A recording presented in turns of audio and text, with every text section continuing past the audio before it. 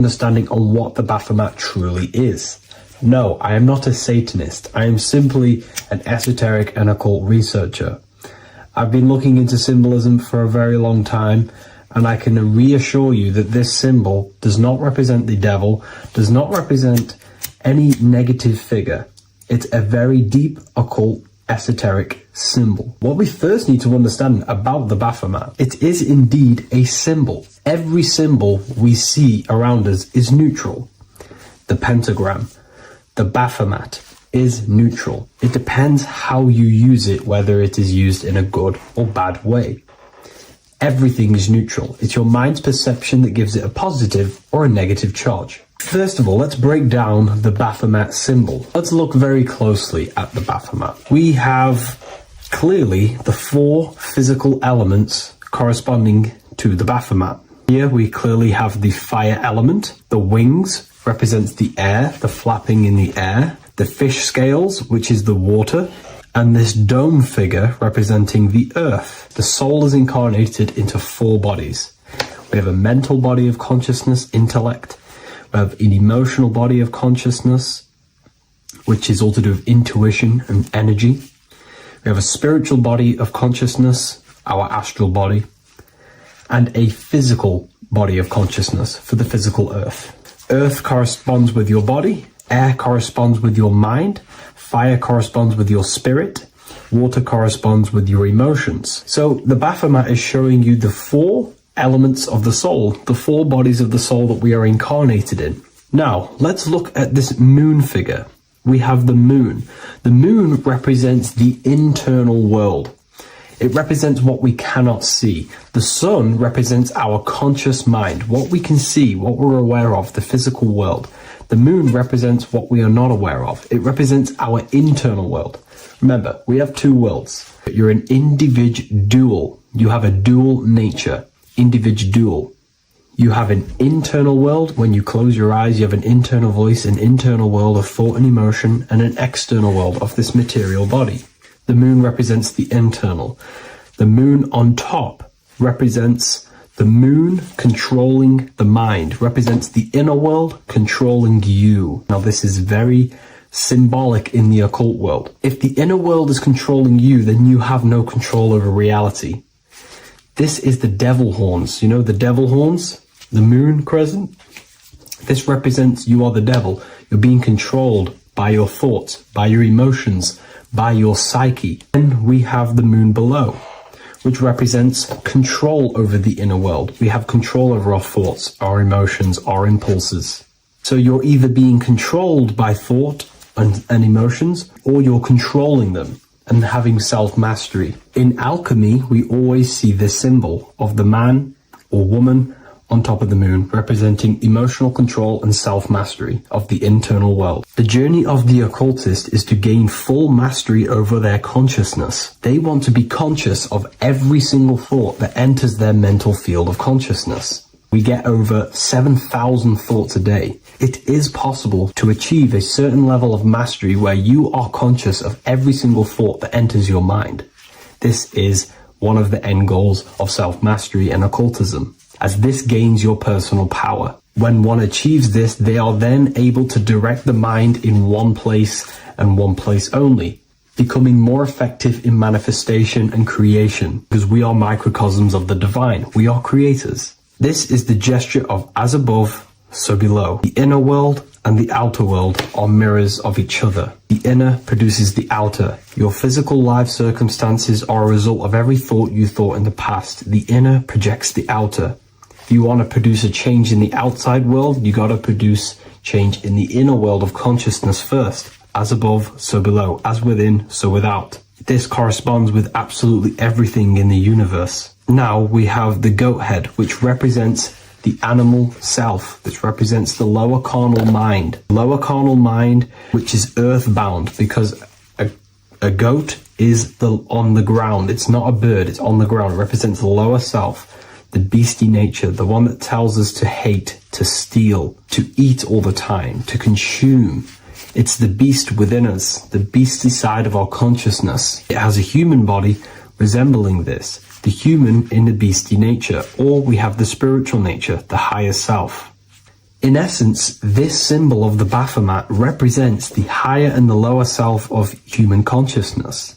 It represents the higher and the lower. To conclude all of this, the baphomet is a symbol that represents the two paths that one can take. We can take the beastie path and become an instinctual animal, our body, or we can take the divine path of reaching our higher self. It is a symbol that represents the higher and lower self and the four different bodies of consciousness. In essence, this does not represent Satan or the devil. The devil represents the lower aspect of our human psyche. The war between Jesus and Satan is symbolic and allegorical for the war that happens within our mental field of consciousness. The internal war between good thoughts and bad thoughts, positive emotions and negative emotions. It is the constant war inside the battlefield of your own mind. Jesus, Satan are symbols, characters that are symbolic of aspects of your own consciousness, because the universe is mental. The only thing that truly exists is your mind. Therefore, all of these ancient spiritual texts like the Bible, the Bhagavad Gita, the Quran are all symbolic of what's happening inside of our mental body. It is the inner chaos that can destroy our life, or when we create structure and restructure our inner world, we can live a peaceful life. If you are struggling from the internal world and you want to gain mastery of yourself while learning the occult secrets, join Ethereal University, a community of like-minded individuals who are all striving for the best versions of themselves. We host live calls and we have an abundance of lectures that you can watch. Or check out the Book of Wisdom. This is volume 2. I'll leave all the links in the description. Have an amazing day.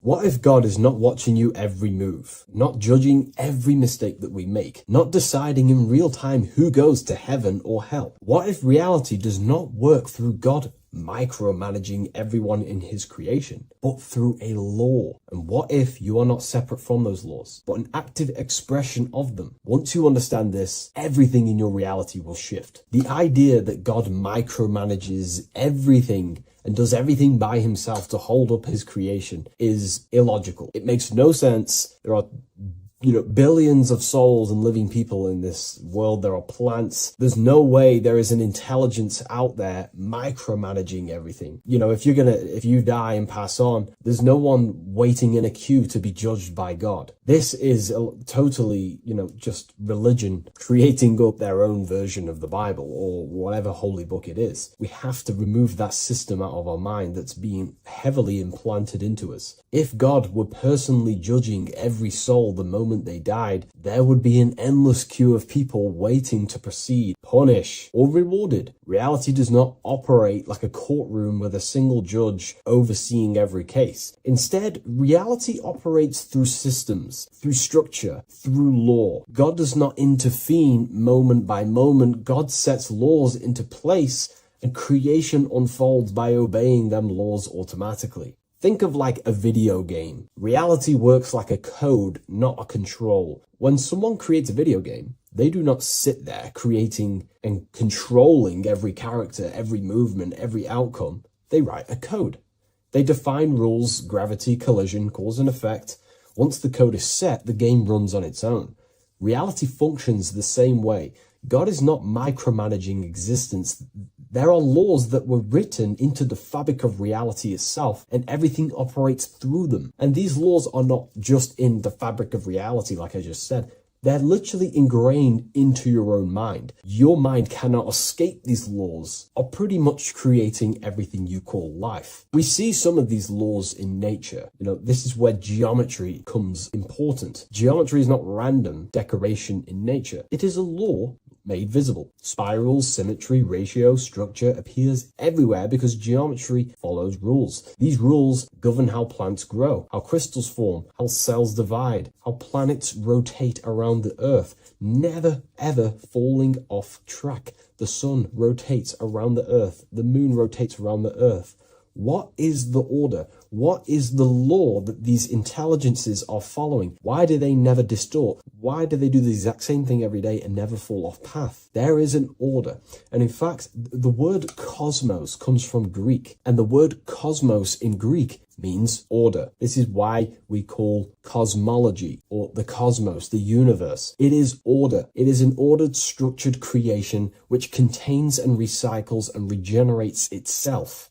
For example, if we look at the Fibonacci sequence, this sequence is a code written into nature. It's not just decoration. It is an instruction into plants, into everywhere you see the Fibonacci, which is right there in your hand, the Fibonacci sequence. The pattern governs how things grow in the most efficient and sustainable way possible. Leaves, flowers, shells, trees, hurricanes, and even galaxies follow this sequence because it allows growth without collapse, overlap, or waste. The reason the Fibonacci appears everywhere is because it's the law of balance. Each stage of growth builds the one before it. Nothing is forced. Nothing is micromanaged. Growth unfolds naturally because the rule already exists. Without this law, nature would not sustain itself. Plants would block their own light. Branches would compete instead of expand. They would all be fighting for space. Systems would collapse under their own complexity. The Fibonacci solves this by allowing infinite expansions while maintaining order. This is what an actual law looks like in action. A single principle set once, creating harmony across all scales of existence. Nature does not think about how to grow. It follows the code on a subconscious level. And because the code is perfect, growth appears intelligent. This is the same principle that governs reality itself. Without the Fibonacci sequence, plants would be fighting for space,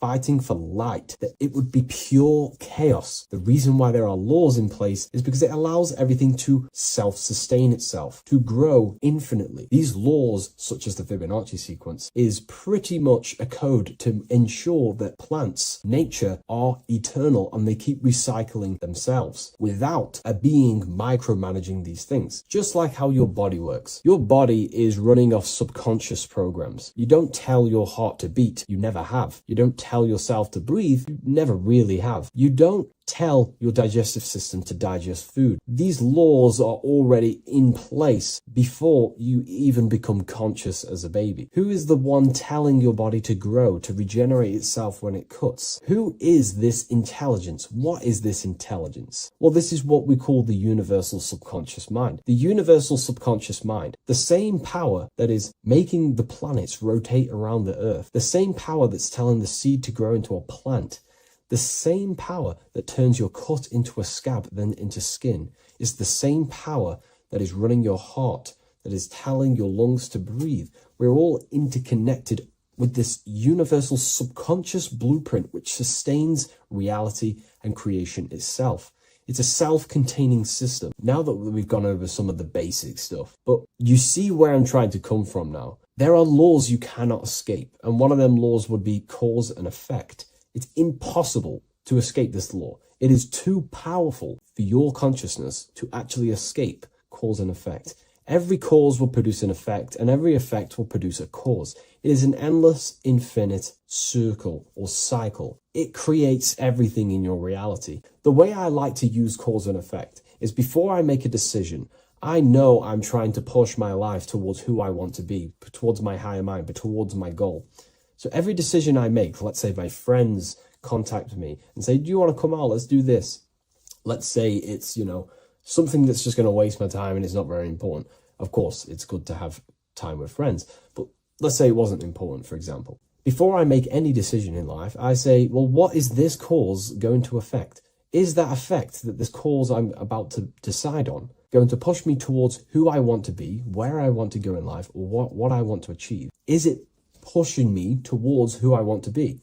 If it's not, I will not take that action. I will not produce that cause. I only take actions that I know are going to make positive effects. Now, of course, there are things we can't control, but we can minimize these things. I only take causes, which is just an action, if I know the effect is going to benefit me. I know sitting here, making videos will help me produce value for the world and for yourself, and to help people awaken to these things. I know by this is the cause, this is going to benefit humanity and help people awaken even more, because that's all I want to do. I want to help people, provide value, to change people's lives. Another law that you can't escape escape is obviously time. You can't escape these laws. They are eternal principles that were set into place by some sort of intelligence. We live inside them. We express them. We are shaped by them. But you are not separate from creation standing outside the system. You are geometry. Geometry is right there in your hand. That's the Fibonacci sequence. You are the law made conscious. You are thought crystallizing into experience. Every object, every person in your reality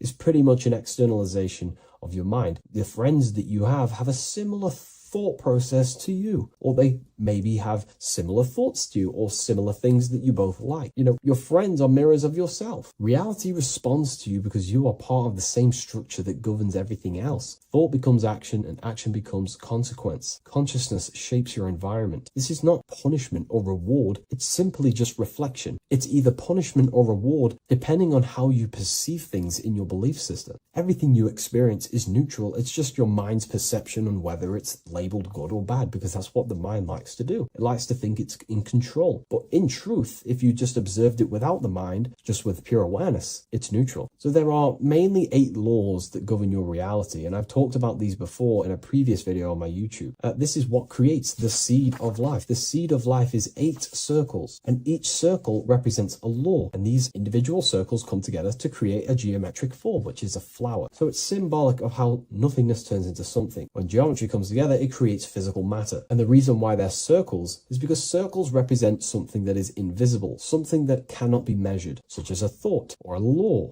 Anything that is considered spiritual or unseen by the human eyes is symbolized as a circle inside the occult traditions.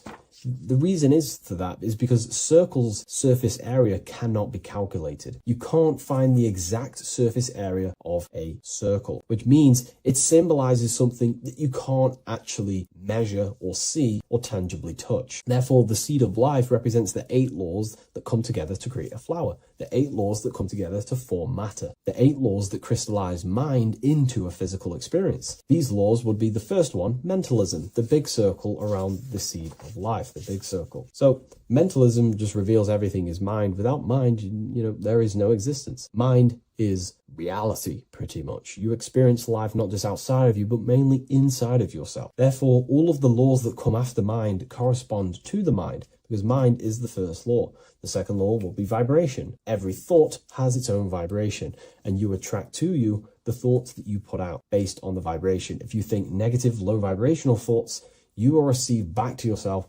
more negative thoughts. If you think positive, you will receive more thoughts. If you think about football, you will receive more thoughts based on that vibration that you put out into the mental field. The third law would be correspondence. Everything corresponds, which means everything is just a reflection of something. Your reality is an externalization and a reflection of your mind. The things that you possess, the things that you've achieved, all comes from the internal mind. Everything corresponds to everything. As above, so below. Your reality is just an externalization of the thought loop that you live in every day, because thoughts work in cycles.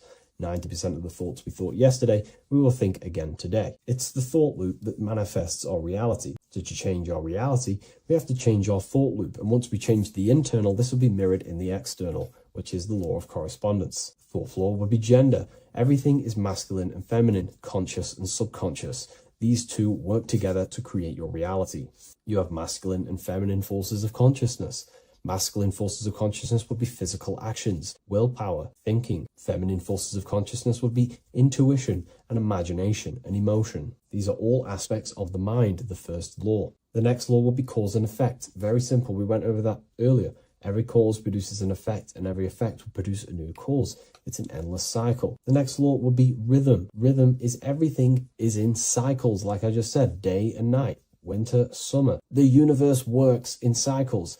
And just like I said, the law of correspondence, as above, so below, as within, so without. Because the physical world has cycles, so does your mind have cycles. Thought loops. We think 90% of the thoughts that we thought yesterday. The subconscious mind responds to rhythm. The more you say something, the more you believe it, the more it becomes a program and more suggestible to your conscious mind. And the last law is care. It's impossible to escape care. You cannot not care. It is important. It is impossible to escape. If you hurt someone, you know know deep down that that was wrong. And care also corresponds to creation. You only act on what you care about. You care about paying the bills, right? So we take the physical actions to go generate money to pay the bills for our house or whatnot. Or if you love someone, you care for them. You take the actions to message them, to contact them, to see them. Human action is driven by love or care. This is how all reality is created. So once we understand these things, it's life-changing once you work with the law. That's what I mean. Most people are unconscious of the law. The laws are there, but they're just not aware of them. Now that you're aware of these laws, you can consciously work with these laws so they're not working against you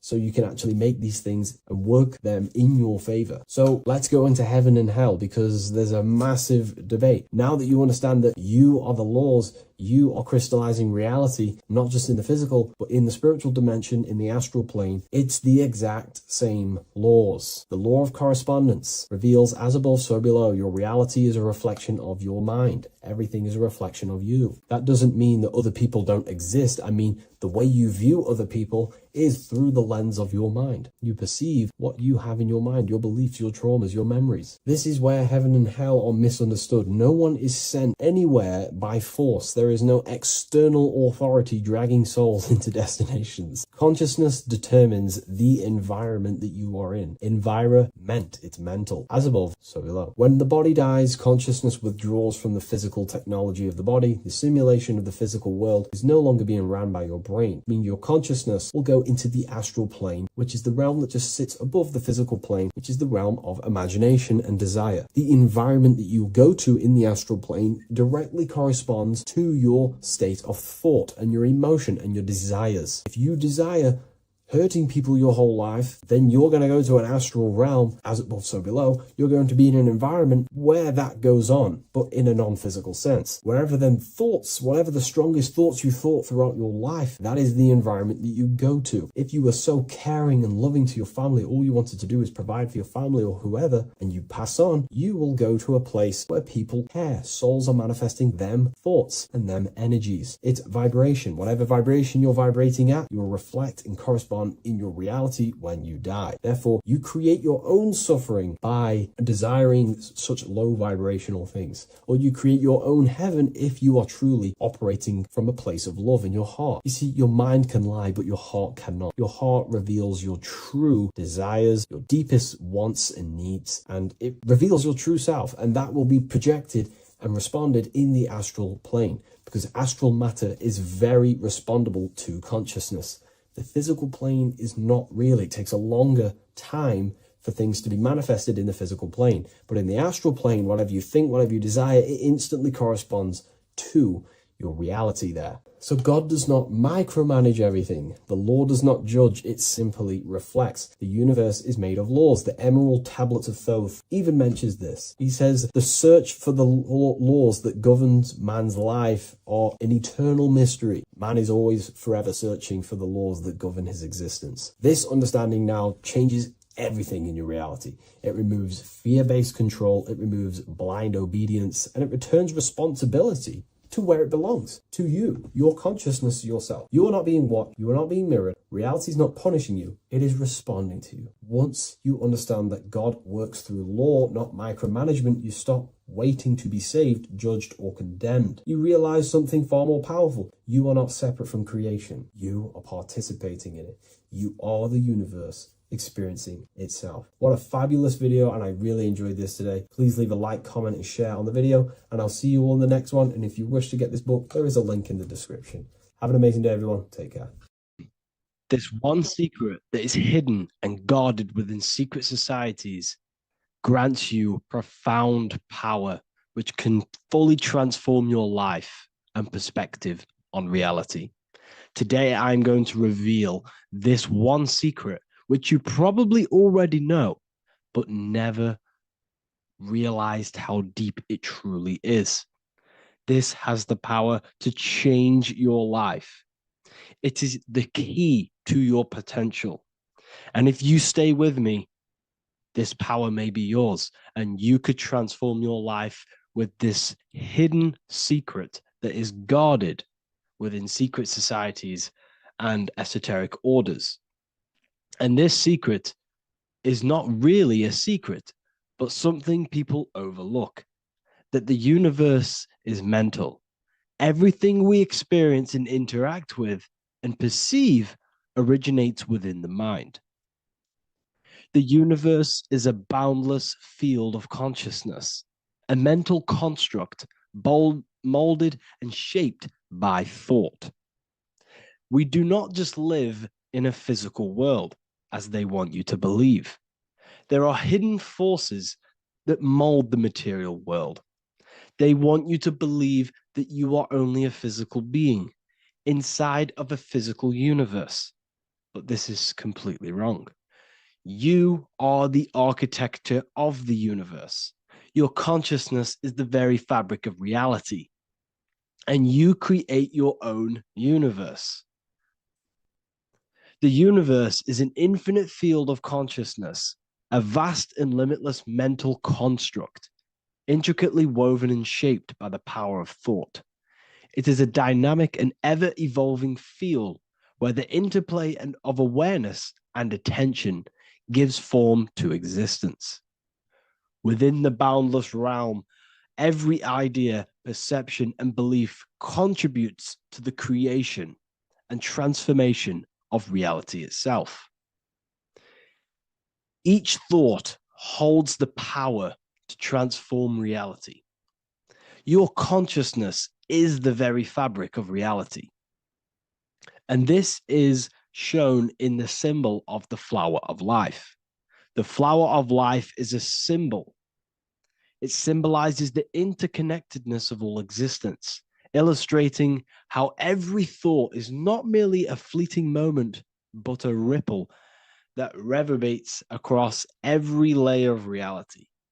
Each action, like the intricate overlapping circles of this pattern in the symbol, extends its influence far beyond its origin, weaving a web of interdependence where every choice impacts the whole. It serves as a profound reminder that everything is connected, bound by an unseen field of consciousness. This symbol represents how one action, one thought is a ripple in the whole vastness of the ether of consciousness. To master your mind is to master the universe, because your mind is a miniature universe. The mind is the very fabric of reality. So if we gain the hook, if we gain the power and the mastery over our minds, we have now gained the power to create reality to your will and intent. You see, most people live in a cycle, and this cycle is the outer world manipulating how they feel on the inner world. People's external circumstances are creating their thoughts and emotion in the inner world of consciousness, which is producing a constant cycle of negative manifestation. For example, let's say something negative happens to me in my external world. Then I start to think negative and feel negative. What that is actually doing is manifesting and projecting more negativity, because our thoughts hold the power to control and weave our own life. Your life is a direct correlation of every thought you thought in the past. What we need to do is stop and not let the mind control you in your reality. You need to control the mind so you can control reality. So what does this actually mean? Reality is an externalization of consciousness. Consciousness and matter are one. They're not separate. They are inseparable and interconnected. Everything we see, experience, and observe is a manifestation of thought, beliefs, and consciousness, shaping the world around us.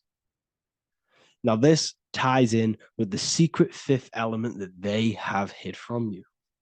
They've hid from you this sacred and very important symbol and pillar to reality.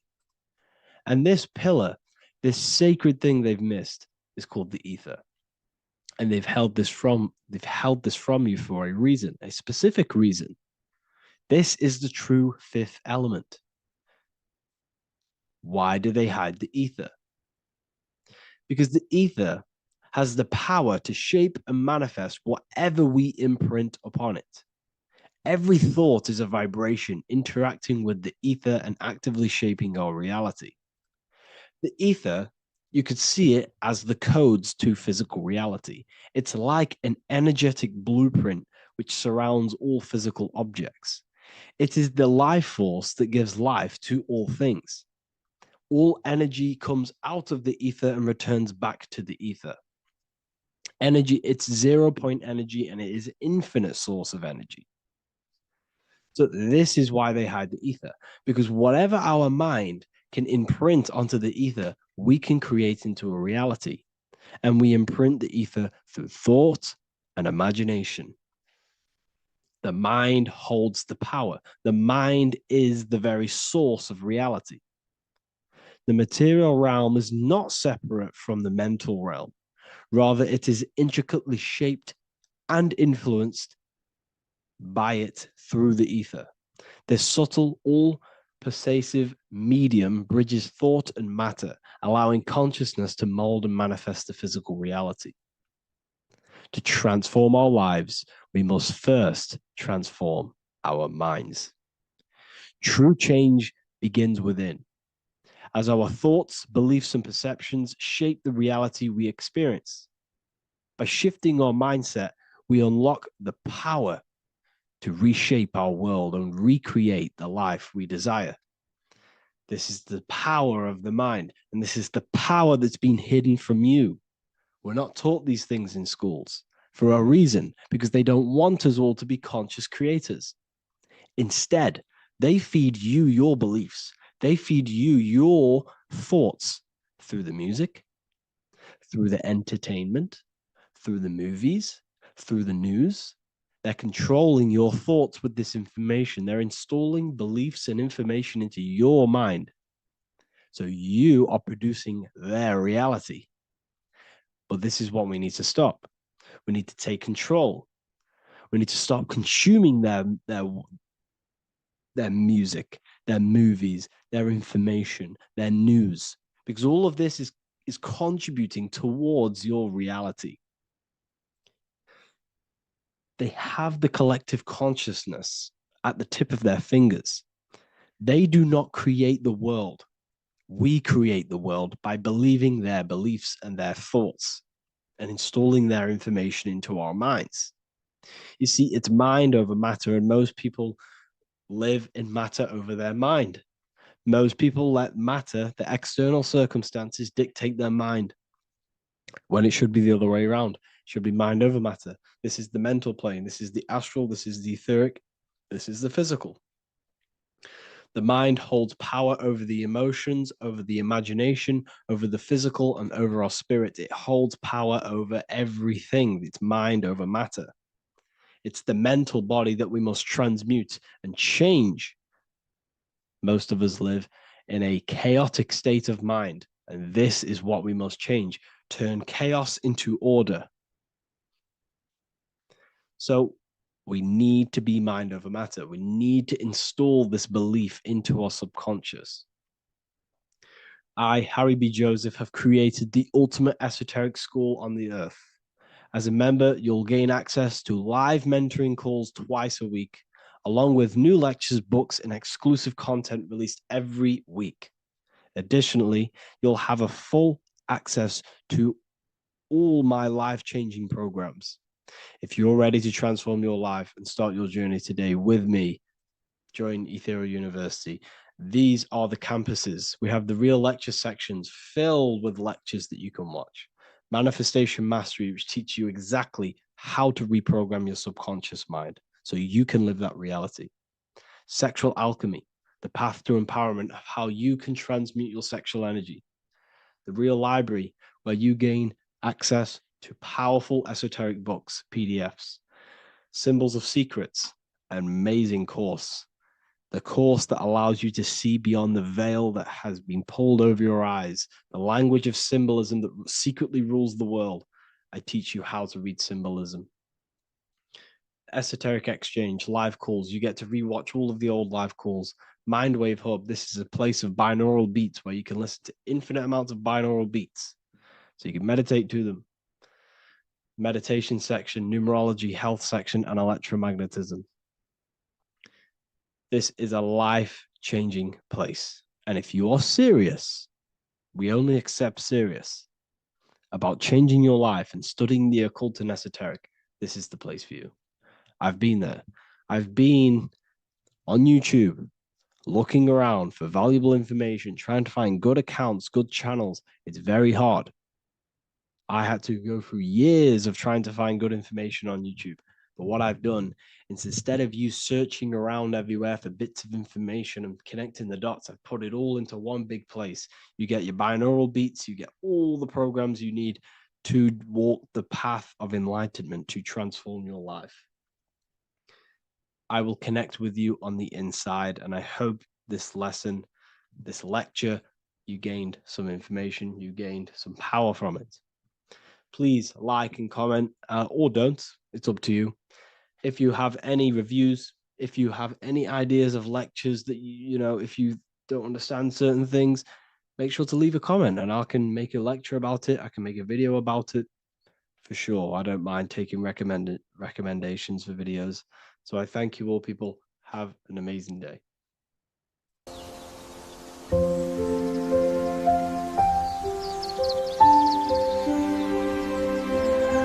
bookofwisdom.com. Visit today.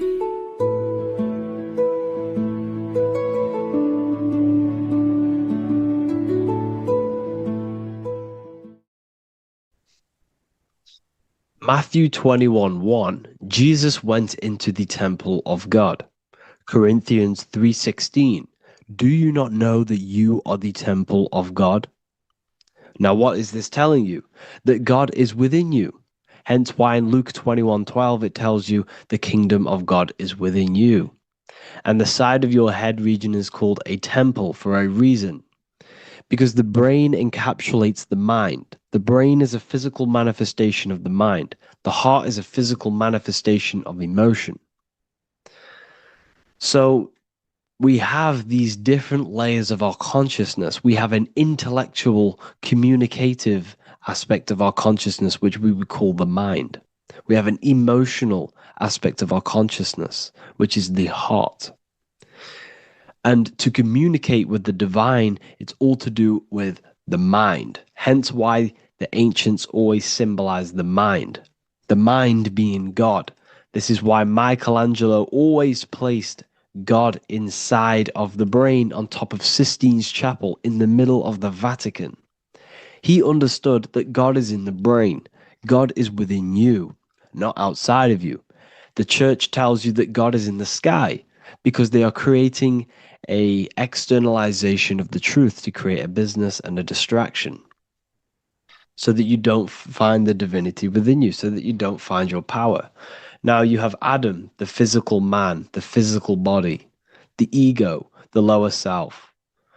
And he is resting. He's not trying to reach to God, but God is reaching because the higher consciousness within you is always trying to communicate with you. It's always trying to wake you up to your divinity.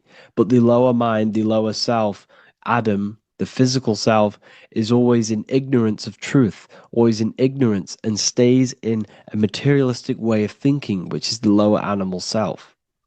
And this is what we call a sleep or an NPC. This is the lower mind of man. But all you have to do is to move your finger to touch God. You have to look within yourself, within the brain, meditate, and you can find God. This is why in the Bible we see many references to the human body and anatomy to truly connect with God.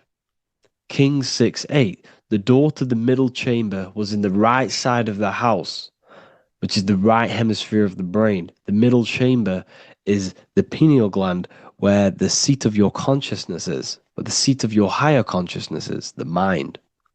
And they went up the winding stairs, which is your spinal column, into the middle chamber, and out of the middle chamber into the third. So they went up the winding stairs. This represents raising your consciousness up the winding stairs. Your spinal column acts as a stairway of consciousness.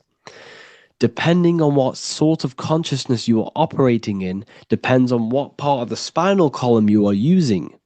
Because the spinal column ascends and descends consciousness. What do I mean? If you are in a reproductive way of thinking and you're always thinking about sex, you're jerking off all the time and you're always eating, all of your brain's power and your mind's power is being descended into the lower aspects of the spinal column, which represents hell, the physical state of man, Adam, the ignorant state. We're basically living off low-level pleasures like an animal. And the stairway to heaven is your spinal column.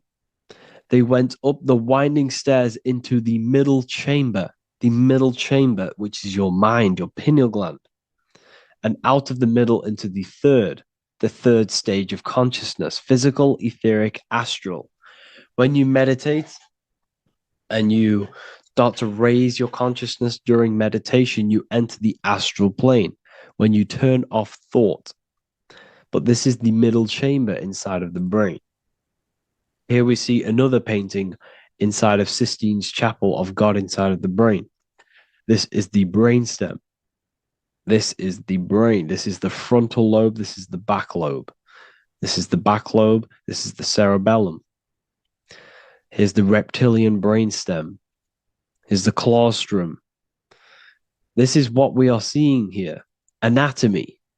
Here is another one in Sistine's chapel in the middle of the Vatican. This is depicting the brainstem. God's neck looks exactly like the brainstem. Here we see a real brain compared to God's neck, because the neck is just below the brainstem. And this is what they are symbolizing, because they knew that God is within you. God is a part of the human body. God is inside of the body, because the body is a vessel for consciousness, for universal consciousness. Inside of you, inside of me is the same spark of consciousness. And this same consciousness is spread out into every living essence, because everything comes from the one source, the one God, the one consciousness.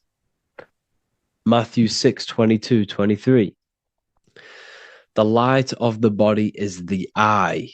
If therefore thine eye be single, thy whole body shall be full of light. Practicing the single eye. What is this? This is meditation. This is entering within yourself. So the Bible's telling you to practice the single eye.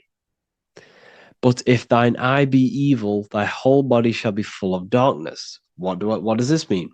If your consciousness is in an evil way of thinking, if your mind is filled with an evil, negative mind space, then your body shall be filled with darkness, with evil, with negativity. Because negative thoughts destruct the body. Positive thoughts heal and regenerate the body. So he tells you to be, the light of the body is the eye, your consciousness, the inner eye of consciousness, the eye that lets you see. And what do I mean? You look with your two physical eyes, but you see with the inner eye. What you see is perception. You look with the two eyes, and what you see is perception. You are seeing, you are understanding, and that's what consciousness, the mind, gives you. Consciousness, or the mind, is the force that allows you to be a human being, that allows you to understand things and interact with things and make decisions. It's an infinite intelligence. See, the mind is not the brain. This is a big confusion with people. Hence why the eye on top of the pyramid is separate from the bottom half of the pyramid, because the consciousness is separate from the body, the eye, the all-seeing eye. It represents the observer, the eye that sees into this body, into this world, into this. You are the perceiver. You are the invisible spirit within the body. Theologians 4:17. After that, we are still alive, and our left will be caught up together with them in the clouds to meet the Lord in the air. You don't meet the Lord in the physical air. Okay? This symbolism of the ancient Christian artwork is showing you this is symbolic. These things never happened. There's no man in the sky. Moses didn't go on a mountain to meet with God. The air represents the mind. This is why you say you're an airhead when someone's very stupid. Earth is your body. Water is your emotions. Fire is your spirit. Air is your mind, the invisible mind.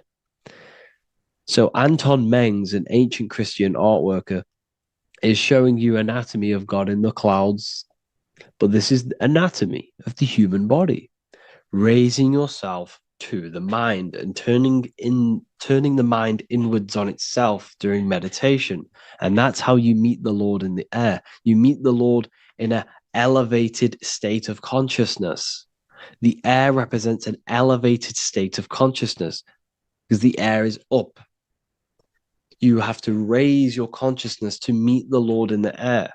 This is why Moses went on a mountain to meet with God. The mountain represents elevation of consciousness, raising the mind up the spinal column, taking all of the mind's attention away from the reproduction and the physical aspects of self and raising it to the brain and turning off the brain and going inward into the air. It's talking about raising consciousness. It's allegorical. It's a spiritual, metaphorical text. The side of your head's called a temple because inside that where that temple is, right in the middle of where you call the temple, is the inner chamber, the open room, the holies of holies in the Bible, or the land flowing with milk and honey, or Mount Zion. There's so many different names for the brain, or the upper room where Jesus meets his 12 disciples, the 12 cranial nerves in your brain. This is the temple of God. Your body is a temple of consciousness. It encapsulates the consciousness. It encapsulates the mind and soul. John 10:30, Jesus states, I and the Father are one. Psalms 46:10, be still and know that I am God. He's talking about the I am within you, not within Jesus. Everyone refers to ourselves as I. I am God. When you say I, you're referring to the highest aspect of yourself, the aspect that is above all thought, above all emotion, and above all things. When you say I, you're referring to your pure awareness, your pure consciousness, the highest aspect of yourself. And anything after I is egotistical.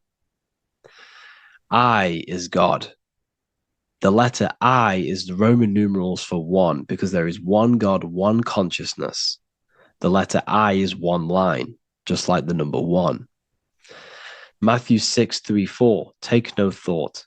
Therefore, take no thought. Take no thought. He says this 5 times because you must turn off the 5 senses and take no thought to connect with God. Be still. This is telling you to meditate and know that I am God. The I am within you. I and the Father are one. I and God are one.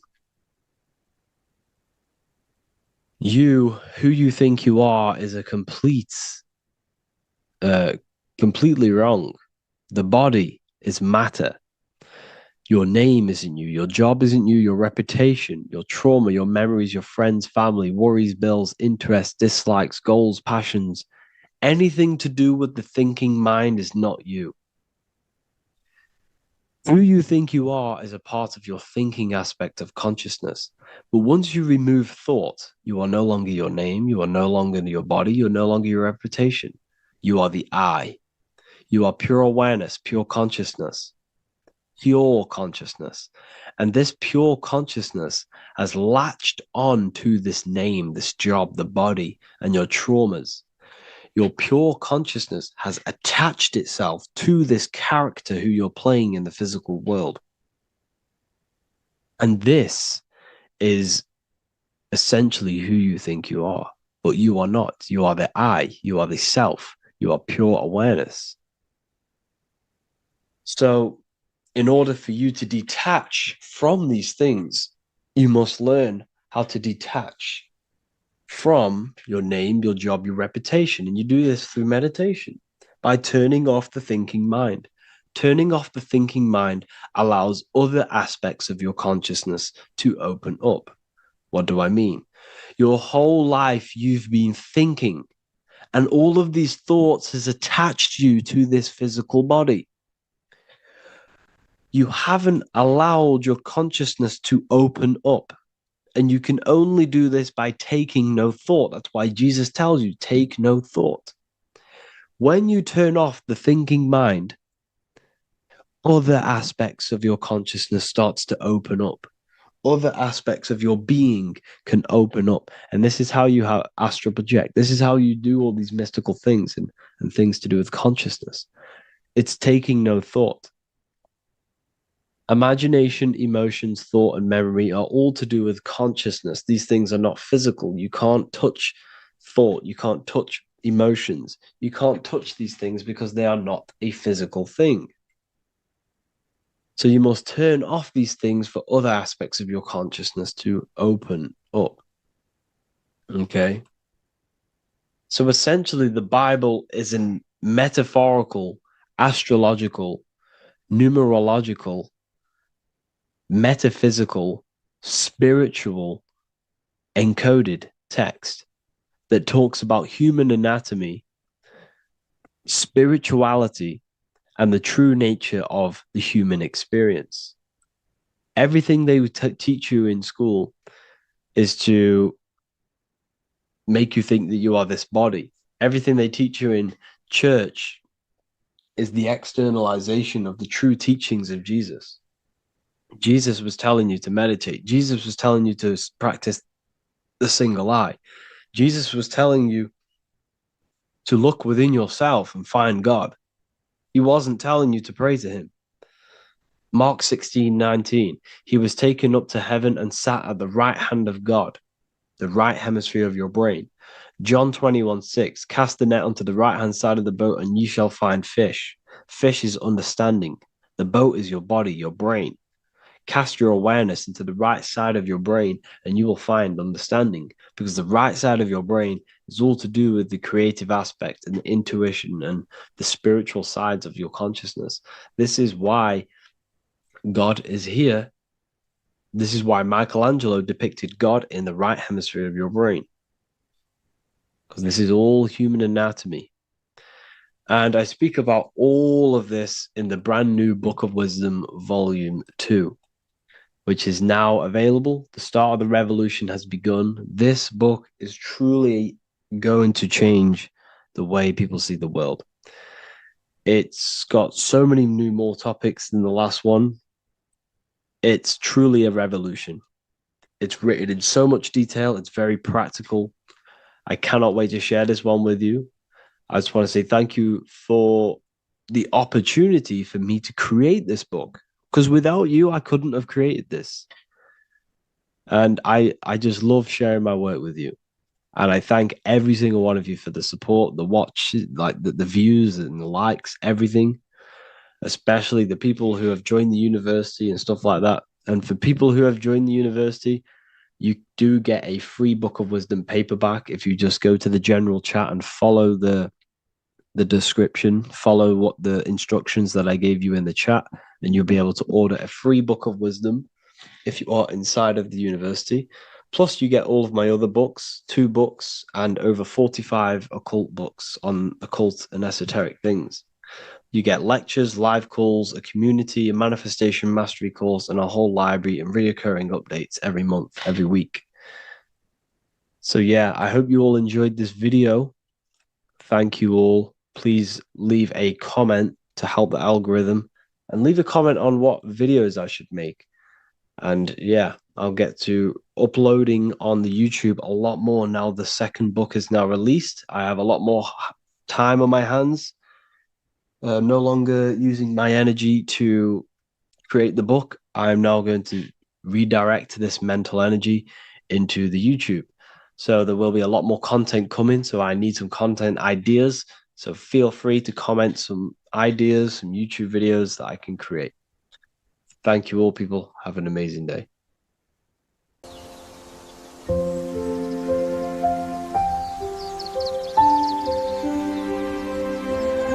bookofwisdom.com. Visit today.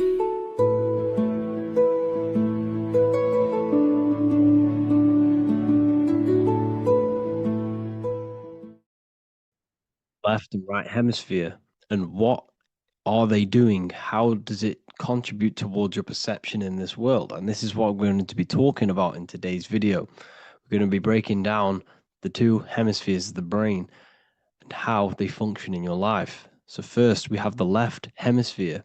This is the logical hemisphere. This is the analytical, divided, scientific, or verbal hemisphere. The right hemisphere is creative, wholeness, artistic, symbolic, and metaphorical. The right hemisphere does with non-verbal things. It produces a holistic perception. It is more to do with creativity. Because what you must understand is that we are not in the external world. The world is produced by our brain. We see with our brain. Our eyes are a part of the brain. What we touch is the brain's interpretation of electrical signals on the nervous system. What we smell is the brain's interpretation of smell through the nose. What you taste is your brain's interpretation of chemical reactions on your taste buds. So what you are experiencing is the brain. The brain is a computer creating a simulation. And you have two hemispheres which breaks down this reality. So essentially the brain is the perception creator. It creates perception. So if the brain is creating this, who is the one experiencing the brain? Well, that is you, the consciousness, the mind, the all-seeing eye. You are the all-seeing eye experiencing the brain, the observer behind the brain, behind reality, behind the emotions. So if you're walking through a woods, this left brain sees individual trees. The right brain sees the whole woods. It sees the biome. It sees the bigger picture. So when you are walking through this woods, the right brain picks up a holistic perception of reality. It creates the woods as one unified woods. The left brain's job is to break this down and analyze it so that we can see individual things. And this is also necessary for humans to have the ability to break things down and manipulate things in this world. So without this left hemisphere, we could not manipulate things and break things down. So this right hemisphere is important because it sees the whole woods. It sees humanity as one unified consciousness. However, the left hemisphere sees individual egos. So the left hemisphere is the place of the ego because it only understands it sees the world very divided. Okay. So, for example, here's another example of the left and right hemisphere. If someone pulls out in front of you in traffic, your left brain's going to start going crazy and analyzing them, calling them names. The right hemisphere, however, sees the bigger picture. Maybe he didn't see you. Maybe it's just a mistake. Maybe he's in a rush. You see how the two brains are very different. They do the same thing, but they function in different ways. The right hemisphere is feminine, the left hemisphere is masculine. So, like I said, this person pulls out in front of you, you start to think with the left. If you start to perceive that in the left brain, you're going to start analyzing them, you're going to start going crazy and calling them names because you're analyzing it. You're not seeing the bigger picture behind it. You're not seeing it from his perspective. So there is a crossover. So the left hemisphere of the brain controls the right side of the body, the right ear, the right eye. Everything to do with the right side of the body is connected to the left hemisphere, and the right hemisphere controls everything on the left side of the body, including your eyes, your arms, your legs.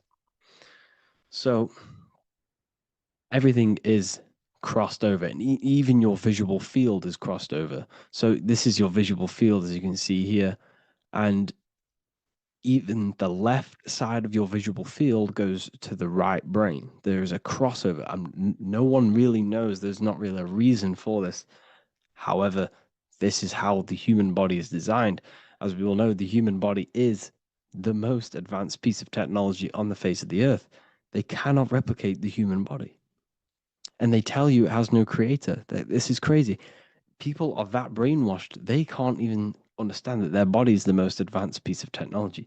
Your body is so advanced, the computers that you use are mimicked of the body. Everything they create is mimicking nature, but they don't show you how intelligent nature is because they don't want you to understand you're in an intelligent design. So anyways, let's get back on track. There is a crossover in the brain, and this is why they teach you to write with your right hand.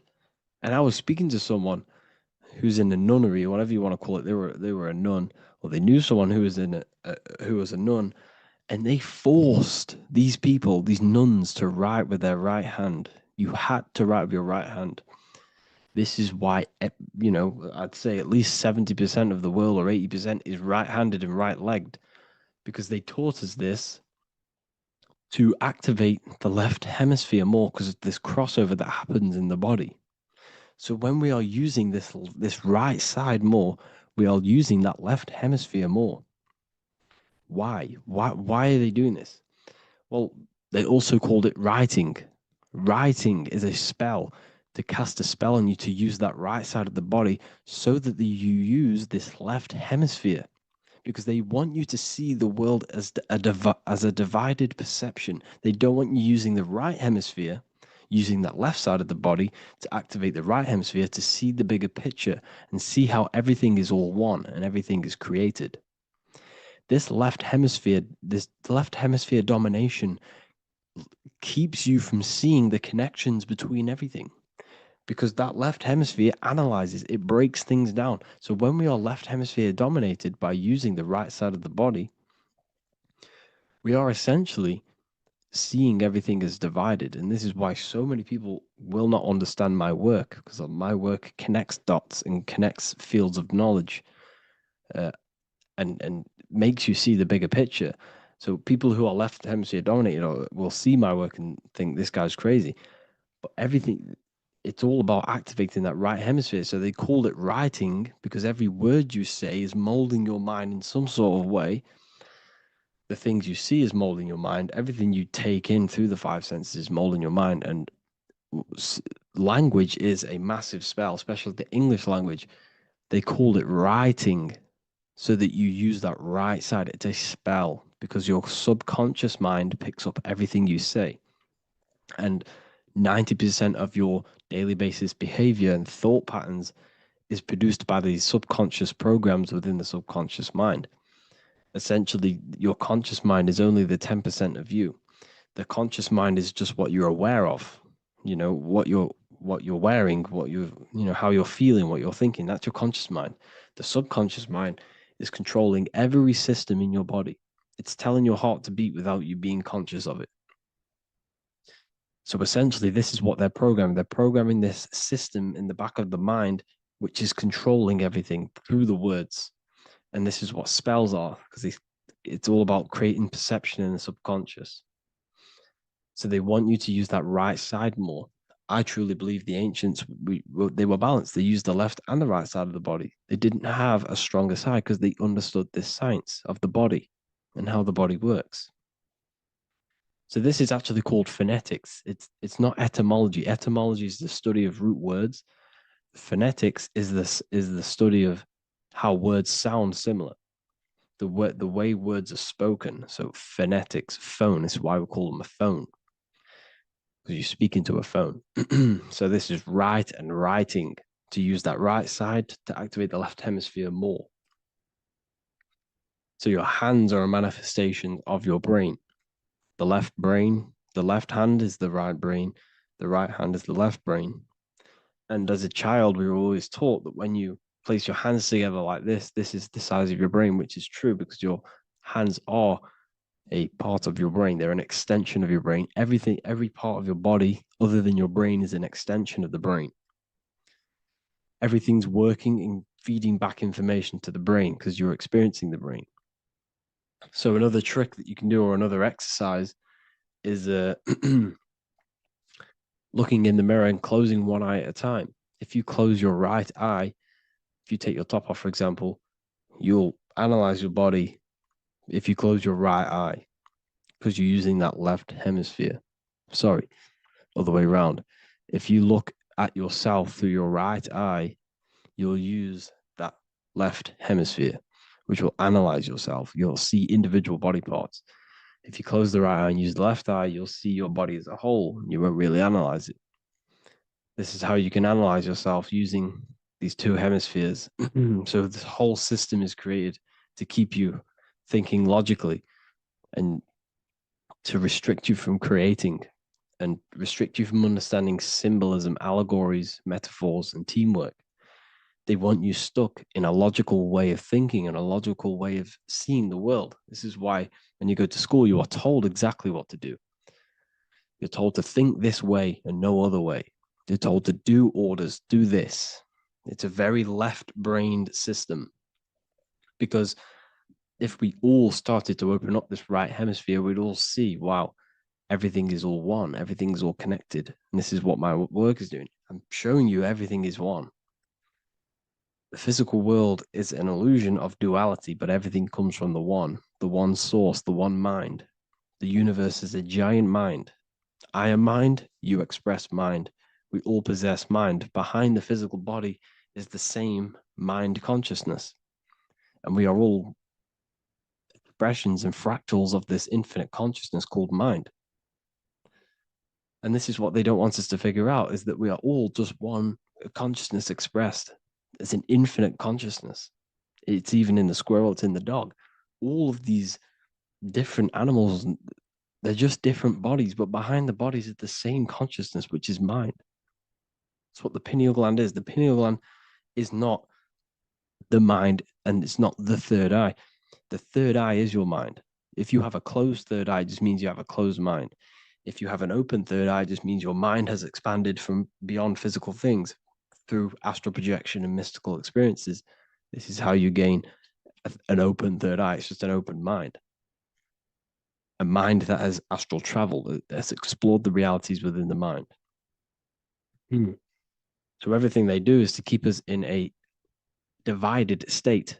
Divide and conquer, right? That's their motto.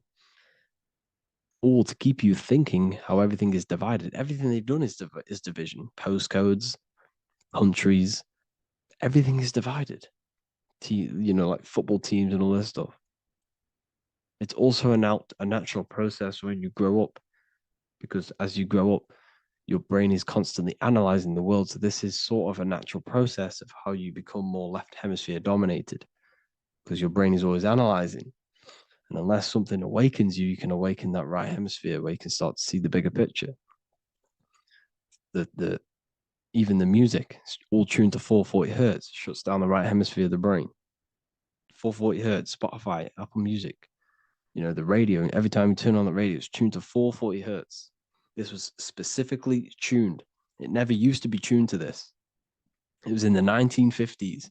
It was changed. The standard music tuning was changed to 440 hertz because it shuts down that right hemisphere of the brain. They don't want you thinking, seeing the world in this way and perceiving things as one. And I'm going to show you. It tells you this in the Bible. Cast the net onto the right-hand side of the boat and you will find the fish. What was Jesus saying? This is, you see, people read the Bible and they don't understand it.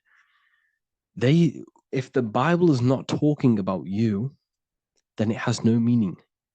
The Bible, everything you read in the Bible is about you and how it can better your life. It occurs to you. So if Jesus says, cast the net onto the right-hand side of the boat, this is an allegory. The boat is your body. Cast the net. It's the awareness, the perception onto the right hemisphere of the brain, and you will find the fish. What's fish? What do fish do? They swim deep in the ocean. It represents the knowledge. Deep knowledge. Cast the net onto the right-hand side of the boat and you will find fish. You will find the wisdom. You'll gain understanding when you cast your awareness into that right hemisphere. you will see that I am you and you are me. We are all one consciousness. You will see everything. You'll see that the trees are the same patterns as the nerves in your body. You'll see everything is connected. Everything is a fractal of the one infinite consciousness. And how many fish did they catch? 153. That adds up to 9. This is now numerology. The Bible's filled with numerology. Adds up to 9. What's 9? Human consciousness. It represents consciousness. You're in the womb for 9 months. Feminine. It's all about consciousness. And then Revelation 14. And I looked, and behold, the Lamb standing on Mount Zion. That's the spines, the mountain. With him, 144,000. 144 adds up to 9. It represents consciousness on top of the spine. You see? And he had his name the name of his Father written on the forehead. What's the Father? The higher mind, the higher consciousness within you. Where is that? In the forehead, the pineal gland. The pineal gland is the radio receiver for the higher consciousness. Because every body part of the body has consciousness. Your heart has consciousness. Your gut has consciousness. You are thinking with these different consciousnesses. You think with the gut. You think with your penis. You are thinking with all these consciousness. And it's about raising your consciousness to the higher consciousness, which is the Father, the mind in the head. Don't think with the lower parts of the body, because that is your animal nature. Think with the higher parts of the body. It's all representing consciousness. How to activate the right hemisphere of the brain? Well, it's all to do with non-verbal things. So music will activate the right hemisphere. Make sure it's tuned to the right frequency, though. 432 hertz, 528 hertz. Any frequency that adds up to 3, 6, or 9 is good for you. Meditation, turning off the thoughts, and you raise yourself to the higher brain. Symbolism. Symbolism is all right hemisphere. Reading between lines, metaphors, determining the Bible, it's all right hemisphered. Seeing the bigger picture, it's reading between the lines. So tithing in the Bible. These people in the churches are giving 10% of their money to the church. It's nothing but a scam. What these people have done is they have externalized the Bible. They have taken the Bible and literalized it, so that they can make a business out of it. So what they're doing is 1/10 of the produce of what it says in the Bible, 1/10 of the produce of the land, whether grain or fruit, is the Lord's and is holy. So what's that saying? The 10th of it's basically saying give the 10% to the Lord, to God. What does that mean? Well, what's the land and the fruit? This represents physical things, the physical things that you have. The 10th of the physical things that you have, what's that? That's your ego. All the physical things that you have is all to do with your ego. That's the lower self. The ego, what is the ego? It's the mind's perception of the physical self. You had no ego when you were a child. Okay, when you were a child, you had no ego. As you grew older, you created the ego. But the ego is the full self. It's the echo. Ego, echo. It's the echo of the full self.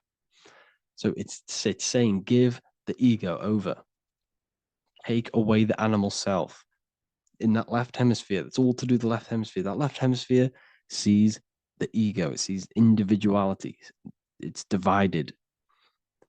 So it's saying, give that 10%. Give that 10% of you over to the right hemisphere.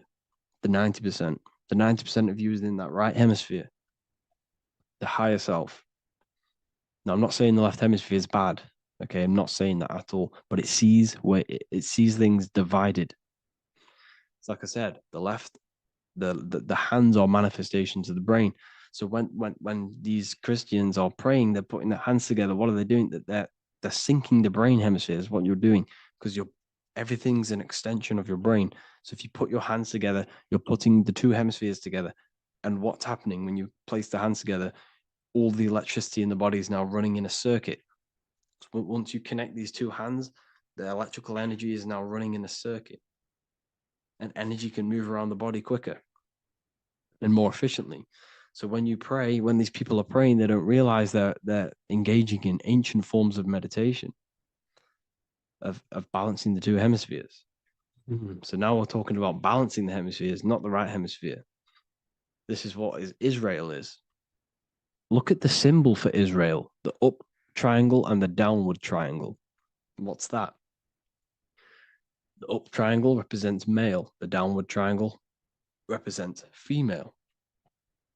Okay? This is talking about the brains. Israel is Ra.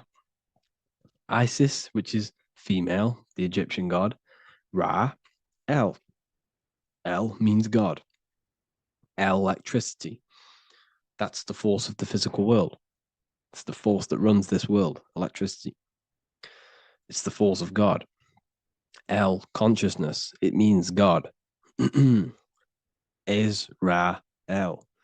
Isis, Ra, and El. It's the two hemispheres of the brain, the holy land of Israel. It's the holy land, it's the brain. Once these two hemispheres are synced, this is how you unlock your consciousness. This is the easiest way of astral projecting. Hemisphering, I forgot the word for it. Hemisphere syncretization, something like that. It's about syncing the hemispheres. This is how you unlock your consciousness. Once the brain is running as one electrical system, this is how you balance the two masculine and male opposing energies. Once these opposing energies are no longer in war with each other, the brain, they come together to work as one. You unlock your consciousness. You are born again. What happens when a male and female have sex?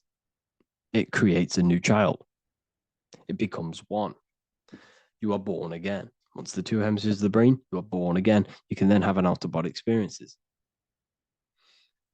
So this is why the symbol of the Holy Land, Israel, is the up and down triangle back combined together, because it represents unification of the male and female, unification of the hemispheres. You're born again. You unlock consciousness. And you can get this for free. It's called the Gateway Tapes on my website. Basically, it's a audio track from the government, and they did this in the Gateway Experience. It's a CIA document, and what they do is there are different forms of meditations you go through. I think there's about 5 waves of meditations you do, half an hour each one, and it will teach you. It will sync your hemisphere, because what does it do? They understood that playing one frequency into one ear and another frequency into the other, they understood that the right ear is connected to the left hemisphere, the left ear is connected to the right hemisphere. So when you play 2 different frequencies into both ears, what happens? The brain picks this up, the 2 hemispheres of the brain picks this up, and it syncs it. It syncs these 2 hemispheres, these 2 frequencies together.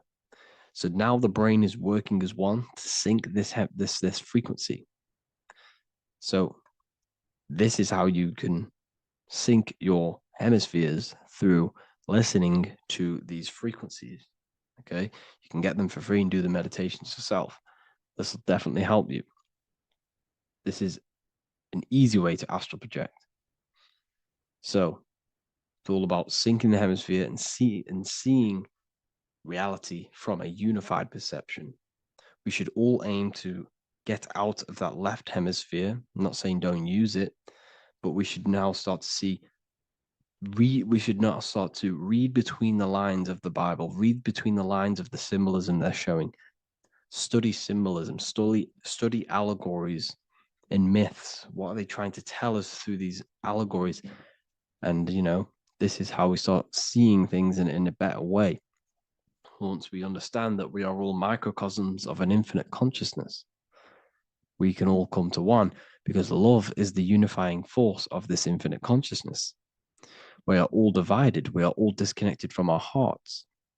Once we all connect with our hearts and see that everything is one, we can all start to love and come together as one, because love is the unifying force of consciousness.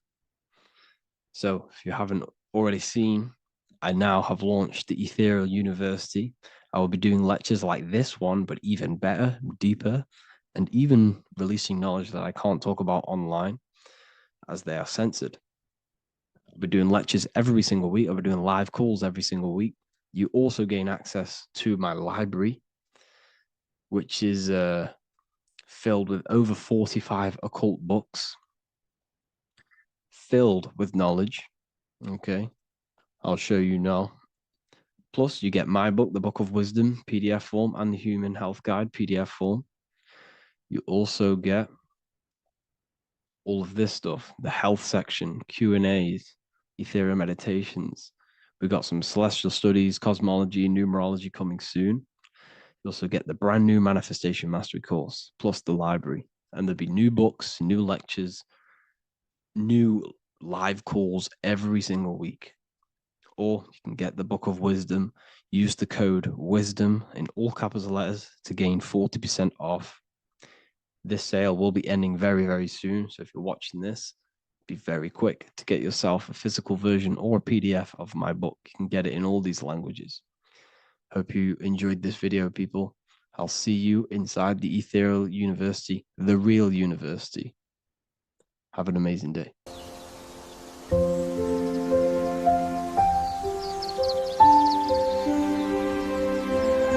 bookofwisdom.com. Visit today.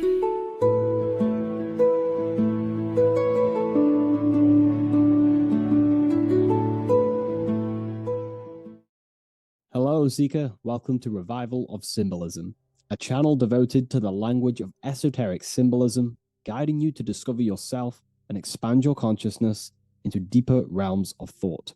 I'm Harry B. Joseph, also known as Revival of Wisdom, and today we're going to be discussing the symbol of the pentagram. The pentagram is a well-known symbol inside the occult, used by pretty much every ancient tradition, Freemasonry, Rosicrucianism, Hermeticism, all the occult schools of thought. You will see this symbol, and today we're going to be breaking it down into some great detail. Now, there's a lot that goes into this symbol. It's basically a 5-pointed star. Now, if you notice that the star is one line continuously, you can draw this symbol continuously with one line without taking your pen or pencil off the piece of paper. So it's actually symbolizing one, and one expressing through 5 ways. So if we look at this symbol and each one of their points, we're looking at the 5 elements that create life, the universe, or creation itself. So the element of spirit simply represents the divine, the unseen world, the things that we can't really put our hands on, we can't feel, touch, taste, or see, but they hold influence over the material plane. So spirit covers a large category of things such as spiritual forces that drive physical existence. So it's one of the elements. Now, what are the elements? Well, they make up the entirety of physical creation. Air, water, earth, fire. These are the 4 tangible that we can see, feel elements that make up physical creation. They create the whole universe. However, the spirit is the invisible forces, the invisible element that creates the visible, tangible world. Before you take a physical action, there is a force inside of you that moves the body. There is an intention, which is a spiritual force, an invisible, intangible force that makes a physical action be taken in the world of manifestation called Earth. This is the element of the divine. The divine comes down creating the world. Okay? So, as I previously mentioned, how this pentagram is one line. It's a one continuous line. So if we draw this pentagram together, let me make this a little bit thicker for you. If we draw this pentagram together, it goes from spirit to fire, to air, to water, to earth, back to spirit. So it's one continuous line, and the elements are always in their proper place. These elements always have to be in this specific order. This is the correct order. If you see air down here, then the pentagram is incorrect. Okay? So it always goes spirit, water, fire, earth, air. This is the correct order of the elements. Now, this is highly symbolic, which is what we'll break down in just a minute. But before we go into the deeper aspects of this, I will explain pretty much what it means on a basic level. So we'll come back to this drawing. So spirit is on the top, which means spirit over or more superior or more dominated over the earthly elements. Now, what does this mean to an individual, to yourself or me?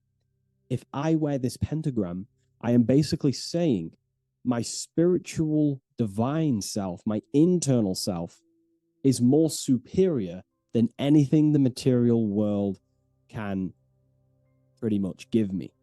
My spiritual journey is more superior. My spiritual self is more dominant over the earthly world and the material things. Okay? Now, not many people are like that in today's society. Most people chase the material things, which means they're ignorant of their spirit. They're ignorant of their divine nature. They're ignorant to consciousness and their internal world. They have no connection with their internal world. All of their thought, emotion, and action, their three creative powers, is totally expressed only on material gain and external things. However, if you see an upright pentagram, you're seeing someone who is basically saying, my spiritual nature is more important than my earthly nature. My spirit comes first before anything material. And ultimately, this is how you become more happy and fulfilled in life, by chasing, well, not chasing, but putting your spirit first, putting your internal world first. You know, seeking the things that are untangible. For example, knowledge. I'm addicted to knowledge. You know, I would rather chase knowledge because knowledge is power. Knowledge of self is so important. When we die, it is the only thing that matters in the end. When you die, you are immortal. And if you have no knowledge of yourself, then you're going to struggle in the afterlife. If you have no self-control over your thoughts and emotions and desires, then you will suffer in the afterlife because you have no control of your thoughts, and your thoughts will be creating your reality in the realm of imagination or the astral plane. But that's a whole other lecture. But this symbol is pretty much saying placing the invisible over the visible. So there's many different avenues we can go with this. So this symbol is also used in magic. We could use the symbol for manifestation. It represents controlling the inner world to produce then effect inside of the external world. You see? So we have to put this first in magic spirit. We have to change the internal so we can produce change in the external. Reality is created from the inside out. Okay? So this symbol is heavily associated with magic as well, which is a whole other lecture. In this lecture, I'm going to give you a good detailed explanation, but this symbol is so vast and wide, it would take many breakdowns to go into each meaning of the symbol. So it's representing the divine element of spirit coming down and manifesting the physical plane through that process of this. So as I mentioned earlier that I'd come back to this, what we're looking at is the process of spirit turning into matter.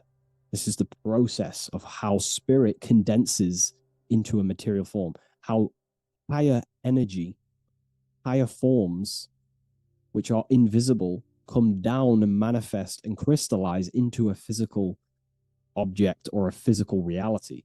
So this pentagram is explaining the process of creation. So it comes from the higher realm, spirit, the source, the emanation.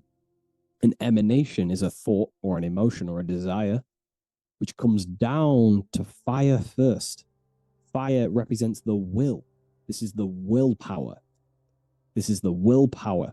It's still kind of more of an invisible force, but fire is the closest element that represents spirit. This is why we light candles in magic and rituals, because it's literally opening a doorway to spirit. It's the closest element to spirit. So this is why sometimes in alchemical artworks, they use fire to represent spirit.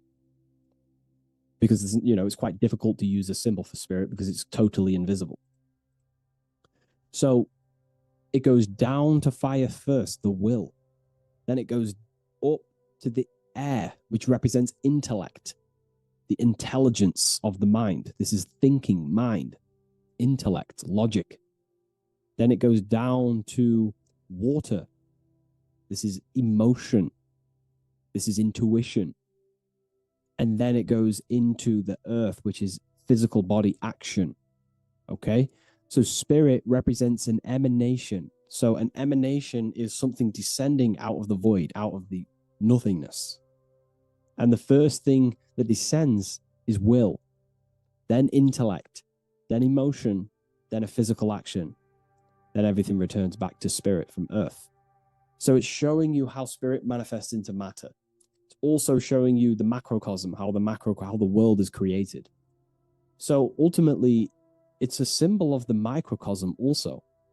It's a symbol of you. If you put your body outwards, you would see your body in this 5-pointed star shape. So it's a symbol of the microcosm, because you yourself are a microcosm. You contain all of the elements: spirit, fire, earth, water, and air. You breathe air, you drink water, fire in your nervous system, which is electricity, and earth is your physical body.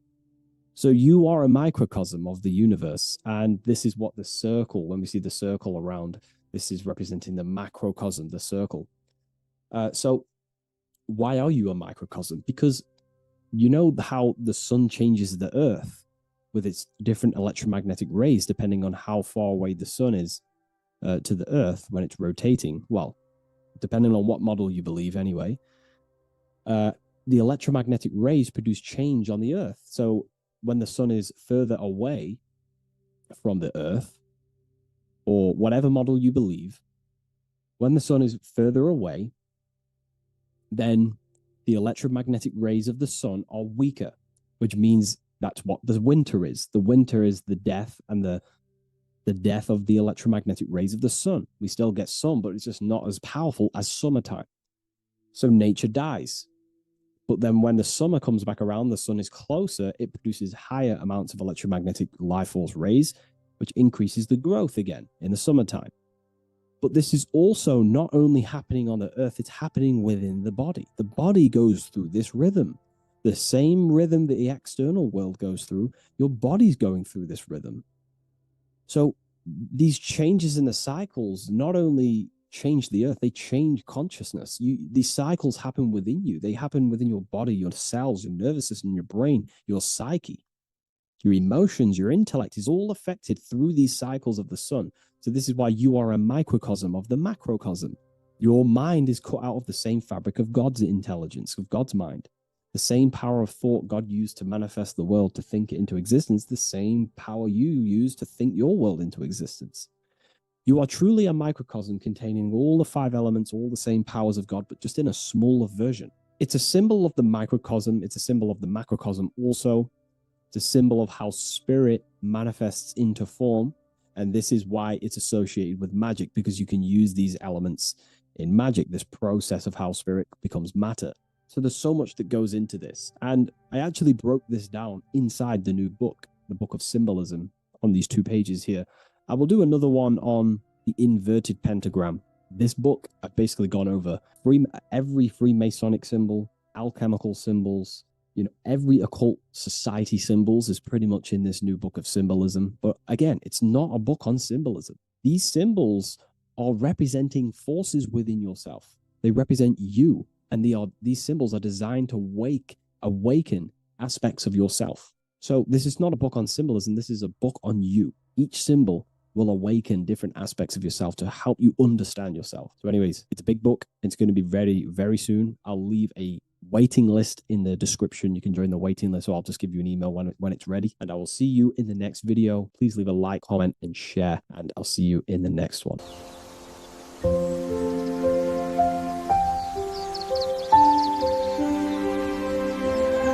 bookofwisdom.com.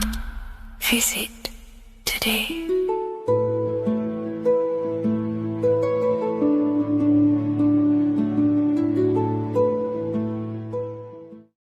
What is What's good, people? We're back with another video, and this is going to be talking about the connection between the micro and the macro. You know, you are the universe, everything is inside of you. So the first thing you need to understand is that the law of mentalism, we are a thought in the creator's mind, everything's being thought into existence. We have a spark of this mind, this same mind of the creator.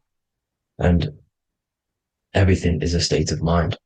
Particles or atoms, whatever you want to call them, are a mental thing. They're a product of the mind. Everything's thought into existence. Thoughts influence everything. Thoughts are energetic effects which send out waves into the quantum field around you. And your consciousness is actually the universe experiencing itself, expressing itself, and viewing itself. So we are the creator, but viewing itself in separate bodies. And this is why they call the material world the world of illusions, because everything's separate here, but we all forget that we are all one.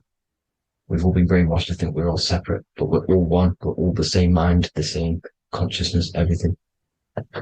So everything's created out of torial fields. God created the torial field. That's the only thing that exists because the atoms are torial fields. And it's the basis behind all creation. As you can see it in the owl's eyes, it creates the infinity symbol. And this was the apple. That apple is a toroidal field. And the toroidal field is made out of dielectricity, which is ether. Ether is black light, and this is counter space. This is another realm. This is what creates God to be omnipresent, to be everywhere at one place at all times. He is everywhere because ether is everywhere. And ether is infinite potential. It connects everything together, and that's what energy moves through. It moves through the ether. And that's black light. Everything is light, as it says in John 4:2. God is light. Everything's a vibrational state of light. So the torus field is made out of dielectricity, ether, black light, magnetism, which is white light, which is the center of the toroidal field. And magnetism radiates, it has no vibration. And then when white light splits, it turns into electricity, which is physical material, and that has a vibration. This is the Holy Trinity. The sun, the moon, Saturn. Saturn, the god of materialism. If you've watched my videos on Saturn, you know that Saturn is crystallizing everything into physical matter. And that's why his old name was El. The ancients called him El. And this is why we get El electricity. This is where El electricity comes from. Because El electricity is only a product of the physical world, which is redshift, blueshift, Adam and Eve. And this is what creates the redshift, blueshift is a product of magnetism. When magnetism, white light splits, and this gives us vibration. And this what creates the toroidal field, which is the basis of all physical creation. The sine wave is created out of the magnetic wave and the electric wave. The electric wave is the blue wave, and the magnetic wave is the straight wave, which is radiation. This is vibration frequency. So the magnetic wave is straight, and then you have longitude and amplitude, which is depth, which is dimension. You see how the electric wave has depth and a dimension. This is why you get the cross. This is the cross of Earth. This is the symbol of Earth, of bondage, of physical matter, because it consists of magnetic wave and depth, which is electric wave. I mean, this is where you get the sun cross or the Earth cross, whatever you want to call it. It's the cross of physical matter, and the ancients knew this. This is why they used that symbol. Redshift, blueshift, which is the toroidal field, is the basis of all creation, physical creation. And this is why you have the police siren is red and blue. The Matrix movie, red pill, blue pill. You have red blood and blue blood in your body. The Democrat and Republic, the two parties, red and blue. Like your taps on your taps, you have a red and blue tap. One's generative, one's destruction.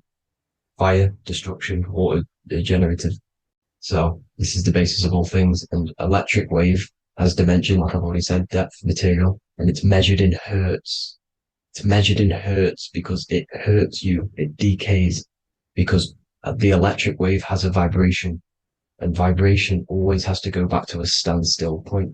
This wave cannot go forever, but the magnetic wave will go forever. It's radiation. Magnetic is radiation. It radiates forever. It pulses. But the electric wave will at some point come back to a standstill point, and that's why it hurts. It decays. That's why our physical body decays, because we contain of electricity. This body is an electric body, and it will return back to stillness like a guitar string. If you vibrate a guitar string, you pull it, it will vibrate, make a sound, and then go back to a standstill point. It's the exact same with every single torial field within the body. It will decay, and this is why our bodies decay, and everything in creation decays. So we're born into sin, the sin of Eve. The sin of Eve is always biting into the tree of knowledge of good and evil, which is the systems in the body. And the sin of Eve is biting into the sine wave. We bit into the sine wave. The sun moves in a sine wave. Our DNA is a sine wave. Time is a sine wave. Everything in this creation is a sine wave. This is why the dollar bill is a sine wave. Magnetism and electricity and electric waves in one. And this is the sun doing its sine wave, which creates, when you go bowling, it kind of creates that pin that you hit over. That's the pin of the sun. The zodiac sign is a sine wave because the zodiac sign is an expression of the toroidal field, because magnetism unfolds into 12ness. And that's why you have 12 zodiac signs, 12 systems in your body, 12 cranial nerves in your head, in your brain. So if you can imagine this, see where my pointer is. Always starts with Aries. Aries is the head. It's the first thing that's created in the womb. And this is Aries, the ram. And this is why it's called a cerebrum in your brain, which is the first thing that creates when you're in the womb. And what's the element of Aries is fire. Fire is the first element. Fire, first, because it's the first thing on the wheel, the first expression of energy. As you can see here, my pointer, this is the center of the torial field. It would go Aries, Virgo, Capricorn, Pisces, Scorpio, Cancer. Then we go back to Libra. Libra would be center. But you see how the toroidal field is the expression of the 12 energies. That's what the constellations are, the energy expressions of the toroidal field. So it would go outwards, starting from Aries here, all the way back to Pisces, which is beyond the bottom half. But Libra would be the center. That's why Libra is the equinox. It's the equinox. Libra is when it goes from summer over to autumn. It's the equal. It starts to transition into the winter side. Equinox, equal, which is Libra. And that's why Libra has the two scales. It's symbolized with the two scales. That's because of, the sun moving over. It's being judged. It's equal now, but then it's going to tip over into the winter. That's why Libra is here, the center of the sine wave. Like I said before, magnetic energy unfolds into 12ness. Magnesium is number 12 on the periodic table. It's the sacred number. And this is why the scientists are NASA is trying to bring in another constellation to destroy the holy science of astrology. So Aries rules the head, which is Mars. Taurus rules the neck, the lower head. Gemini, the two twins, which is your lungs, your two twins, your arms, two twins. Cancer, the breasts, or the chest area. Leo, the heart, which is the sun, which is fire, the center of the toroidal field.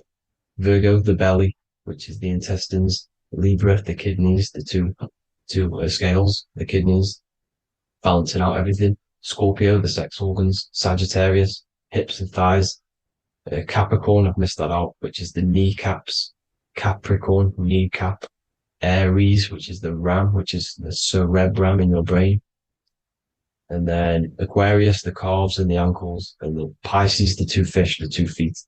So everything corresponds, as you can see here. This is an ancient way of depicting it, of the folded human. And this is everything. Each constellation rules that part of the body, gives energy to that part of the body, makes you do certain things. So magnetic energy unfolds into 12ness, electricity unfolds into 7s. That's why when you get electric, the light spectrum that we see, it consists of 7 colors. Why we have 7 planets. The 7 planets give us our 7 metals and the 7 solfeggio of scale frequencies. So the rotor, this is the rotor. And rotor is an anagram for Torah, the Torah, which is I think it's the Hebrew Bible. Don't quote me on that, but it's one of the holy books, which is the Torah, the Taurus. Everything goes back to the Taurus field because it's the basis of all creation. So the chief cornerstone, it says in the Bible that the builders rejected the chief cornerstone. The chief cornerstone, You are the builder. You decided to incarnate into the physical world, into the electric world, the world of Saturn. When you are created in the womb, it takes you 9 months for you to be created. So, for example, if your parents, if you went into the womb here, it'd take you 9 months. So let's say you're born in Scorpio. So you'd go back 9 months, 1, 2, 3, 4, 5, 6, 7, 8, 9. You consist of all of these 9 energies because it takes 9 months or however long you took to be born. Some people are born earlier. You'd have to find out how many months you were in the womb for. But you consist of these 9 energies, and each constellation has a cell salt associated with it. And these cell salts are vital for your health and your cells and the optimal health of your body. So the chief cornerstone that you rejected is these 3 cell salts, these 3 constellations. So you're mineral deficient in these 3 constellations. For example, fluoride, magnesium, phosphate, and potassium sulfate. So that's the chief cornerstone. And a cornerstone, people always get it rejected with the cornerstone. The cornerstone is not, it doesn't say the cornerstone in the Bible, it says the chief cornerstone. The cornerstone is a cornerstone of a building, but a chief cornerstone is the top of the pyramid. This is where we get the pyramid of the wheel. So you're mineral deficient in whatever 3 zodiac signs you're not. You were not in the womb for. This is the chief cornerstone you rejected. So the human body is the micro. It is the universe in a physical form. It consists of everything in the universe. Just like your consciousness is the universe watching itself, experiencing itself. Your body is the whole universe. 12 systems in the body, 12 zodiac signs, 7 chakras are the 7 planets. The Holy Trinity of you is your Temple of Solomon, the soul and the mind, the sun and the moon. You know, everything is in you. You consist of everything, all the energies, everything. Heaven and hell. Heaven and hell is a mind state. It's a state of the mind. Head, H-E-A, which is heaven, and the heel, the bottom of your foot, is hell. And the bottom of your foot is the soul. So they're basically saying, well, it's wordplay. They're saying that your soul is in hell because, you know, with the elites being in control. So they call the bottom of your foot the soul, trying to say that you're in hell. The Christ is in you. And this Christ is Greek for what? Christos. And Christos is Greek for the oil. And this oil is produced in the cerebrum, the Aries, the ram, the cerebrum. It goes down the pineal. Well, the pineal and the pituitary are underneath the cerebrum. Goes down the pingala and the ida. The pingala being the positive charge connected to the pineal gland, pin, and the ida connected to the pituitary. And this is the 2 serpents going down the spinal column. And this is why Jesus goes from Nazareth to Bethlehem, and then Joseph and Mary are waiting for Jesus in Nazareth. Joseph and Mary are the pineal and the pituitary gland waiting for Jesus to come back up the River Jordan, or spinal column. So this is the oil. This is the story of Santa as well. Santa comes from the North Pole. Why? Because the North Pole of the Earth is the center of the toroidal field, and the North Pole of you is your spinal column, which is the North Pole of the toroidal field. The North Pole, he comes from the North Pole. This is the North Pole. This is the South Pole of the toroidal field. Comes from the North Pole, which is your mind. And he goes down the chimney and then back up the chimney. This is the chimney. And he drops off the present, which is the Christos, the oil. And this is why Jesus is crucified at 33, because he crosses over the vagus nerve at the top of your spine. When this oil comes back up the 33 vertebrae, these are your vertebrae here. When it goes up to the 33 vertebrae, it gets crucified at 33 because it crosses the vagus nerve, and he's crucified on a cross at 33. This is the story behind Jesus and Santa. The Ark of the Covenant in the Bible is the 2 hemispheres which cover the vital parts of your mind, the brain side, which is the cerebrum, the pineal, the pituitaries, etc. So the 2 hemispheres are the 2 angels, the Ark of the Covenant. This is the Ark of the Covenant, covering the 2 vital parts of your brain. So these are the optic thalamus is another part, and it protects the Christ oil, which is inside at the center of the brain. See, the Bible is all a massive metaphor about yourself because you are the universe. You are a microcosm of the universe. Your consciousness is experiencing itself, and the universe experiencing, and your body is the whole universe. Your head's heaven. So Moses crosses the Red Sea. These are the two hemispheres of your brain. This is the corpus callosum, the Red Sea. So he's pretty much saying that he's uniting the two hemispheres of your brain, because most people in this generation are stuck in the left brain, which is just logic, reasoning, science and maths, writing. And this is what school teaches you to do. It keeps you stuck in your left brain. And you want to cross over to you want to cross the Red Sea, which is the corpus callosum, to the right brain, which is awareness, art awareness, creativity, imagination, intuition, insight, using the higher mind, creativity, imagination. If you don't have intuition, then you can't read energy, you can't pick up on bad things. This is what Moses is symbolizing by crossing the Red Sea. And it's also the upper room where Jesus met the 12 disciples. 12 disciples are the 12 cranial nerves in your brain. It doesn't just represent the 12 zodiac signs, the 12 disciples. It symbolizes many different things. It's like I said, the universe consists of 12ness. So you have 12 cranial nerves in your brain, and that's the 12 disciples as well. And they want you stuck in your left brain, which is the five senses, materialism. So they say in the Bible that Satan blinds the mind. Satan is Saturn. If you've watched my videos, Satan is Saturn. And you consist of the Holy Trinity, which is the sun, moon, and earth. The soul, moon, the soul being your sun, the solar, the moon being your mind, the earth, your physical body. And Satan blinds the mind. Why? Because we enter a soul system. This is a soul system, not a solar system. And Saturn is the Lord of the Rings, which is the outer ring. When your soul enters the soul system, your soul starts to materialize. It hits Saturn. Why? Because Saturn starts to materialize you. You take on the 7 virtues, which are the 7 planets, which are your 7 chakras. And to get out of this soul system, you must get out of your lower nature, your animal nature, which is lust, desire, greed. The number of the beast, 666, which is Saturn, Satan. So you enter the soul system, you take on the 7 energies, which you turn into physical matter. And this is your descension from heaven to all who say hell. And then you must raise back up from matter to spirit. They say Satan blinds the mind. Why? Because your mind gets materialized. Your soul and mind get materialized. And when you get materialized, it's an intense experience. You lose the divinity within you. You forget the divinity. So Satan, which is the first planet, the first energy you take on, the material body, he blinds the mind. He makes you forget everything, your divinity. Then you must remember, ascend up Jacob's ladder, the 33 vertebrae, to heaven. And this is a microcosm of the macro, because you will ascend back up to heaven if you do this, when you leave your physical body, when your body decays. So when it talks about in the Bible, completely destroy them, the Hittites, the Amorites, the Canaanites, all the ites, this is what God says to the Israelites. It says completely destroy them. It's basically symbolizing saying destroy your lower nature. The Canaanites, cannibals.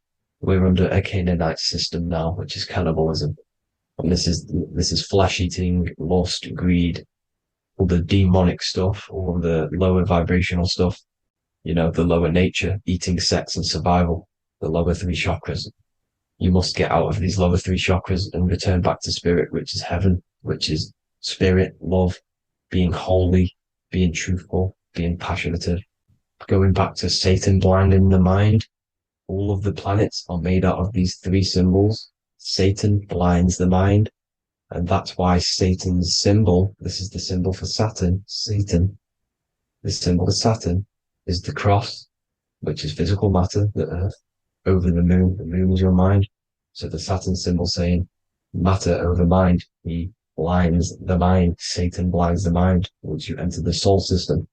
And you must remember, in the Bible it talks about the Genesis, which is Eve, the sin of Eve, which is biting of the tree of knowledge, with the serpent which wraps around the tree. It says the serpent placed himself on the tree.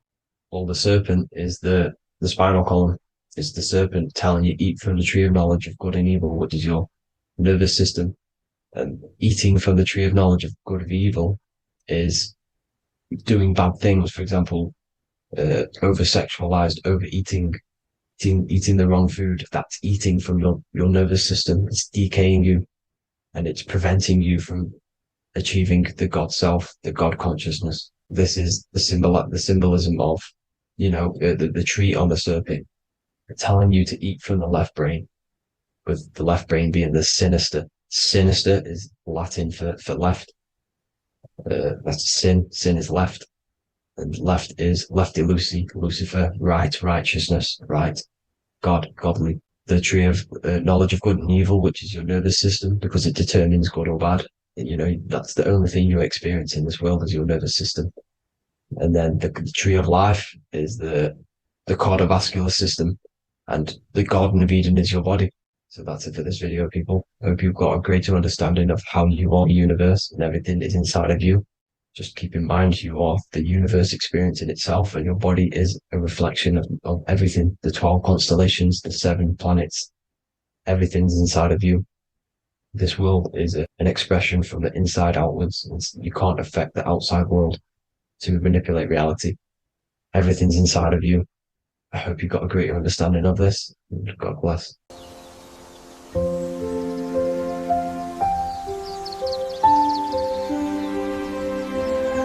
bookofwisdom.com. Visit today.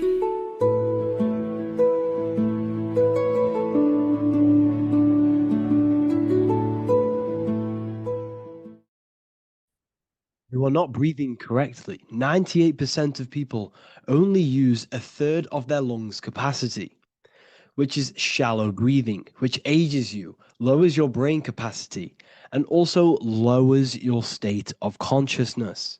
So it's essential that you breathe consciously on a day-to-day basis, because this is what truly elevates your consciousness. I am going to give you the key for you to raise your consciousness just through breathing alone. Such a simple thing, but yet the most effective way for raising your state of consciousness and becoming more spiritually and mentally advanced. So tune in for this video, and I'm going to show you exactly how to do it and the symbolism behind breathing. Air is more than just air. It carries electromagnetic energy. So now I'm going to give you the science behind this spiritual truth. This invisible force is what sustains all physical life, providing the life force energy essential for existence. Electromagnetism. Everything is fed off electromagnetism. Your body is an electromagnetic battery. Now, we can prove that air carries electromagnetism just by doing a simple test, a simple scientific experiment, by getting liquid oxygen and pouring it between a north and south magnetic pole, two polar opposite magnets. We see that the liquid does not fall straight through it. It is sucked, it is magnetically attracted to these two opposing forces, opposing magnets. This is proof that air, liquid oxygen carries electromagnetism. When you are breathing electromagnetism, the essential life force behind all living beings. This is known as energy or prana, chi, ether, or spirit. This is all the same thing. Air is not just empty space. It is energy. It is prana. It is life force. It is spirit. It is ether, chi, prana. You are an electromagnetic being. Your consciousness is in direct correlation with your electromagnetic aura or biofield around your body. Your state of consciousness is mirrored within this field around your body. Now, your breath, when you breathe in, you're breathing electromagnetism or life force. Breath is the vital link between the physical and the spiritual, bridging the body with the soul. Through breath, we connect with both tangible world and deeper, the unseen realms of energy and consciousness. Breathing deeply and properly elevates our consciousness, enhancing the brain's functions, heightening the sensitivity of our five senses. It also brings a profound calmness to the mind, creating a state of clarity and inner peace. Like I said earlier, breathing properly is the fastest way to elevate your consciousness. It is the fastest way because breathing, when you stop breathing, what happens? You lose physical consciousness. Your body will shut down if you do not breathe in this vital electromagnetic energy in the oxygen. If your body does not get this for 5 minutes or however you can last without breathing, this makes you lose physical consciousness. Your body will not survive without this essential life force energy. Therefore, air is one of the most overlooked things. This is why we see the symbolism of Buddha having a big belly. Why does he have a big belly? Because it's symbolizing breath work, proper spiritual breath work, the certain teachings of breath work, of when you breathe in through the nose, you have to breathe in through the nose. You don't want to breathe in through the mouth because the nose acts as a filter which catches dust particles and filters out the air before it enters the lungs. The mouth does not do that. The nose is for breathing inward. We breathe in through the nose, and when we breathe in, we breathe into our belly, not our lungs. When we breathe into our belly and our belly expands outwards, we are then moving this energy down from the nose down the spinal column. And when we breathe back out, the belly goes in, which is raising the energy up the spinal column, back out through the mouth. This is the true way of breathing, because when we breathe, we are moving energy. We are moving electromagnetic energy. When we breathe in through the nose, the energy travels down the spinal column. And when we breathe out, we are raising this energy back up the spine, some of it going out the mouth, and some of it reaching the brain, activating dormant brain cells in the brain.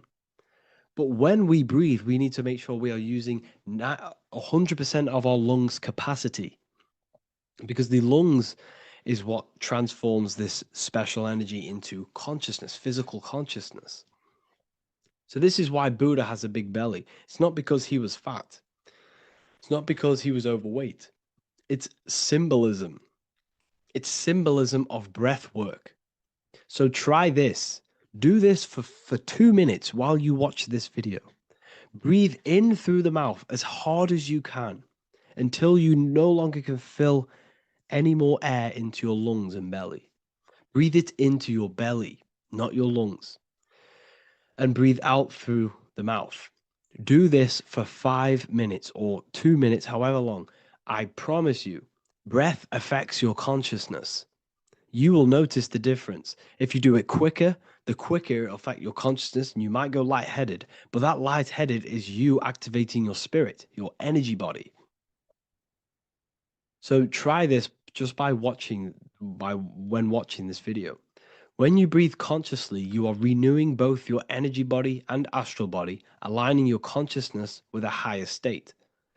This practice feeds new life force energy into the body, revitalizing and enhancing your overall well-being. Like I said, your brain requires the most amount of oxygen. When we have shallow breathing, this is reducing the brain's capacity. Because when we are not breathing properly, which 98% of people are only using a third of their lungs capacity, we are essentially only using a third of our consciousness, because your breath is directly correlated to your consciousness, your state of consciousness. When you breathe in through the mouth, out through the mouth, out in through the nose, out through the mouth, consciously and deeply for 5 minutes, you will notice that your senses are more powerful and sensitive. Your brain is quicker.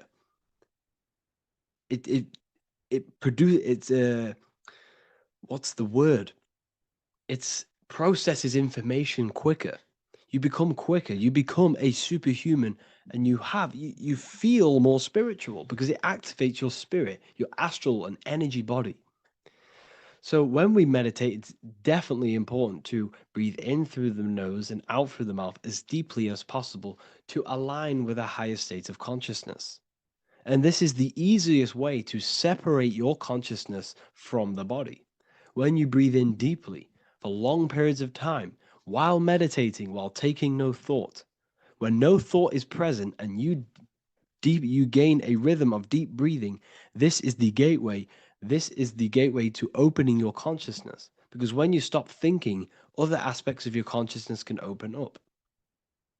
All of our lives we've been thinking, which is blocked off the higher states of consciousness. So breathing is very, very important. It affects our overall well-being. And this is Yahweh, the in and the out of breathing. When we breathe in, this is Yah. You can hear it. It sounds like Yah. And when we breathe out, that is Way. This is the name of God, apparently. But God is within you. You can connect with God. You can connect with source consciousness within you by breathing, by raising your state of consciousness through breathing and meditation. This is why the Bible tells you the Spirit of God has made me, and the breath of the Almighty gives me life. You are consciousness. You are God. You're an extension of God's consciousness. Job 27:3. As long as my breath is in me and the Spirit of God is in my nostrils. The Spirit of God is through breath.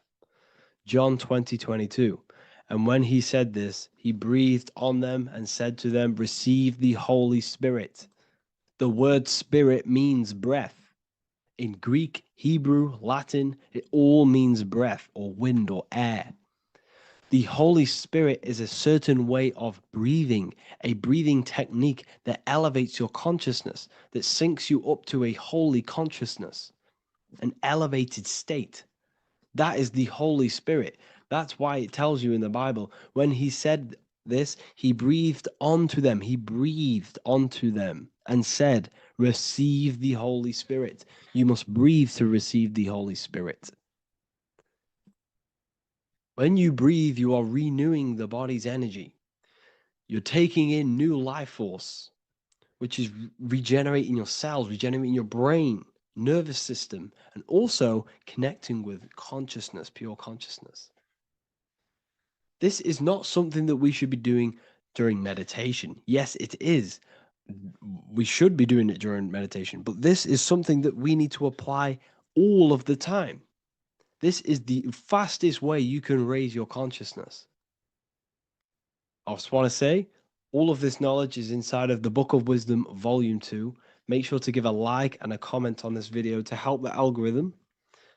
And let me know what you think about the last book or this book if you have read them, to let the new people know what they're looking at with this book. This is truly life-changing, the Volume 2 and Volume 1 is truly life-changing. You can get them in a bundle also. Learn hidden knowledge inside of the Ethereal University. This is where truth seekers belong. I'm not here to try sell you this, but this is the place for truth seekers. And if you are serious about your spiritual journey and serious about gaining knowledge, which gives you the advantage over life, join Ethereal University. This will definitely help you. Thank you for watching this video. Please leave a like and comment. Make sure to give me any suggestions on videos you want me to make in the future. Thank you all.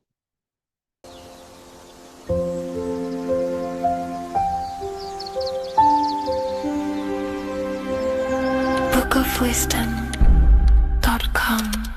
Visit today.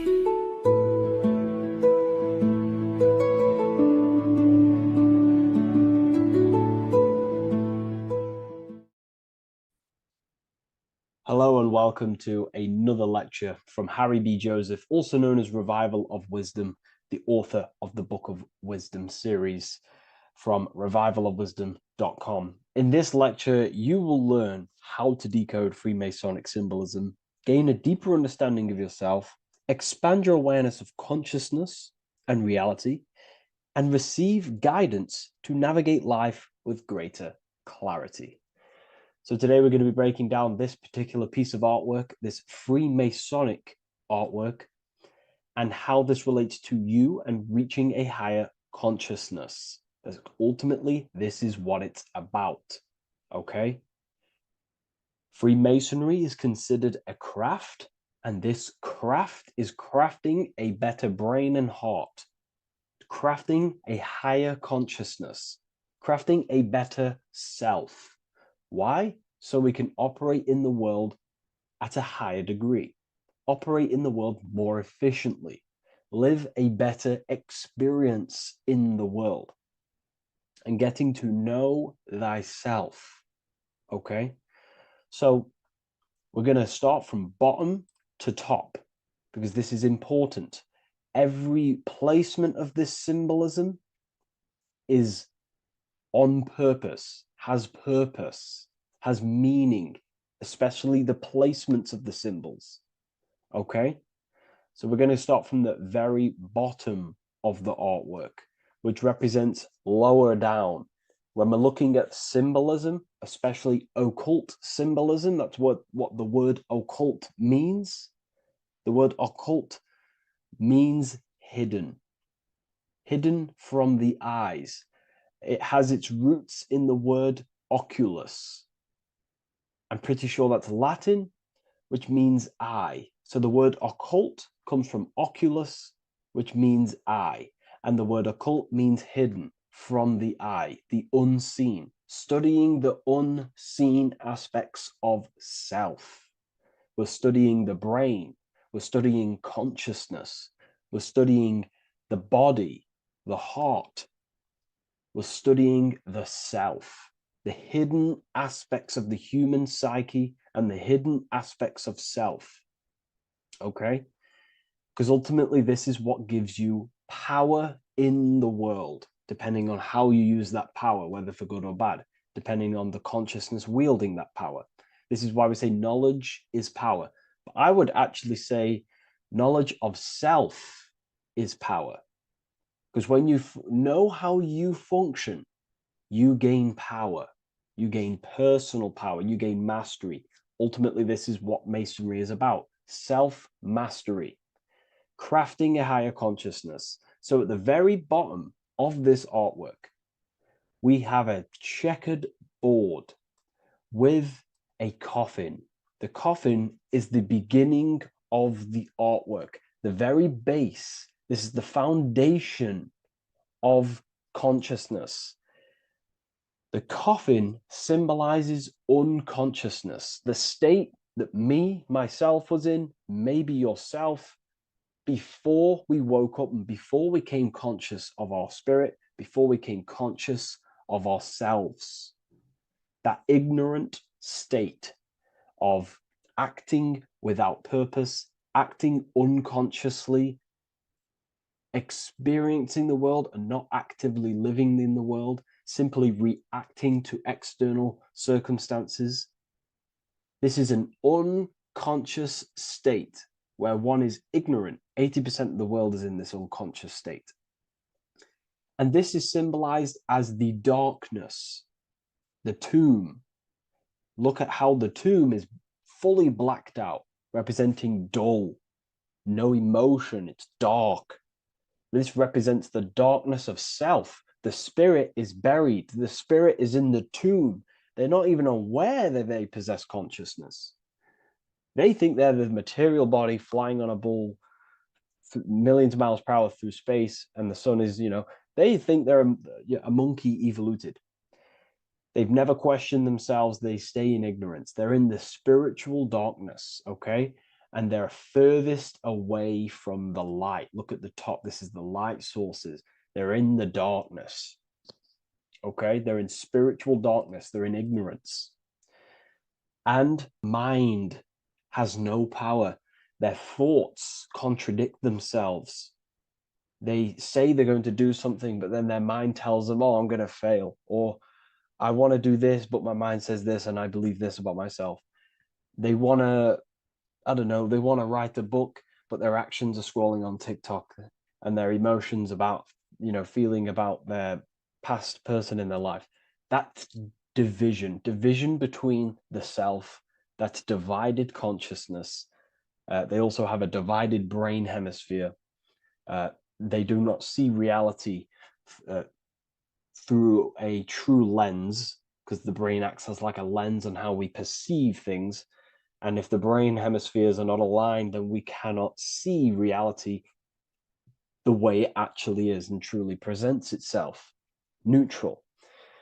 If we're left hemisphere dominated, we see everything as divided. Nothing's interconnected, nothing's a whole. But if they're, right hemisphere dominated, they see everything as a whole. We need to look in the middle of that, okay? So we'll go into that a bit later. But ultimately, they're in a divided state of consciousness. They're in ignorance. But the tomb, the tomb is symbolic of that. The tomb is, you're not even aware they are divided. They think everything's right in that state. I was like that. My family is like that. They're not even aware of themselves, and you try and say something to them, and they don't even know they're in division. They don't even recognize that they're in a bad, low, earth base consciousness. Okay? So when we get out of the tomb, which is representing by a spiritual awakening, we get out of the tomb, we realize, wow, I possess consciousness. I've woken up. You're waking up to the things in the world, and you wake up and start to see the world for what it truly is. When you become aware and you rise out the tomb, you're born again. You start looking within. You start to become conscious of your thoughts. You start to become conscious of your actions. You start to become conscious of the evil in the world. You start to become conscious of the things. You rise out the tomb. You start to become conscious of your intuition. You then step on the checkered board. The checkered board is now you realizing you're in a divided state. Okay, so you're now putting down the ego, because remember, when you're in the tomb, the ego is fully in domination over consciousness, over your consciousness. It doesn't allow you to say that you are wrong. It doesn't allow you to think that there's evil in the world. It doesn't allow you to believe you have a spirit. It doesn't allow you to see that there is maniacs running the world and trying to control you. The ego is so stuck. But when we start to realize this is part of our awakening, we start to realize that the ego is trying to keep us safe at all times and keep us locked in that state of thinking and believing that we were in before. It's always seeking safety. Okay? So when we come out the tomb, we start to put down the ego and start to, how do I say this? We start to acknowledge that we were wrong about the world. And that is a lot about awakening. You have to acknowledge that you do not know everything. There are people with such higher knowledge. Okay? So when we come out the tomb, we put down the ego. We start to actually say, I was wrong about the world. I was a victim of mind control. I was in ignorance. I was in darkness. Spiritual dark. I'm divided. My thoughts, emotions, and actions are not aligned. My intuition and my action are not aligned. I'm not taking action on what I know is good. I'm taking actions against what I know is good. That's a sin. That's a sin against the spirit. Okay? So when you acknowledge this, you acknowledge you're in division, you then take the first 3 steps, which is the Freemasonic Blue Lodge degrees. These 3 steps. Okay? Ultimately, this checkerboard represents illusions as well. You're in an illusion. Okay, this is why we see it heavily used in the music industry.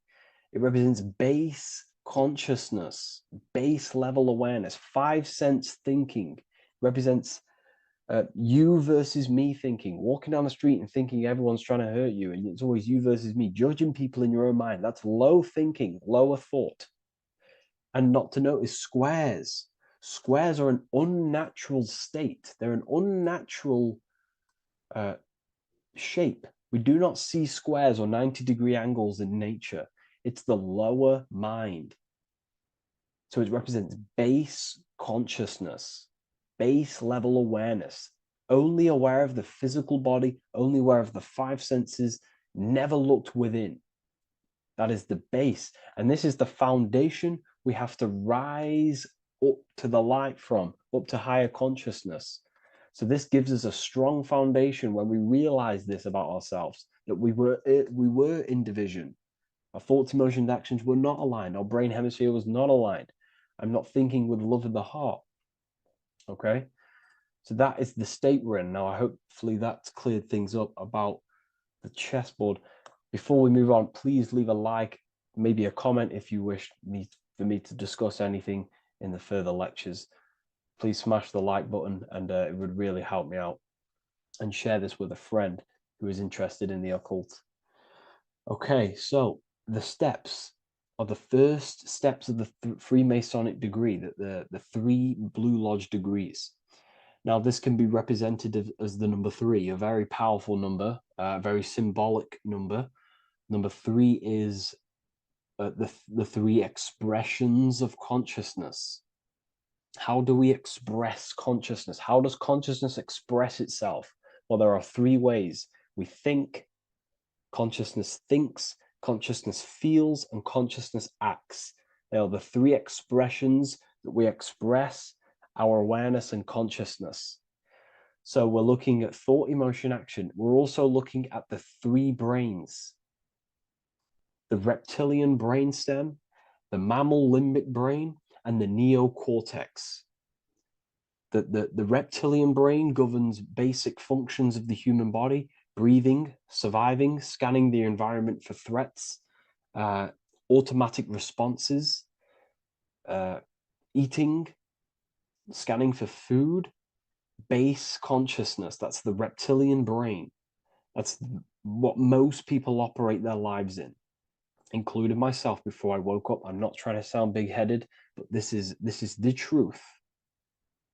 Ignore my tone of voice, ignore my voice, focus on the words I'm saying. If you're judging, that means you have divided thinking. It's always you versus me. So we need to get out of that thinking of you versus me all the time. That's lower consciousness. That's animal thinking. That's earth thinking. We're unified. We need to reach a higher consciousness and do not waste our mind's potential on low-level earth divided thinking. Okay?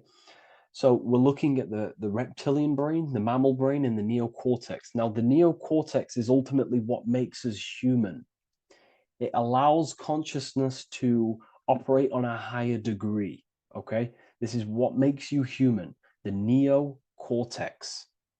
The neocortex. The reptilian brain, like I just said, governs natural survival instincts and the respiratory system, things along them lines of basic awareness, basic functions to operate and survive in the world, in the physical plane. And the neocortex is what allows us to critically think. Okay, it's what allows us to be human, be aware of ourselves. Okay, not. I don't think animals have neocortexes. Don't quote on me on that, but this is the part of the brain that makes us human. And it allows us to think deeply, to create masterpieces like we can. Humans have massive potential in creation. Look at the world we live in. This is because of the neocortex. It allows us to critically think and self-reflect. Now, when we start to operate from higher thought, we start to think with higher thoughts, the higher parts of the mental dimension, we ultimately start using this brain more. We start functioning from the higher brain. Now, this is why Neo from the Matrix is called Neo, because he uses he was in the reptilian brain. If you watch the film The Matrix, if you notice, he gets plugged out of the Matrix and he's plugged in on the back of his neck into the brainstem. And when he's plugged out, his name's Neo, which is neocortex, using the higher brain. It's what awakens the self. It allows consciousness to function on a higher degree compared to animals. Okay, so we're looking at thought, emotion, action. We're becoming conscious of thought, emotion, action. Becoming conscious, what am I thinking, what am I feeling, and what am I acting in the world? And what can I do to master these, to operate more efficiently in the world? How can I use these towards higher consciousness and use these actions, these thoughts, emotions, actions to reach a higher state of awareness of self? So when you go through the first 3 degrees, you enter the doorway. Now, this is symbolic of a doorway. Now, looking at this with a right hemisphere dominated view, you would see a doorway, right? The right hemisphere sees this as a holistic doorway, right? You see a door, you're gonna, you enter the stairs, you go through the door, right? But at the left hemisphere is now going to dissect and analyze each individual little part of this, right? So the right hemisphere sees the trees, the left hemisphere sees the woods. So to dissect this down on a right hemisphere, sorry, going back to the right hemisphere, we're entering the door. The door is symbolic of entering the unknown. You're entering a higher consciousness. You're entering the door. You're going beyond. See, this is the earth here in the background. This is the darkness. The darkness represents the abyss, the unknown. You're entering in the self. Okay?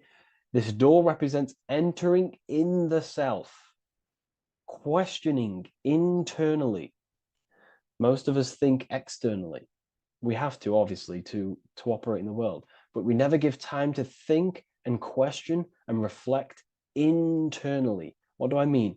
Closing the eyes and questioning the self. Who am I? Where am I from? What's the voice in my head? If the voice in my head stopped using the language that I speak, what is it then?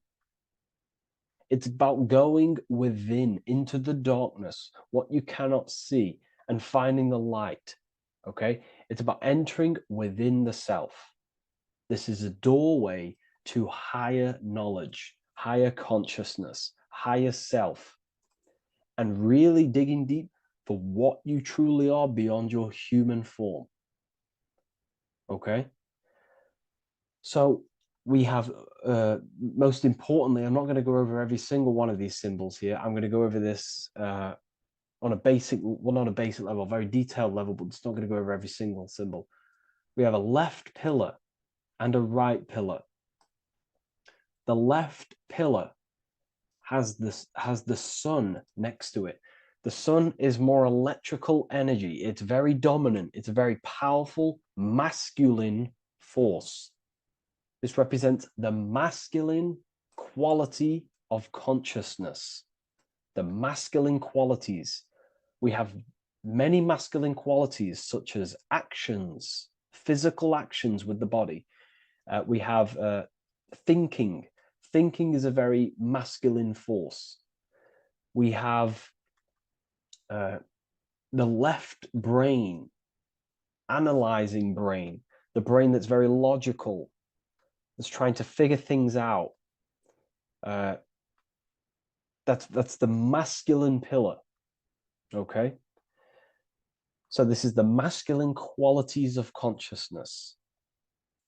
It also represents what we can see, the sun. The sun allows us to see, to visually see in the world. So the sun represents the external world, the world outside the self.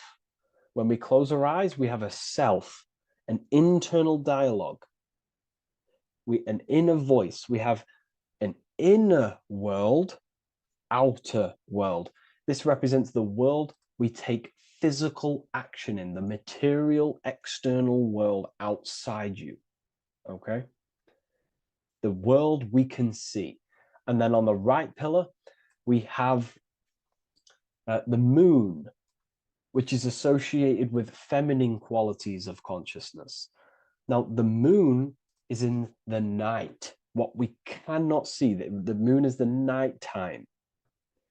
The darkness symbolizes what we can't see. So it's representing the internal world, the world of the self, the immortal world. Okay? The self in the mind is immortal. When you close your mind, you go in the mind, that self inside you is immortal. In the mind, you are immortal. Outside the mind, you are mortal. You will die. This body will die. Okay? So this is representing the internal world on a holistic understanding. It's also representing the right brain, the feminine brain. It's also representing intuition, emotion. They're linked. Intuition and emotion. They're a feminine force. Also, we're looking at the heart, the right pillar. So everything that is feminine falls under this right pillar. Now, don't get confused. I know a lot of people can get confused about what I've just said. So this represents the inner world, the outer world. It also represents everything masculine and feminine. So thought is, although it's an internal quality, it would fall under the left pillar, because thought is a masculine force. It's a penetrating force. So try not to get misunderstood with that.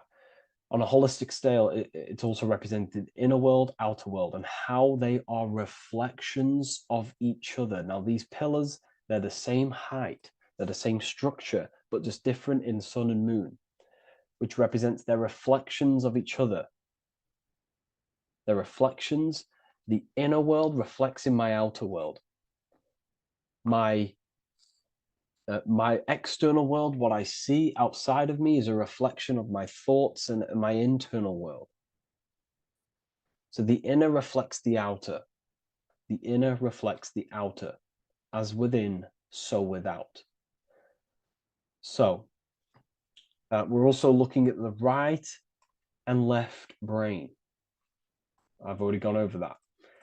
So what we need to do is build the bridge between the two to reach higher awareness of self.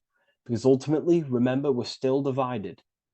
We came from the checkerboard, we entered up here, we've just entered within the self, started questioning the self. We're still divided. We need to build the bridge. And this is what they're crafting in Freemasonry. The bridge, the arc, the agreement, the great work. This is the crafting of aligning the left and right brain. We're also aligning intuition, feminine, with the actions. Because ultimately, the higher self is always guiding us. That's our true spirit guide. Our true spirit guide is our higher self. And the higher self ultimately exists in a higher dimension. This is going to sound crazy to some people, okay? But who you are is not your human body. And your higher self does not communicate through the language of the human material world. It doesn't communicate through English, doesn't communicate through thoughts. It communicates through intuition and communicates through dreams and symbolism. So it's all associated with the right pillar. This is the things we can't see. The higher self is always guiding us to awakening and to our purpose on the earth. Okay, so this left pillar also can symbolize what we're born into the world with, our circumstances, our external world. What are we born into? You know, our family, our current financial situation, where you're located in the world.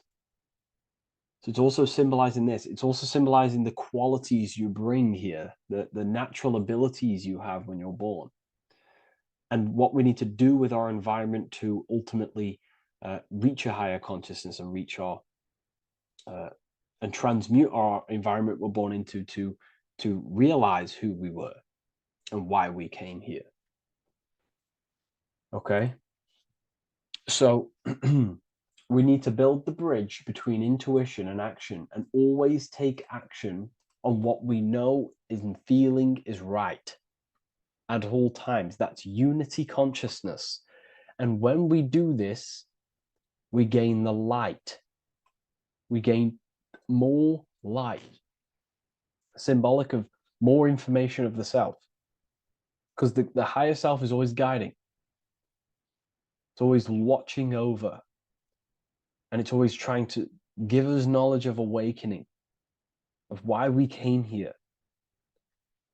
And when we take action on what we know and feel is right at all times, it's like a domino effect and a stepping stone that pushes you closer and closer towards your life purpose.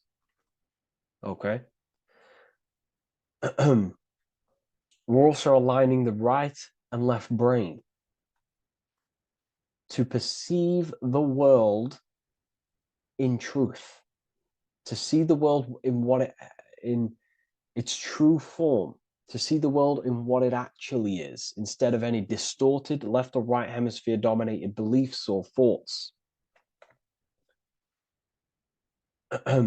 We ultimately do that by acknowledging that, yes, you have a self, you have, the left brain is more ego, this like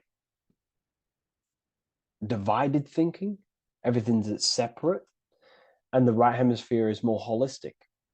So we need to see the world in the middle of this, in the middle, acknowledging the self and acknowledging the collective consciousness, and how my thoughts, emotions, actions contributing towards myself and the collective. We always need to keep the collective in mind. Why? Because we are experiencing this world together. It's not just you. And your actions also have a ripple effect on the collective. We're experiencing the world as a whole as well. Yes, there's yourself and there's the collective. We need to think, feel, and act towards the collective and the self. So aligning our brain hemispheres allows us to do this. It allows us to think holistically and individually and see reality in this. And when we do align the left and right brain, what do? We gain higher insight, the eye. We build the bridge between the left and right pillars. We gain the eye. The eye is what? Insight. The eye requires light to perceive and see the material world. So this is symbolic. This is the inner eye, the inner self, consciousness. And when consciousness has light, which is symbolic of truth, knowledge, light is a massive symbol in Freemasonry. And light represents knowledge of self, information. And when we gain information and knowledge of self, when we align our left and right hemispheres, our actions take action on our intuition, we gain higher light, higher knowledge of self, ultimately. And this is why we also have the square and the compass. Okay? We have a square and compass here. The square and the bottom, base consciousness, also representing masculine qualities. This is the masculine qualities, because squares are masculine. And the compass creates circles. So we have the circle on top of a square. Circles are divine. This is oneness. The circle is one line. The square is 4 lines. It's divided. So we need oneness over division. We need to unify the masculine and feminine qualities. Masculine and feminine qualities, okay? This is in the middle, because the compass would fall on the right pillar and the square would fall on the left pillar. And it's unifying. It's representing unification of these 2 pillars of masculine and feminine qualities of self to ultimately rise towards this light, out of the darkness and into the light. Okay? Let's go back. The G. This is very important. This is one of the most important teachings I could possibly give you about the G. The G is the generative principle, is what generates things. And the force within you that generates things is care and the heart energy. The heart ultimately expresses our actions. We think, if we care, we act. Everything in your external world is in front of you because your heart cares. You care about the video and gaining knowledge. You're now here watching this video. That's the care energy expressing actions. So in order for us to truly get out of this divided consciousness, we have to go through the G. We have to go from base consciousness, the square, divided, through, we go through the G, because we have to care. And if we care, we'll reach the higher mind and gain higher self-knowledge and master the self. You cannot do this if you do not care. And if you do care, you will take action towards it. If you're watching this and you don't actually truly deeply care, you won't take the action, you'll just gain the knowledge, which is ultimately useless. You have to take action on this knowledge. And if you do not, there's no point watching the video. It's difficult. It's difficult. It's not easy. And things, throw us off our path sometimes. I understand. I'm not saying I'm perfect, but we ultimately have to give care towards reaching higher knowledge. Seek and you shall find. If you have the care about reaching higher knowledge of self, you will seek it and you will take actions towards it. Okay? We see this everywhere, and I mean everywhere. The Temple of Solomon has the two pillars, Jachin and Boaz pillars, feminine and masculine qualities. Sol, O, Mon. Sol is sun, Mon is moon. It's building the temple, which is, the temple is the inner self, ultimately. It's symbolic. The temple's not a real place. The temple of self, building the Temple of Solomon and reconstructing the Temple of Solomon, is about reconstructing the self through masculine and feminine qualities. We see it everywhere. And this is very symbolic, like very symbolic. We have the two pillars, we have building the bridge, and we have a stairway that goes to what you can't see, because it's going to the unknown. You have to have faith. Okay? What I'm about to say is very important. You don't know what higher consciousness is, okay, until you get a little bit higher. This is hard to explain, but I didn't know what everyone talks about, what higher consciousness is. I can't give you my higher consciousness. It doesn't work like that. You have to enter in and go within and have faith, going into the unknown, because you're ultimately going into something you do not understand. Higher consciousness, I cannot give it you. You have to enter the door and take action and think, feel, and act towards it, and you will go to the place, and then you will understand what higher consciousness is. Ultimately, what higher consciousness is higher knowledge and understanding of self, what you actually are. Okay, that is what's being symbolized here. It's again in the Masonic art. We have the darkness. We have to have faith to leap into the darkness, into the unknown. We see this everywhere. Like, you'll see, when I say this everywhere, and I mean everywhere, you'll see this. Every doorway has this symbolism in the ancient world, because ultimately this is what it's about, people. The door represents going within, into a new light, a new room, a new level of understanding of self. Okay? Here we have Astral world. Now this is obviously a darker aspect of this, but again, we have the two pillars. See you on the other side. That's the doorway. The other side.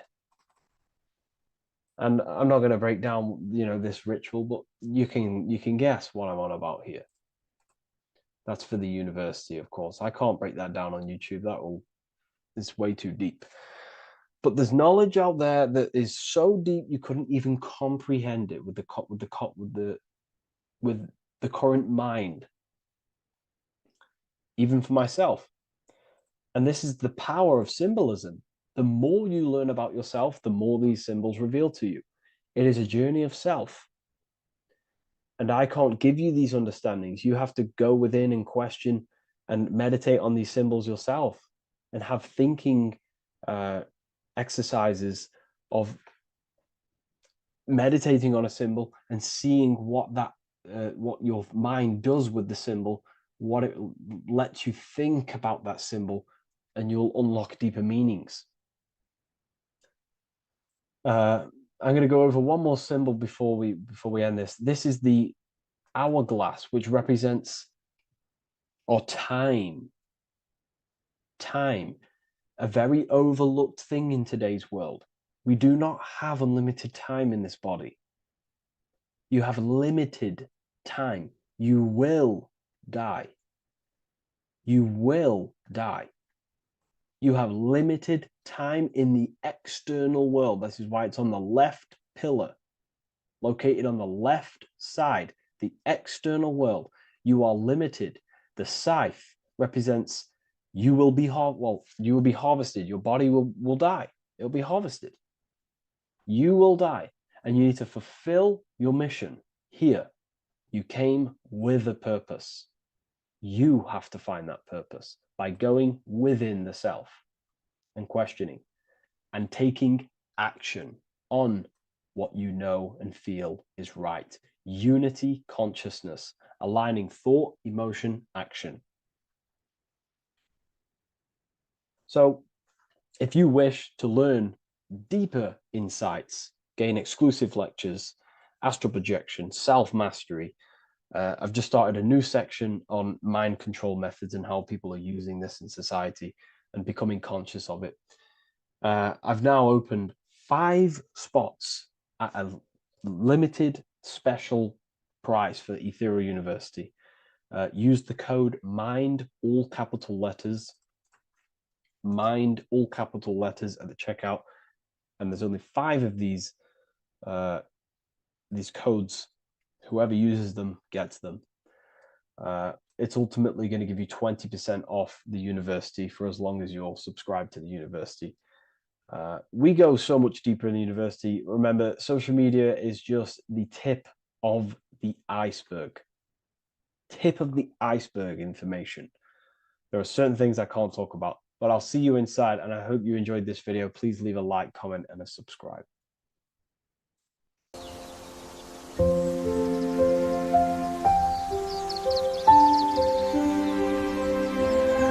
bookofwisdom.com. Visit today.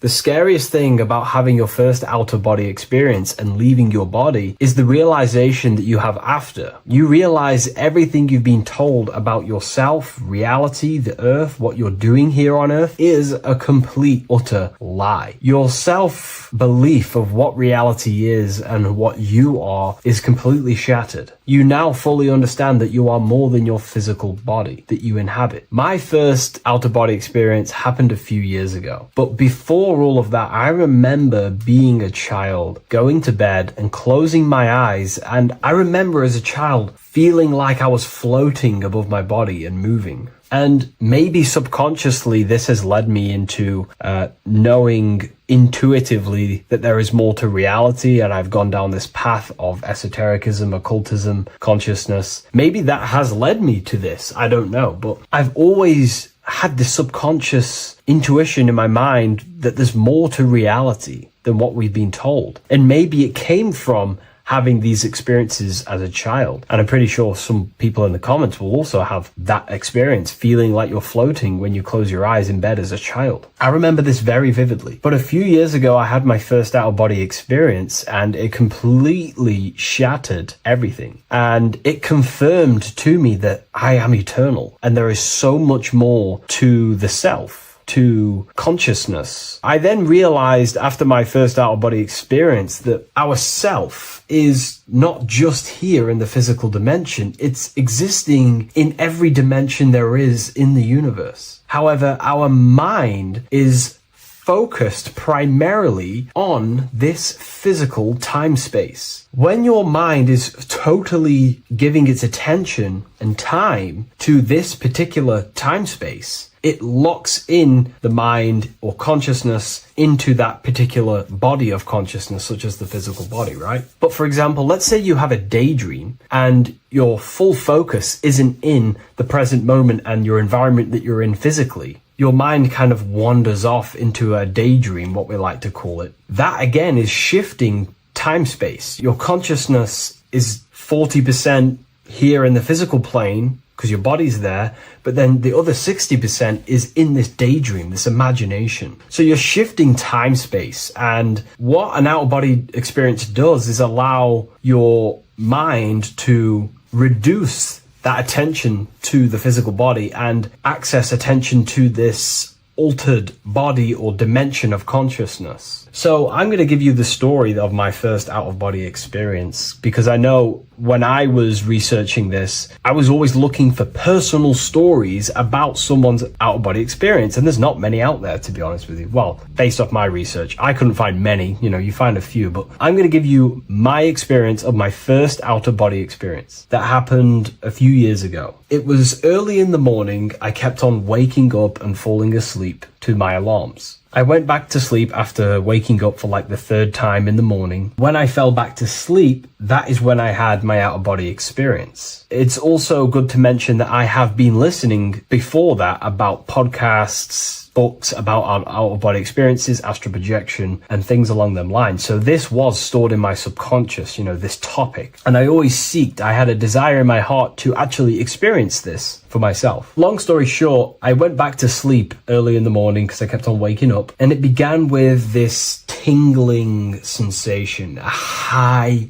energy sensation. It was like bursting, intense, high frequency energy. My attention was no longer in the time space of my body, but my attention shifted into this energy body, which I now understand. I didn't understand at the time properly, but I now understand that as my consciousness started to feel like it was being pulled upwards, right now, our time space, our attention is in our body, and you feel all the data of the senses, right? And that's what I'm feeling right now. That's what you're feeling right now. But imagine that was completely stripped. My attention was no longer feeling the sensations of my body, because my body kind of just dissolved as I fell back to sleep. So this was a natural out-of-body experience. I didn't force it. I didn't meditate. I didn't do anything. This was just a natural out-of-body experience that I had. And a lot of people get these that I've read about. So my attention started to feel like I was being pulled upwards, and I no longer felt my body, but I felt this intense energy, frequency, sensation all around my body. It felt like this, it felt like illuminating energy that's moving very, very, very fast. So my conscious awareness was now shifting. I now understand. My whole body faded into this sensation. My whole mind faded into this energy sensation, this tingling free. It was very, very intense. I was not feeling my normal senses anymore, only this energy. This energy was also pulling me up.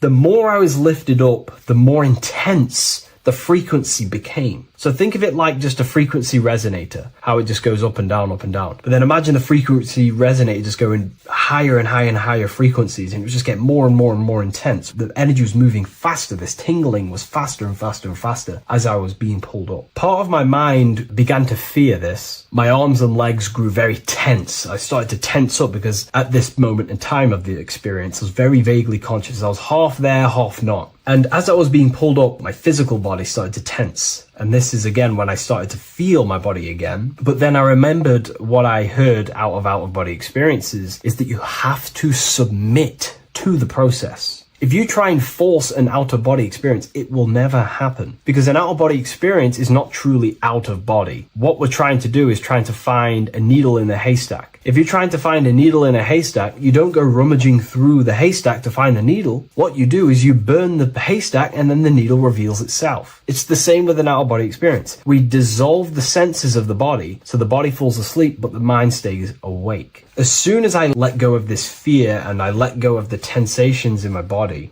I started perceiving through another state in this energy body, but I didn't see my body. It was just like perceiving and seeing, but no body, like a camera. When you look at a camera view, you don't see what the camera looks like. You're just seeing through the camera. It's the same as that. I had no form, but I was just seeing. I was just like a floating eyeball, seeing into this altered state of consciousness. I was just seeing. I first saw my street outside my house with lots and lots of people walking on the street, but I could not see the people directly. Everything was black and green. The background was black, but I couldn't see the people. I could just see a glow of light around people, like an egg shape. They were just walking on either side of the road, other directions. I could just see more and more people moving faster and faster and faster. I didn't realize then, but then I did start to realize later on in my journey that that was more than likely the etheric plane that I saw. The etheric plane is the plane of life force and vitality and electromagnetic auras. So that was my awareness shifting from physical into then the etheric plane, the plane of life force and energy. Now, the etheric plane is very, very, very difficult to actually access consciously. The etheric plane acts as a bridge between the physical body and the astral body. To actually access the etheric plane alone is very, very, very difficult, and only certain trained individuals can do that. The etheric plane is not really a conscious plane where you can stay there and be conscious. It acts as a bridge between the physical and the astral plane. I could see the glowing auras around people moving along the pavement. The people moved faster and faster until the scene started to just dissolve as these people were just moving faster and faster. It was not very clear at first, but I subconsciously knew that I was having an out-of-body experience. This is when I really started to realize that I'm being shot out my body. When I realized this, I submitted even more. I started to just let go. The more and more I let go, I kind of like split through a veil, and everything became super clear. Before, in the etheric plane that I think it was, the ethereal plane, things weren't very clear. I could only just see glowing auras. However, as I split through the veil of the etheric, this bridge, this place that I was going to, I then split and everything just came super, super clear. I was floating in the sky. I subconsciously knew that I was having an out-of-body experience when I realized this. As I was still being lifted upwards, I then split through the layer where everything just suddenly became super clear. But then I was awake, fully conscious, but I was not in my body. I was just like a camera in the sky. I had no body, no form. I could just see. When I entered this plane, there was some sort of voice guiding me through this whole process. It was a male voice, and it was basically guiding me where I was going. It was telling me what I can do here. This voice was pretty much saying, you can fly, you can think things into reality, you can do this, you can do that. While he was saying this voice, there was no being around me, but I felt a presence of another being. But this voice was just speaking to me mentally. Like, you can't hear it, but I just knew what it was saying.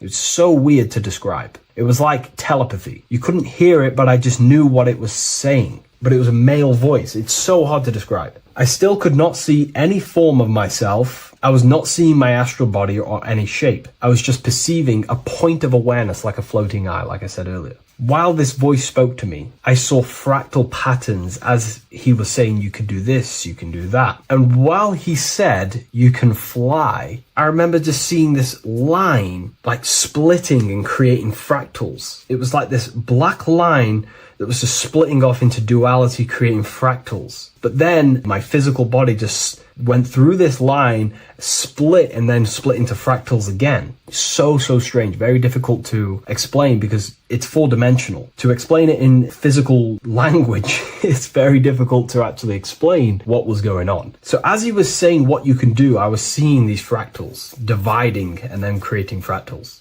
When he says you can think things into reality or something along them lines, my awareness just did a full 360 as if I did a backwards flip. I had no conscious control over this. That's something that you later develop as you keep having these out-of-body experiences. Your first out-of-body experience, you probably won't be able to control what's going on, but you will have an out-of-body experience if you seek them. I could see all around as I rotated. I looked all the way down and then back to my original angle and point of awareness. During that rotation, when I started to turn upwards to do the backflip, I looked up and it kind of looked like the sun in the sky. It was very dark and gloomy. Now I know that was more than likely the lower astral plane because very dark and gloomy. And it was very kind of dense there. I looked up and I could see this. It was like the sun, but it was white, pure white light. And it was shining down over the astral plane. And that was the only light in that place. That's why it was so dark and gloomy there. And I then realized in that particular state, at that time, I thought that was God. I don't know what it was. Maybe it was, maybe it wasn't. Maybe it's the light of the higher mental plane shining through into the astral. But I looked up at it and I realized that was God. That was the source. That was the higher dimension beyond the astral plane, which is the mental plane. The higher astral planes and then the mental planes, the planes of thought. Then once I saw that, I was in complete shock. As I rotated backwards even more, I then get the view of seeing down, completely down, like a bird's eye view. And I could see like an old medieval gloomy town. It was dark, almost night, with very little light. The only light present was the light from above. The town was old-fashioned, gloomy, misty. I looked over it from above. Then the experience began to fade. I don't remember anything after that process. But I'll be honest with you, the process of leaving my body for the first time was extremely intense. The frequency, the energy were overwhelming but powerful. Letting go and choosing to have no fear was the key to that experience. Just to give you a little bit more wisdom on what I actually experienced now, what I realized what was happening, I now understand that the voice that I was hearing was not an external being guiding me. It was actually a higher aspect of myself, a part of my own consciousness that is not focused in the time space of the physical world. My physical mind is focused here in this timeline, but once I exited this timeline and focused elsewhere, the higher part of myself guided me towards that experience. This higher version of ourselves that we call the higher self is a higher dimensional being, but we're just unconscious of it. This being exists beyond our ordinary thinking mind. Our self exists everywhere in the universe, and we can unlock higher versions of ourselves as we progress on our journey of awakening and self-realization. Because let's say right now, only 10% of your awareness is actually in the physical plane. Science tells you that 90% of you is actually in your subconscious mind. 10% of your awareness is your conscious mind. So there's 90% of you that your conscious mind is not aware of. But our conscious mind becomes so addicted with the physical world and distracted with the physical world, it just gets totally locked in with the physical. And we never pay attention to the hidden aspects of ourselves, the unconscious aspects of ourselves. And that's why everyone in the esoteric and occult space talks about gnosis, seeking knowledge of self. Gnosis is not knowledge, it's knowledge of self obtained through direct experience. So gnosis is about rediscovering who you truly are. And another bit of wisdom that I could give you from this is that the observer is the same observer that is observing this video right now. You're watching this video, but who is the one seeing the screen? Who is the one seeing the screen of your reality, of what you call life? There is an inner witness consciousness within you who experiences and observes your thoughts, emotions, and actions, experiences and observes the screen you call reality. And that witness also witnesses your dreams. When you shift your awareness from your time space of this body into your dreams, that same witness is witnessing your dreams. So when you meditate, connecting with this witness aspect of our consciousness really does help to excel the process of having an out-of-body experience. Because a lot of people have out-of-body experiences, but they don't understand what's actually going on. They don't understand the nature of it. But it's all mental. You move mentally in that dimension. You create mentally in that dimension. The same that you do in this dimension, but just on a quicker scale, because things manifest in the astral plane instantly as soon as you think of it. Just like the screen in your mind, you think of something, you have a screen of an object in your imagination. That plane, it manifests instantly, but down here, it takes a longer time for things to manifest and condense. Once you understand that thought rules the universe, thought is the creative force of the universe, you start to understand, these different dimensions and these experiences that you have. But really connecting with that witness consciousness, that part of yourself that observes everything, really does help with excelling the process of having an out-of-body experience, or mystical experiences, or lucid dreams. Because connecting with that witness consciousness just makes you more conscious. Even in your physical life, staying conscious. Most people aren't conscious. They think, feel, and act unconsciously throughout their day, and they unknowingly create their reality. Connecting with that witness consciousness allows you to actually stay conscious over your thoughts, emotions, and actions, because they are giving birth to realities. That's pretty much my experience, my first out-of-body experience. What that did for me was make me so much more confident and powerful. Most of my fears just disappeared overnight. The fears of death, the fears of unknown, the fears of that I had of things shattered, disintegrated, because I understood that I am eternal. No one can use death against me to control me, because I know I am eternal. I now take riskier actions because I know I am eternal. I know that I will never truly disappear or die. So it really, really does help you, and it gives you a lot of internal power, because no one can make you scared of anything. You should not fear someone who can hurt you physically. You should fear someone who can corrupt your soul. That is the worst thing. Who can corrupt your internal world, because that is what truly matters. So I hope this helps you understand out-of-body experiences. Hopefully this can help you move along in your journey. It's good to hear other stories, because this is exactly what I was seeking when I was researching this stuff. Maybe in the future I can share some more stories about my out-of-body experiences now I'm a bit more advanced. But yeah, please leave a like, comment, and subscribe on the video, and thank you all for watching.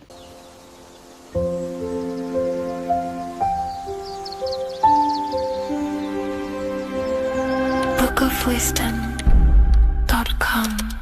Visit today.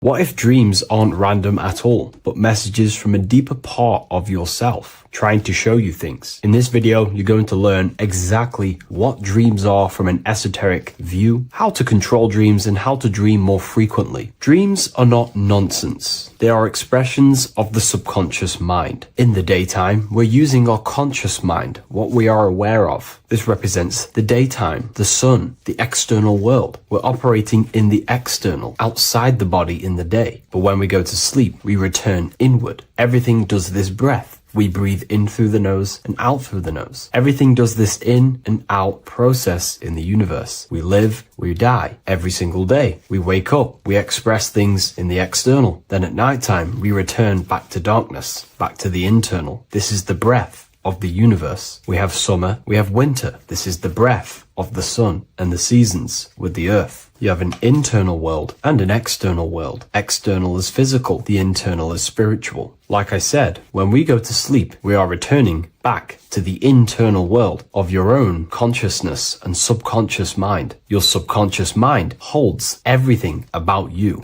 your memories, your traumas, everything you've ever learnt, your language, your name, your job, everything you identify with is stored within this vast network of the subconscious mind. It is your own personal consciousness. Therefore, when we dream, we return back to the subconscious mind, and we are in fact thinking, but in a subconscious way. The subconscious does not speak the same language as the conscious mind. The conscious mind uses language, thoughts, and all things that are very logical and very easy to understand. The subconscious is the complete opposite. It is very indirect, metaphorical, and symbolic. The subconscious communicates and works in symbols. Ultimately, symbolism is the language of consciousness. This is why in occultism and esotericism, it is filled with occult symbols, because symbols are used to communicate directly with the consciousness within, the subconscious mind, and the subconscious mind is ultimately connected to the collective consciousness. We are all connected and tapping into the mental plane, where we receive thoughts, ideas, depending on what we attune our mind to. That's why we call it a mindset. But getting back on topic, the subconscious mind is your own personal network. It is like a net, an interconnected web of your thoughts, memories, traumas, emotional blockages, and all the things you identify with and have experienced in your life is stored within this network. It can be seen as a web. One example of the subconscious mind using symbolism is this next story I can tell you. Let's say I was in a very traumatic car crash as a young child. I experienced a lot of emotional trauma in that car, and that deeply impressed my subconscious mind with that trauma of emotion that I felt. Therefore, every time I see a car in my external world, that car is now a symbol that represents the state of consciousness I was feeling in that particular time of the traumatic car crash. The car is a symbol for a state of consciousness within my subconscious mind. Just like when you see a word, that word triggers what you believe that word to be in your subconscious mind. Symbols are the language of the subconsciousness. Therefore, when we dream, we are basically seeing symbols of our own personal subconscious mind. Our higher mind, which is basically our subconscious, the higher version of you that exists beyond your human thinking mind, communicates using symbolism. The higher mind does not speak human thoughts, human language. It speaks the language of symbolism. Therefore, when we dream, every event, every person, everything that happens, and everything you see is your own personal subconscious mind materializing within the plane of the astral plane. This is a dimension that sits just above the physical world that everything is pulled out of. For example, look around you. Everything you see around you was thought, then imagined. Imagination is the astral plane, and this astral plane sits above the physical world. As above, so below.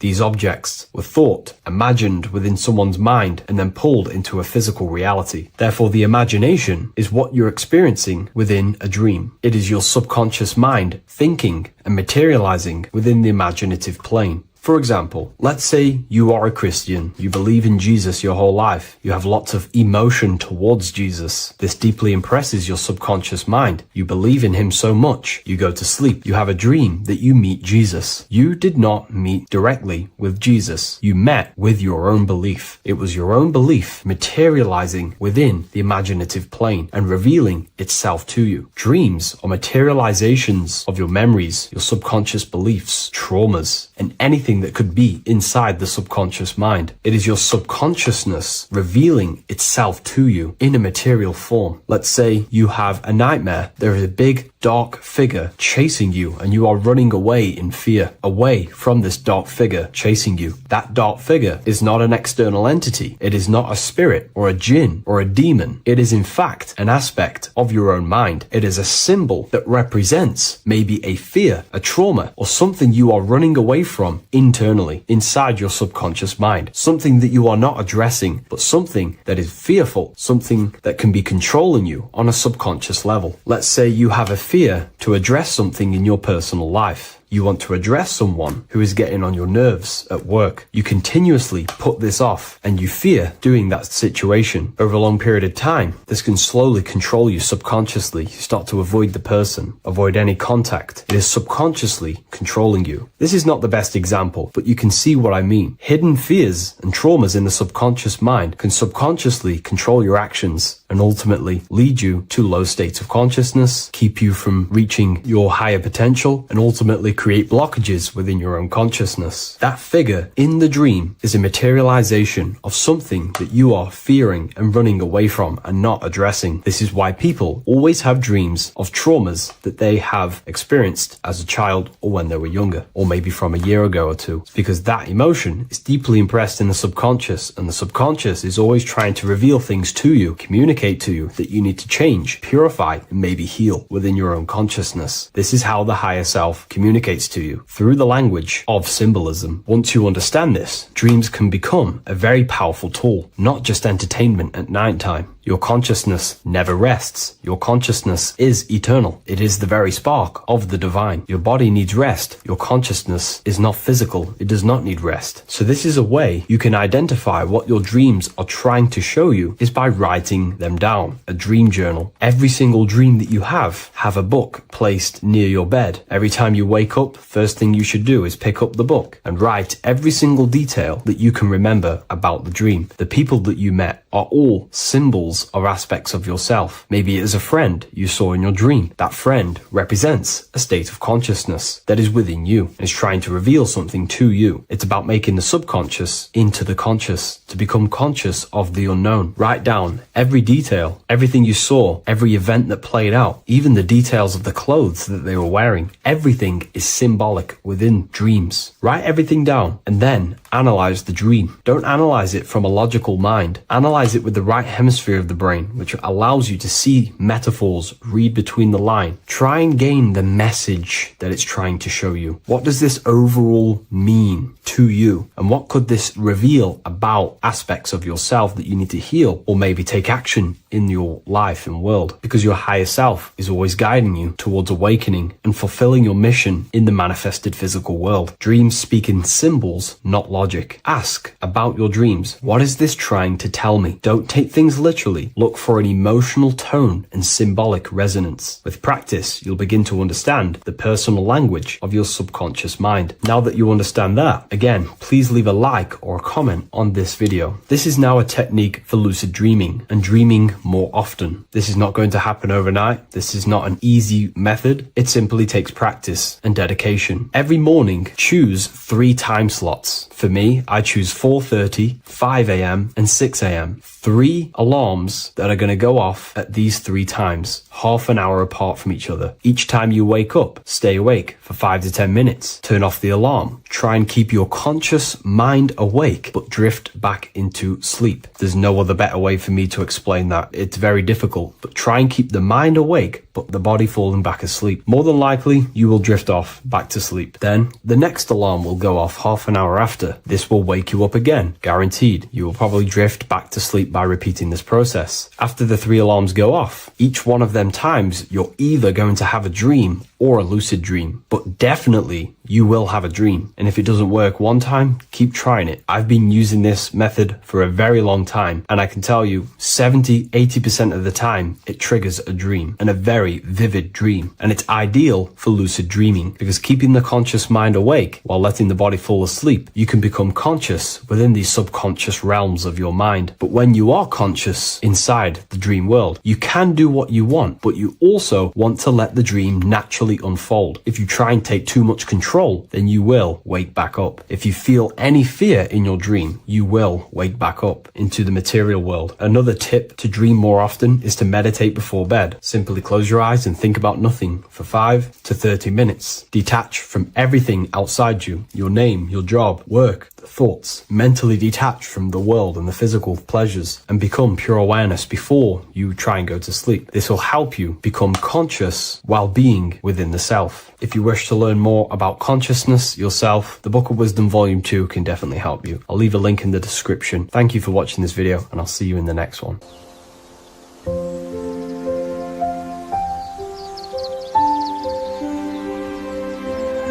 bookofwisdom.com. Visit today.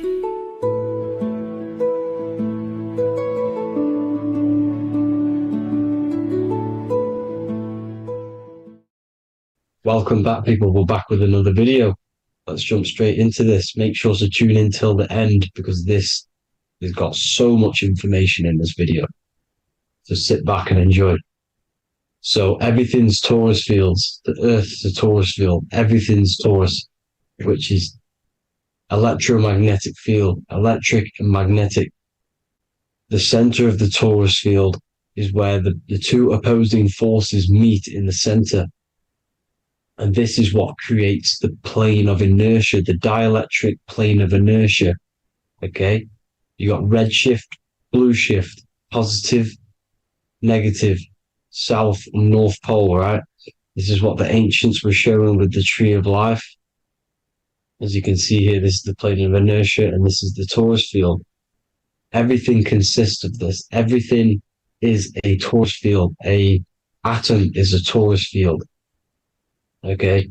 Now, the inertia is the 0 point. So this plane is a 0 point. It's the balance between two poles. Okay.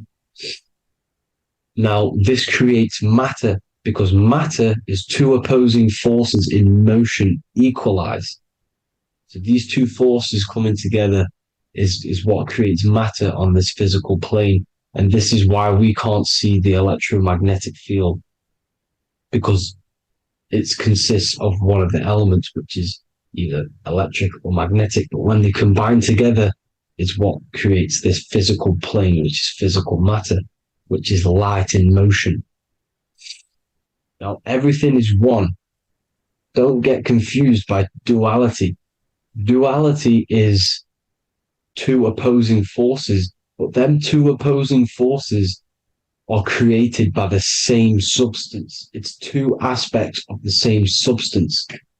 So, for example, water and ice are the same thing, you know what I'm trying to say, but it's two aspects of the same substance, because all is one. The whole universe is one. All goes back to the one, which is God, the creator, or magnetism, whatever you want to call it, because magnetism pulsates. Electricity has two poles, red shift, blue shift. Okay.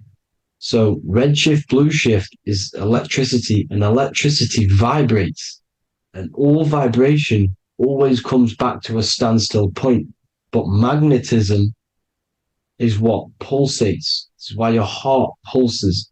You breathe, which is a pulse. This is the breath of the universe, magnetism. Now, this is why the earth is green, okay? Earth can be spelled heart.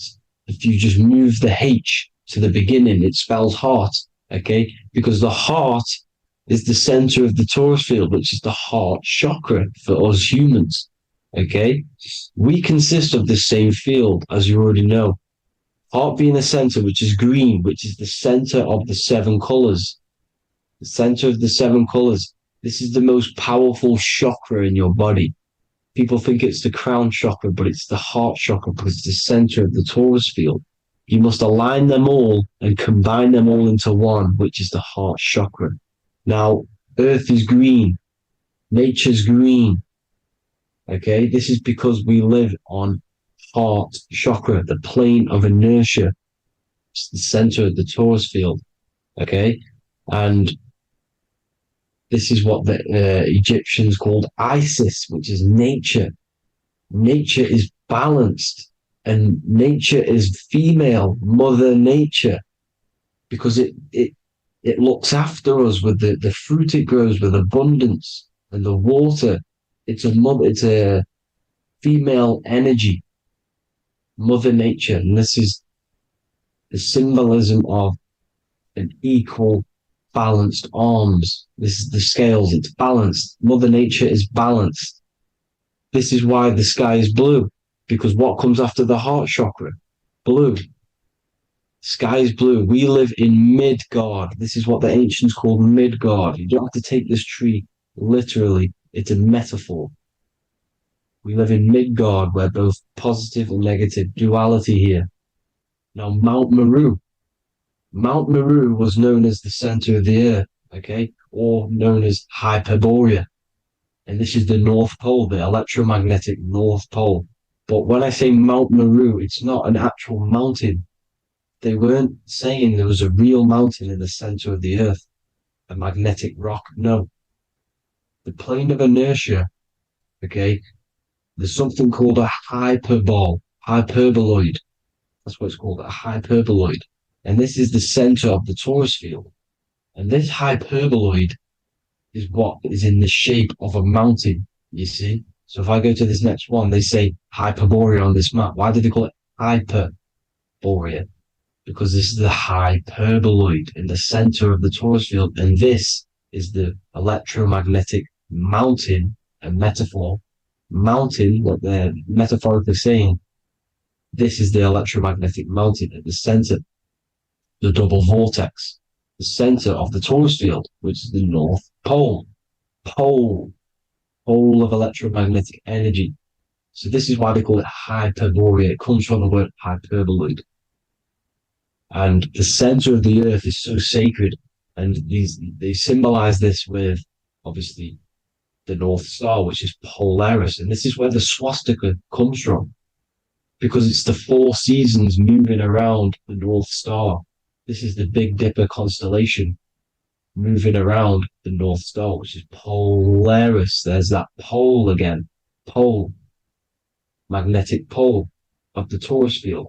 And this is where the green, emerald green, aurora borealis comes from. It comes from this center hyperboloid at the center of the earth, where the most electromagnetic energy is stored. The center of the plane of inertia, the center of the plane of inertia. This is the all-seeing eye as well. As you can see, they got the sun, the moon, this is the Masonic cosmos, the sun, the moon, and the all-seeing eye, because the eye is Polaris, the eye of the stars. It's all the big eye. Now, the eye means a lot more as well. It's not just that. There's different ways you can interpret symbols. Now, this is the emerald tablets. Deep in Earth's heart lies the flower, the source of the spirit that binds all in its form. Okay? The flower of life is thine own place of thine spirit, and stream through the earth as thine flows through thy form, giving off life to the earth and its children, renewing the spirit from form unto form. This is the North Pole. This is what he's talking about. He's talking about the aurora borealis. Aurora borealis. It's the Earth's aura. Emerald green. Heart chakra. Plane of inertia. Green. Earth. Heart. You see? All related. Now, there's many symbolism of this. So much symbolism of the ancients. The 7 layers of heaven. 7 layers of heaven, which are the 7 planets. Okay? These planets are the solar system. It's the solar system because we are the soul. We are the sun, the soul. And we're inside of a solar system, which is the 7 planets. That's why there's 7 layers of heaven. Okay? The rings of Saturn, the rings of the planets are moving around us. Okay? So this is what the ancients were depicting in their cosmology. Now this is the Hebrew cosmology of the earth. This is the Mayan cosmology of the earth. You see, it's all an enclosed system. We live inside of a giant torus field. All is atum. It's what the ancients said, ancient Egyptians said. All is atum. Atoms are torus fields. Don't be tricked by the modern science today with the current model of an atom. It's completely wrong. They're hiding the torus field. They're hiding the electromagnetic field, which is in everything. Absolutely everything is in motion, and motion comes from this field.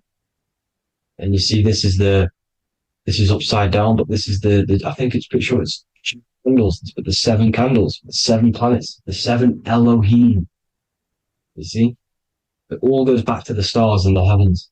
Now, this is how the earth really works, with the stars on the outside of the cosmic egg, and then the torus field spinning around the sun and the moon, the positive and the negative charge. The sun gives you energy, the moon takes your energy. The moon controls monthly cycles. Moon is mon. This is etymology. Mon, month, money, demon, monster. Stir is star, moon star. We are all stars. Youngster, minister, superstar, Hollywood star.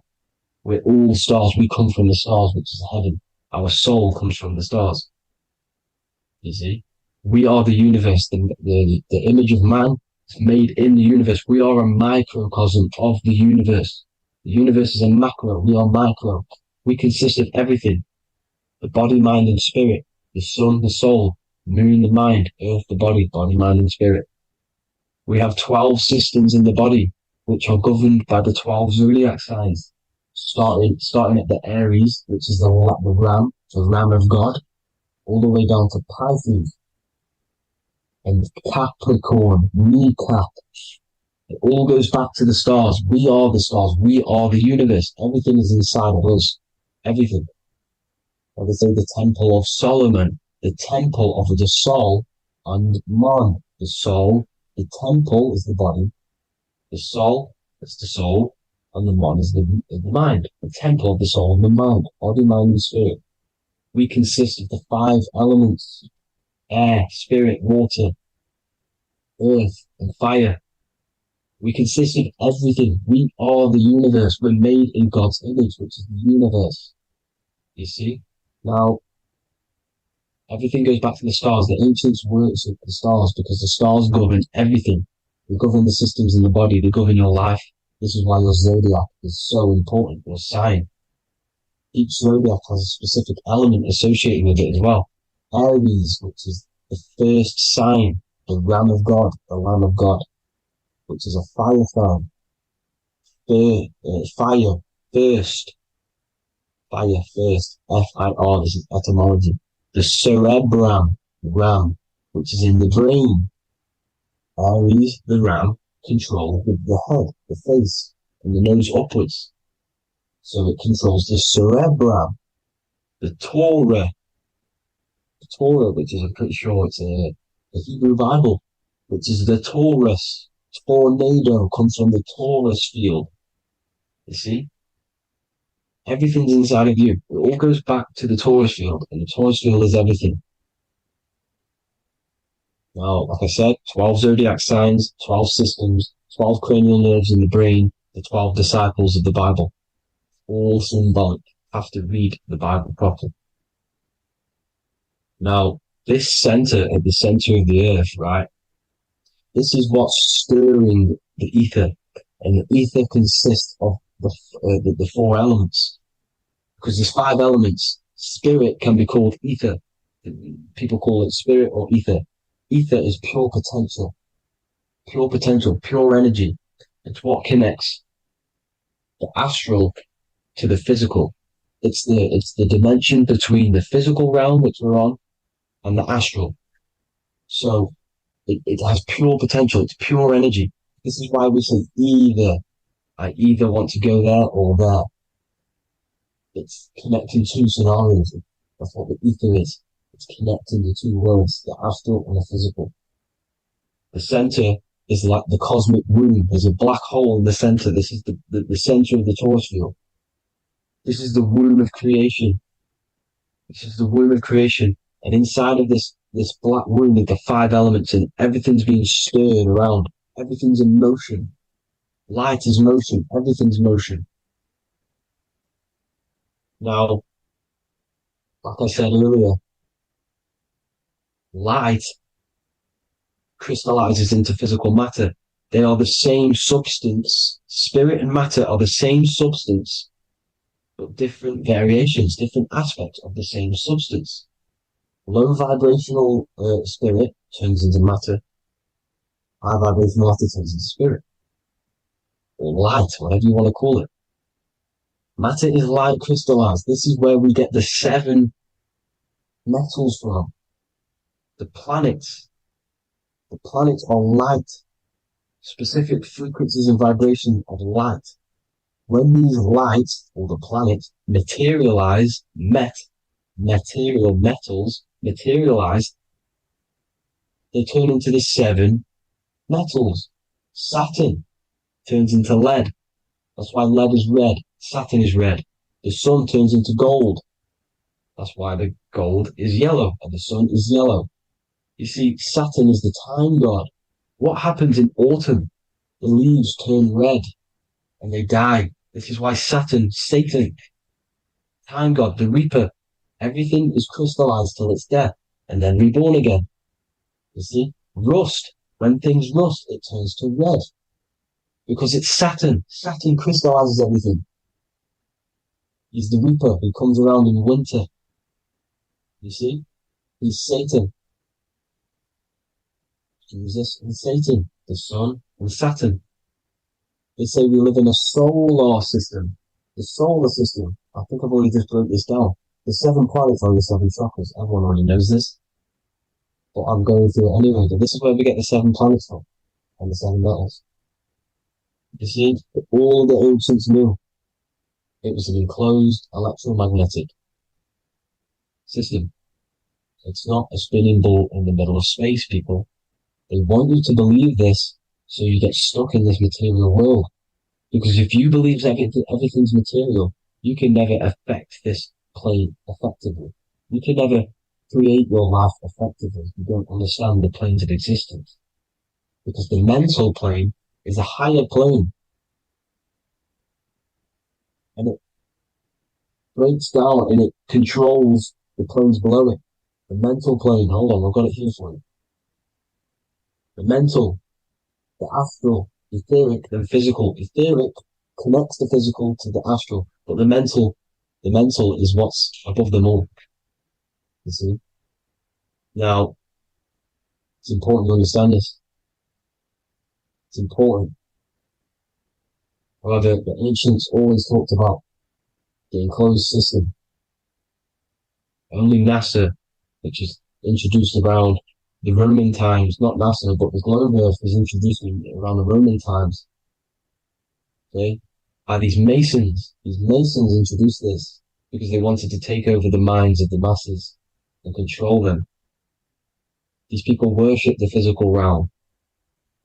They know how it works. They know the ins and outs of it. They know how to do the magic. They know how to do it all. They understand it all.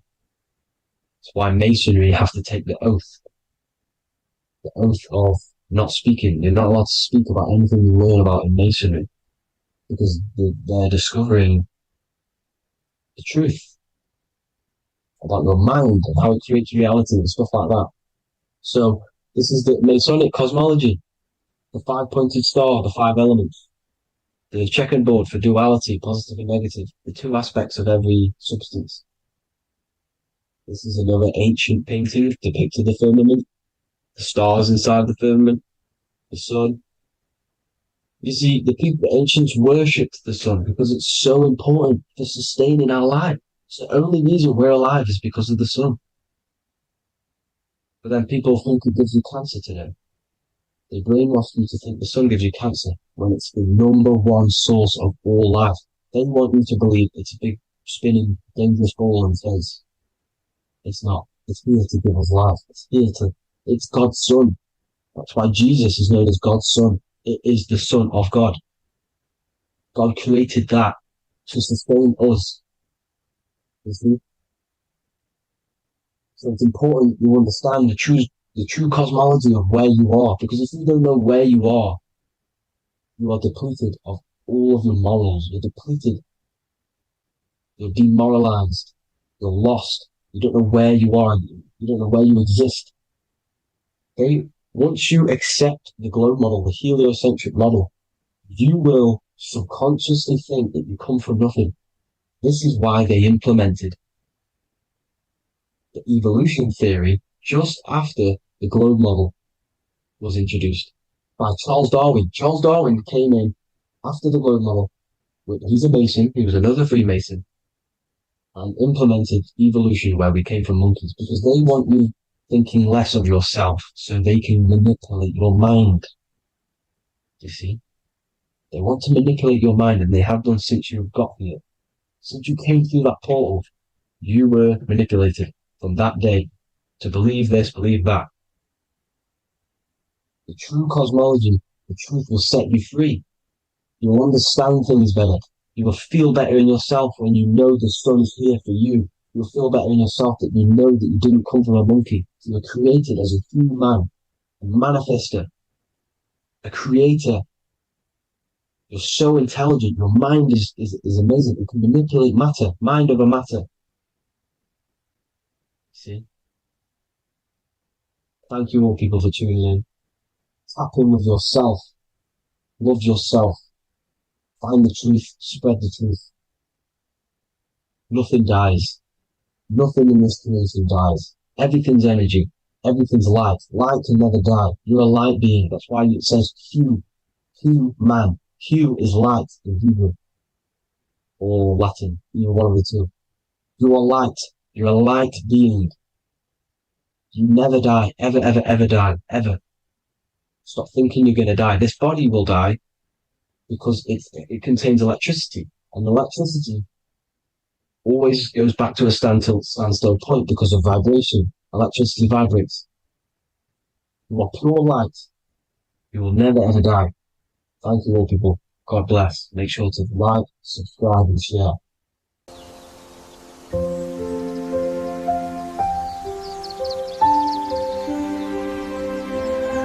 bookofwisdom.com. Visit today.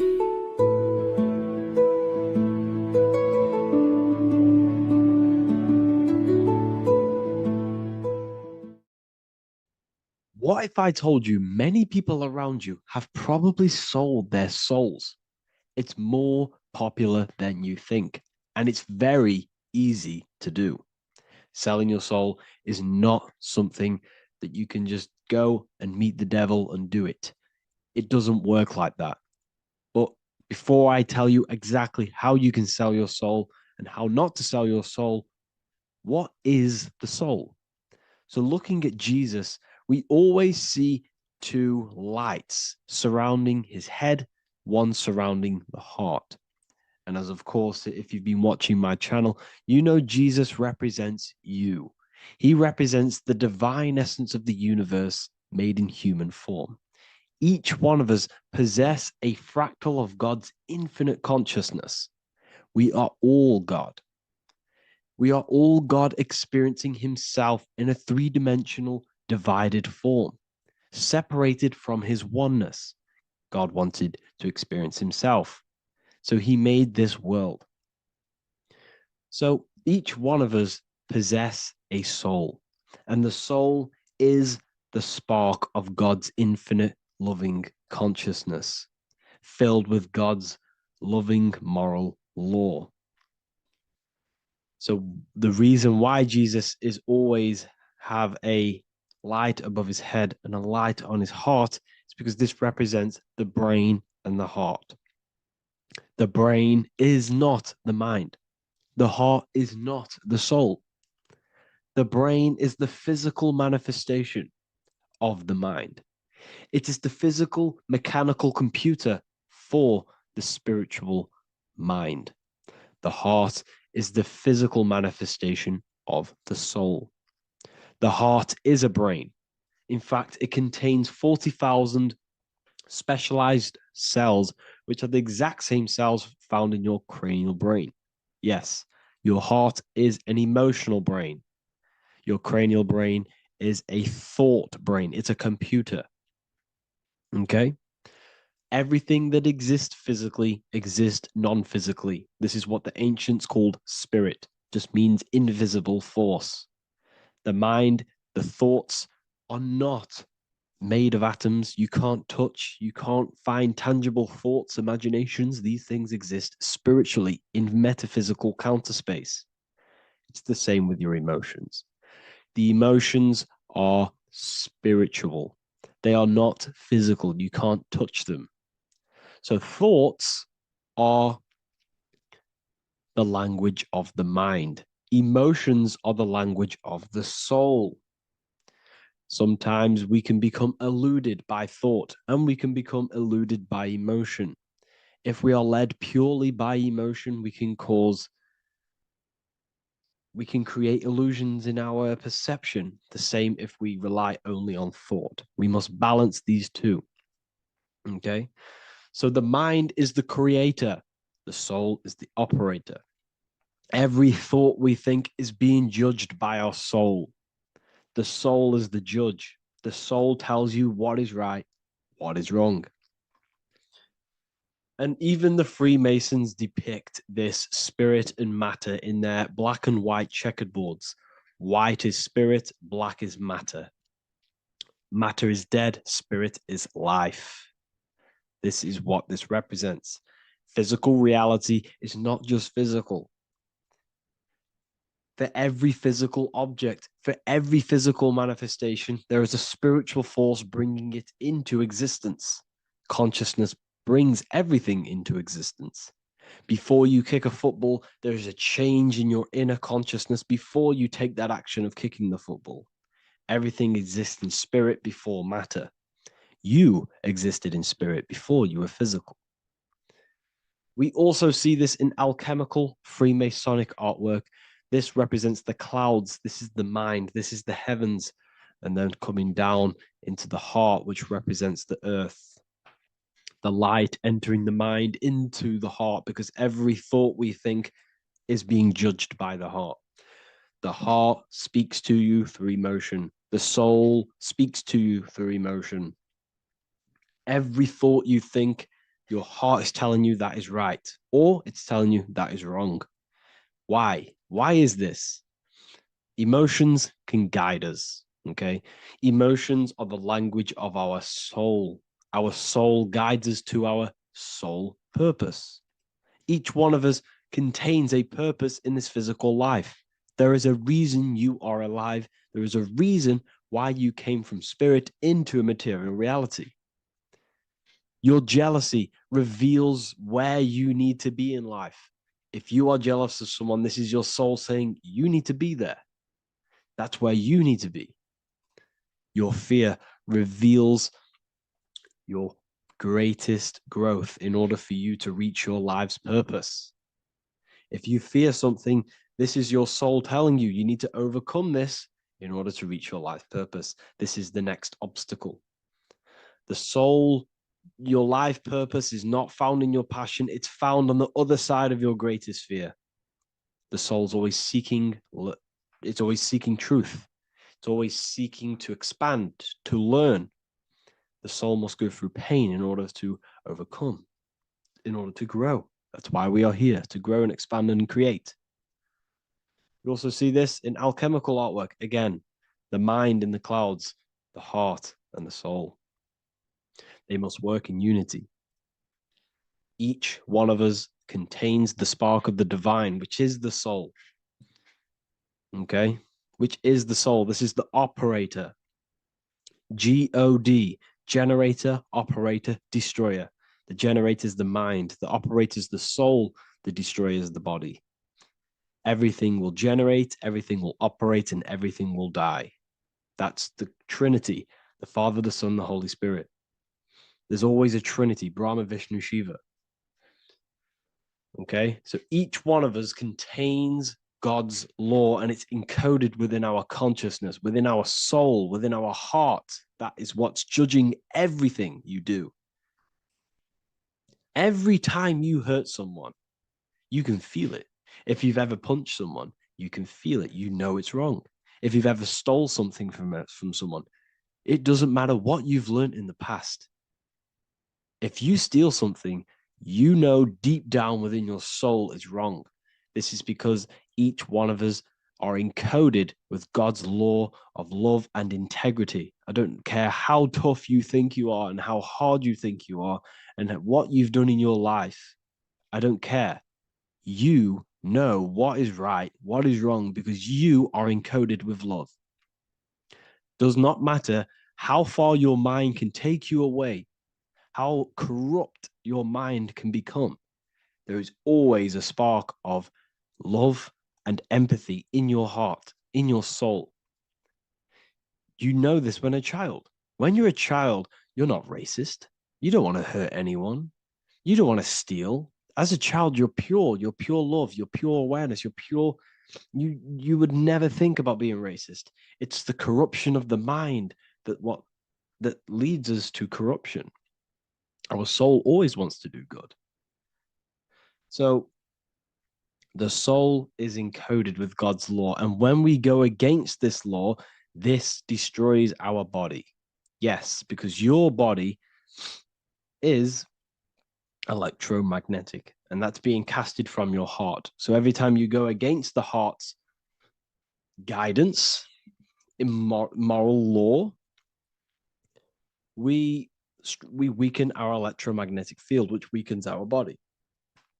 If you've ever looked at someone who's very negative, you can see them. You can see that they are aging quicker. You look at Scrooge, for example. If you ever watched Scrooge, look at how corrupt he looks. That's his heart. You can see the people's hearts on their face.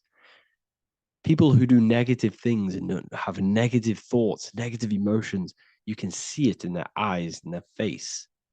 It's because it corrupts you. It corrupts the body. It ages the body. Goodness is life. Okay. So can you sell your soul? You cannot sell your soul physically.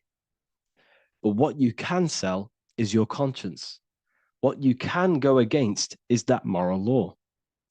And you can exchange physical material things such as money, fame, cars, houses, business, in order for you can exchange that to go against your inner dialogue.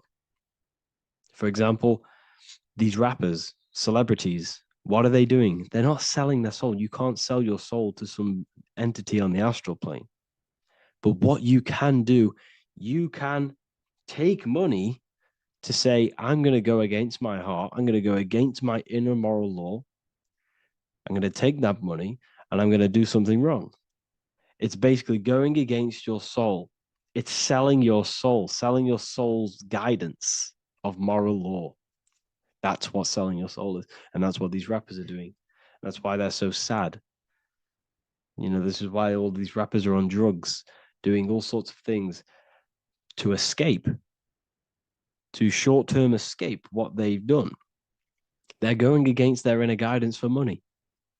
And yes, short-term pleasure may be happy for now, but in the long run, it will leave you feeling voidless because nothing material can ever satisfy your soul. Nothing.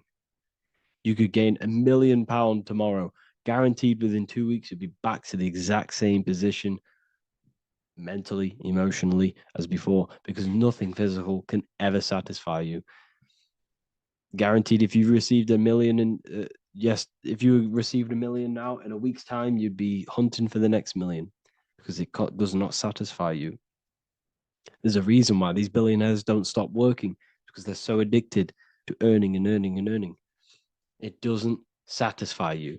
The only way you can satisfy yourself is through Christ consciousness, is through self-love, is through loving thyself, knowing thyself, and becoming balanced internally in consciousness instead of seeking external validation through material things, which end up leaving you feeling voidless, empty inside, and sad and depressed and anxiety. Everyone's looking outside of themselves for validation, when true validation comes from within. True satisfaction, true happiness comes from within, reaching Christ. Christ is a state of being, a state of consciousness that we must cultivate within ourselves so we can live a happy, balanced life. You can have all these material things when you're satisfied inside, but don't rely on them. Me, I enjoy material things, but I don't desire them. I don't chase them. I don't rely on them for happiness, for validation. You can have big cars. You could have your favorite watches. You could have Lamborghinis. Yes, it's fun, but don't let it give you your happiness. As long as you're happy on the inside, it's okay to have these things. You should seek balance with your inner world and outer world. Okay, so this is what they are doing. Rappers, celebrities, actors, Hollywood. This is what they've done. They've exchanged their inner integrity, their inner law, their inner moral compass for exchange for material wealth, fame, money, and cars. That's what they've done. And power. It corrupts you. They slowly corrupt you. So yes, you cannot sell your soul. And if you wish to learn more, I'll see you inside Ethereal University with my community, where we are learning every day to master ourselves, to expand our consciousness. If you want to lucid dream, astral project, master yourself, create the desired reality you want, learn about human consciousness and your full potential, then Ethereal University is for you, and I'll see you inside. The link will be in the description. Thank you for watching.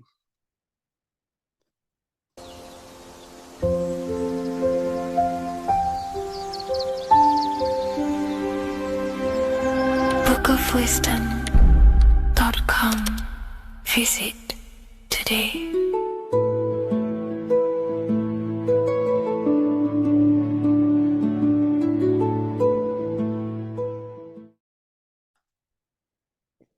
In this video, you're going to learn exactly what Christ consciousness truly is and how to cultivate this into your life so you can live a better life, create the things that benefit yourself and humanity, and ultimately to bring heaven on earth. This is the true way. If you're familiar with my work, you know that, I'm pretty much obsessed with symbolism. Symbolism is such a massive topic, and it unlocks profound ancient wisdom that is hidden behind these layers of symbolism of the ancient paintings, symbols, and texts. So I was going through some Christian artwork and I came across this painting. It's a well-known painting called The Sacred Heart of Jesus. And it just blew my mind. What this is revealing about human consciousness and Christ consciousness, which is what Jesus represents. If you're not familiar with Christ consciousness, you should definitely do a bit of research on that. But I'm going to explain it today in detail. So when we look at this painting, we are looking at symbolism. We're looking at consciousness, a state of being, a state of living, a way of thinking, a way of feeling, and a way of acting in the world. As I've said this many times, we're all creators. We all create and generate reality. And you don't just have your personal reality, you have a collective reality. Your reality is affected by the collective consciousness. Depending on the collective consciousness's understanding of reality will also affect your life. We have a collective life and a collective experience. So Jesus in this depiction here is in a way showing us instructions to reach Christ consciousness, whether you see it yet or not. But I'm going to decode this for you. And your mind might be blown after watching this.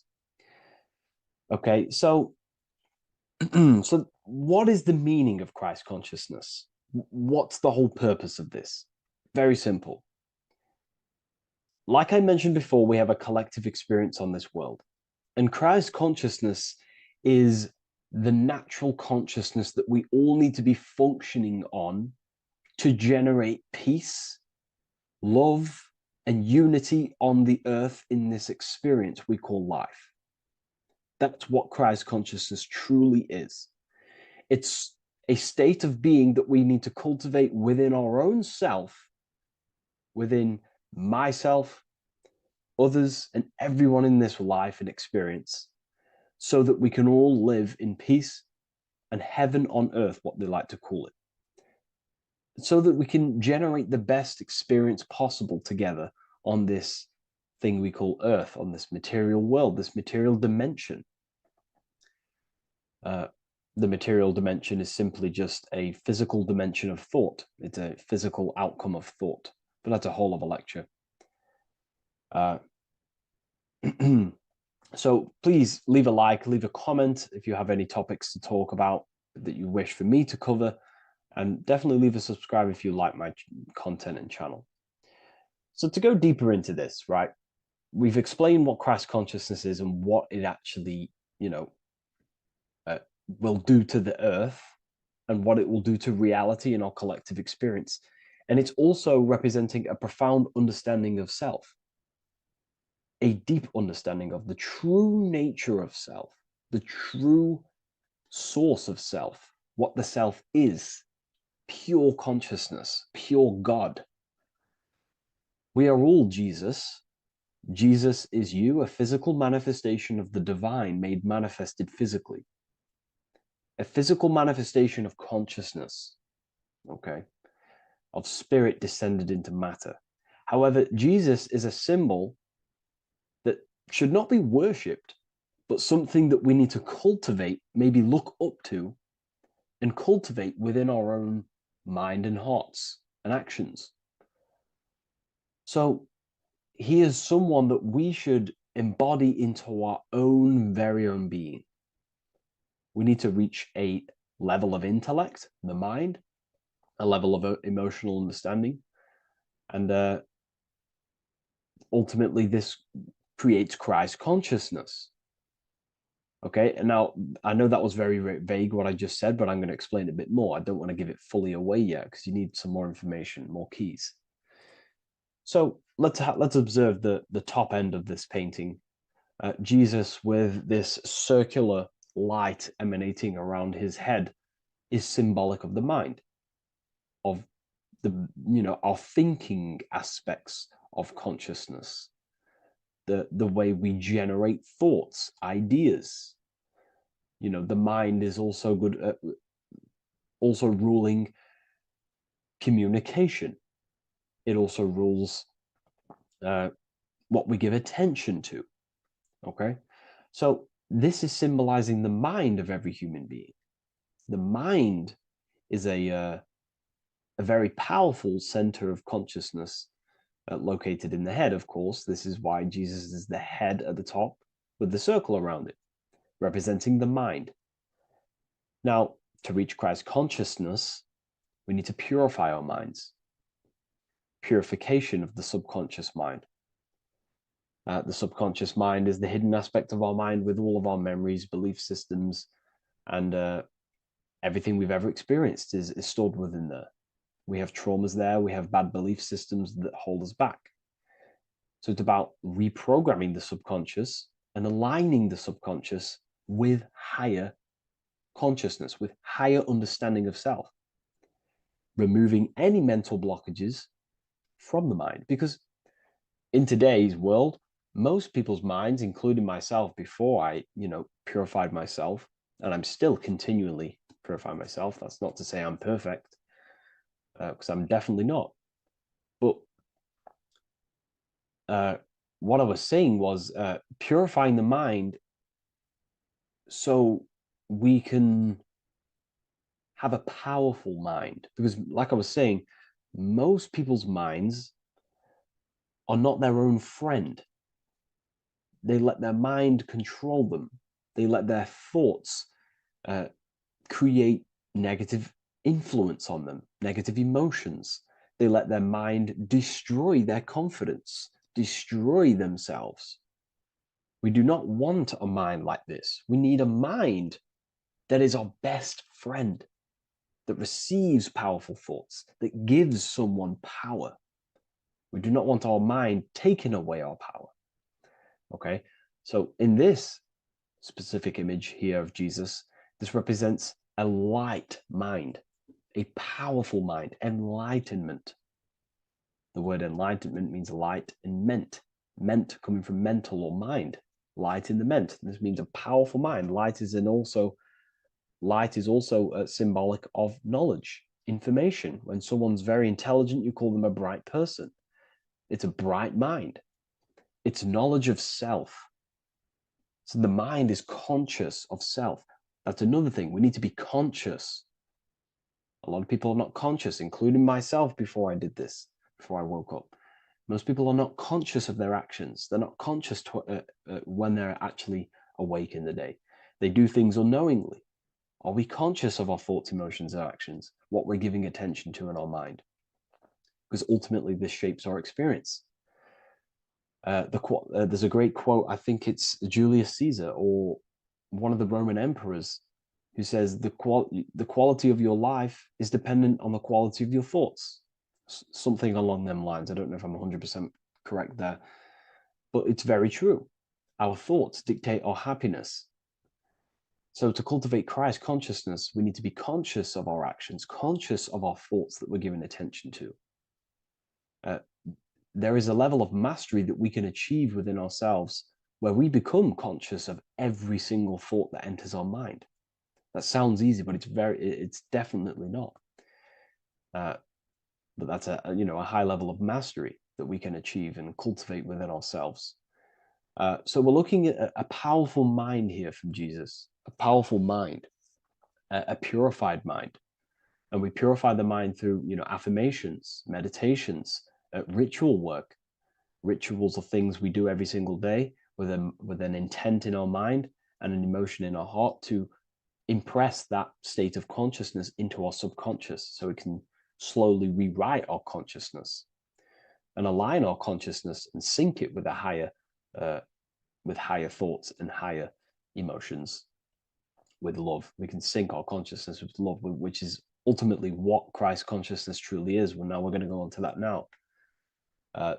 So we've gone over the mind. Now we go over the heart.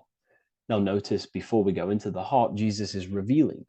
He's pulling back the robe, symbolizing opening the heart, revealing the heart, revealing the soul, the light of the heart. Our authentic self lies in the heart. Our pure intentions, our love, our soul needs to be shining through our heart. And our soul is unconditional love. Now, that's not to say that we can get corrupted hearts. We surely can have corrupted hearts, for sure. We can love sick and twisted things, and that's evident in today's world.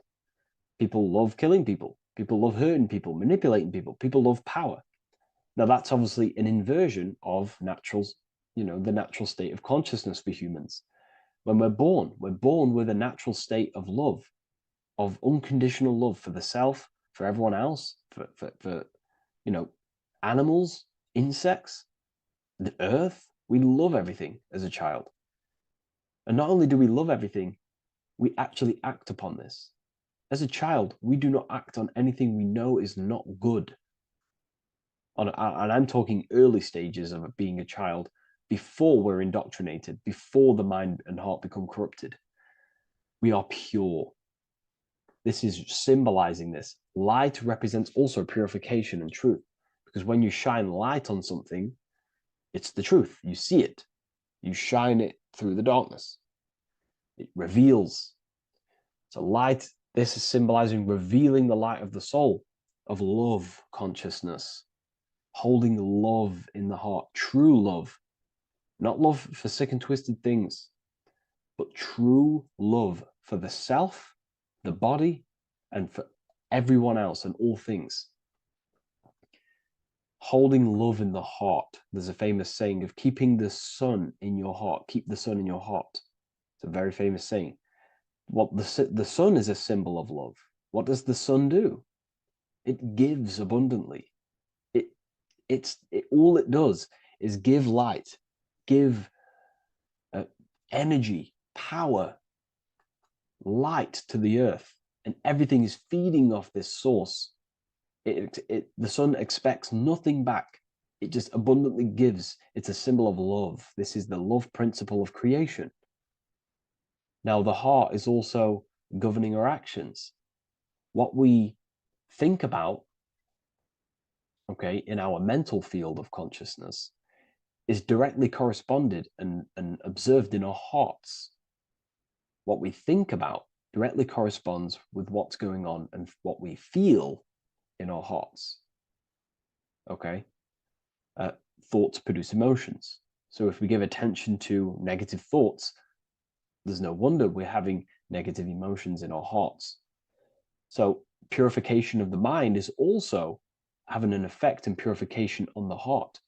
Because when we purify our thoughts and only give attention to powerful thoughts and positive thoughts that uplift yourself and humanity, then we're going to also see this change in the heart, see this emotional change in our consciousness. So this represents the purification of a purified heart, the light emanating around the heart.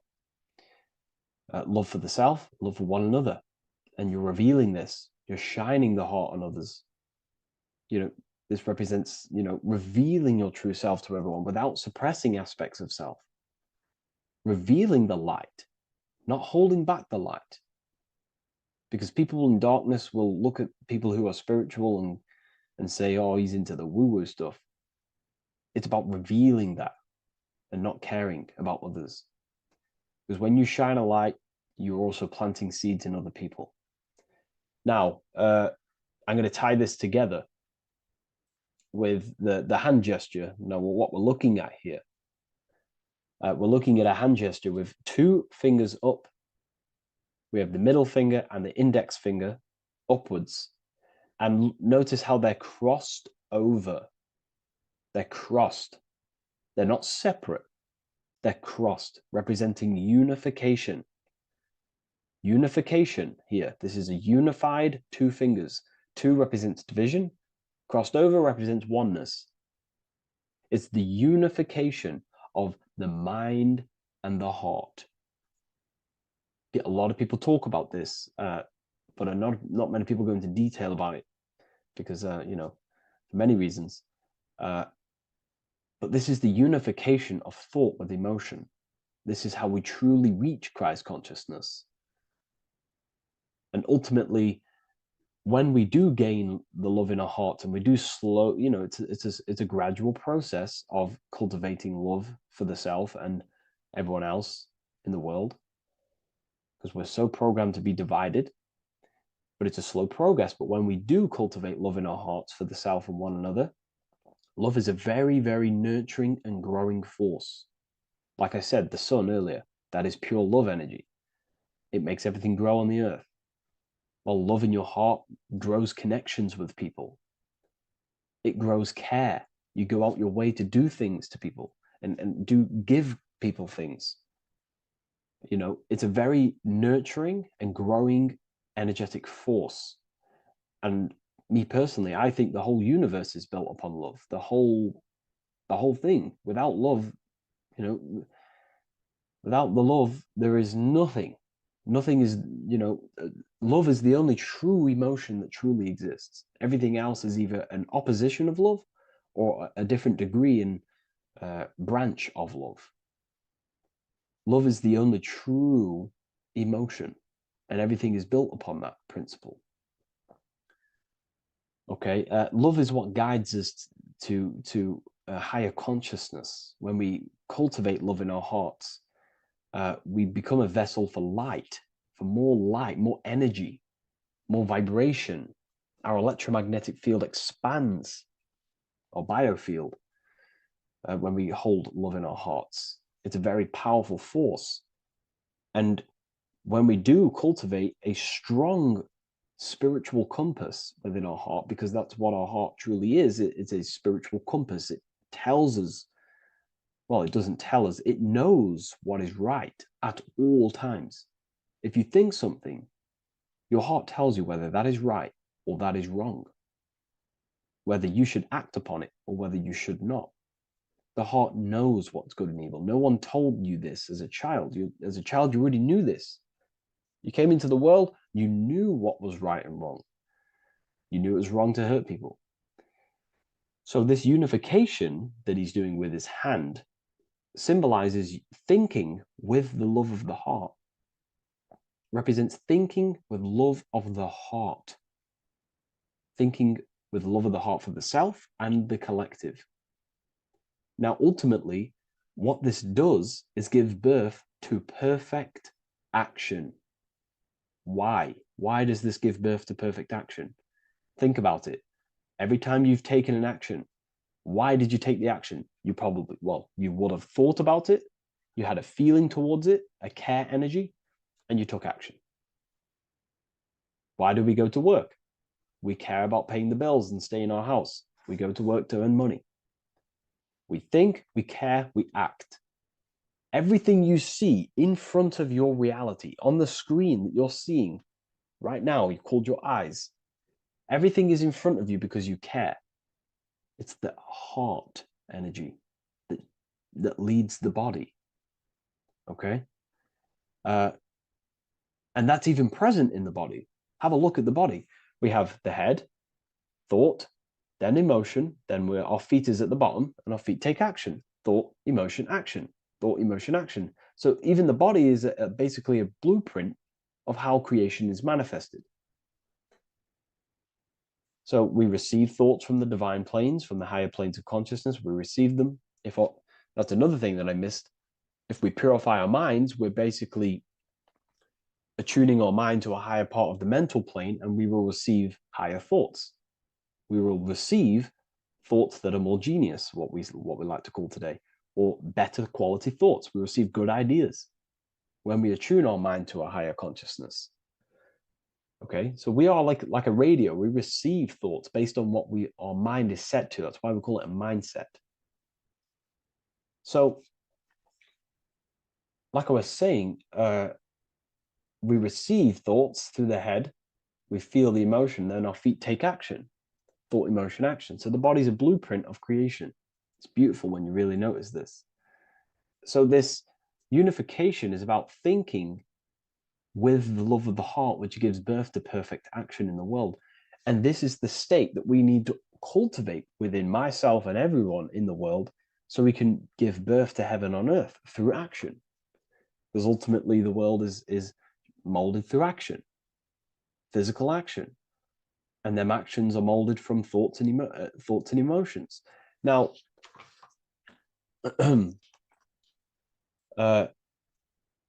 just to have a little announcement, I am now opening 10 more spaces inside my Symbolism Masterclass. With 10 more spaces, you're going to learn about a lot more about symbolism. It's very affordable. I'll leave the link in the description if you wish, if you care about gaining more information and learning the ability to read symbols. So, what is the inversion of this? What is the inversion of this consciousness? Well, that's what we call satanic consciousness.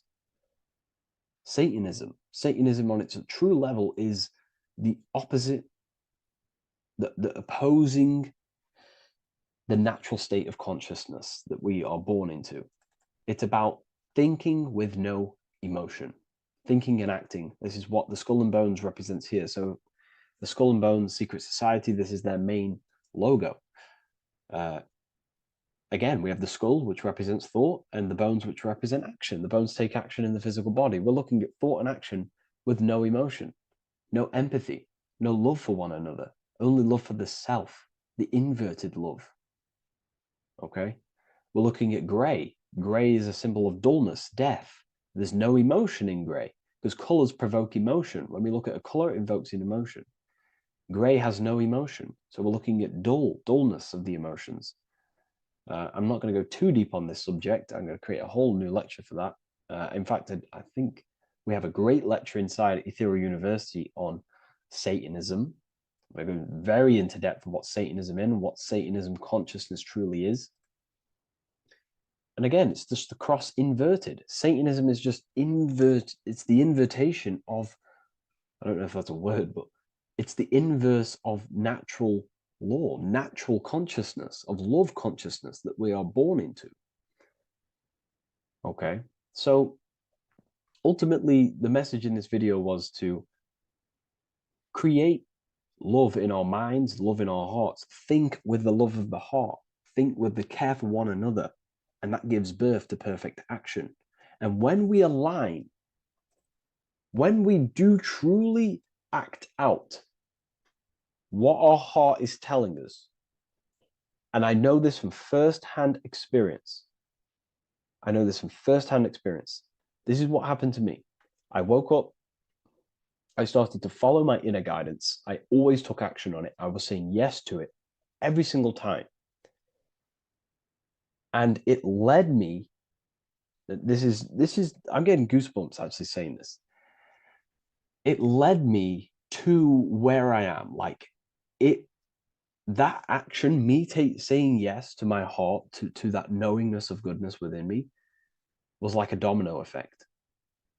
And that domino effect, every time I did it, it was just opening more and more doors, not physically, but mentally. I was receiving more information. I was receiving more opportunity physically. My work started to explode on social media. Like, when you follow your heart and truly take action on what you know is good, it's like a domino effect that leads you step by step to where you're meant to be. And it's so profound and it's so, beautiful. And I'm telling you this from firsthand experience. This is ultimately how you kind of unlock your purpose in this physical world as well. So not only is it going to create a better world, it's also unlocking your true soul form and soul purpose while you're here. It's very beautiful. So I thank you, everyone. Please leave a like, comment, and share, and subscribe to the channel. And I'll see you all inside Ethereal University if you decide to take your studies to the next level. Take care.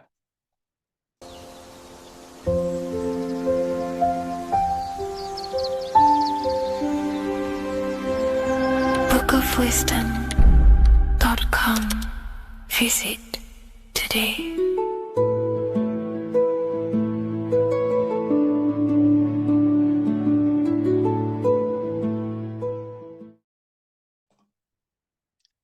So this is known as the Bag of the Gods.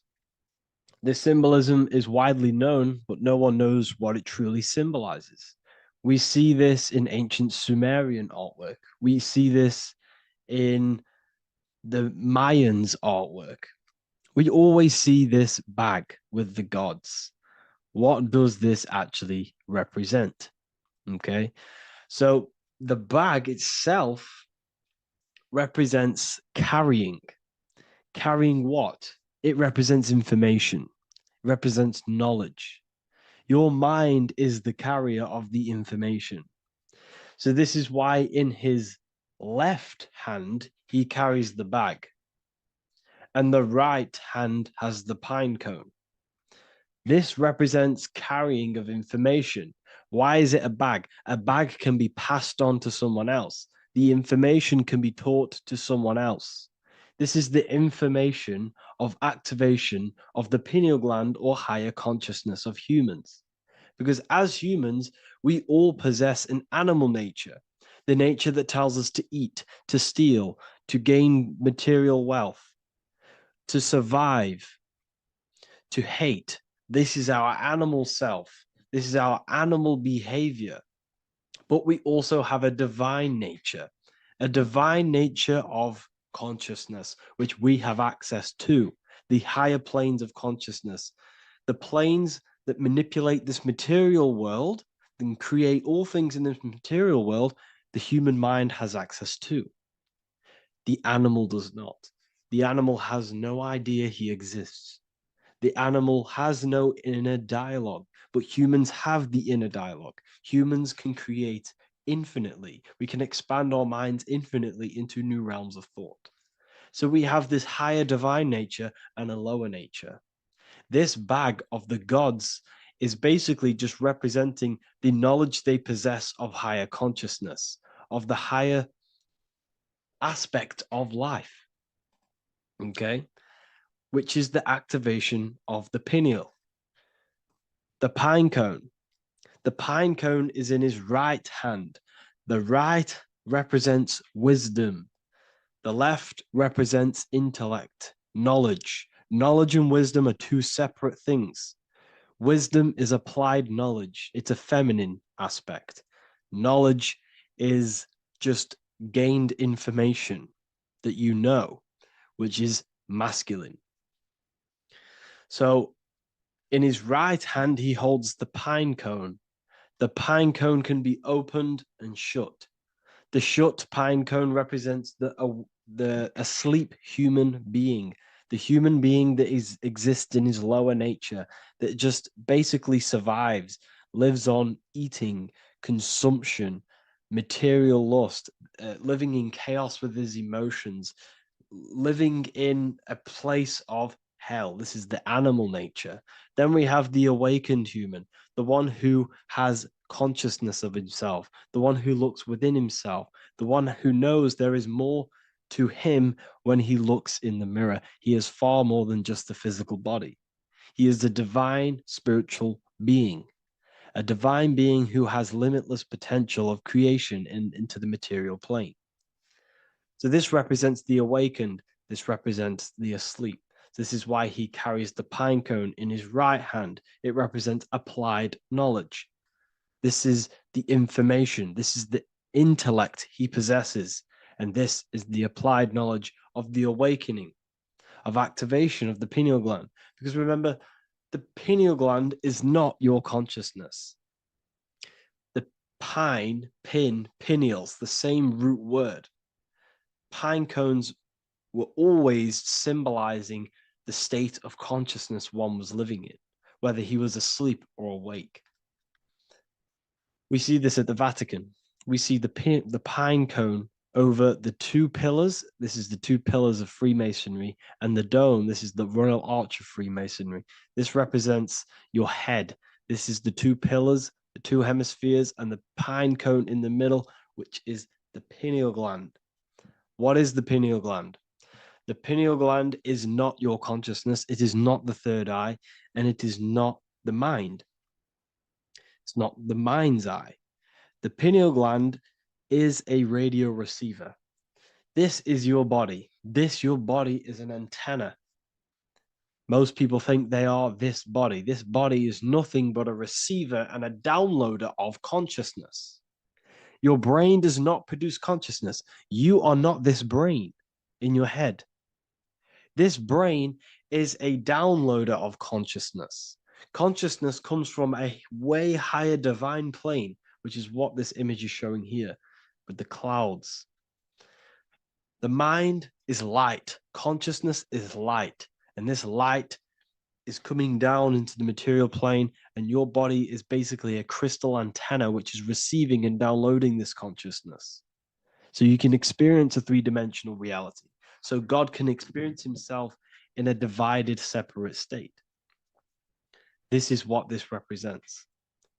Now, the pineal gland can be activated, okay, and stimulated, because the pineal gland has physioluminescent, crystallized, jagged-shaped cells on it. And obviously, these are crystals. Crystals are on your pineal gland. And what do crystals do? Radios use crystals. Your phone uses crystals. They tell you that crystals are woo-woo and pseudoscience because they don't want you to know the power of crystals. Your body is basically a giant crystal. Your pineal gland is a radio receiver for your consciousness. So if they can ruin your pineal gland and damage it, this will damage your connection to the divine, to your true self, to consciousness, to God, whatever you want to call it, the source. There is all one source consciousness, and we're all collectively connected to it. And this is our connection. This is our antenna. So what a radio does, a radio has an antenna, and the frequencies are all around us because all the radios are playing in your ear right now. But what the antenna of a radio does is tune into a specific frequency to pick up that frequency and play that frequency. It's the same with your consciousness. You're all a fraction of God's consciousness. So that is essentially what we are looking at here. We're seeing knowledge, intellect in the left hand, and applied knowledge, activation of waking up to higher consciousness, to the higher human form. Because we can reach beyond our physical form. We can turn our animal self into a divine being, into one of these so-called gods. These gods are nothing but human beings. The Anunnaki were not gods. They didn't come from the sky. These are normal, regular human beings who activated their higher consciousness. This is what we have here. This represents spirit. Birds represent spirit. So do we have any questions? I'll take some questions now. That was just a short lecture on what that symbol truly means. Okay, so if we have any questions, feel free to go ahead and ask some questions. Anything that you don't understand, anything that you want to know. Okay.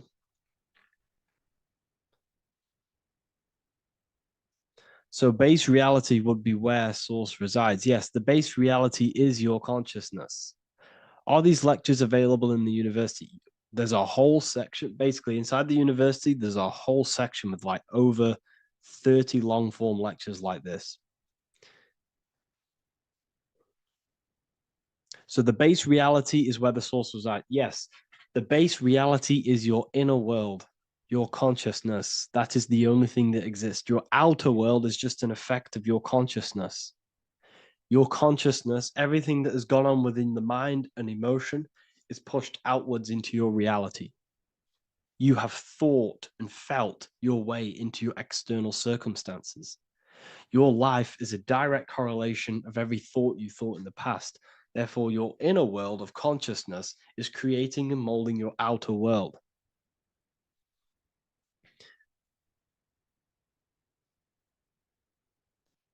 The best way to keep connection consistent, the best way to keep your connection to the divine or the higher planes of consciousness is through meditation and through imagination. Imagination is the fourth dimension. It is the astral plane. That screen that you have in your mind is not a physical screen. That is the divine plane of the astral. And this is essentially where all objects of this material world comes from. The phone that you are holding, the laptop you're watching this on, whatever you're doing, every single object you see in your room that you are in right now began inside of the plane of imagination. This is not a physical plane. This is a metaphysical plane that you have access to. And you have the ability to bring down this plane into physical form. That's what we call manifestation. That's what the ancients called magic. This is what we now call in science metaphysics. It's all the same thing. So yes, you all have access to the divine planes. Unlike animals, this is why humans are so advanced.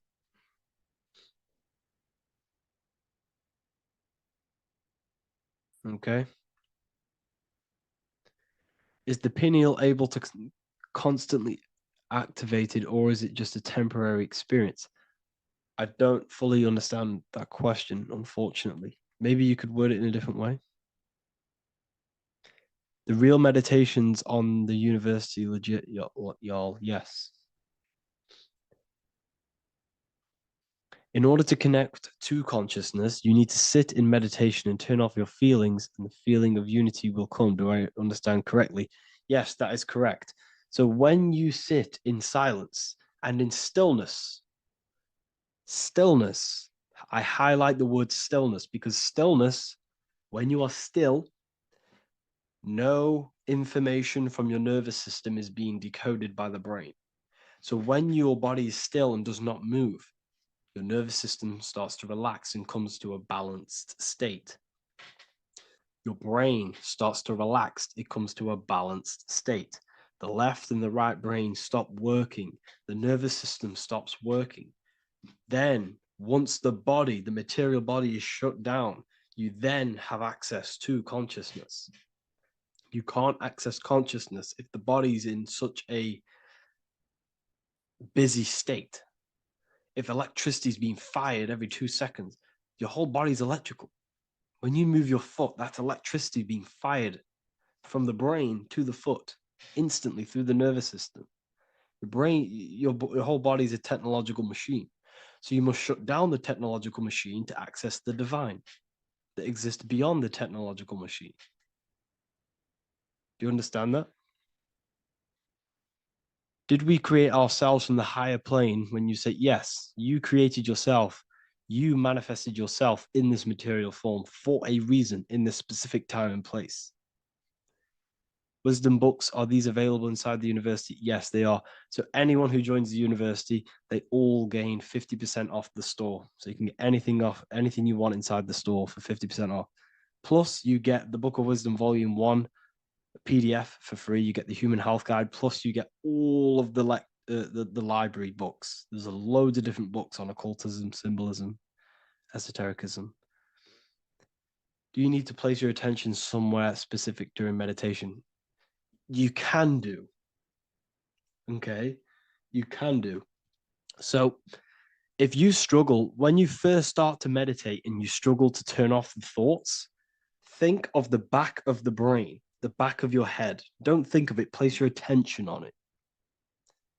Okay, so when you place your attention on the back of the brain, this now shuts off thought because the back of the brain doesn't have any activation to do with thought. The front brain does, the neocortex. That's all to do with activation of thinking. So place your attention on either the back of the brain or your breath. What's more important, creating yourself or finding yourself? It's balance of both. So in order for you to create fully, you must have awareness of self and awareness of thought and control over the mental dialogue, the inner voice inside of you. Okay. When you control that inner voice, that is when you gain power. That inner voice is what brings commands into physical reality. Before you kick a football, there is a change in consciousness. There's a decision made in consciousness before the body takes the action. Therefore, every physical manifestation is a change of inner consciousness before it's a physical reality. You can have the reality you want through consciousness before physically having it. That's the secret to creating. But you must believe it like you know the sun is going to rise in the morning. That's how much you should know that you have that reality in consciousness through feeling and thought and imagination. And that's how you can truly create in your reality. Shrooms help with consciousness or ego. I can't really talk about that because I'm maybe uploading this to YouTube, unfortunately. But we need to clean our pineal gland first from calcification. Yes, definitely. You should go on a detox the body. Because you can't really connect with consciousness if your body is in such a dirty state. Because the brain is, your nervous system is in a state of fight or flight, trying to fight off all these toxins.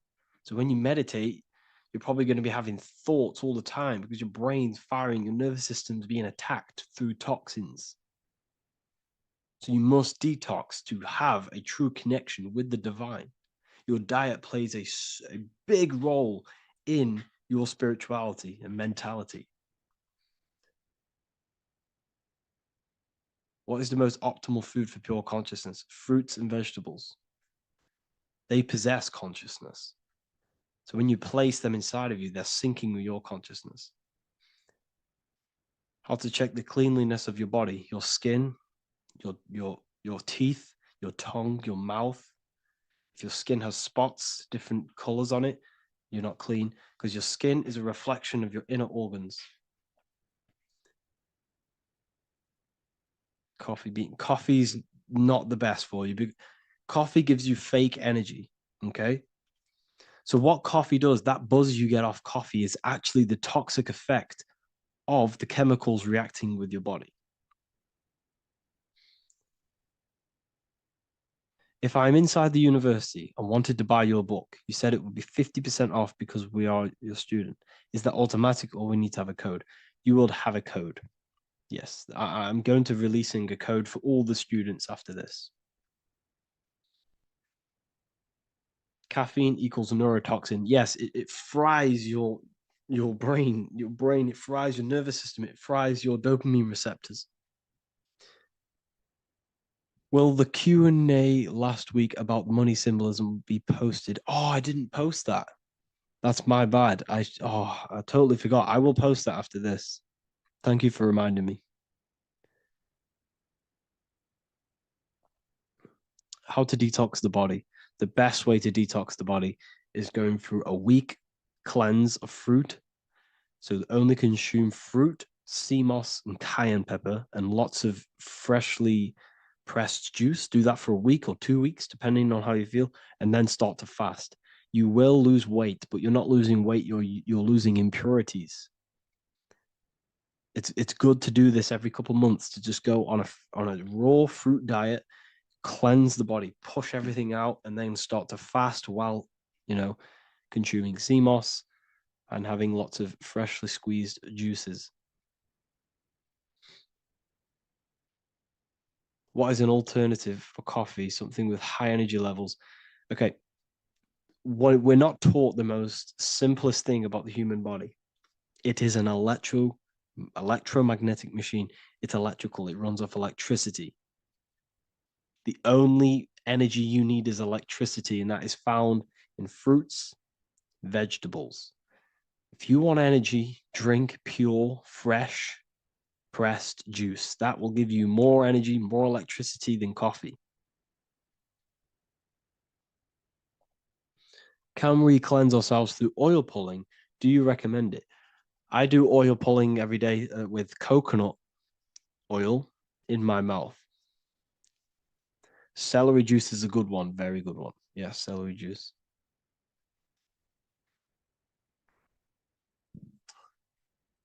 Any more questions? What kind of music do you listen to when lifting? For me, rap, hip hop push me work harder, but I know it's terrible for my subconscious. Yes, very. At least you're aware of it. You should be definitely try and stay away from the hip hop music.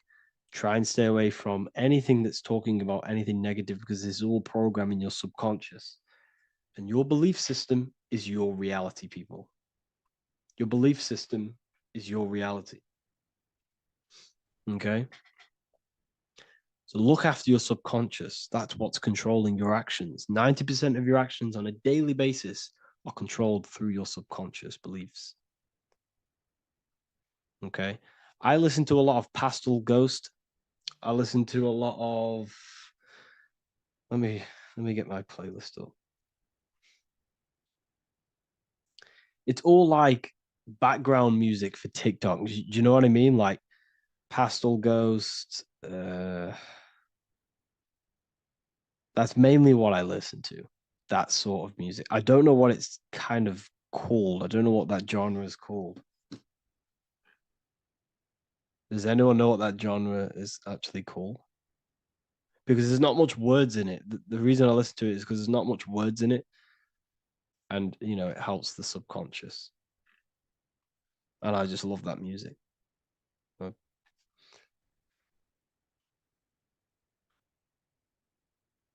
Like lo-fi, yeah, a bit of lo-fi.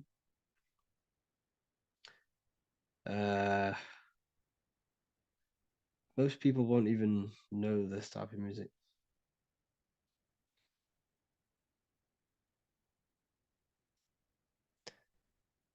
Can you tell us how you use cayenne pepper?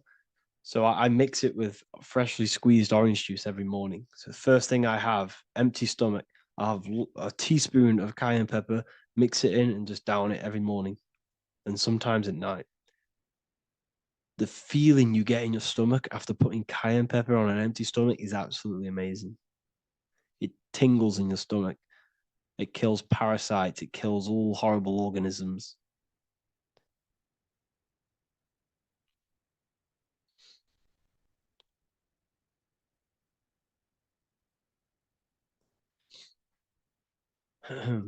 Mix it with hot water. Yes, hot water and key lime water. That I bet that's powerful. If you mixed warm water with key lime with cayenne pepper in first thing in the morning, I can imagine how powerful that is. I've never done that, but I'm going to try that. Do you use sea salt? I don't know what to think about sea salt, to be honest. I try and stay away from it. I don't know whether it's good, don't know whether it's bad. I'm kind of mixed on it. Mixed information. I've heard people have benefits. I've heard other people say stay away from it. So I don't know. I just stay away from it. I'm not too sure on it.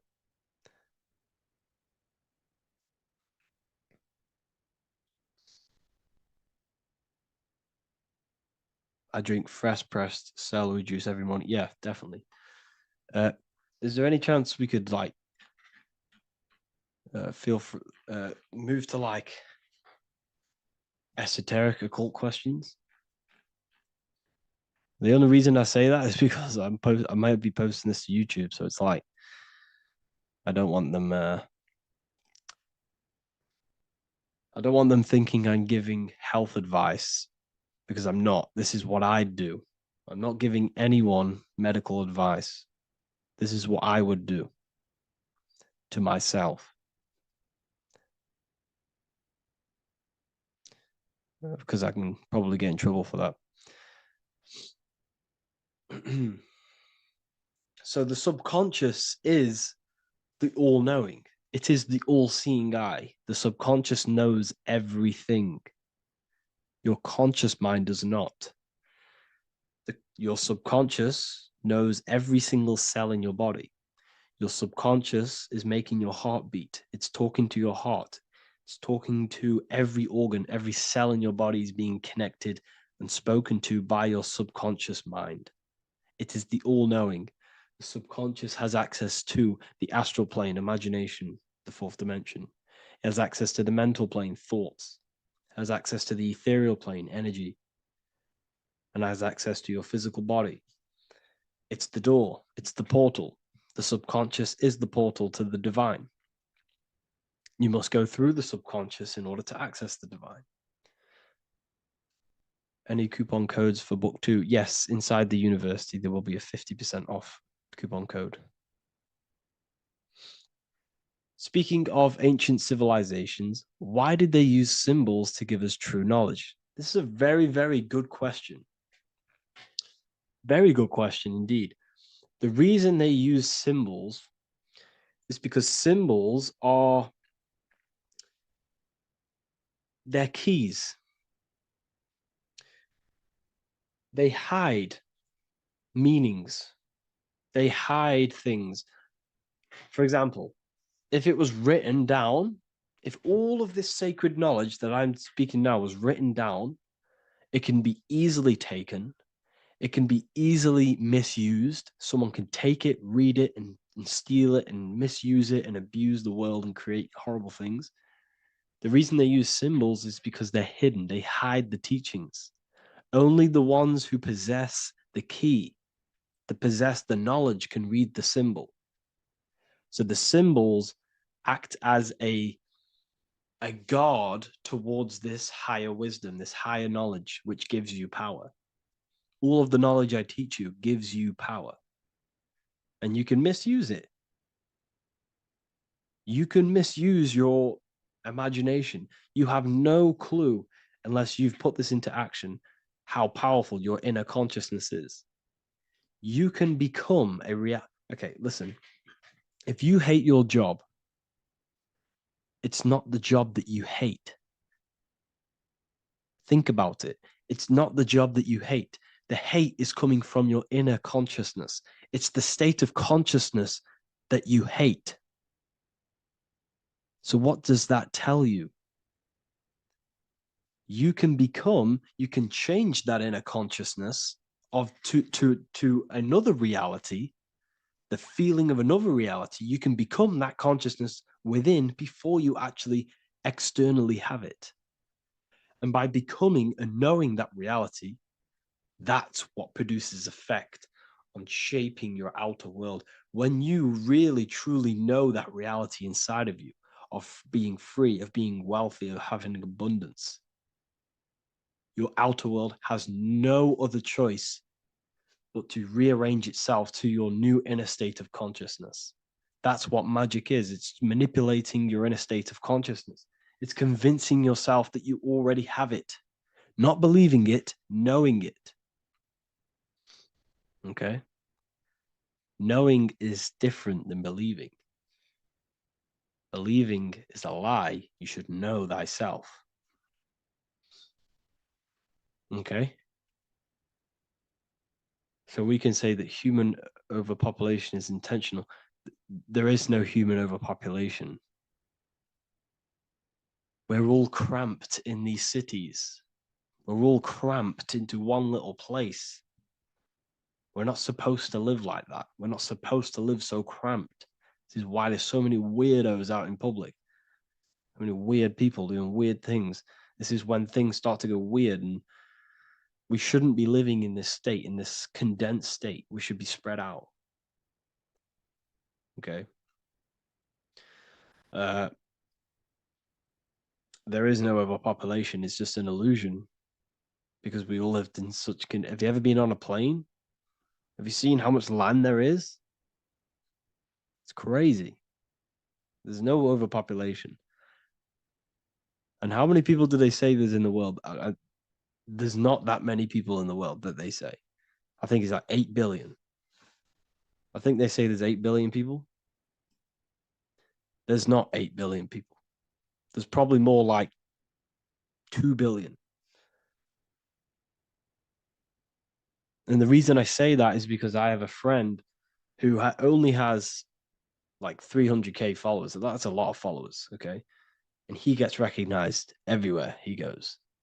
And he's into all this stuff. And he says, listen, the population is definitely not 8 billion or whatever they say. I think it's like a couple billion. It's probably more like a billion. How to properly manifest intentions. Thought, emotion, and imagination are the key. You must know that you have that reality. Don't believe it. Become that reality within your consciousness. All day long, as much as possible. Feel it. Imagine it. Say it. And have zero doubt. How to have zero doubt. You can't, well, okay, so the doubt, that little voice that will seep into your mind saying, you can't do that. You can't do this. That's your old voice of your subconscious program. Listen, the reason why most people fail in life is because they have trained their subconscious that they will fail. They have told and believed that they will fail. The reason I will succeed for the rest of my life is because I have trained my subconscious to say, I will win, I will succeed, I will solve any problem. That's my belief system. And if my belief system is that, then my external reality, my conscious mind will seek a way to fulfill that belief. It will seek to control and create that belief in my external world. It will seek to solve any problem. I've trained my subconscious mind to know that I already have the reality, to know that I'm abundant, to know that I have everything that I already need. Therefore, if any problem comes, I can sort it straight away. But most people have a different belief. It's not your fault. We've been kind of manipulated and told this, that they will fail, that they can't do anything, that it's too hard. And that basically casts a spell on the conscious mind, where your conscious mind is just like, no, I can't do that, because of this subconscious belief that you hold. So you must reprogram your subconscious that you can do it, that you will solve any problem, and that you are abundant. That's the reason why successful people succeed. It's because they have a complete different mind state, a complete different belief system in their subconscious.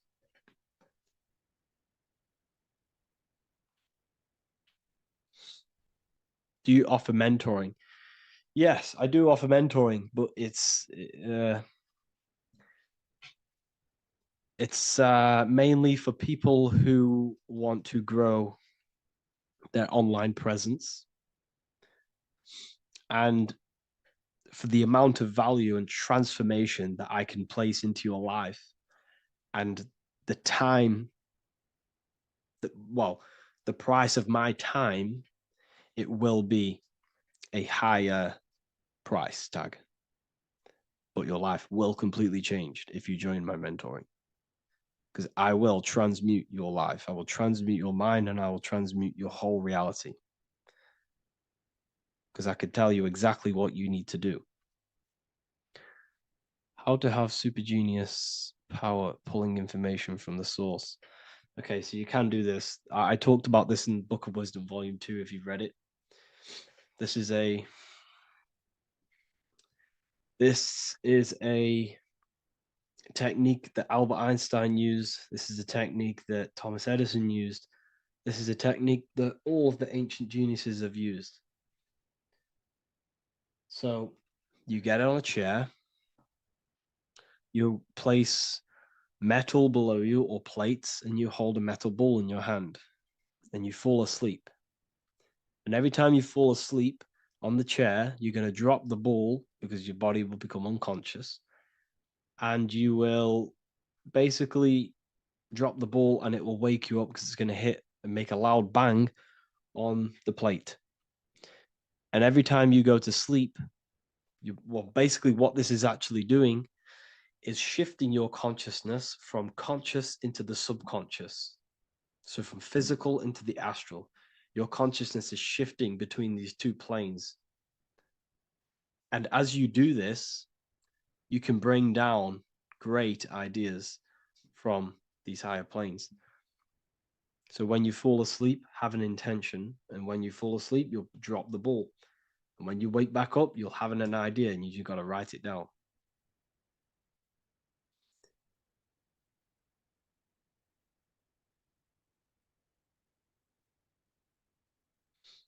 how to balance chakras. Don't focus on balancing your chakras.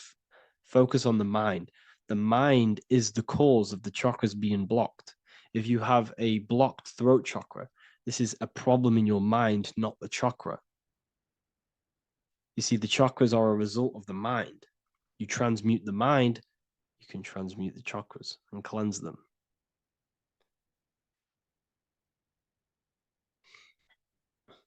So was Jesus a real man that walked? Okay, so I'm going to tell you something. Like, some of the things that I say in my reels, they are to catch attention. So if I say the first thing on the reel, Jesus never existed, straight away, you see that, it's going to trigger you. It's going to trigger Christians. It's going to trigger people. So yes, I do say things to catch attention. The reason I do that is because I have to in order to catch attention. Maybe there was a Jesus who walked. So in the past, I have said Jesus never existed. Yes, this is to catch attention, to boost the reels, views, and comments and stuff like that.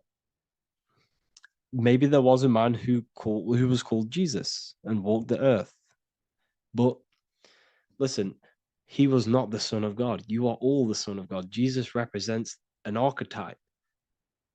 He represents morals. He represents a way of living that you should embody in your life, not to worship. We shouldn't be worshiping this man. We should be embodying his qualities into our lives so we can become Christ consciousness, so we can live in harmony with our mind, emotions, body, and spirit. Okay? He was not the Son of God. You are all the Son of God. We are all God experiencing himself in a three-dimensional divided form. God is oneness, and he created a divided world so he can experience himself. Why do you quote from the Freemasons oft times? I don't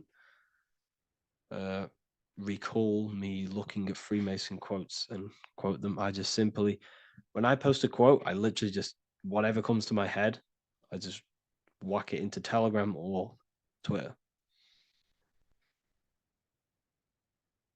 Are dreams tied to your subconscious, and how do you understand them? Okay. Dreams and astral projection are two different things. Astral projection is your soul leaving this plane into the collective consciousness, into the collective mind, the collective astral plane. But dreams are basically the astral plane, but it's your personal astral plane in your personal subconscious. So when you dream, you're entering your own consciousness, you're entering your own subconscious. Every character, every event that happens to you, everything that is said to you, everything that happens to you in your dream is yourself pushed outwards, and you're basically experiencing your own mind.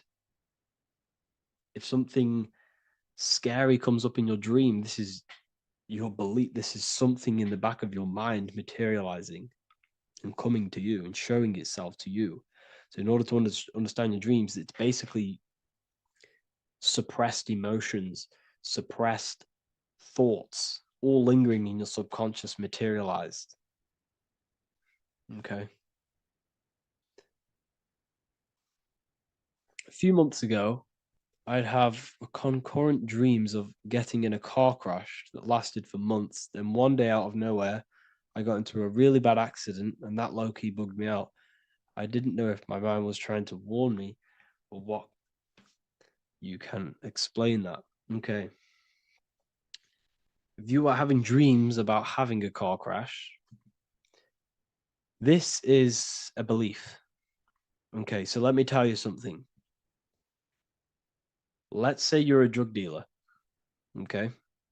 And you live in fear every single day of the police coming to you. This dealer every day is worried, he's scared, and he lives in fear of the police getting him. He was believing it. This fear, this emotion he was feeling on a regular basis, repetition, and the emotion is basically impressing your subconscious. It's impressed his subconscious that deeply that he now believes it. It's now become a belief. So one day the dealer gets caught and he goes to prison. Let me tell you something. He placed himself there because he created a program, a belief in his subconscious of the police. And his external reality is now in a prison cell. But that prison cell is just an external manifestation of the prison cell of fear he installed in his subconscious mind.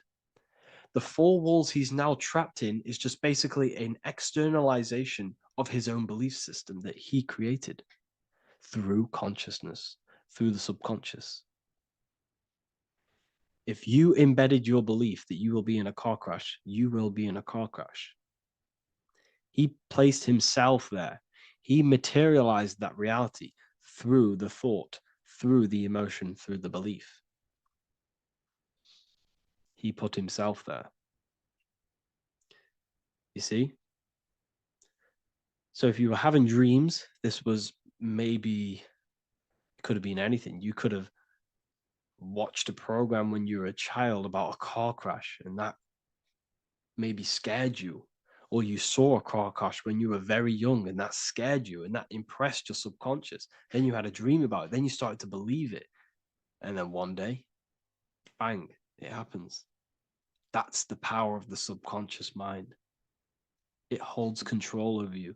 It holds control over every aspect of your reality, of your being. So, I hope you all enjoyed this live. I'll see you all inside Ethereal University. I'll be posting another lecture this week. And yeah, let me hold on.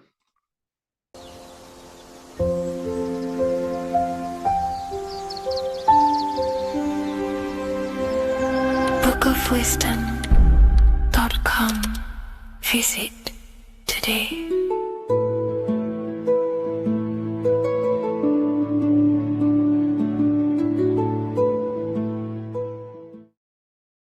In this video, we're going to be talking about the evolution of consciousness. You are born human, however, you possess consciousness, which is the awareness behind your being, the awareness behind your thoughts, the experiencer behind your five senses, the experiencer, the observer behind your thought, emotions, and senses. You are an eye, an invisible consciousness looking through a lens, which is your body. Your body produces this physical world that you experience. Your brain produces this world. Your brain and body is a technological computer. However, you are an infinite, ever-expanding consciousness behind this physical body. And there is an evolution of consciousness, a cosmic journey of expansion. And this is why we see so much pyramid symbolism in the occult and esoteric world, and especially within Freemasonry. Because the pyramid represents climbing, an evolution, a raising state of consciousness, a journey. Steps symbolize a journey upwards. This is the raising and the evolution of consciousness, our inner world. The transmutation of our inner selves, of our souls and consciousness and our minds. So when we see this pyramid, we're seeing a evolution, a way up to source consciousness. And the eye in the pyramid represents your source consciousness. It represents illumination. It represents divine guidance through this evolution of consciousness. This is why we see the ladder. Consciousness is ever expanding on an infinite journey of evolution. Each individual is a part of this cosmic process, contributing towards the ongoing expansion of both mind and awareness. As we evolve, we collectively explore deeper levels of existence, expanding the boundaries of thought and consciousness. The mind has the ability to expand infinitely into new realms of thought, into new dimensions of mind. The mind cannot be filled up. It is not a physical substance. The body can be filled up because it is a physical thing, but you cannot fill the mind. Therefore, the mind is constantly expanding, ever expanding into new fields of thought. So what we see in Freemasonry, the ladder, is again a journey, an elevation of consciousness. When we are born with an infant consciousness, and as we gain older, we gain an adult consciousness. Our inner world, our inner mind, and our emotional intellect changes and evolves. We are significantly different from when we were very young as an infant.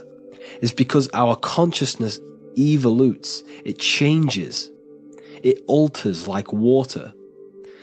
So, just like this evolution of your own consciousness as growing up, there is consciousness of beings existing in cycles beyond our own. And their consciousness is unimaginably different from ours. They operate on a higher level of understanding and knowing, experiencing reality in ways that transcend our current comprehension. Our minds right now cannot comprehend the highest states of consciousness. There are entities, there are beings beyond our own, existing in higher dimensions of consciousness that we cannot comprehend because they have expanded. They are on a further way up the ladder of consciousness. However, we are all on the same journey. None of us can take the same journey. There is one ultimate goal, reaching source consciousness. However, this is always ever expanding. However, we are all on a different journey. There is one truth, one source, one goal. However, there are billions in different ways of reaching it, and we are all on these different paths to source consciousness, to this ladder, this evolution of universal evolution. Okay? Their awareness is attuned to new dimensions of existence, reflecting a more advanced stage in the cosmic journey of consciousness evolution. So when you take DMT, you are shot into these higher realms of consciousness where you meet these beings who look similar to these images. They are not speaking to you physically. They don't speak to you three-dimensionally through vibration and words. They speak to you mentally. If you have done DMT, then you know this. And if you have met these beings, then you know this. You might have even met some of these types of beings on mushrooms or any psychedelic drugs. Because ultimately, when you take these mind-altering substances, it's altering your consciousness. It's merging your consciousness with the spirit of that substance. And you are essentially attuning your mind to higher dimensions of consciousness. That's why we say we're getting high when we take these substances. Therefore, when you meet these beings on DMT, you are essentially meeting beings who are attuned to higher dimensions of consciousness, and they speak to you mentally. They speak to you telepathically through thought, because the universe is mental. Everything exists within the mind. The way you are now, your physical existence, is a state of mind. Mind, thought creates matter. Spirit and matter are two opposing ways of thinking. If we have a very spiritual mind, we have an expanded mind, we are a spiritual person through the mind. However, if we have a very low state of consciousness where we think about food, sex, lust, and all physical things, then we have a physical consciousness. Matter and spirit are two opposing forces, two ways of thinking. The mind attunes itself to different levels of understanding in different dimensions. So, essentially, this is what we're looking at. The body is a vessel for the fluidic, formless consciousness, a temple that houses the essence of our awareness. While the five senses are limited to perceiving only the physical plane, the mind transcends these limitations, capable of perceiving the full scope of reality. It is through the mind that we access deeper truths beyond the material, tapping into boundless nature of existence. Physical existence is a thin band, a thin layer of reality. It's like 0.001% of reality. And your five senses are only tuned into this layer of reality. But the five senses are, by design, only allowed to perceive physicality. But the mind has the power to expand beyond this physical five sense state. The mind has the power to expand and evolute. It is a conscious decision whether you want to take this path or not. You can stay in a three-dimensional way of thinking, or you can expand your consciousness from within. It's not an external journey. There is no God going to save you. You must save yourself. Therefore, behind every single one of these eyes is the same source consciousness. However, we are all different cells in a different journey. The organs in your body, the cells in your body are all alive. They all possess same consciousness, universal consciousness. However, we are all on a different journey of evolution. As above, so below. As the baby is in the mother's womb, when the baby becomes conscious, there is a world outside of its mother. What does it do? It presses and seeks a way out to be born in the other world outside of its mother. It is the same with your consciousness, your mind. When your mind becomes aware that there is realities beyond the immediate surroundings, it seeks a way out. And this is exactly what I'm doing to you now. I am now expanding your mind and telling you there is other ways of reality. There is other dimensions of consciousness which you can access through inner transmutation, through different ways of thinking, spiritualism, and meditating and connecting with yourself and detaching from external things. We can upgrade our consciousness. Your body is a womb. Why Jesus says you must be born again to see the kingdom of God, because you are born physically and then you must be born again spiritually, awakening your inner consciousness. So like I said, as the baby is in the womb, it's the same principle. As above, so below. You were a baby, you were in your mother's womb, and you figured out there is a world outside of your mother, so you seek to weigh out your mother to be born in another world. It's the same now. You must do this now. This is your spiritual evolution. This is the evolution of consciousness. It's ever expanding. When you die, this is a transition. You must learn to not fear death. This is another part of your spiritual journey. You must master death. Therefore, like I said before, the mind has limitless capacity to expand into new realms of thought, continuously exploring uncharted ideas and concepts without boundaries. The mind can ever expand. It can never be filled. It can never ever know everything. There is infinite fields of knowledge, infinite fields of thought. Your current state is just one stage on an infinite pathway. You won't remain human forever.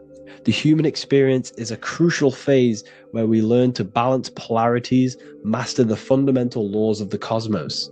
It is a period of growth and transformation, preparing us for the next stages in our cosmic evolution. The goal is to strive for perfection, yet the true perfection is unattainable. It's like a tunnel, and there is a light at the end of the tunnel. And as you walk through this tunnel, the light is ever moving backwards. You should forever seek to meet that light, but you will never meet that light because consciousness is ever expanding. You should strive for perfection, yet knowing that perfection is forever unattainable. The journey is endless, with each step revealing deeper layers of understanding and experience. The pursuit of growth and expansion is itself the essence of our evolution. You can find all of this knowledge in the amazing book that I have read for years. I have read this book, The Emerald Tablets of Thoth, the Atlantean, by M. Dorial, translated by M. Dorial. I'm telling you now, this book, now that I've told you this, you have some context on the book. The whole book is about evolution of consciousness. He's talking about higher dimensions beings. He's talking about how you can transcend this physical plane. It is truly the most amazing book you will probably read. One of the best like spiritual texts you'll see. It's hard to understand, so you must read it over and over again. And the more your mind progresses, like for me, I read this every couple months, and the more I learn about consciousness, the more I expand my own consciousness. And every time I read this book, I pick out something new that just completely blows my mind, because you can only understand this book to your level of consciousness, to your level of understanding. So now that I've told you all this information, go and read this book and it will absolutely blow your mind. And so will the Book of Wisdom Volume 2, which is now available. I released it the other day. I'm just going to read a page out now. This page is called Spirit and Matter. The Earth is not merely a dense, lifeless rock drifting through space. It possesses spirit, a living essence that animates its form. But what do we mean by spirit? Spirit in esoteric terms refers to the energy, the life force, animating the principles infused in matter. So essentially, what this page is talking about is how everything has spirit, consciousness within it. You are the middle, you are spirit and matter. You have the ability to expand your mind to the God self and raise above our animal instinct, our material self, and know the divine and expand. Animals cannot do this. Animals are not self-aware. Humans possess self-awareness. We can observe our consciousness. We can say, why do I exist? We can look in the mirror and know that we need growth. And this is what Anunnaki means. Anu means above. Anu was the supreme god of the sky, which is a metaphor. He represents spirit above, heaven. Anu came down to earth and married Ki, the goddess of the earth, which represents matter. It's a myth, it's an allegory. Anu married Ki and gave birth to the Anunnaki. Spirit came down and infused with matter and gave birth to the human, which is you. You are spirit infused in matter, Anu and Ki, Anunnaki. You are the Anunnaki. And this is just one of the teachings in my book. Honestly, this book is absolutely amazing. If you truly, truly want to expand your consciousness, give this book a read. And obviously, if you're inside the university, I give you this book for free. A paperback version. If you join the university, follow the steps inside of the general chat, you'll be able to download this book. Or, sorry, not download it. Order a paperback for free. All you have to do is pay for the shipping. You'll also gain amazing knowledge inside of my library, where your mind will just be overblown with the amount of esoteric books. There's over 45 rare occult books, plus you get a PDF of the Volume 1 and Human Health Guide. You get reoccurring updates where I expand on symbolism, occultism, where you will just feel absolutely amazing once you understand esotericism in yourself. You'll also learn how to create the dream reality that you want with the Manifestation Mastery course, where I teach you how your consciousness creates reality. You'll have a real lectures where I post lectures on symbolism, occultism, esotericism. There's a conscious community and live calls and Q&A where you can ask me questions and I'll answer your questions. I just want to say thank you to everyone who has joined the university. Thank you for even liking and watching this video. Any support I just appreciate every single one of you. Please, if you can, leave a comment and a like on this video and let me know any videos you want me to make in the future. And I will start uploading a lot more to the YouTube. So yeah, thank you all for tuning in today. Have an amazing day.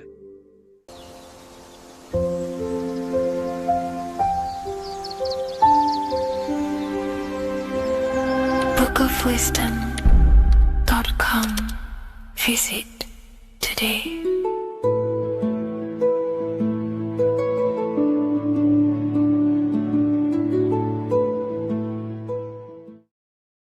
So depression doesn't actually exist, and in this video I'm going to show you how depression is actually a choice. And I'm going to give you some solutions on how to deal with it. And this is probably going to change your life forever just by doing this alone. Okay, so the first thing you need to understand about depression is that it exists in your conscious mind. It exists in your thinking mind. So what is inside your thinking mind? You have your body, your name, your reputation, your trauma, your memories, your family, your worries, your interests, your bills, your passion, dislikes, goals, right? Most people identify their lives with this. They identify their lives with their thinking mind. They think they're their name, their job, their reputation, their memories. But this is not who you actually are. Who you actually are is the observer of that. What happens if you stop thinking? What is left?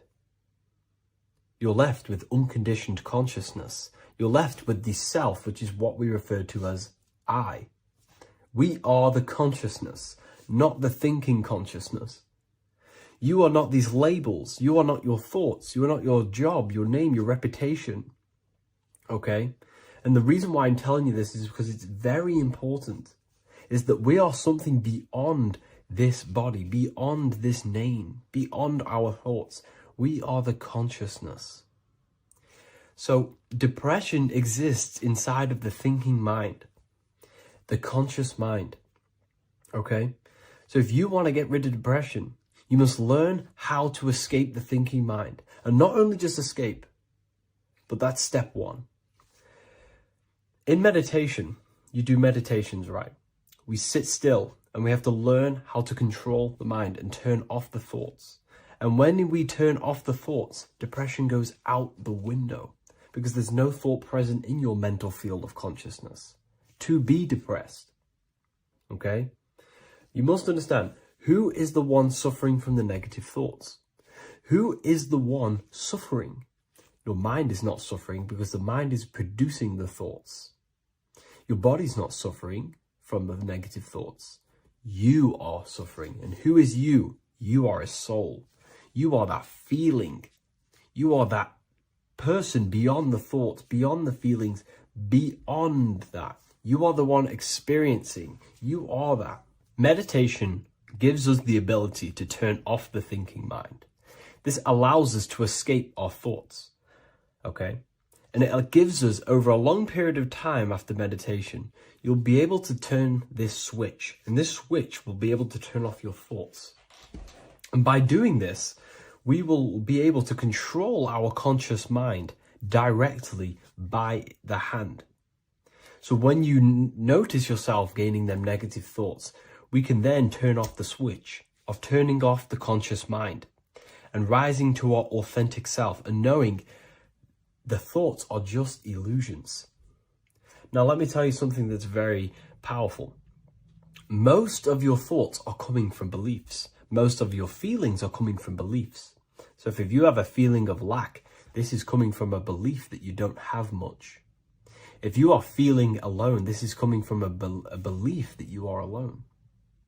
So what we must do is restructure ourselves. We must restructure the subconscious mind. And we do this in many different ways. We can do this with meditation. We can do this with visualization, visualizing our desired reality as if we are living it. We can do this with affirmation. Now, a lot of people think, oh, I'm trying to speak something into existence with affirmation. No, you're not using vibration to try and change reality with what a lot of these new age people will teach you. Vibration, your words will not have much an impact on reality. That's the truth. But what they do have an impact on is reprogramming and recrafting and refining your mind. If you repeat, I am wealthy all day long, your subconscious mind, that word will be lingering inside your subconscious and you will start to mold that into your conscious. You'll start to be consciously thinking about this. Most of your thoughts are coming from your subconscious. So if you want to get rid of depression, you got to figure out the trigger. What are you depressed about? What are you feeling? What are the beliefs that are making you feeling and thinking this way? And that's what you must restructure. You must restructure your subconscious mind through visualization, meditation, and affirmation. You do these all the time. You do these every single day, and you will slowly, if not surely, restructure your subconscious mind. While by doing the practice of meditation, you'll gain the off switch as well. Sometimes depression comes from not living in your authentic self. You're not doing the things that your soul is telling you to do. We all know what we should be doing at all times. I don't care what you have on. We all know we should be doing something. We all know that we have these, there's a higher aspect of our mind that tells us, oh, we need to be doing this, but I'm actually sat here on my phone. Oh, I shouldn't be eating this, but I'm doing it anyway. There's always that higher voice. And that is the voice that has to be connected to. And when that voice, when your body's not acting out the voice of the soul, then the soul becomes sadder, and suffers more and more and more. There has to be a connection between the soul, the mind, and the body. They have to work in unison. Okay? So I hope this video helps with depression, with whatever you're going through mentally.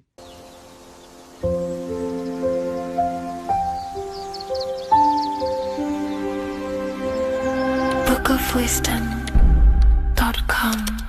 Visit today.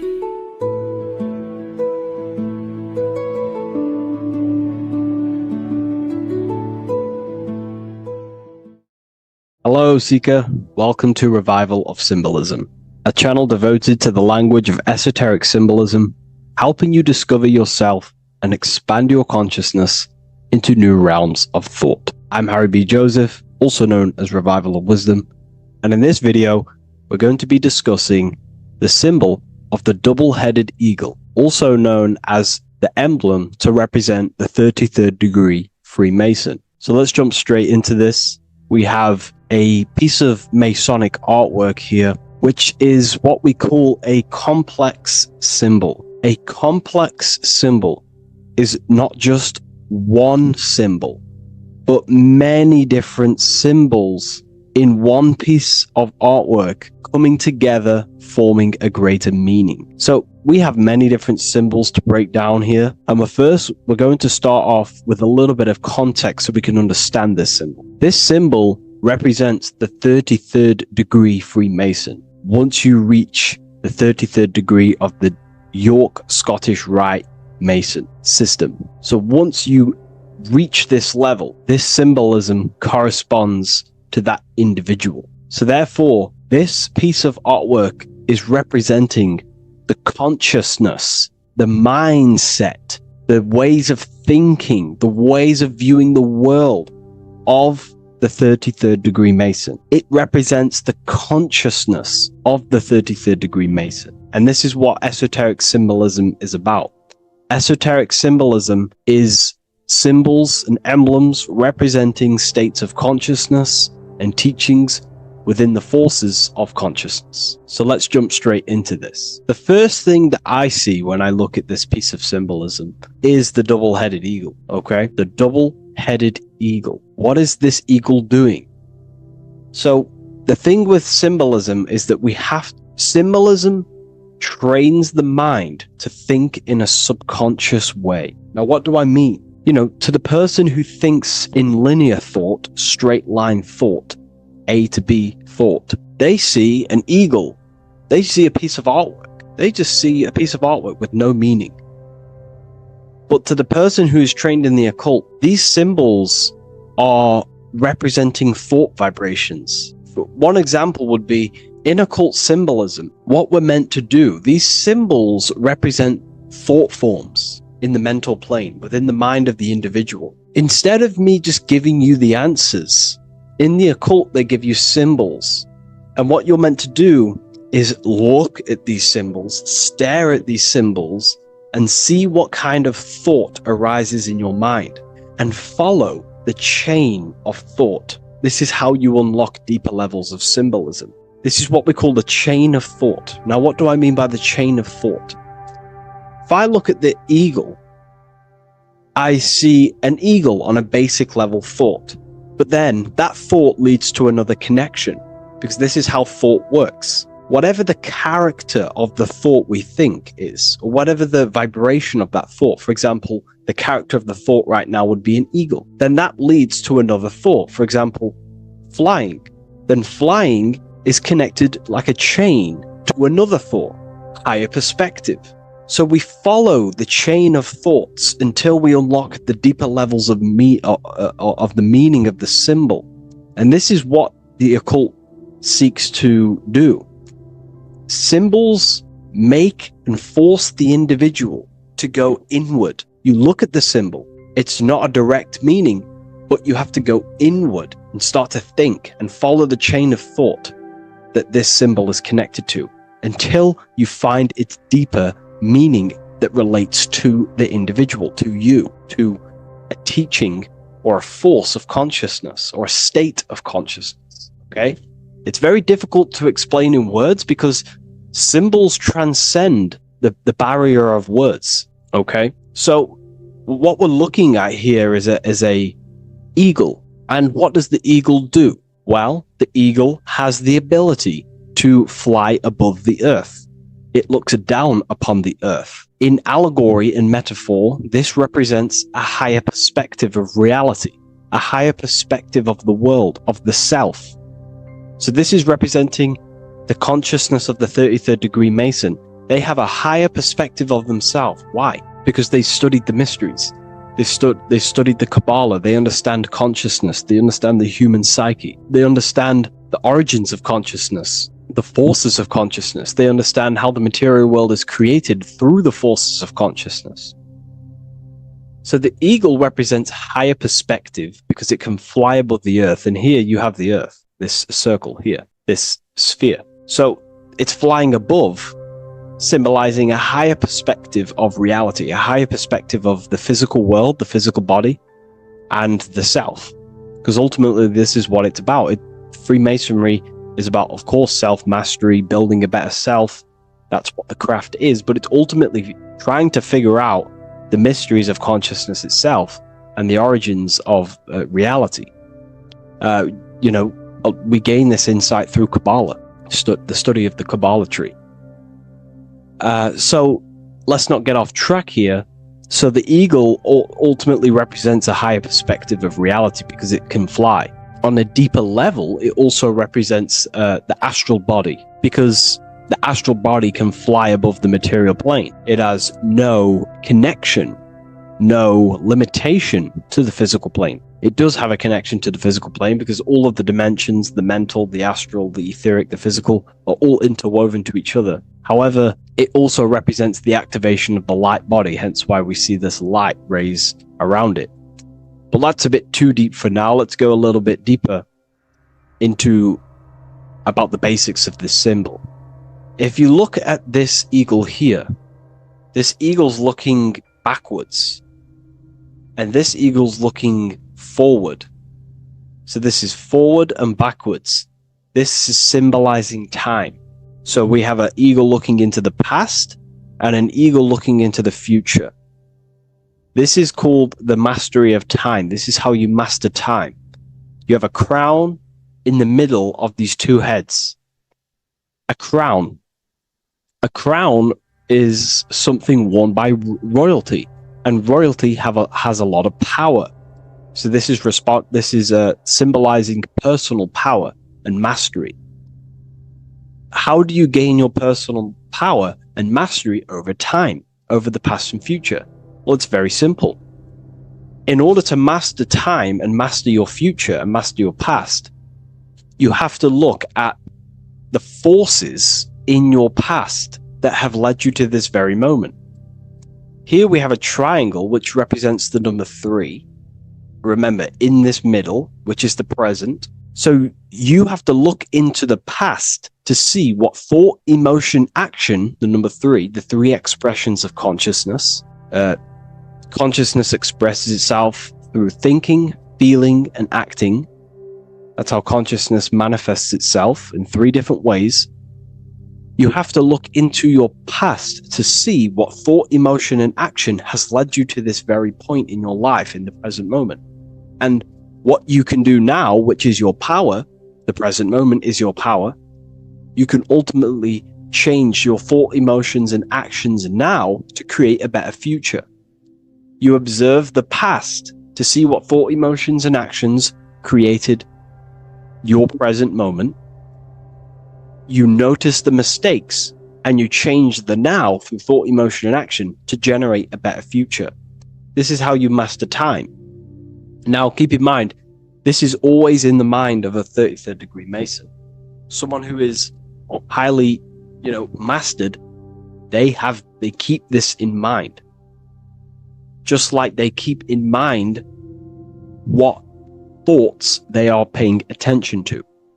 33rd degree Mason has a lot of self-mastery power, and they hold conscious thought.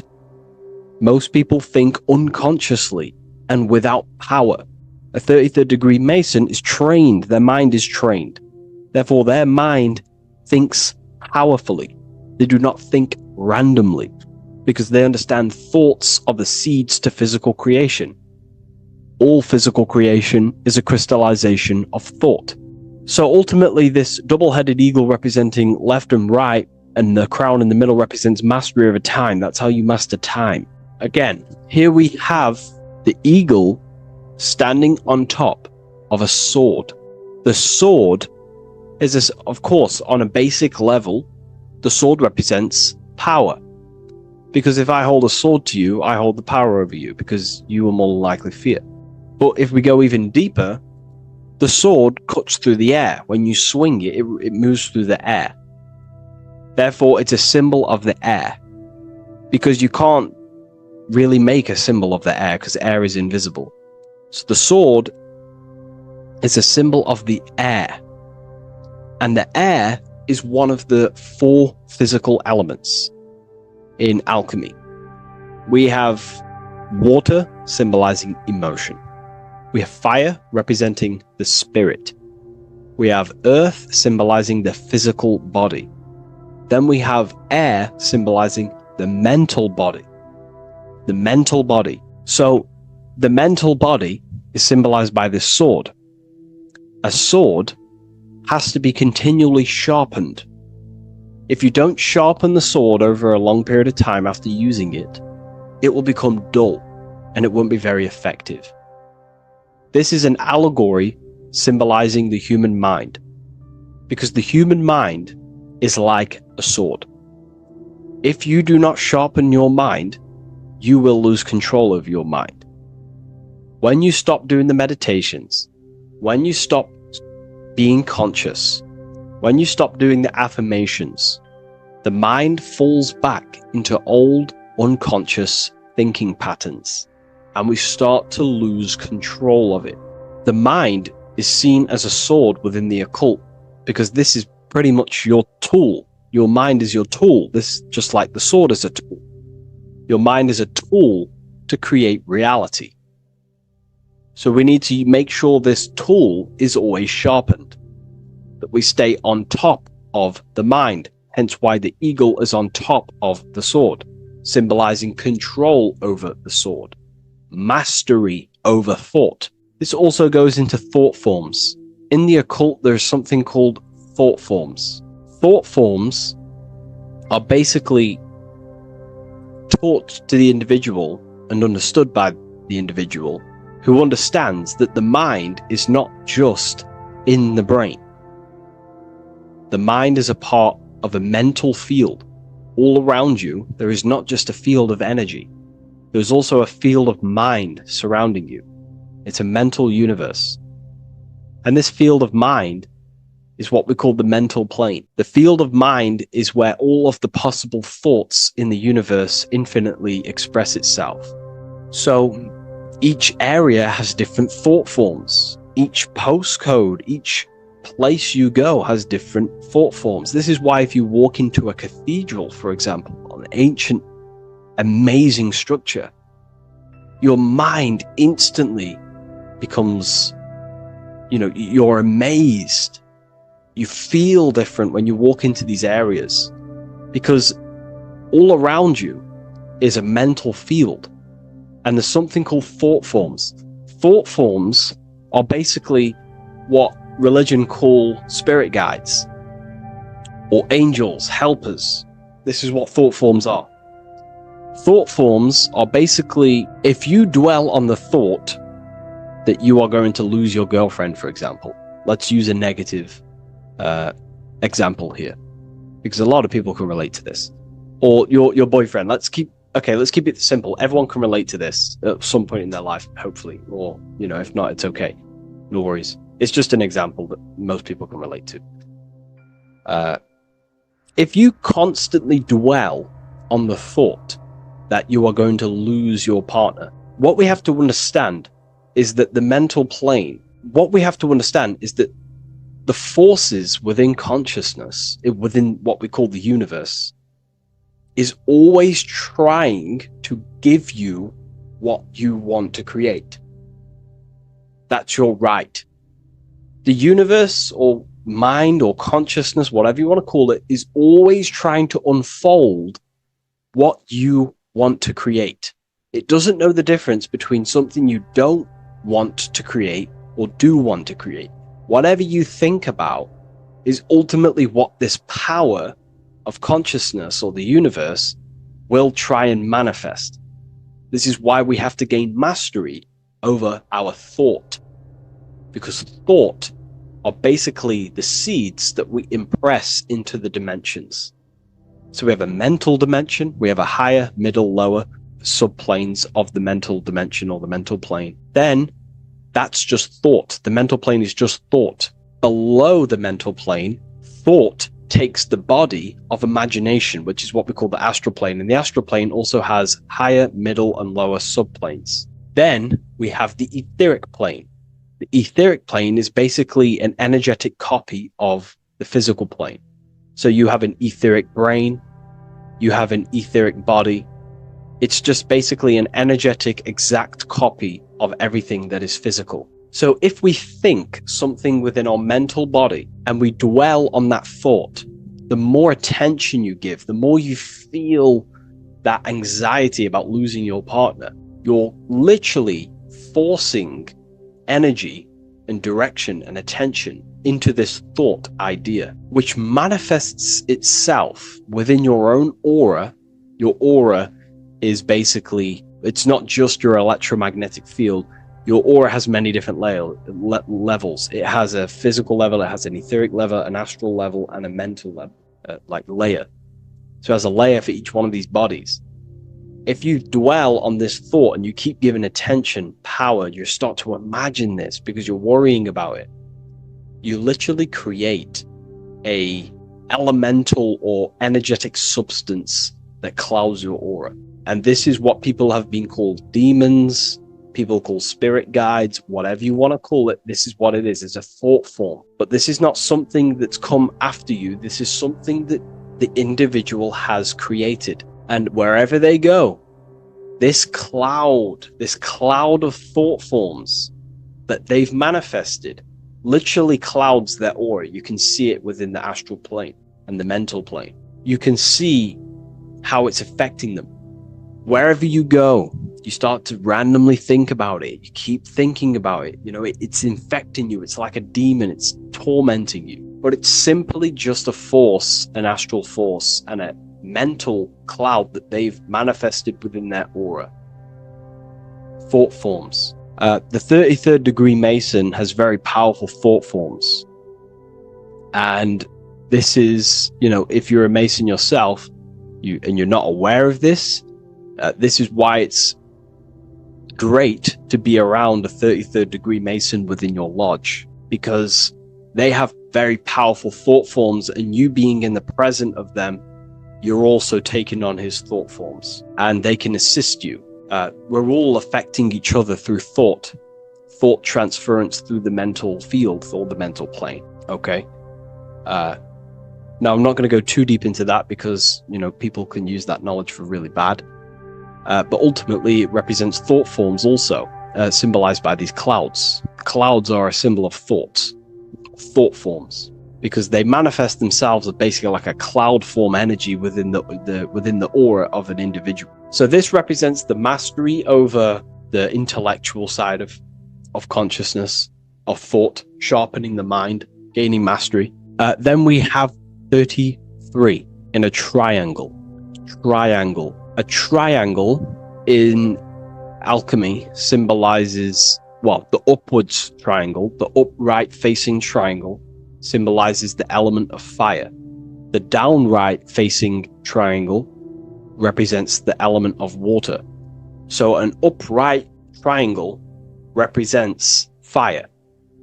Fire is very transformative. If you place, I don't know, a pencil into fire, the fire will burn it down into its raw material. And this is ultimately what this triangle represents. It represents the consciousness of the 33rd degree Mason, who has basically transformed themselves from ego consciousness, only dwelling within the limits of their ego, their old belief systems of thinking they were the body, only reacting to five sense thinking, linear thinking, low base consciousness, not knowing right from wrong. It's basically transforming themselves. They have burnt themselves down to their raw soul form, and they understand that they are a soul, and they've experienced this,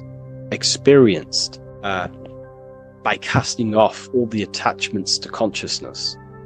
This is why there is the number 33 within this triangle, because 33 is the age that Jesus dies. It's also the number of the Kabbalah tree, because the Kabbalah tree has 10 Sephiroths, 22 pathways, and one hidden sphere called Dot, which all adds up to 33. And the Kabbalistic tree of life, just to give you a bit of context, basically is a blueprint of how God manifested the world, and you are an expression of God. So it's also representing how your soul fell into matter, how consciousness creates matter. And it's also a diagram of how reality is not fixed, but it's ever unfolding creation through these forces of consciousness. So the Kabbalah teaches a way back to source consciousness if you go from the bottom of the tree to the top. And in order to go to source consciousness, you have to die symbolically. It's the death of the self, the death of the ego, the death of the old self, the old belief systems that you had. That has to die. The old person has to die to give room to be spiritually reborn, so you can actually figure out who you actually are. Your ego has to die. Now, that's not saying ego death, but you have to basically give away all of your old belief systems to then be spiritually reborn. That's why Jesus dies at 33 and is resurrected. Ice melts from ice into water at 33rd degree. So it's symbolic of transforming. And again, the upright triangle is the fire element, symbolizing burning things to its base raw material. 33, which is again death and resurrection. So it's all about burning the old self and being spiritually reborn again. This is the teachings of Hermeticism, Christianity. It's in everything. You'll see this symbolism or this story of death and resurrection absolutely everywhere in the ancient myths, because it's all talking about the same thing. You have to symbolically die. You have to kill off the old self to be spiritually reborn, to be initiated into a mystery school. So the 33rd degree Masons basically saying, well, they have resurrected. They have resurrected the connection to their soul, because as we grow older in this life, we lose connection with our true authentic self as the ego develops as we get older. And if we don't stop developing the ego, we never actually connect with who we truly are, which is a divine, immortal, formless being who has the infinite power of creation. This is what you actually are. Okay, so it's also symbolizing the union of opposites, hence why we have a double-headed eagle here. It has opposites. Obviously, this is massive within the occult. You see this everywhere, union of opposites. Okay, so union of opposites goes from, basic teachings to the most advanced teachings that most minds are not ready for. Union of opposites is on a basic level, is union of the mind and the heart, going from mind consciousness, which is basically ego, the lower self. That's not to say the mind isn't powerful, but that is the house of the lower self. The ego. It's the house of the ego. So we have to learn how to use the mind for what its proper use. The mind's proper use is for the soul to create. However, we're not taught this in school, so we've basically developed a false personality within our minds, and our minds have become a vessel for a false identity. So what we need to do is integrate the heart, which is the soul self, the true self, with the true powers of the mind. And the mind is basically a powerhouse of creation, infinite possibility. And that's the mind's true usage is for creation, not a false identity. So it's about integrating the mind and heart. It's also symbolizing a balanced mind, and we do this by aligning the left and right hemispheres of the brain, which help you perceive reality for what it truly is. Because the two double-headed eagles, they're joined together, so it's union of opposites. So it's about reintegrating the female and male aspects of self, such as the left and right hemispheres of the brain, the mind and the heart, all working as one system. When we align the left and right brain, we see reality for what it truly is. Now, what do I mean? Most 90% of people, I'm not putting anyone down, if you relate with this, it's fine. We're all here to work on ourselves. So I'm not putting anyone down. People with a left hemisphere dominated view on reality see things as a very logical. They see reality logically, basically. Now, what do I mean? They see things as this is science, that's mathematics, that's religion, that's metaphysics.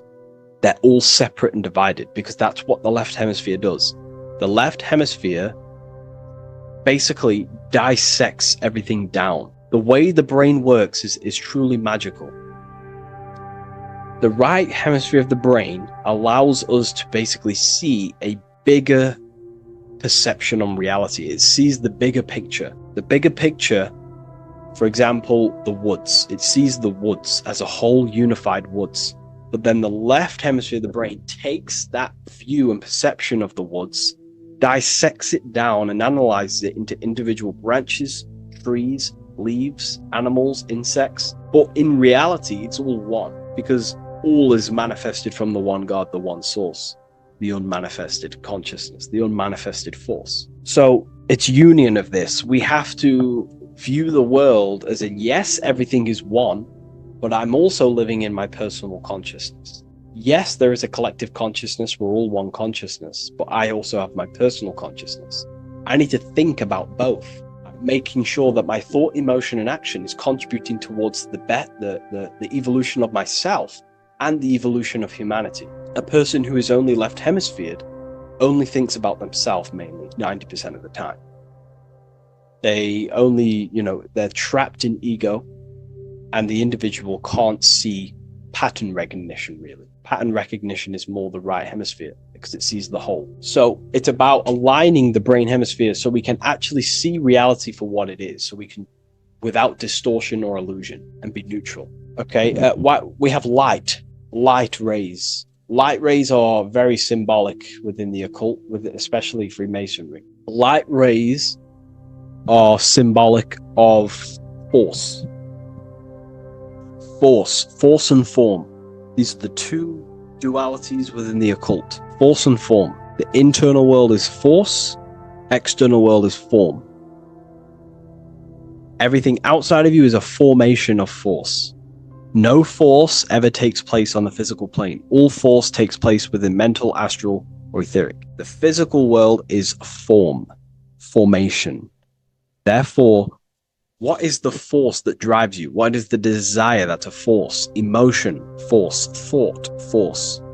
What are the forces driving you to take action in the physical world? And we need to gain mastery over these forces. Light is also a symbolic of knowledge, because knowledge is considered light. This is why Freemasons say going from darkness to light. Darkness is ignorance.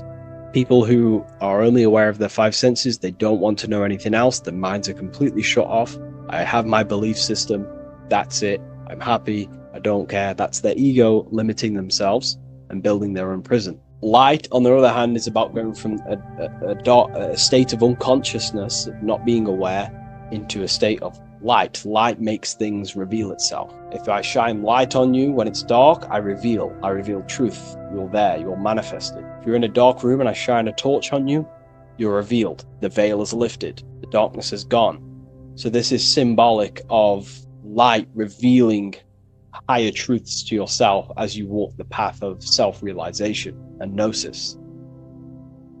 So light is symbolic of this also. They have high amounts of intelligence, a 33rd degree Mason. They have a lot of light. They have a lot of knowledge. They've researched a lot of things. They're intelligent in many different areas of life, within speech, within grammar, with, you know, the way they portray thought, their mastery, their level of mastery, their understanding of themselves is very advanced. They also know a lot about physiology, about the brain, about the body, life, consciousness, astrology. They know a lot. They have a lot of light. 33rd degree Mason. Me, myself, I'm not a part of Freemasonry, and if I ever do become a part of Freemasonry or any order, I will openly share it to all of you. This information has come from following the chains of thought through self-study and self-realization, and studying Freemasonry from an external view. You can gain a lot of insight just by studying symbolism itself. Masonry is about being a builder. That's what the word Mason is. Mason is about building.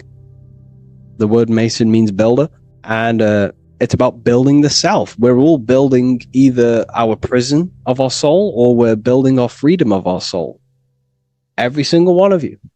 Every time you reject something that if you reject if you did something wrong and you reject you being wrong, someone tells you were wrong, but you reject that, or they try to give you a piece of information and you reject it, you're building your mind's prison, stone by stone. But the person who has an open mind to all things is freeing their mind, freeing their soul. So we're all builders of our soul, and we're all builders of reality also. And we're all building Earth. This is the building project is Earth. We're all contributing towards it through our thoughts, emotions, and actions. These are our God-gifted powers: thought, emotion, action. These are our rights to operate in the world. These are your buttons to control the character in the game. So I hope this information has given you a lot of insight about this symbol. Please leave.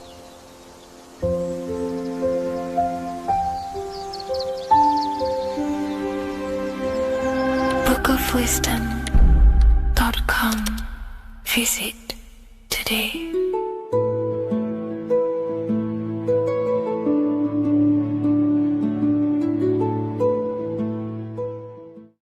There is a massive mystery around the Freemasonic G, and in this video we're going to be discussing it. Some people call it geometry, God, gnosis, genesis, generation, but in fact it's all of these things, and all of these things relate back to one concept that links them all. And in this video, you will be discovering this secret force, which pretty much creates everything in your reality, in your life, and has done unconsciously, whether you are aware of it or not. The Freemasonic G is the 7th letter in the English alphabet. This is important because the number 7 has many mysteries inside the esoteric and occult traditions. Some people say the number 7 represents the 7 colors of light, the 7 major planets, or the 7 musical tones, 7 days of creation. The number 7 is a massive mystery. But what we have to understand is that in the context of Masonry, Freemasonry is all about building the self. Every day we wake up, we are either building our prison of our mind or freedom of our mind. Everything inside of esoteric Freemasonry is about building the self and reconstructing our consciousness, our inner dialogue, the inner voice. We're transforming the mind from low awareness to high awareness. This is why Freemasonry uses the allegory of stonemasonry, stones, chipping away at stones. The stone is in fact you, and we are perfecting the stone, which is your very own mind. Because the universe is a mental construct. Life is happening to us inside our minds. We are all the universal mind expressed and clothed in a different body. Therefore, now we understand that everything is about the internal inside of Masonry. This G relates to something inside of you. Hence why you see the G inside of the square and the compass. It's something internal in you. G is the 7th letter of the English alphabet, and the number 7 symbolizes the 7 cognitions of the mind. In esoteric and initiatory traditions, the 7 psychological cognitions of the mind refer to the 7 distinct modes through which human consciousness perceives, interprets, and transforms reality. Different schools use different names, but across Hermetic, occult, Gnostic, and mystical systems, the same underlying pattern emerges. The mind has 7 functional powers, each representing a layer of awareness and a stage of inner development. Number 1 would be perception. The first cognition is the raw reception of sensory and subtle impressions. It is the gateway where the outer world enters the inner world of our minds. Perception involves learning to see without distortion, to notice the symbolic dimension behind ordinary appearances in an occult interpretation of perception. The second one is interpretation. After perception comes the act of making meaning. The mind organizes impressions into patterns, beliefs, and judgments. Esoterically, this cognition determines whether a person interprets life through the ego or through the higher insight of their higher consciousness. The goal is to purify interpretations so that the intuition can speak through it, to clear our minds of the clutter, master it, and let our higher consciousness shine through it. Number 3 is the imagination. This is the creative faculty that produces images, symbols, and visions in the mind's eye. This is associated with the astral plane. We live in a mental universe of thought. Thought wraps itself inside of imagination. The thought alone has no true form, but then the thought wraps itself in a vehicle of consciousness, what we call imagination, and we give form to the thought. Imagination becomes active. Imagination becomes active imagination, the foundation for rituals, alchemy, meditation, and visionary insights inside of occult traditions. Working on your imagination is a key part on developing your consciousness, as it is literally the sight into the astral plane, your internal vision of the mind. The fourth cognition of the mind is emotion.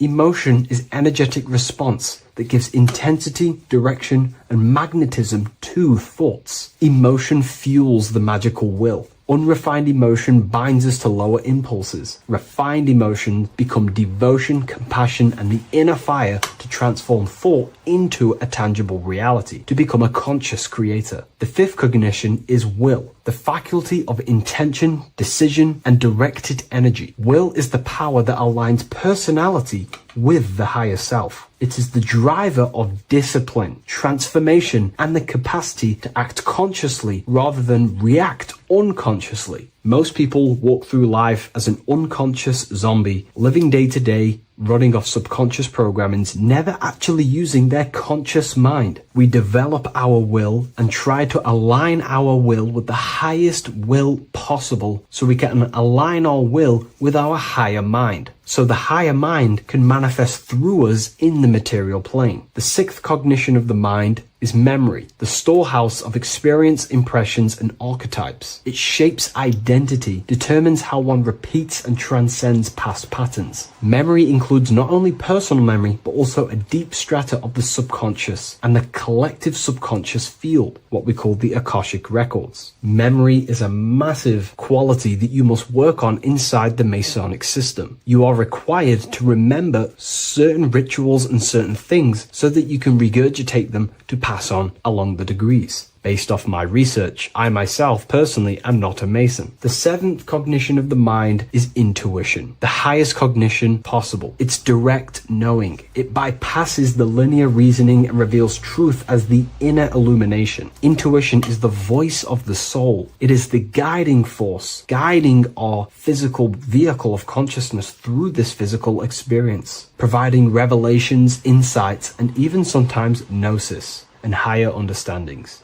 They are the 7 principles and cognitions of the mind that we should work on. Sometimes they're symbolized as 7 luminary planets, because lumen is light. The planets are light. Light is consciousness. Consciousness is light. Now moving on to the true understanding of the G, the higher understanding of the G, as I mentioned previously. This is what we call the generative principle. the care principle, the human heart principle, the female aspect of consciousness within yourself. All creation is built upon a care. All action is built upon a care. You only act on what you care about. You care about paying the bills and staying inside your house and looking after your family, for example. Therefore, you take the action to generate the reality and generate money to pay the bills. Them actions are driven by the force of care. If you care about a plant, you take the action to water the plant and it grows. If you care about your partner or relationship, you give them attention and care and love, and you grow the relationship. As soon as you stop providing care, watch the relationship crumble and the reality destroys itself. Care is the generative force of reality. This is the generative principle that generates your experience in this world. We are in a continual state of becoming. Each cause gives birth to an effect, and that effect gives birth to a new cause. The G is the generative principle that drives creation in the present moment. Reality is creating, unfolding in the present moment, and the G is the force inside of you that generates your experience. You're watching this YouTube video right now because you have a care in your heart for the information I have provided in the past, and you have a care about watching this video. As soon as you don't care, you take action to do something else with your time that you actually care about. The G is the generative force of the heart. It is the love energy. You only take action on what you love or care about. The whole world is built upon this principle. This is why we say money makes the world go round, because the whole world has a G or a care for money, and it's making everyone wake up in the morning, take actions, and make the world go round. It is the G, the care for that principle or money object to generate that reality. It is the force that drives you, hence why the G is sometimes surrounding with light rays, because it represents a force, emanation, something that is invisible but driving the physical body. The G is the internal force that focuses thought into an action. We can think many thoughts, but the thoughts you don't care about, you don't take action on. But the thought you care about, that you have a G for, intensifies that thought, focuses and directs it into an action to generate that experience and reality. The whole world is built upon this principle. The sun is a perfect example of the generative principle. The sun gives all of its life, light, never asking for anything back, making everything grow and generate on the earth. Everything in your life is built upon this principle, and gaining control over your care gives you control over your actions and your reality and what you generate. Once you see this, it is truly beautiful that the world is actually built upon love. This is why they say love is the force of God. It is. Truly. This is the reason why God begins with a G. It's about Genesis. Genesis means creation. G, generation. Anything that generates and creates is all to do with a care or a love energy. But don't get me wrong, people can love sick and twisted things, and they act upon them sick and twisted things. This is why purification of ourself is important by understanding this principle, as it is a very powerful principle to understand. This is the reason why the word gift begins with a G. You're giving something. I care, I'm going to give you something, a gift. Or guidance. This is what guides you into becoming something, what you love. This is why also gnosis begins with a G. Gnosis is not actually knowledge. Gnosis is knowledge obtained, attained by direct experience or through direct experience. For example, you're not believing you're watching this video right now. You know you're watching this. Know, gnosis, same phonetic sound. It's about knowing. Gnosis is about gaining knowledge of the self. Self-knowledge through direct experience. Instead of believing in God, I seek to know God through direct experience, by altered states of consciousness, transcendent meditations, understanding human anatomy, understanding the laws that govern my mind, understanding creation. That is direct gnosis, knowing that God exists instead of believing he exists. By going within the self, questioning the self, and gaining a deeper relationship with the inner observer, you start to gain gnosis, self-knowledge through direct experience. And in order to gain gnosis, you have to care, because gnosis requires action. It requires you to meditate and go within yourself. It requires you to study yourself. It requires you to go within yourself. And in order to do that, you have to care. If you don't care about knowing yourself, you won't take the action to generate the gnosis. If we take a look at this piece of Freemasonic artwork, we can see a whole lot going on here. But if we focus down here with the temple with the letter G on, and when you walk through the temple, there is a pathway leading up a hill towards the light. The light reveals things. If something is in darkness, you can't see it, but the light reveals something. It's symbolizing truth, the light of gnosis, knowingness. And in order to walk this path, you have to go through the temple, which means entering in yourself. This is symbolic of the path. The Masonic path is about the self, reconstructing and learning about the self. In order to walk up that hill, it takes a lot of effort. It's not easy walking up a hill. You're going to be tired. It's not easy. It's horrible. Who likes walking up a hill? I know I don't, but people like hiking and stuff. I understand that, but it's symbolizing this is hard work, working on yourself, because the labor of working on your mind is the hardest labor you will ever do. It's called the great work, or the Masonic work. And in order to climb that mountain, you go through the G. You have to have the care. If you do not have the care, you will not walk up that mountain. You will not generate the gnosis. You will not get close to the light. You have to have the G to walk that path of self-mastery and working on your mind. This is very, very important. If you want to gain the light, you have to have the G inside of you. You have to have the care to generate a higher consciousness. If you want to earn more money, you have to have the care, or else you will not take the action necessary to generate that reality. This is why we have to master ourselves and write down everything you love. It could be even the bad things. It could be lust. It could be anything you're wasting your care energy on. Try and remove them one by one. Master them and become disciplined. And then you'll have more G energy, care energy to direct towards something else in your life to generate and grow that experience or reality. Again, the word grow, G. It is a growing force. What you place your love and care into grows and expands. What you have a G for is what you spend your time and attention on, your two spiritual currencies. So this is the Masonic G, and I hope you gain a deeper understanding of this. So that is pretty much everything about the Masonic G that you need to know, and hopefully this has helped you. If you wish to learn more and gain guidance through your life and understand yourself on a deeper level, the book I've used today is called The Book of Symbolism. I'll leave a link in the description.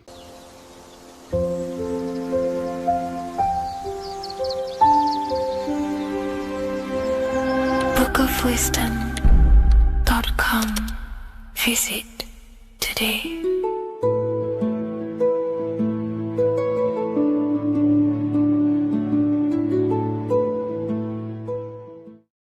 Hello, Seeker. Welcome to Revival of Symbolism, a channel devoted to the language of esoteric symbolism, helping you discover yourself and expand your consciousness into new realms of thought.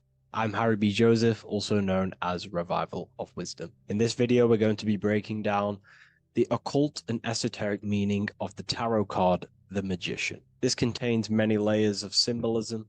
Let's get straight into this. So if we look at the card of the Magician, the first thing we notice is this gesture, his hands. We have one hand up, one hand down. This corresponds to the teaching and the principle of the universe called the law of correspondence, also known as above, so below. As above, so below pretty much corresponds with everything in the whole world and life. Everything functions underneath this law.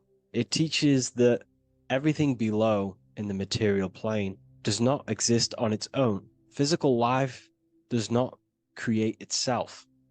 It is not independent. It cannot sustain itself. Everything below in the material plane has its spiritual counterpart within the heavenly realms of higher consciousness dimensions. Everything above manifests that which is below. It's simply representing how reality is dual and you are dual. You have a self outside the mind, which is the physical body, and a self inside the mind, the spiritual self. While most people are fixated on the external self, the physical body, they never give attention to their internal self, the self inside the mind. The self inside the mind is limitless, has infinite potential, and is not bound to any true form or identity. The internal self is the immortal self, the higher self. It is the self that can turn anything, any thought, into a form within the realm of imagination. This is what we call the astral plane. The astral plane being a plane or a dimension that sits just above the physical plane, and it's the realm of imagination, emotion, and desire. Because in order for us to imagine something, we have some sort of emotion or desire to create it. Therefore, it is the astral energy, the desire and the imagination of something above in the higher realms and dimensions of consciousness that make it possible and physically created within the material realm. It is the astral forces of desire manifesting the actions of the physical body, because the physical body only moves to what we care about or we have a passion or desire. These forces, what we call passion and desire, are not just chemical reactions in your body. They are astral forces directly coming from your astral body. We think with thought. This is the beginning of all creation. We think, we imagine, we desire, then we act. It is the higher realms first, then the external realm, the material. Higher dimensions over the lower dimensions. This fits in perfect with the magician, because a magician is not someone, like Harry Potter shows you with wands casting spells. This is fantasy. The real magic is about changing consciousness at will, because consciousness above creates that which is below, the material, as within, so without. Reality is created from the inside out. So the magician understands that by changing consciousness, we change our external circumstances. You see this reflected in your life, and I've seen this reflected in my life. When you change your consciousness, for example, you start to spiritually awaken. You start to think differently, see the world differently. What happens to your external reality? Notice your friends start to say you've changed. You may not fit in with your current friendship circle. Your friends will change and you will outgrow them, and you will have to seek to find new friends that fit with your new internal state of consciousness. This is teaching that the internal world rearranges the external world.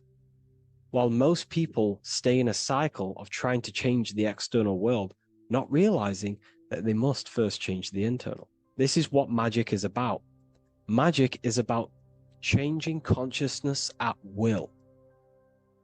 Because when a magician holds the ability to direct all forces of their consciousness to a specific reality within them, to create that form and reality within the internal self, they can actually start to produce change in the external reality. We have masculine forces of consciousness, feminine forces of consciousness. The feminine forces of consciousness are imagination, intuition, emotion. The active masculine forces of consciousness are willpower, actions, and intellect, thinking.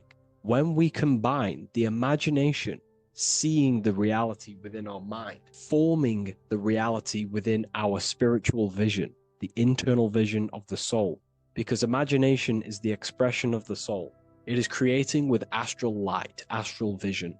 Freemasons, occultists call imagination spirit vision. When we see that reality with our spiritual vision, this is why we have to increase our ability to vividly see within our imagination or the astral plane.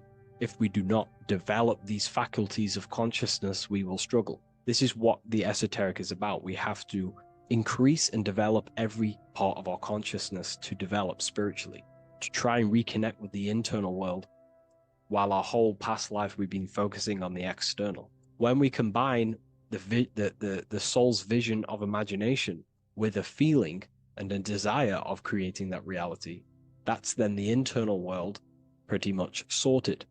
Then we have to combine that with willpower and actions. The masculine and feminine come together to give birth to a child. The masculine and feminine come together in your consciousness to give birth to a reality. It's about changing what's inside the self to produce change below. This is what true magic is. Look at the word magic, magi, and the word imagination, imagination. Imagination is about working with the forces of the soul and the forces of consciousness, producing change in consciousness at will to produce change in the external. This is what this represents. Changing above so we can change below. No point trying to change the external world because the external world is already formed. It is a form, it is an effect. So to produce true change in the external world that lasts long term, we must first gain control over ourselves. We produce change internally. This is why the magician is called to gain mastery in every element of their being. They have to gain control over every aspect of consciousness and develop every faculty of the soul. This includes developing strong imagination, developing a very strong willpower. We can do this through exercises such as imagination exercises, holding one specific vision for a long period of time, meditation, thinking on one specific thing for a very long period of time. This will increase the willpower. It's also about gaining control over the subconscious impulses, the subconscious thinking patterns that seek to control us. It's about gaining control over every aspect of our consciousness. This is what a true magician is. And this is what the true spiritual path is. Developing every faculty of consciousness.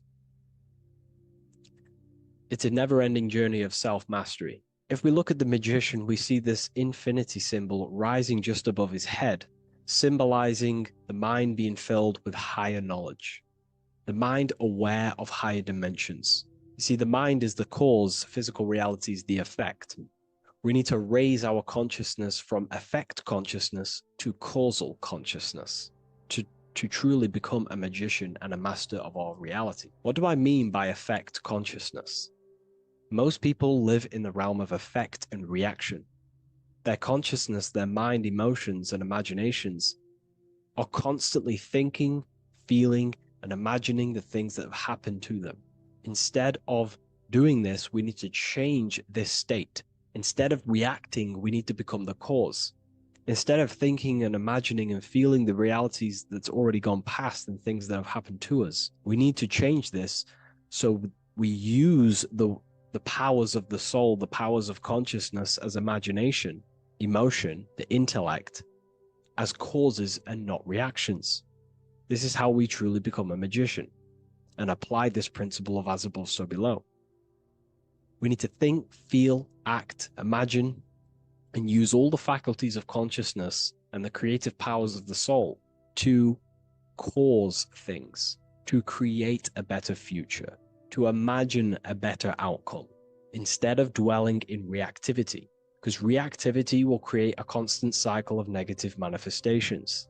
If we sit around and moan, complain, think, imagine, feel the things that have happened to us in the past, the mind is the cause. And if the mind is in that state of reactivity, it's just going to constantly create more negativity in your external reality. This is what it's all about, as above, so below. You can see the sword here. The sword cuts through the air. The air is one of the 4 physical elements. Fire represents the spiritual body of consciousness. Water represents the emotional body of consciousness. Earth represents the physical body of consciousness. Air corresponds to the mental body of consciousness. So this sword is a symbol of a sharp mind. The mind needs to become very sharp and very disciplined and very controlled, both consciously and subconsciously. What does this mean? We have to gain control over the mind. We have to become more conscious of the thoughts that are happening inside our mental field, because the mental field of consciousness is pretty much the birth of all creation. We think, imagine, feel, then act. So we must gain a sharp intellect, a sharp mind, a sharp, powerful mind. The sword is also a symbol of power. So this is a symbol of a powerful mind, a mastered mind. This is your sword. This is your tool to create, because you are a co-creator. As above, so below, literally tells you that you are God itself. The same powers God used to think everything into existence, such as nature, the stars, the human body, the macrocosm, the world. God thought the world into existence. We live in a mental universe. All creation is first thought, then manifested physically. The same powers of thought God used to create the world is the same power that you use to create your world. You are cut of the same fabric of God. You are a microcosm, as above, so below. God is the macro, you are the micro. What is the wand? The wand is not real. This is not a real wand you cast spells with, but a symbol. The symbol of the wand represents direction of consciousness, willpower, and attention. We have two spiritual currencies which pretty much create our experience and reality: time and attention. That's why we say we spend time and I pay attention. These are your currencies. These are how you create and generate reality. Moving on to Jesus and Satan, we see there's an exact same symbolism within the ancient paintings. Jesus pointing up, Satan pointing down. Satan is the egoic force within one's consciousness. He is a symbol. Satan is not a real identity or being or entity. He is a symbol of a personality and a force within one's consciousness. Satan represents the negative forces of the ego that tells you to do things that is wrong. In your heart, you know what is morally right and wrong. Let's say you're thinking, you get a random thought of stealing an old lady's purse. You, in your heart, know that is wrong. But Satan is the force inside of you that says, do it anyway. Don't listen to the heart. Get the personal gain. I want the money. That's Satan. Jesus is the higher mind, the aspect of our consciousness that dwells above the ego.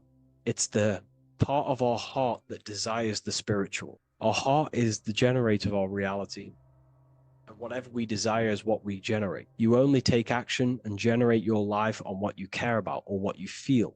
If someone's talking about something you don't care about, you say, oh, I don't care about that. But if you care, you will listen.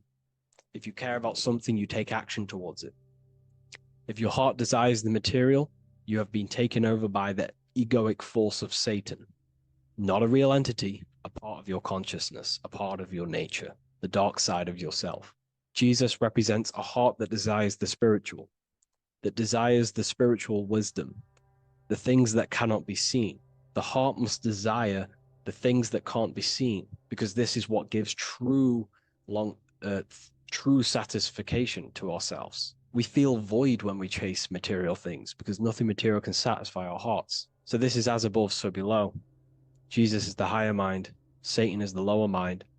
We must place our hearts on the higher things and give our hearts and desires to knowledge, the things that we cannot see, because this is what gives us true fulfillment. We also see this symbolism in the baphomet. As above, so below. The material realm below and the fire up here. The fire symbolizes spirit. The spiritual made manifest in the physical. This is all the same symbolism. It corresponds to everything. You can use as above, so below to determine truth. If someone tells you something, tries to make you believe it, and it does not correspond with the law of correspondence, then you know it's a lie. You can use as above, so below to manifest things. You can use as above, so below to see the world as a reflection of God. We are in God's kingdom. This is God's world, and you are creating in the world through the same powers of God, thought. You are a small version of God, co-creating a world and reality in earth. You yourself are an earth. Your body's the earth. Your consciousness is God and heaven. So I hope this video helps. The occult goes deeper than you could possibly imagine. If you wish to go even deeper, join our community, Ethereal University. Please leave a like, share, comment on this video for more.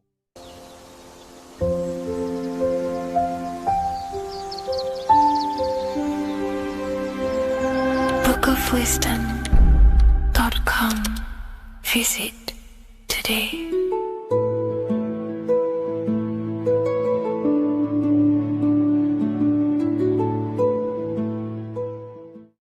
The scariest thing about having your first out-of-body experience and leaving your body is the realization that you have after. You realize everything you've been told about yourself, reality, the earth, what you're doing here on earth is a complete, utter lie. Your self-belief of what reality is and what you are is completely shattered. You now fully understand that you are more than your physical body that you inhabit. My first out-of-body experience happened a few years ago, but before all of that, I remember being a child, going to bed and closing my eyes, and I remember as a child feeling like I was floating above my body and moving. And maybe subconsciously this has led me into knowing intuitively that there is more to reality, and I've gone down this path of esotericism, occultism, consciousness. Maybe that has led me to this, I don't know, but I've always had this subconscious intuition in my mind that there's more to reality than what we've been told. And maybe it came from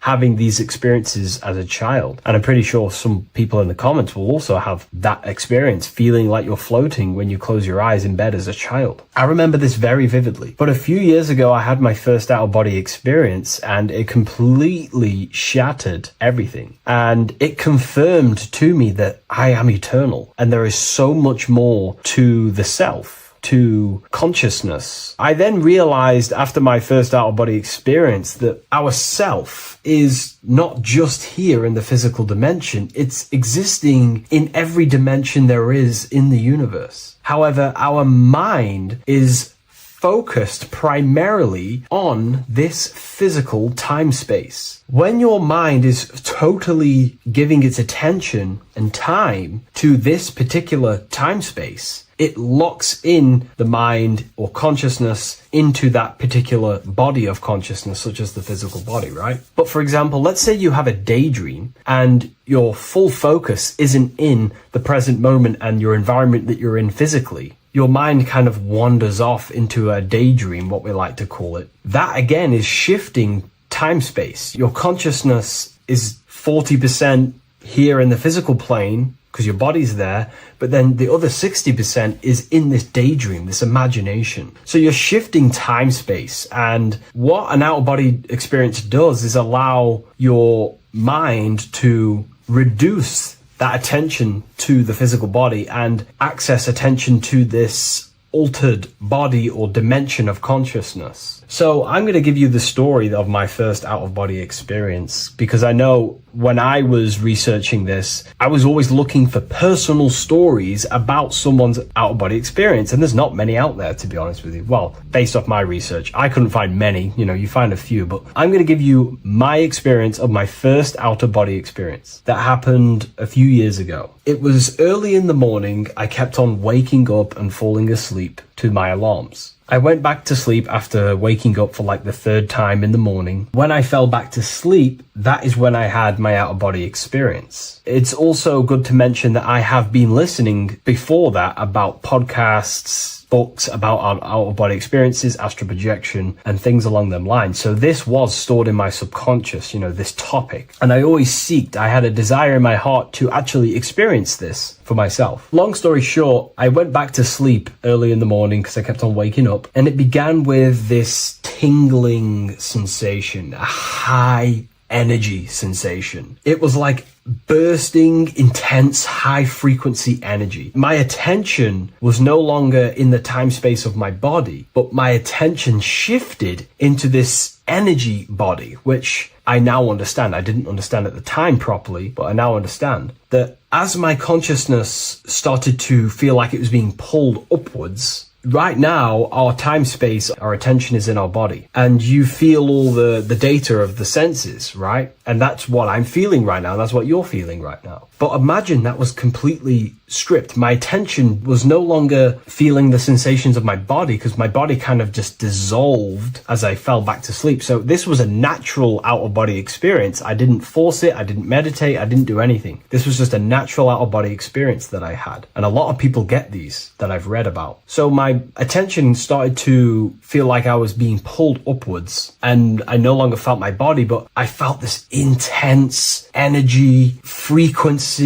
sensation all around my body. It felt like this, like it felt like illuminating energy that's moving very, very, very fast. So my conscious awareness was now shifting. I now understand. My whole body faded into this sensation. My whole mind faded into this energy sensation, this tingling free. It was very, very intense. I was not feeling my normal senses anymore, only this energy. This energy was also pulling me up. The more I was lifted up, the more intense the frequency became. So think of it like just a frequency resonator, how it just goes up and down, up and down. But then imagine the frequency resonator just going higher and higher and higher frequencies, and it was just getting more and more and more intense. The energy was moving faster. This tingling was faster and faster and faster as I was being pulled up. Part of my mind began to fear this. My arms and legs grew very tense. I started to tense up because at this moment in time of the experience, I was very vaguely conscious. I was half there, half not. And as I was being pulled up, my physical body started to tense. And this is again when I started to feel my body again. But then I remembered what I heard out of body experiences is that you have to submit to the process. If you try and force an out-of-body experience, it will never happen. Because an out-of-body experience is not truly out of body. What we're trying to do is trying to find a needle in a haystack. If you're trying to find a needle in a haystack, you don't go rummaging through the haystack to find the needle. What you do is you burn the haystack and then the needle reveals itself. It's the same with an out-of-body experience. We dissolve the senses of the body, so the body falls asleep, but the mind stays awake. As soon as I let go of this fear and I let go of the tensations in my body,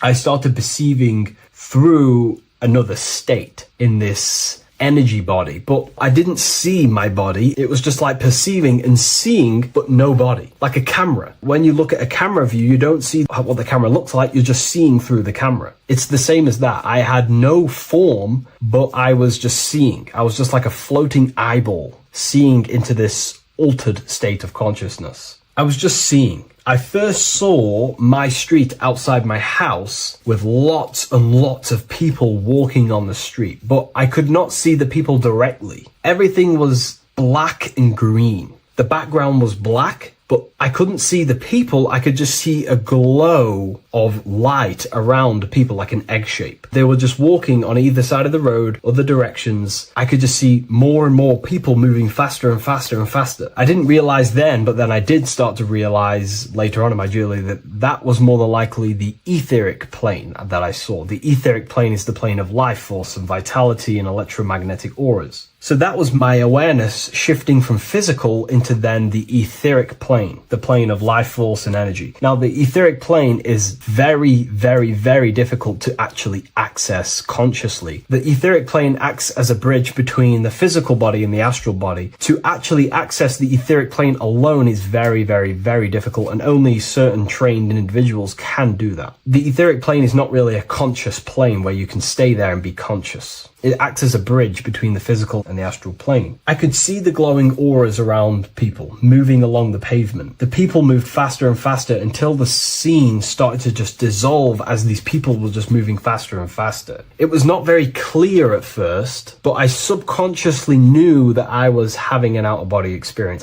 This is when I really started to realize that I'm being shot out my body. When I realized this, I submitted even more. I started to just let go. The more and more I let go, I kind of like split through a veil, and everything became super clear. Before, in the etheric plane that I think it was, the ethereal plane, things weren't very clear. I could only just see glowing auras. However, as I split through the veil of the etheric, this bridge, this place that I was going to, I then split and everything just came super, super clear. I was floating in the sky. I subconsciously knew that I was having an out-of-body experience when I realized this. As I was still being lifted upwards, I then split through the layer where everything just suddenly became super clear. But then I was awake, fully conscious, but I was not in my body. I was just like a camera in the sky. I had no body, no form. I could just see. When I entered this plane, there was some sort of voice guiding me through this whole process. It was a male voice, and it was basically guiding me where I was going. It was telling me what I can do here. This voice was pretty much saying, you can fly, you can think things into reality, you can do this, you can do that. While he was saying this voice, there was no being around me, but I felt a presence of another being. But this voice was just speaking to me mentally. Like, you can't hear it, but I just knew what it was saying.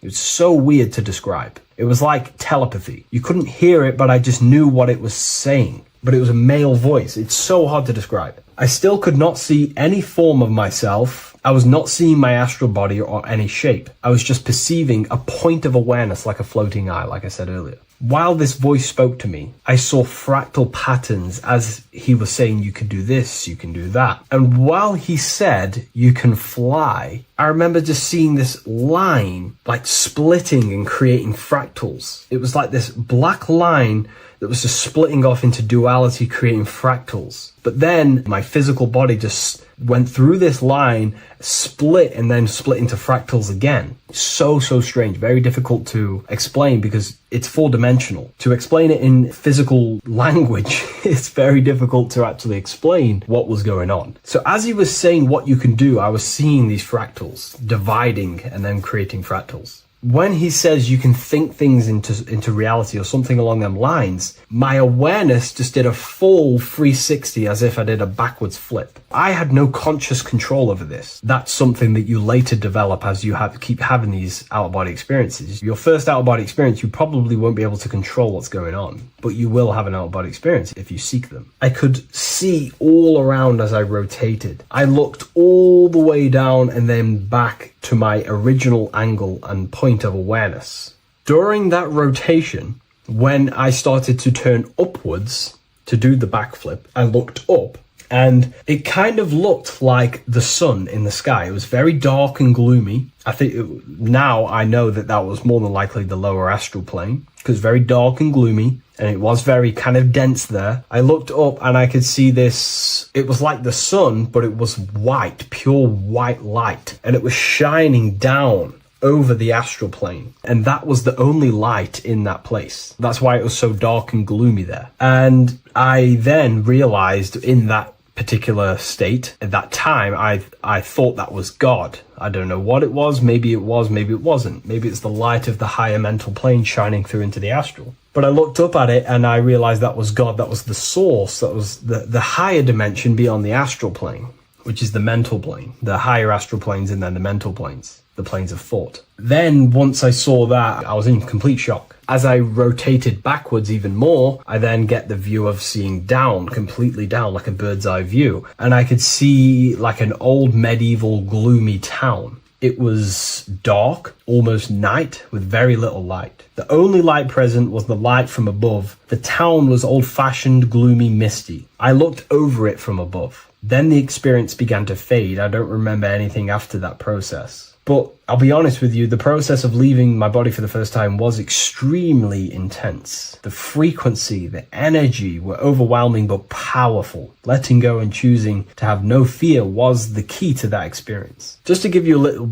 bit more wisdom on what I actually experienced now, what I realized what was happening, I now understand that the voice that I was hearing was not an external being guiding me. It was actually a higher aspect of myself, a part of my own consciousness that is not focused in the time space of the physical world. My physical mind is focused here in this timeline, but once I exited this timeline and focused elsewhere, the higher part of myself guided me towards that experience. This higher version of ourselves that we call the higher self is a higher dimensional being, but we're just unconscious of it. This being exists beyond our ordinary thinking mind. Our self exists everywhere in the universe, and we can unlock higher versions of ourselves as we progress on our journey of awakening and self-realization. Because let's say right now, only 10% of your awareness is actually in the physical plane. Science tells you that 90% of you is actually in your subconscious mind. 10% of your awareness is your conscious mind. So there's 90% of you that your conscious mind is not aware of. But our conscious mind becomes so addicted with the physical world and distracted with the physical world, it just gets totally locked in with the physical. and we never pay attention to the hidden aspects of ourselves, the unconscious aspects of ourselves. And that's why everyone in the esoteric and occult space talks about gnosis, seeking knowledge of self. Gnosis is not knowledge, it's knowledge of self obtained through direct experience. So gnosis is about rediscovering who you truly are. And another bit of wisdom that I could give you from this is that the observer is the same observer that is observing this video right now. You're watching this video, but who is the one seeing the screen? Who is the one seeing the screen of your reality, of what you call life? There is an inner witness consciousness within you who experiences and observes your thoughts, emotions, and actions, experiences and observes the screen you call reality. And that witness also witnesses your dreams. When you shift your awareness from your time space of this body into your dreams, that same witness is witnessing your dreams. So when you meditate, connecting with this witness aspect of our consciousness really does help to excel the process of having an out-of-body experience. Because a lot of people have out-of-body experiences, but they don't understand what's actually going on. They don't understand the nature of it. But it's all mental. You move mentally in that dimension. You create mentally in that dimension. The same that you do in this dimension, but just on a quicker scale, because things manifest in the astral plane instantly as soon as you think of it. Just like the screen in your mind, you think of something, you have a screen of an object in your imagination. That plane, it manifests instantly, but down here, it takes a longer time for things to manifest and condense. Once you understand that thought rules the universe, thought is the creative force of the universe, you start to understand,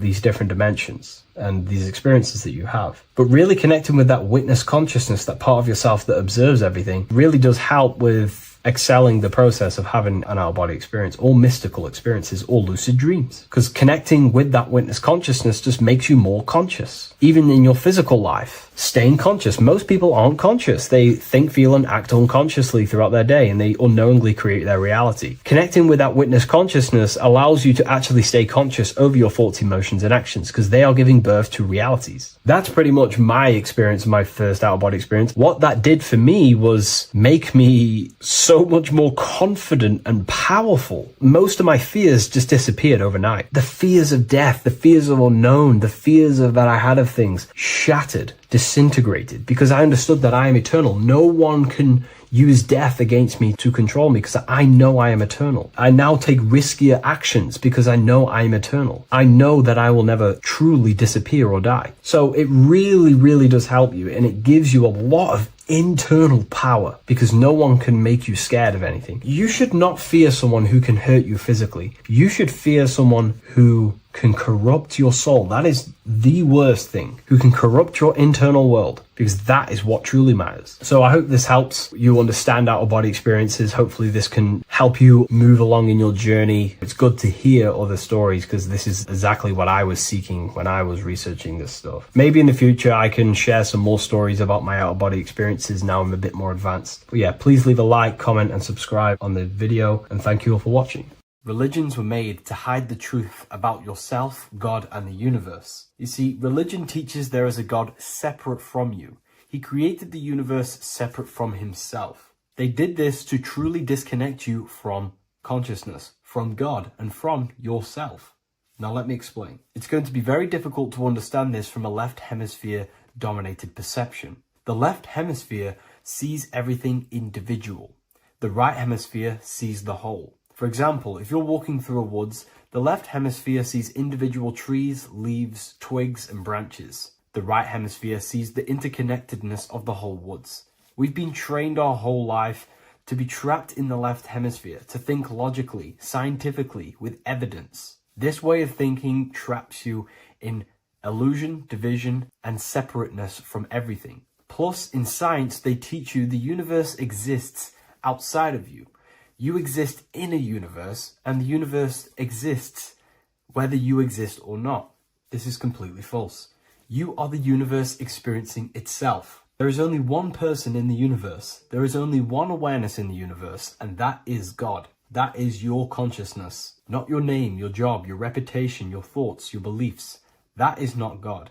God is the infinite awareness that you are, the alertness, the essence of life. You are an individual. You have a dual nature, an inner world, consciousness, and an outer world, this physical body. The inner world is the immortal, consciousness, awareness. This physical reality is for the immortal within us to experience and enjoy. And the immortal consciousness, the immortal self, the individualized expression of the only thing that is truly real, which is God, consciousness, is seeking a way to understand itself through infinite vantage points. The same consciousness inside of you, inside of the dog, the squirrel, the plants, the stars, the same awareness is in absolutely everything. Only the right hemisphere can see this connection. The universe is one mind separated into the infinite bodies and life forms. This is why scientists tell you that the universe is forever expanding. It's truth in plain sight, because the universe is the mind, and the mind is always seeking more vantage points to understand itself. And the mind is always expanding into new realms of thought. The mind cannot be filled up. It does not exist in space. However, human awareness, human consciousness is very sacred. And the reason why I say that is because humans possess a two-way consciousness, unlike a dog, an animal, or a squirrel, for example. The dog looks in the mirror. It is not aware of itself. It doesn't look in the mirror and see that it needs to improve something. However, humans, we can look in the mirror and say, who am I? Where do I come from? And I need to change this aspect of me. I'm lacking in this area. Dogs do not have this awareness. They function only on their immediate surroundings, on survival and instinct. Human awareness is special because we have the ability to reflect on the self. We can question our consciousness. We can question, who am I? Where do I come from? And where am I going after this? The human mind has no limitation. We can surpass our animal nature and rise to a godly nature. This is the whole purpose of reaching Christ consciousness, which is just an ideal consciousness where we have control over self and we know who we truly are. Humans have been given the tools to awaken. Our five senses are locked only to perceive the physical world, but the mind holds the gateway to understand the unseen aspects of reality. The mind holds the secrets to the universe and consciousness. We just have to study ourselves to understand God. We are all individualized aspects of consciousness. There is only one pure consciousness in the universe, but we're fractaled into infinite life forms, experiencing this consciousness in a different form, molding this consciousness into individual egos and individualized consciousness. Me and you are made of the same fabric. However, I have thought different things, believed different things, experienced different things, which has conditioned my consciousness to be my own individualized aspect of God. And that's what makes me, me, and you, you. God is the creative power within us to turn thoughts into physical reality, to create things. We are a creator. Each one of us is a miniature earth, creating and building in this physical 3D reality. Our consciousness holds power over the 3D reality. We can mold it and create anything we wish. However, we have been conditioned to live like an animal, living in our animal nature, eating, surviving, lusting, and these low-level desires keep us trapped from figuring out our creative power. This is why the ancients always depicted God inside of the brain. Even in ancient Christian artwork, William Blake, Anton Raphael, all depict God inside of the brain. Why is this? Because God is our creative power. The spinal column acts as a type of ladder of consciousness. If you just think about sex and act on sex, eating, consuming, and living in a survival animalistic state, then your consciousness is functioning on the lower end of the spinal column, where your reproductive organs are and your gut organs are to consume food. In order to activate the God within us and to us to truly know God, we have to be aligned with the God consciousness. We have to unlock the God within us so we can truly actually experience God and understand it. However, God exists beyond our personal consciousness, beyond our human identity. In secret societies, satanic rituals and satanic societies, they are seeking a way to escape the human identity through ritual work, meditation, and trance-like states. A trance-like state is like the state that you enter just before you fall asleep, where there is no thought present in your mind, because you are not the mind, you are the observer, you experience the thoughts. And when we escape the human identity through rituals, meditation, or trance-like states, we can actually experience beyond the veil of this material world. However, satanic rituals do this in a negative way. Satanic rituals include ways to make the human mind tap out by pushing the human minds to the limit through pain, suffering, and even torture, to allow the mind to pass out so you can temporarily pass on the veil of the physical world and escape the limitations of the human identity and the human thinking mind. Now, you do not have to do it this way.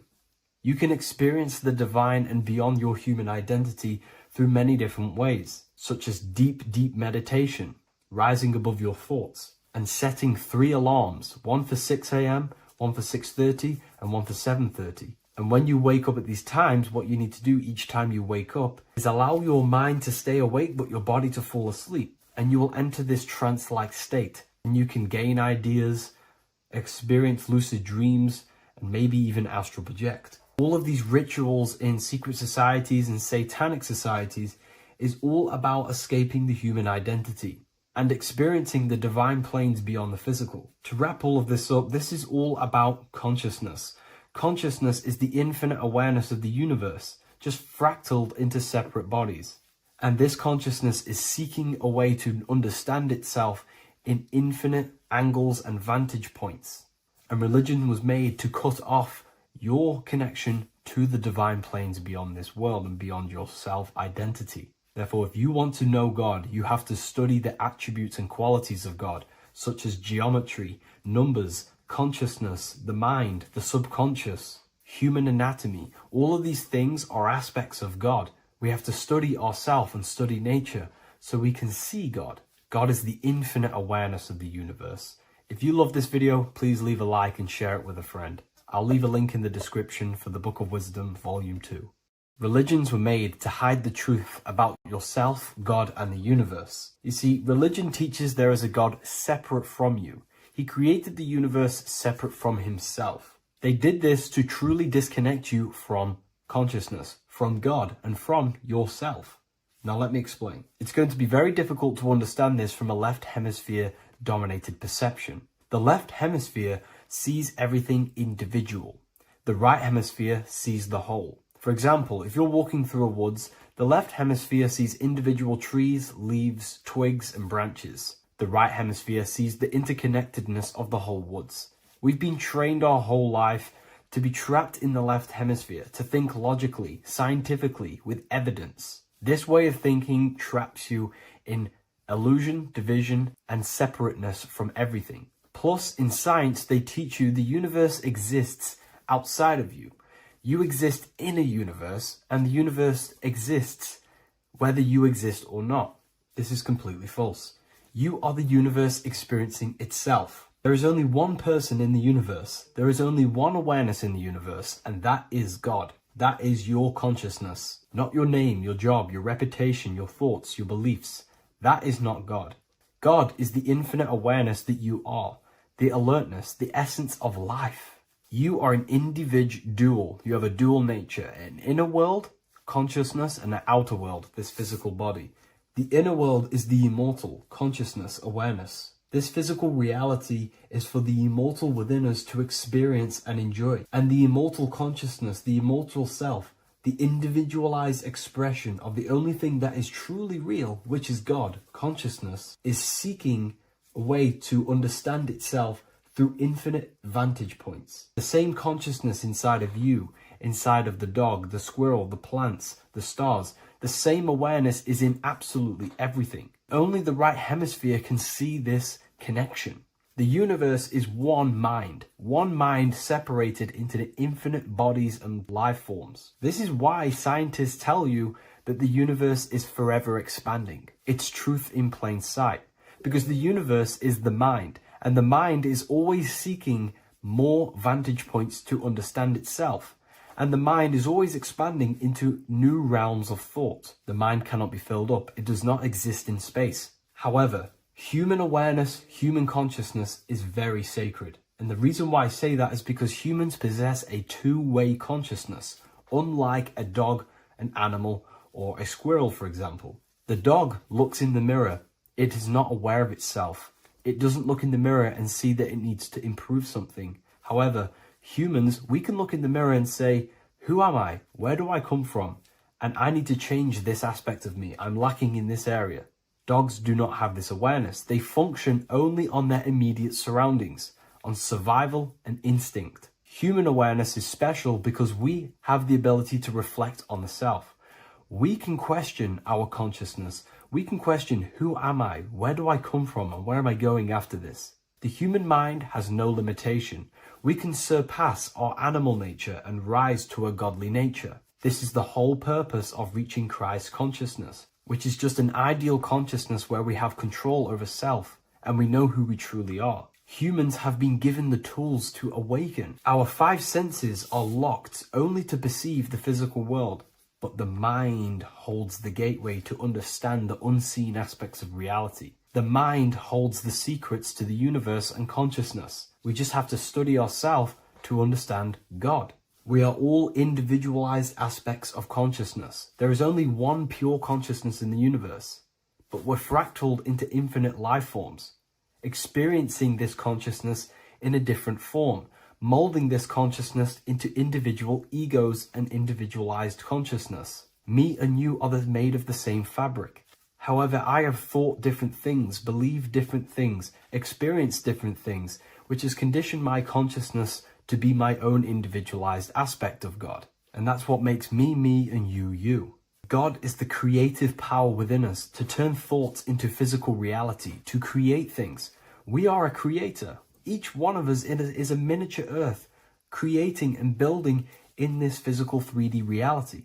Our consciousness holds power over the 3D reality. We can mold it and create anything we wish. However, we have been conditioned to live like an animal, living in our animal nature, eating, surviving, lusting, and these low-level desires keep us trapped from figuring out our creative power.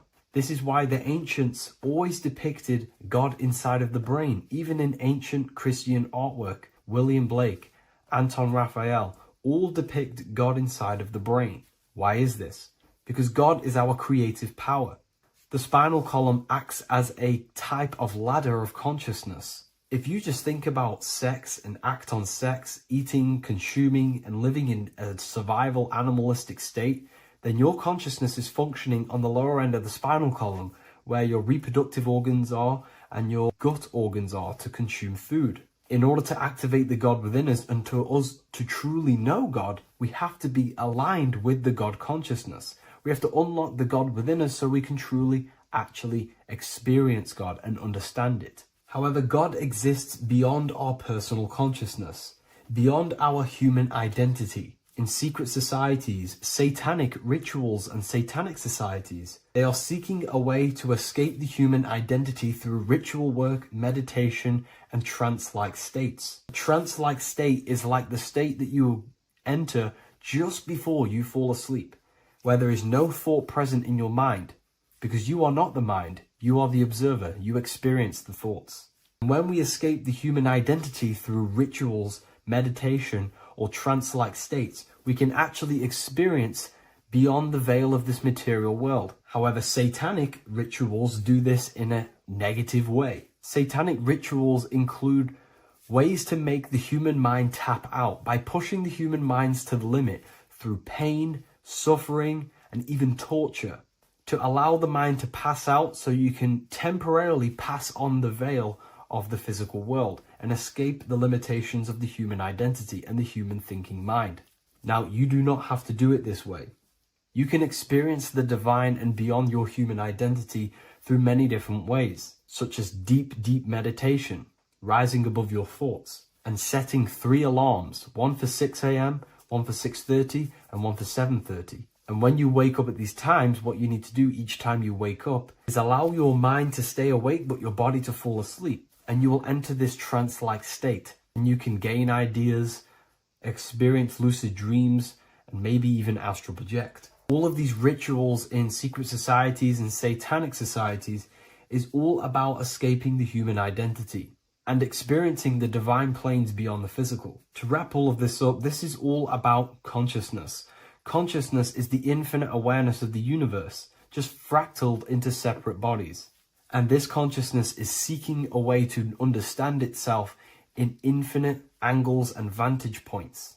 And religion was made to cut off your connection to the divine planes beyond this world and beyond your self-identity. Therefore, if you want to know God, you have to study the attributes and qualities of God, such as geometry, numbers, consciousness, the mind, the subconscious, human anatomy. All of these things are aspects of God. We have to study ourselves and study nature so we can see God. God is the infinite awareness of the universe. If you love this video, please leave a like and share it with a friend. I'll leave a link in the description for the Book of Wisdom, Volume 2.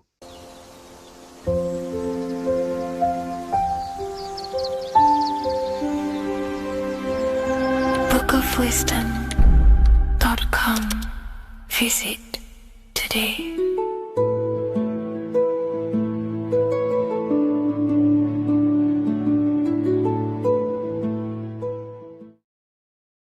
Hello, everyone, and welcome to another lecture inside Ethereal University. In this lecture, you will learn about the death process and how to prepare for it, and why that preparation is so important. So let's get straight into this. You must understand, as a spiritual creature that you are, you have a visible nature and an invisible nature. You never truly die. You are an eternal soul experiencing a temporary physical world. The inner world of thought and emotion is eternal, while the outer world of matter is mortal. Everything that is seen is mortal. Everything that is unseen by the eyes is immortal. When you die, your external physical world will be stripped away, leaving only your pure consciousness in its raw form, drifting within the astral plane. So here you see your physical external body and your internal world. And your internal world is your state of consciousness. It's your state of consciousness. Your thought and emotion is one overall state. Okay? So you must understand these planes. You have the physical body, the etheric double, an astral body, a mental body, and the Buddhic body. When you die, you leave the physical plane. Then you will more than likely leave the etheric plane, because the ether acts as like a portal. Everything comes out of the ether and returns back to the ether. I can break that down in another video in electromagnetism. But electromagnetism is ether, energy coming in and out of the ether. You will, every single day you die, every single day. There's a cycle of life and death occurring all the time. Every single day, you go to sleep, you go back, your consciousness slips back through the ether, and then when you wake up, your consciousness comes back through the ether into the physical plane. Death is just a bigger macrocosm of the microcosm cycle of life and death. So you will return back to the astral, which is the realm of imagination, infinite possibilities, and this is where thought forms start to manifest. Okay, so depending on how advanced you actually are mentally and emotionally will depend how long you stay in the astral. Now, what we must understand is that there is many different components to the astral. We have the higher astral, the middle astral, and the lower astral. These are all vibrational states. So if your mind and soul is operating in lust, lust, desire, hate, food, physical addiction, smoking addictions, then these are quite heavy. These are quite heavy attachments to your consciousness, and they're quite low level desire, which means they have a low vibration. You will manifest in the lower astral when you're stripped from your physical body. The lower astral is not inherently evil. However, there's just low vibrating things going on there. Low vibration does not mean evil. Okay? So, just like bad doesn't mean evil. Okay? In the lower astral, you are going to see lower astral beings. You're going to see spirits, souls with low level desire. Okay? people who are attached to the physical plane, people that lust, people that do these things. Technically, this is hell, but you can escape it by escaping yourself. Now we're going to break all this down. I'll break all this down properly once you understand the full context. So depending on your level of desire, you will manifest in a corresponding layer of the astral plane. If your mind is still attached to the low physical desires, you will find yourself in the lower astral realms. But if you have few desires and have detached from the worldly attachments while you are encased in a body, then you will rise into a higher or middle astral plane, mainly the middle. Okay. The higher astral plane is very formless. So as I broke down here, this is, well, the physical plane is the lowest dimension. This is the most form, the most matter. It's quite heavy. The higher you go, the lighter it becomes, the more fluid, the more formless it becomes. So you see here, it says denser, down, and lucidic, up. So this is more lucidic in these higher realms. This is more dense in the lower realms.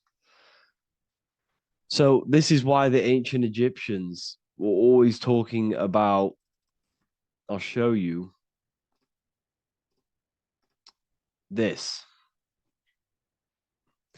This is showing you death. So first of all, we have Anubis, which represents death. Here you have the heart, which represents the soul. And here you have a feather. And this is a scale. You see how this is a balanced scale? So what this is symbolizing, this represents death. This represents your heart, and this is a feather.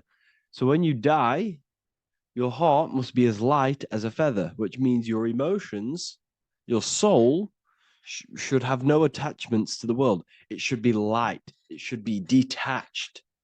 This is why the word light and light are the same. Light is in heavy and light is in very bright. Because when you're less attached to the things, your soul shines. You're authentic. You're light. You're very bright soul. And you have no attachments. Your light is in not heavy. So you must detach from the worldly desires. We have to detach from the smoking, the food. This is why we should fast. Smoking, this is why we should detox. We should also meditate. We should also be able to sit with ourselves for long periods of times. Okay, I'm going to break all this down properly. But that's why the Egyptians show you the symbolism here. Okay. So you're stripped of your material body. So that state of consciousness you're in right now, your inside world, if you shut your eyes, that state you're in, that is what you're going to experience when you die. Okay. And you're going to be manifested into the astral.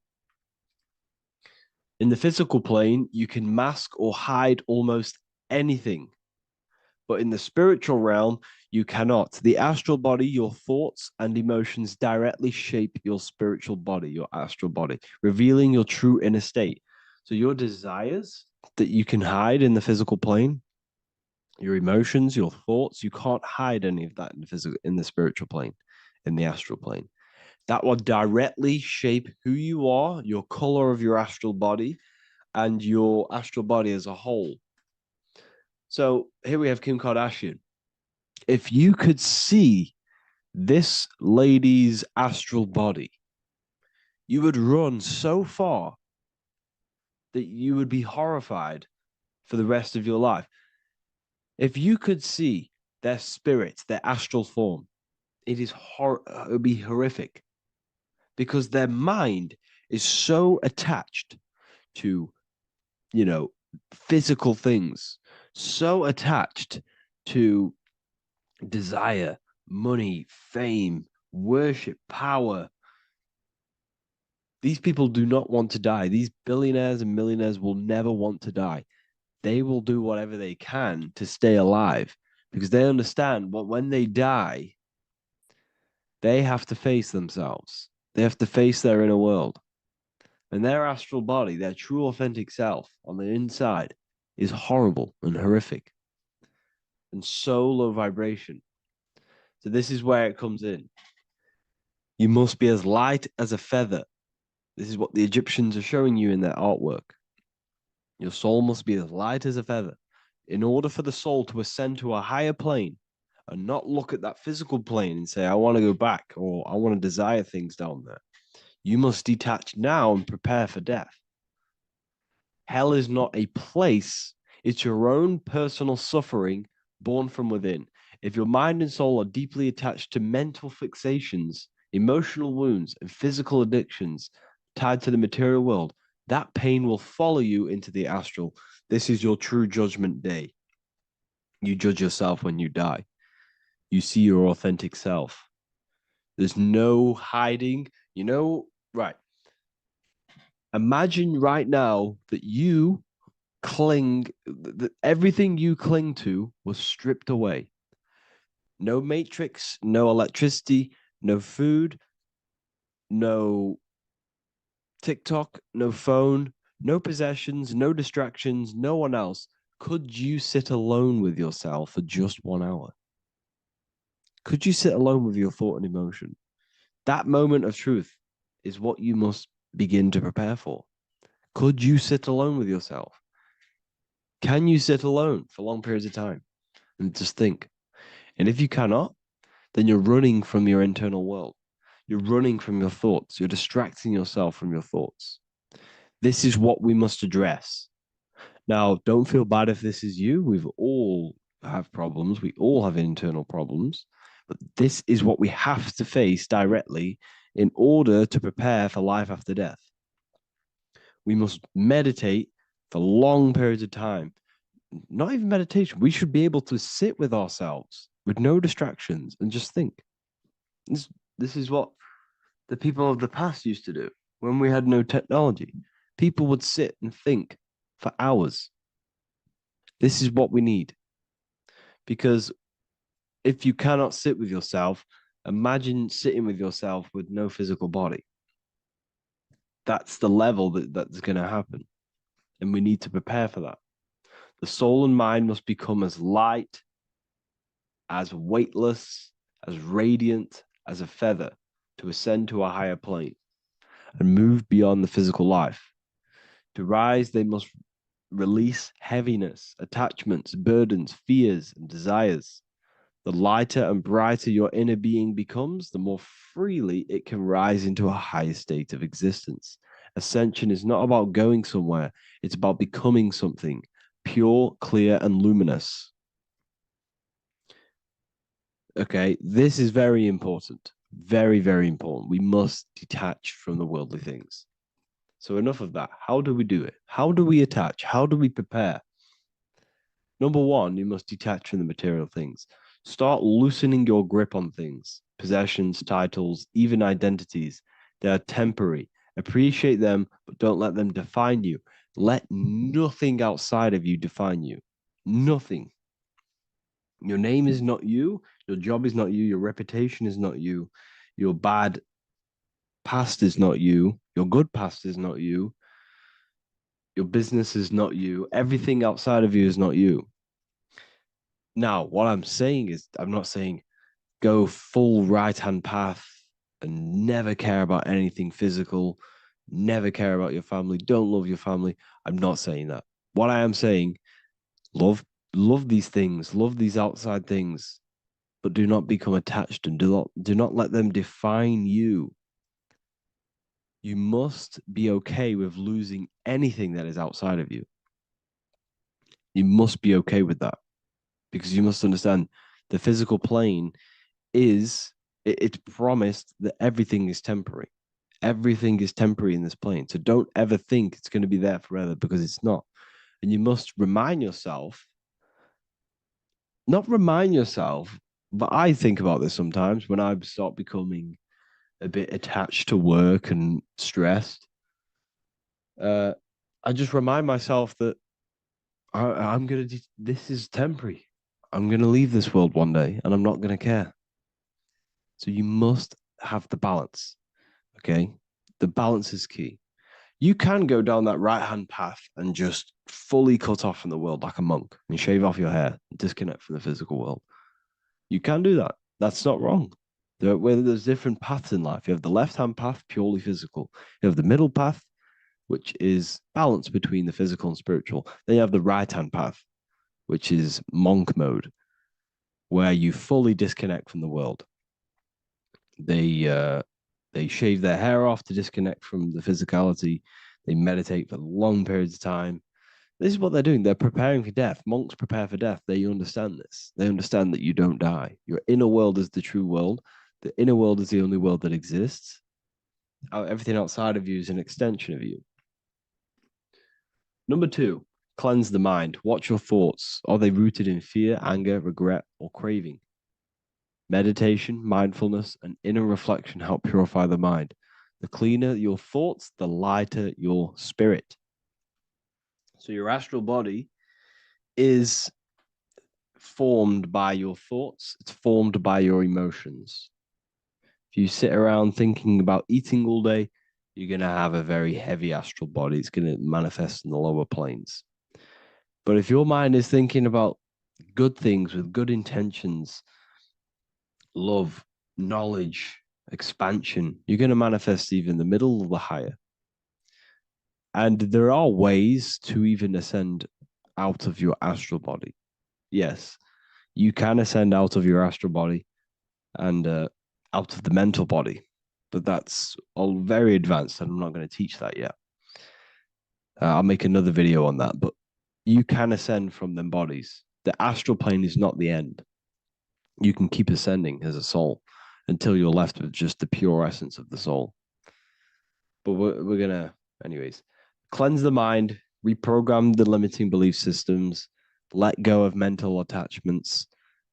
And the way you do this is by getting a piece of paper and writing down every single attachment that you have. And you're going to realize, dude, there's more than you think. Okay. We have to detach from these. We have to.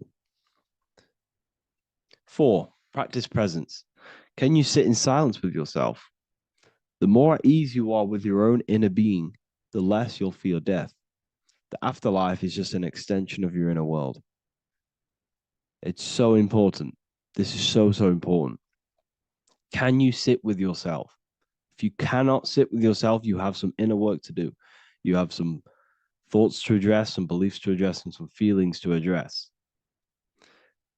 Okay, so practice sitting in the present, meditation, or just literally sit there and try and be okay with yourself. And if you can't be okay with yourself, then there's something you need to address, whether it's a belief system, whether it's an emotional trauma, or something. This is what we must reshape, refine, and let go of. Live truthfully. Speak and act from your soul, not from fear or ego. The more authentic you are, the more aligned you become with your true self, which carries beyond this life. The ego is your mind's perception of itself while being incarnated in this world. It's been shaped by your experiences, your thoughts, your beliefs, and your emotions. So your ego is basically this false thought form that you've created. It's a false layer of yourself that sits on top of your true authentic self. It's basically your physical character. When you were young, you had no ego. You were pure. You had a pure consciousness. But then as you grew older, your ego started to grow, and it still is growing because it was shaped by experiences, things you've gone through, things you said, things you believe, things you think. It's created by you, by your mind. And the ego is close to the word echo. The ego is the echo. It's an echo. It's a layer. It's a false identity. It's a false layer that sits on top of your soul. And if you don't get rid of that ego, if you don't know how, well, not get rid of it, but balance it. If you don't know how to rise above that ego and you die, it's that ego that's going to be pulling down when you die. It's that ego that's going to be your suffering. Okay. 7, connect with the divine, whether through prayer, meditation, tune into something greater than yourself. The connection is the soul's compass beyond this world. If you can meditate and rise above them clouds of thought, that's the soul, that's the observer. we must connect with that. Okay, this will definitely help with just allowing yourself to connect with your true self. Meditation's great because you can just fully detach from the world. And the more you meditate, the more you can prepare for death. A powerful way to cultivate detachment is through daily detachment meditation, done either at night or in the morning or the first breath upon waking. Or do this as many times as possible per day. Start by physically grounding yourself in the present moment. Say out loud, I am here right now, nothing else matters. Let that phrase draw your awareness into the now. Just keep saying it until you're present. Then begin to slowly list everything you identify yourself with, one by one. I am not your body. I am not my body. I am not my name. I am not my possessions. I am not my house. I'm not my children. I'm not my everything. I am not my thoughts. Release each layer gently. Imagine, if you want to, if you have a good imagination, imagine placing these things into a big box. Placing your body, placing your name, placing your possessions, placing your house, your car, your thoughts, your beliefs into a box, and then shut that box. If you have a good imagination, do that. That can help. And you'll be left with yourself. And you're not even that. It goes even deeper. Eventually, you'll reach the mind itself. Detach from the language that the mind is even using. Now, that's very difficult. And not many people have ever thought about that, and they've ever even been there. Detach from the language that the mind is using. Think about that for a second. Your mind is not what you actually think. It goes very deeper. Your mind is not that little voice. It's that voice that the language is using. So even the language is a spell on your mind. Okay, it's an attachment. Eventually, you'll reach the mind itself, detached from the language it uses, the voice in your head, the need to define. What remains is something beyond thought and beyond words. I can't even describe what's left, because words, once the language is gone, it's purely metaphysical. All I can say it is pure awareness, and it's symbolized. This is why symbols are so amazing, because they can symbolize things that are beyond words. A flame, it's just a flame. And you won't be able to understand that until you've been there. It's just a flame. It's pure cause. Words can't describe it. You'd have to experience it. Connect with this essence daily. This is truly who you are. So this is a great way to detach. We can do these detachments every single day during meditation. This will definitely help over long periods of time. Of course, you're not going to be ready tomorrow for death, but just try and prepare for these things. This is the whole reason people used to meditate. It's the whole reason why people do these spiritual practices, because they understood that this plane is temporary and your soul moves on from this plane. And you'll never truly believe in the soul until you experience it. So I can show you these things, but you must go out and experience it. The soul is real, but you won't understand unless you cast off everything else. Okay. So I hope this video helps. It's a very deep video. I'm going to be making more of these stuff, of more self-mastery. And of course, we've made the self-mastery section now. So I'm going to start filling up this place with lectures. And I think it's a great time to start this, because a lot of people have been asking on how to master yourself, prepare to death. So hope this video helps. See you in the next one.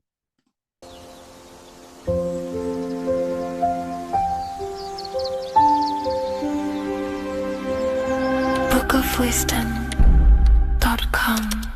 Visit today.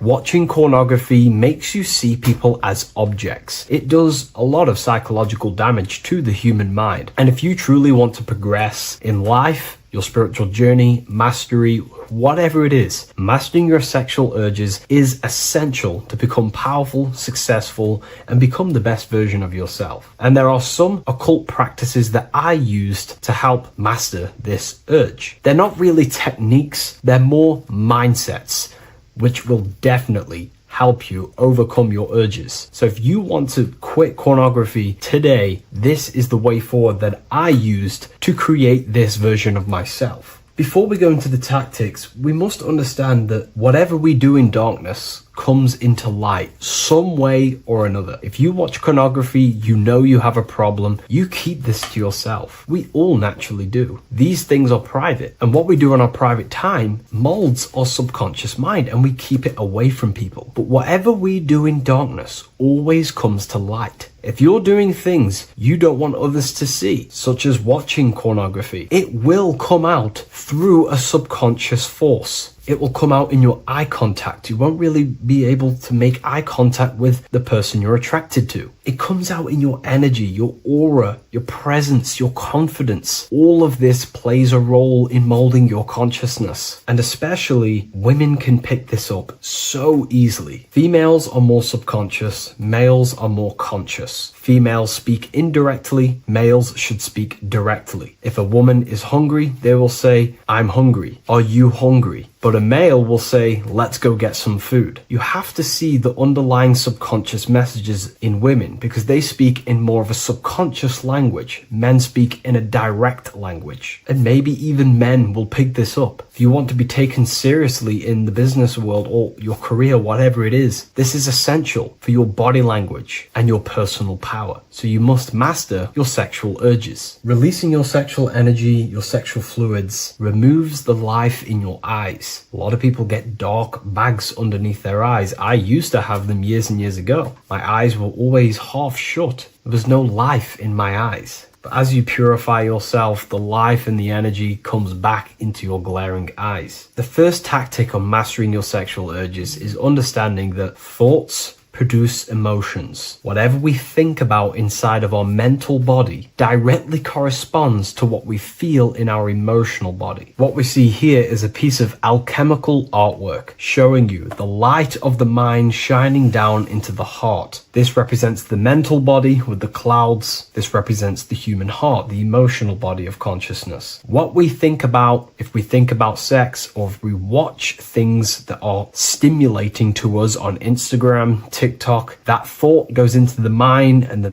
feeling gets then produced in the heart and the body becomes aroused. What we think inside of our brain becomes emotional energy in our heart. As above, so below. And what becomes in our heart is what we take action on. We take action on emotion. Human action, human behavior pretty much comes down to what we feel. We only act on what we care about or what we love. If you love that feeling of watching pornography, that is the reason why you're taking the action. So keeping this in mind at all times is very important in your journey of self-mastery. What you think is what you feel, and what you feel is what you act upon. Remove stimulations that can possibly produce that thought of watching pornography. Unfollow the people. Purify your environment so these thoughts do not enter your mind. And if you do become stimulated, remember, thoughts produce emotions. Change your thoughts. Think about something else instantly. The more you think about it, the more you feel, and the easier it is to take action upon it. And the second tactic that I say to myself is that it's all mental. World, the universe, life is all mental. For example, unfortunately, my brother passed away recently. I've never gone through something like this in my life. It's tough. It's horrible. It's not nice losing a loved one. However, if I sit around and focus just on the negative side of that, yes, of course, I'm going to have my moments. But if I just sit there and focus on the negative, it will destroy my life. It will pull me down. The only thing that I can do to benefit from this situation is to become a better family person out of this. become more loving, spend more time with the people who mean a lot to you. You can always change and transmute the mindset of every situation in your reality. There's a famous saying I like to say, if you can change it, change it. But if you cannot change it, change the mental attitude towards it. Never just sit there focusing on the negative side of reality. This helped me with mastering myself watching pornography. It's all mental. You hold the power over the mind. And the next tactic is probably the best one ever. And I still use this today in everything in my life. Before I make any decision in life, I always say to myself, what is the effect of this cause? Is that effect going to push me towards who I want to be? Or is that effect going to pull me away of who I want to be and become and where I want to go in life? If the effect is not pushing me towards who I want to be, I will not take the action which is the cause. Consciousness cannot escape the law of cause and effect. It is an immutable, inchangeable law that is governing your consciousness and your mind. You have to keep this law in mind because it is the law that is creating and crystallizing your reality. Any decision you make, what is the effect of this cause? The law of cause and effect is a force that you cannot escape. So you have to work with this law and become conscious of the law. So before you do take the action, what is the effect? Is watching pornography going to push me towards who I want to be and where I want to go? If it's not, do not take the action. That's where willpower comes in. You can do little exercises for willpower, meditation for 30 minutes of not thinking. You can do rituals that strengthen the connection to your mind with your willpower. At the end of the day, the willpower is the most essential force in the consciousness. Another thing is remove any music that talks about it. Even the words will be producing thoughts in your mind. What you feed your consciousness is ultimately what you project back outwards. Don't listen to the rap music. Don't listen to any music that talks about it. Try and remove this from your environment. These tips that I've given you don't just work in quitting pornography. These work in every aspect of your life, and they will dramatically change your life if you become conscious of them and actively use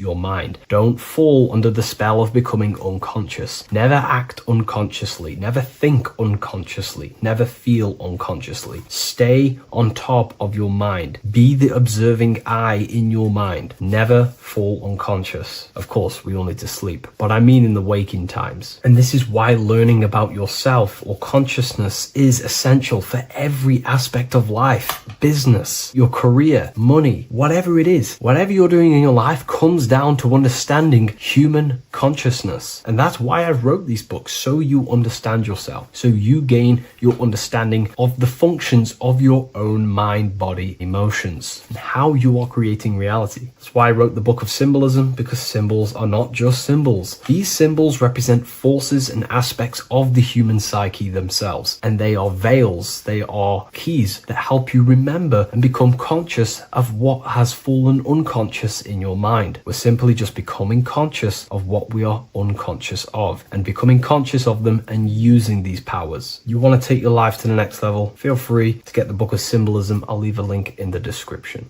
Take care, everyone. Welcome to Revival of Wisdom. Today, we're going to be talking about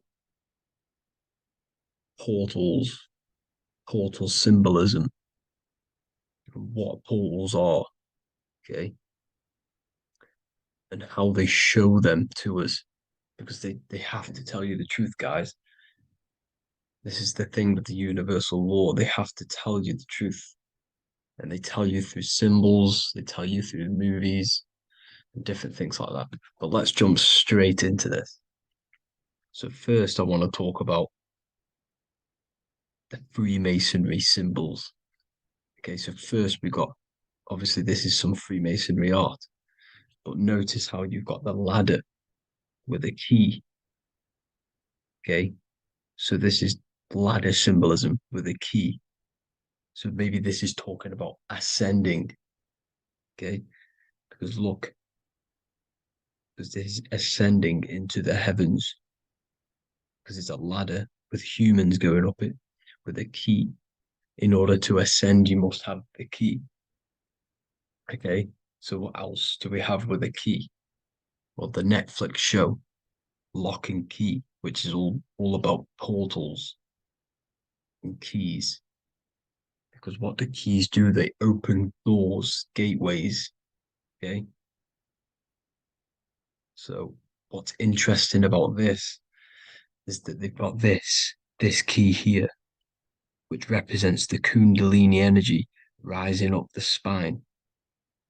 Okay, but we'll come back to this. But it's that same portal key symbolism. We've also got the Vatican. The Vatican is in the shape of a key. Okay, so you can see the start of it here and the end. So this is key symbolisms. Keys open doors. And notice how it's got the 8-pointed star. Okay, what is the 8-pointed star? Okay, we'll come back to this. This all ties in, guys. I'll break it all down for you. But then you've also got the god Janus. Janus, okay, is known as the god of the doorways. He's an ancient god of Rome, and they worshipped him. However, he's not a god, he's more like a high-level ranked demon. Because he is the god of the doorways. And notice how he's got two faces. Because doorways always have two sides. You're going into somewhere, there's always two sides of a door. And he's always depicted with two sides of a face and a key. Because he holds the key to the doorways, to the portals, to other worlds and realms. Okay, as you can see, he's always got two faces and a key. Okay, so now we have the Sumerians, the Anunnaki, and they are always depicted with the two faces. Why do they have the two faces? Because they're symbolizing doorways, and the Anunnaki come to Earth through doorways and portals. So these are what these gods are symbolizing in their artwork. But they always have the 8-pointed star. Okay, what is the 8-pointed star? You see how they always have. Look, let me try to find another one. It's the 8-pointed star. This 8-pointed star is Polaris. Okay, Polaris, just like the Vatican has the 8-pointed star with a key. Polaris is the center star. Polaris is a fixed star. It doesn't move. Okay. So the Anunnaki's symbol is also the 8-pointed star. So this is symbolizing the portals and doorways that they come through in order to get to the earth. But Polaris is that center star which does not move. It's always symbolized with the 8-pointed star, just like a compass. Why is a compass the 8-pointed star? Because at the center of our realm is where the most electromagnetic energy is stored. As you can see, we have an aura field, an electromagnetic aura field. So does the earth. And in the center, so like our heart, for example, is where the most energy is stored. And like the center of the earth, this is why all compasses point to the center, because this is where the most electromagnetic energy is stored. It's at the center of our realm. Okay. So like I was saying with the lock and key series, see this here? The Kundalini energy rising up the spine, just like your Kundalini energy rising up the spine. Let me try. I can't zoom in, but you know what I'm trying to say here.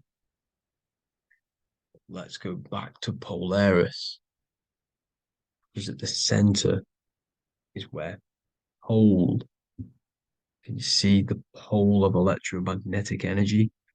Polaris, the North Pole.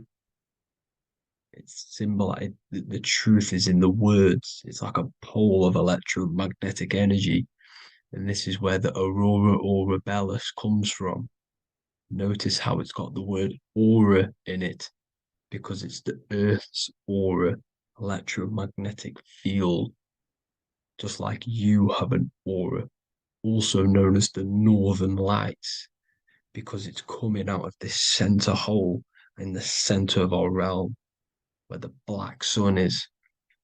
And this is where the electromagnetic energy is coming up from. And this is what the aurora borealis is, or the northern lights. It's just electromagnetic energy. And it's symbolized through our symbols, the original O. Okay, because it's like a pole through the middle. Polaris. So this Polaris is the sky vault. It's the portal into this realm, because this is what the Anunnaki are always talking about, always symbolize it with the 8-pointed star.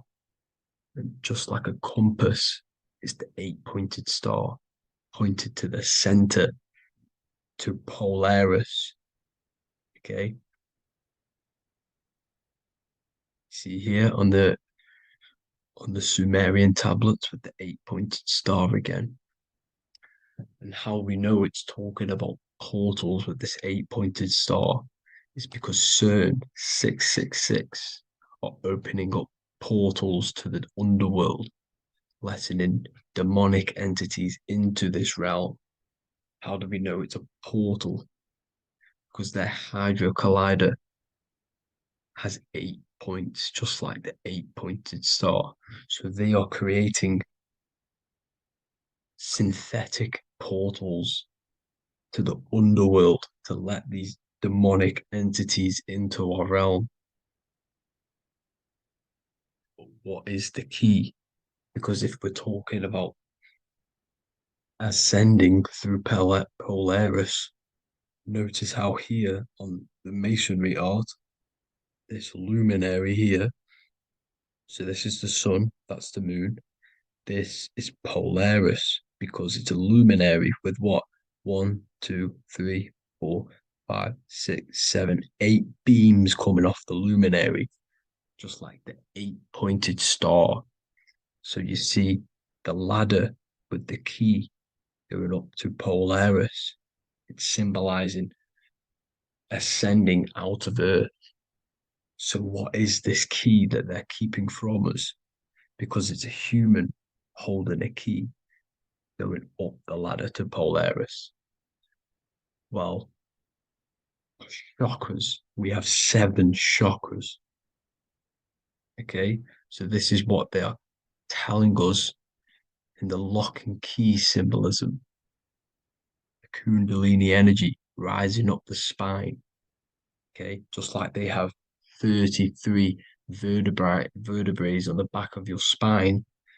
Okay, this represents the Kundalini energy going up your 33 vertebrae, just like in Masonry has 33rd degrees. Okay, so what is the key? Your chakras. Your chakras have to be unlocked. Okay, you have to unlock your chakras, and you can't unlock this one without going through this one. You have to go through them all. It's like a ladder, just like Jacob's ladder. You can't go from the bottom to the top. You have to unlock each one. Okay, just like you have 7 chakras, you have 7 layers of your aura. Okay, you have to unlock your chakras to the highest point in order to reach Christ consciousness. And this is the key that they're talking about. They're symbolizing the organic portal within each and every one of us to ascend out of this realm. Okay, so this is the key that they're talking about, and they're holding back this knowledge to keep us trapped in this 3D realm. Okay, So like I was saying with the 33 vertebrae and the Kundalini energy coming up the spine, 33 vertebrae, you can see this sort of symbolism going up to the light, because it's the light. You see here, your crown chakra turns on and becomes enlightened, just like the Illuminati symbol. Can you see it? But also, Jesus also died at 33. So this is symbolizing, okay? They're symbolizing the death of the ego, the body. So once you open up your chakras and reach Christ consciousness, which is your 33rd vertebrae, once your Kundalini energy goes up your 33rd vertebrae, your body technically, not physically, but spiritually dies, because you then become formless. You reach Christ consciousness. So then you can travel other worlds. Okay. This is what they're talking about with Vatican, 8-pointed star, and the key. Janus with the key. The Sumerians with the 8-pointed star. Anunnaki, the 8-pointed star. Polaris, 8-pointed star. So Polaris is the way out of this realm, which is at the center. Pole, North Pole. Okay, so the key is that they're hiding from us is the knowledge to unlock our chakras. Okay, and without this knowledge that they keep from us is trapping our souls in this reality to keep reincarnating. Okay, well, thank you all for tuning in. I'm going to leave you all there. Make sure to leave a like and a comment in the comment section. Let me know some topics to talk about so I can break it down for you. God bless you all.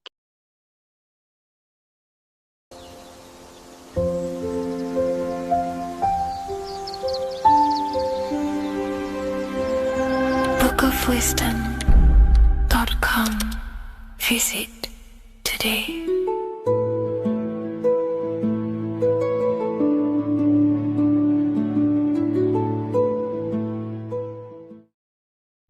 There's an ancient symbol hidden in plain sight, one that holds the key to transformation, power, and unlocking your true potential. It's been used for centuries by mystics, rulers, and even modern science, but almost no one understands its true meaning. Once you do, it will change the way you see yourself and the world forever. Stay with me, because this could be the key to your own awakening. The symbol of the snake, or the serpent, is a very powerful symbol that refers to something within you, that we all are on this journey. So first of all, we see this symbol in ancient Egypt on the top of the pharaoh's head. We also see this with Buddha, with the snake on top of the Buddha's head and below. We also see this in Rome, with the Roman god Mercury holding the staff with the snake. We see this in Adam and Eve story with the snake tempting Eve. We even see this today on the medical facility. But what does this mean? Why is this symbol being used for thousands and thousands and thousands of years? It has a very deep esoteric meaning. We see this in the caduceus staff, and we even see the snake representing the Kundalini. What does the snake actually mean? A lot of people think it represents the Kundalini, which it does. However, there's a deeper interpretation of this symbol, and it goes very far beneath the surface of what the snake actually represents. Okay? So first of all, when looking at symbols, we need to observe what the snake does in nature. The serpent sheds its skin. The serpent shedding its skin is a sacred symbol of an inner transformation. It transforms from its old self to a new self. It sheds layers of itself. As the snake discards its old exterior, it mirrors our own journey of realizing outdated beliefs and patterns, paving the way for a renewed, authentic self on the esoteric path of awakening. Essentially, it represents transformation, but not transformation of our physical bodies, transformation of our inner world. Now, this is where things get a little bit tricky and you may become a little bit confused, but I'm going to make this very clear for you. The snake symbol or any symbol can be used for different context. For example, the Kundalini. We see the snake representing the Kundalini. We all know that energy can't be destroyed, only transferred. Like I said, this is a transferring of energy. It's a changing, a transforming, shedding its skin. It represents transformation. Sexual energy is energy, and we can transform the sexual energy into a Kundalini awakening to activate dormant brain cells in our brain and to activate the human light body, which is the spirit. We can cultivate, save, and retain our sexual energy, transmute it up the spine to activate the brain. This is a symbol of transformation of energy in this context. However, when we go to the emergency services, this does not mean the same thing as the Kundalini. The snake in this context represents transformation of health. When we are picked up by the emergency services, we are looking for a transformation. We are unwell and now we need to transform to well-being. This is why they use this symbol. It represents transformation, especially with the pole and the snake climbing. It's climbing, it's transforming from the bottom to the top, shedding its skin, shedding old layers, transformation. We see this in the Bible with the snake tempting Eve to eat the apple of the tree of knowledge of good and evil. Well, what does this mean? Where's the transformation in this? Well, this is a very hidden one. The transformation takes place in Adam and Eve's consciousness and their mind. They go from a pure, whole state of consciousness, from being tempted by the snake, and they eat it and they transform into knowing the good and evil, into the dualistic ways of thinking and the dualistic meaning of this world. Let me rephrase that. They understand the dualism of this world, and they now understand the two good and bad ways of thinking. They know the knowledge of good and evil, of duality. They shifted from a whole state of consciousness into their consciousness being split into good and evil. This represents the journey of every single soul that incarnates into this world, including yourself. When you were a child, you were whole. You had no understanding of good and evil. But as you grew older, you eaten the fruit. You grew to understand the knowledge of good and evil. Your consciousness split from a whole into a separate and divided way of thinking and divided understanding of the world. We suppressed aspects of ourselves to fit in with society norms. And we just limited ourselves with limiting belief systems. We knew the knowledge of good and evil. Our consciousness split from a whole state. This is what Adam and Eve is symbolic of. We see this with the Roman god Mercury, with the snake. Mercury represents intellect, communication. He's always flying in the air, which represents the air, the mind, the intellect. He's holding the snake to represent transformation of the mind. This is what we call mental alchemy, turning base metals into gold, turning the unenlightened aspects of our mind into enlightened ones, turning our negativity into power and control. We see this with Buddha, and Buddha is all to do with transformation of the inner world, transformation of the mind and the soul and the emotions. And it also represents the Kundalini. We see this in ancient Egypt. We always see the snake on the head, representing the place where the third eye is, representing the intellect or the mind, the mind's eye, the third eye, whatever you want to call it. This is the place of the invisible intelligence within us. This is our mind or intellect. And this is the transmutation of the mind This is why the snake is on the head, representing the transformation of the mind, going from the unenlightened into the enlightened, going from the uncontrolled to the controlled mind, so that we can control the very fabric of reality. I've kind of just given that away. Why is this important? Humans are creators. We're the architects of creation, endowed with the divine power to channel the fourth dimension, which is the imagination, into reality. Each thought and intention is a seed. When nurtured with focus and clarity, transforms the unseen into the tangible experience. This creative process bridges the gap between the ethereal and the material. Humans are creators. It's impossible for you not to create. Whether you're doing this consciously or subconsciously, you've been creating your whole life, turning non-physical thought into physical reality. We are creators. However, the mind cannot create in a state of chaos. The mind cannot create with limiting beliefs. The mind cannot create with thoughts that come and destruct our minds. The mind cannot create consciously and effectively if there are impulses within our mind and we have no control over the mind. So this is where self-transformation comes within. This is where the snake comes in. The snake represents the transmutation of our mind from the uncontrolled to the controlled. In this context of the Egyptians with the snake on their head. It's all to do with mental alchemy.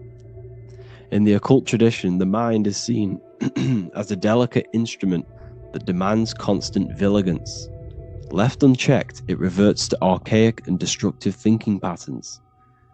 Like a finely honed blade, it must be continually sharpened through discipline and self-refinement.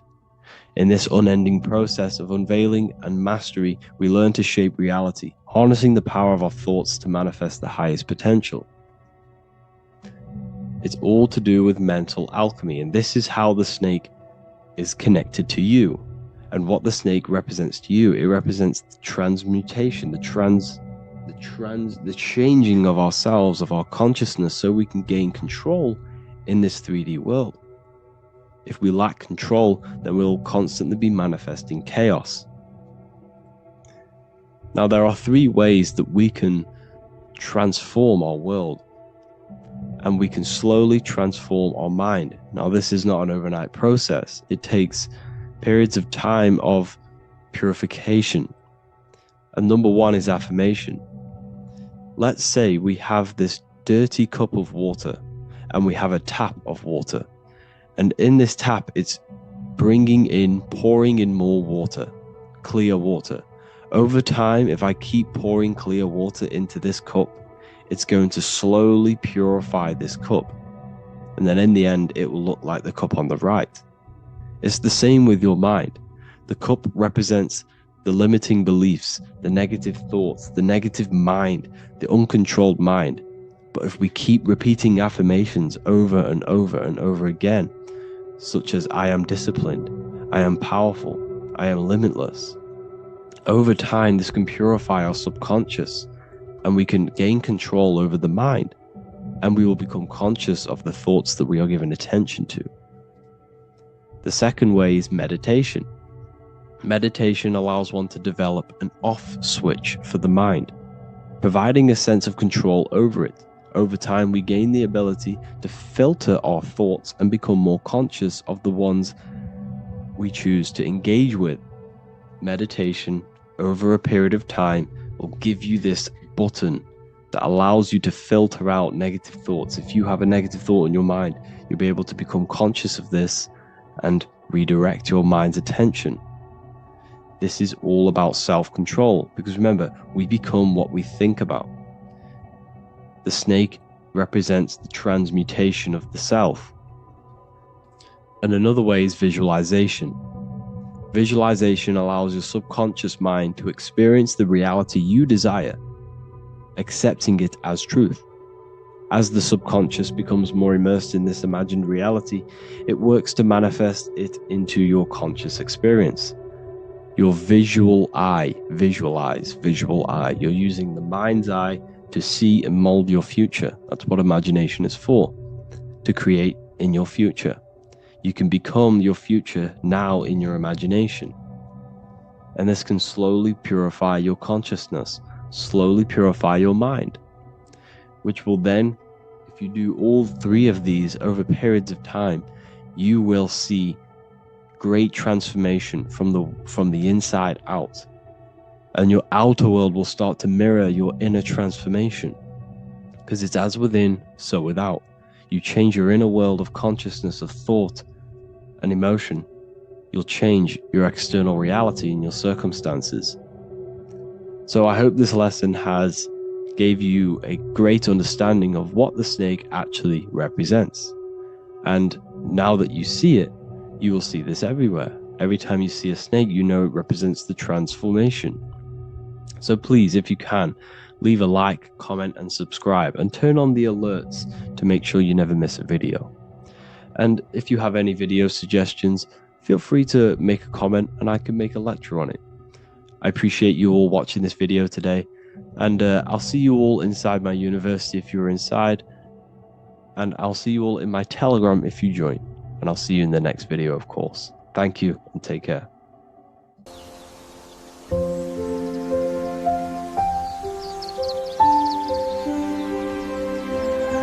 bookofwisdom.com.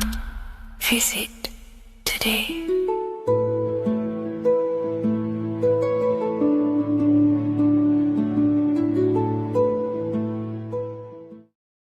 Welcome people, we're back with another video. I will now be keeping track of my YouTube and trying to upload every week. In this video we'll be talking about the chakras. The chakras are the 7 attributes of God, and they are the 7 planets. These are literally vortex portals within us that connect us to these vices and characteristics of God. Each one of these energy centers are a spinning wheel of energy which controls the cells and organs in that particular area of the body. For example, it's literally a mini brain for that area of the body. Each chakra has a vice which you need to turn to a virtue in order to climb up through the system. They work like a stairway system. You have to go through each chakra in order to unlock the one above. This process is turning matter into spirit as you descended from spirit to matter. Saturn is Satan, that's why it's the lowest chakra, and that's why the devil is red, because red is the lowest vibrational color. When you are in these lower states of consciousness, you are in your animal nature. This is your physical side of your nature, and you are mainly being driven by your animal instincts or your ego. Moving back to your higher self or your spirit self is not an easy process. It takes a while. However, with discipline, consistency, and motivation, you can achieve this, and this is what the ancients called Christ consciousness. Once you have achieved this, it is basically a state of mastery of the mind. You no longer lust for the lower animal nature things. Now, let's start with the root chakra. This is located at the base of your spine, and you can feel this chakra by tensing your anus. This energy center is in control of your survival needs, your vitality, stability, and security. Now, if this chakra is unbalanced, you will feel insecure, fear, anxiety, unstable, low self-esteem, anemia, over or underweight, and constipation. In order to balance this chakra, you need to feel grounded, embodied, stable, calm, centered, a sense of safety, and trust in yourself and the world around you. The next chakra is the sacral chakra, which is located around the belly button area. You can feel this chakra just by sucking in your belly. This chakra is to do with relationships, self-worth, creativity, empathy, and most importantly, sexuality. This is the most important one in order to start to raise your vibration overall, is giving up the over-sexualized nature. In order to balance this chakra, you need to come into harmony with all the toxic relationships that you have. Get rid of the fear, the anxiety, the isolation, and 100% get rid of the over-sexualized nature. Lust is one of the most lowest vibrations you could possibly feel. It is literally manifesting hell. In order to work on this chakra, you need to feel self-worth. You need to do creative things, empathy, healthy relationships, and 100% being confident. The next chakra is the solar plexus. This is to do with personal power, will, metabolism, eating, happiness, and your self-esteem and self-identification. You can feel this chakra just above your belly, below your ribs, and you can suck in this area. If this chakra is blocked, you will feel lack of confidence, difficulty in manifesting your desires, low self-esteem, misuse of power, misuse of dominance, weak will, and shame in yourself. Biggest one for this chakra is overeating, as it's to do with metabolism. If you are overeating, you are literally unbalancing a lot of your lower chakras, not just the solar plexus. In order to work on this chakra and balance it, you want to have a positive self-identification. You want to feel happy, a happy self-esteem, effectiveness to people, not overeating, and a strong willpower. Now for the heart chakra, one of the most important chakras. Chakra is to do with love, understanding, trust, hope, openness, compassion, balance, and forgiveness. The most important because your heart is the tree of life in the body. It is the center of the toroidal field. It is the most powerful chakra. Your heart is 5,000 times stronger magnetically than your brain.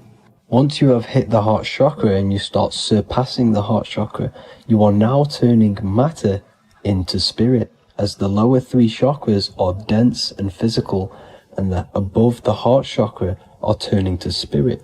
As you can see already, this is a hard and long process of working on yourself physically and internally. The symptoms of a blocked heart chakra would be lack of love or too much love, difficulty to accepting or giving love, lack of compassion, loneliness, and lack of emotional fulfillment. Finally, a lack of connection with a divine or to nature.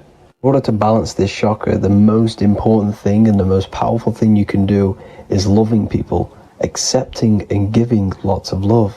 Second most important thing to balance the heart chakra is balance. You need a balanced life. You need balance in all aspects of your life. Now for the throat chakra. This is a very important chakra as it's to do with communication.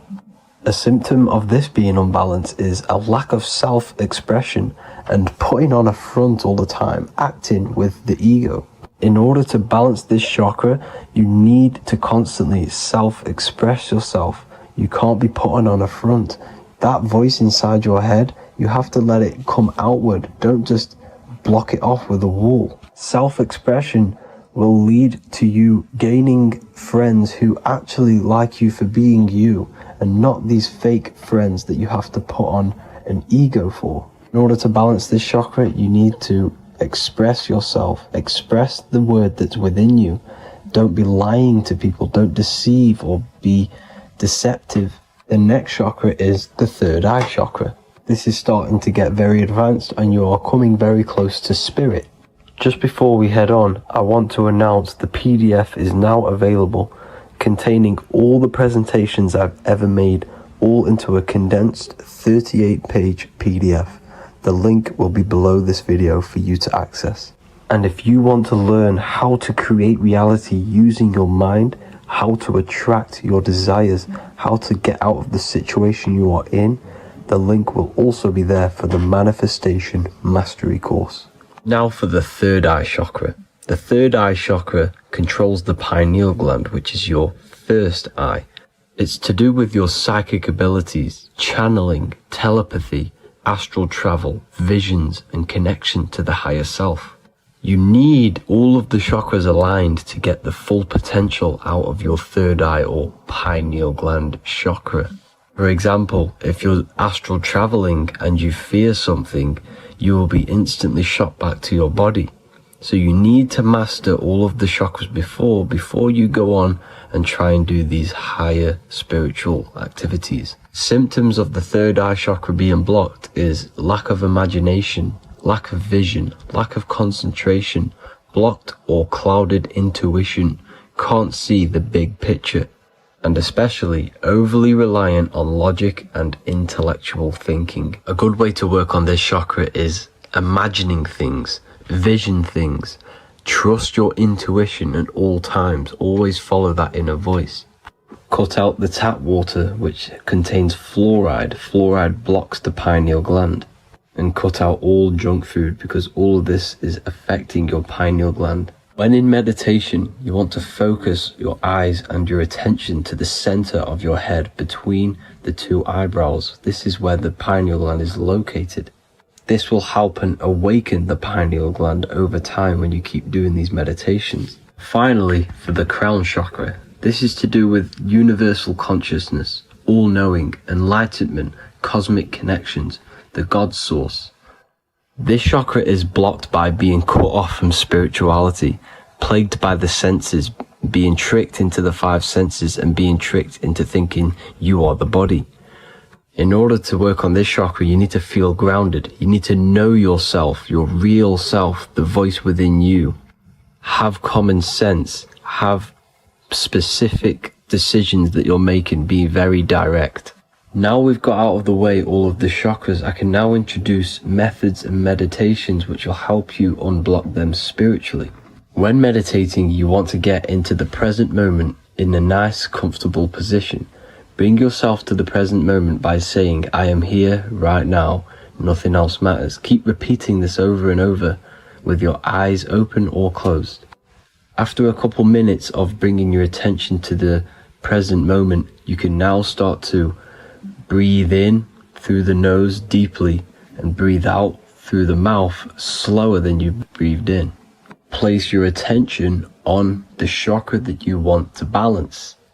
Think of a high vibrational emotion like love, and think of this while placing your attention on that chakra. You can do this exercise every day for 10 to 20 to 30 minutes. The longer the better. Another practice you can do is by chanting the Bijis for each chakra. They are here starting from the root chakra all the way to the crown chakra. Or you can chant the 7 vowels. There are not 5, there are actually 7.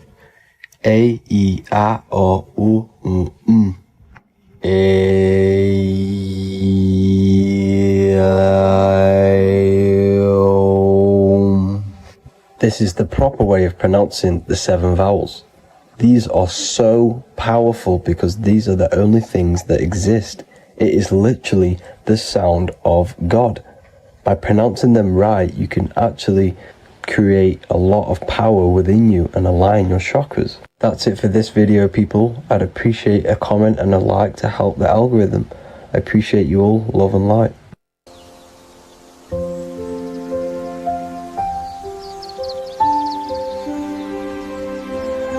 bookofwisdom.com. Visit today.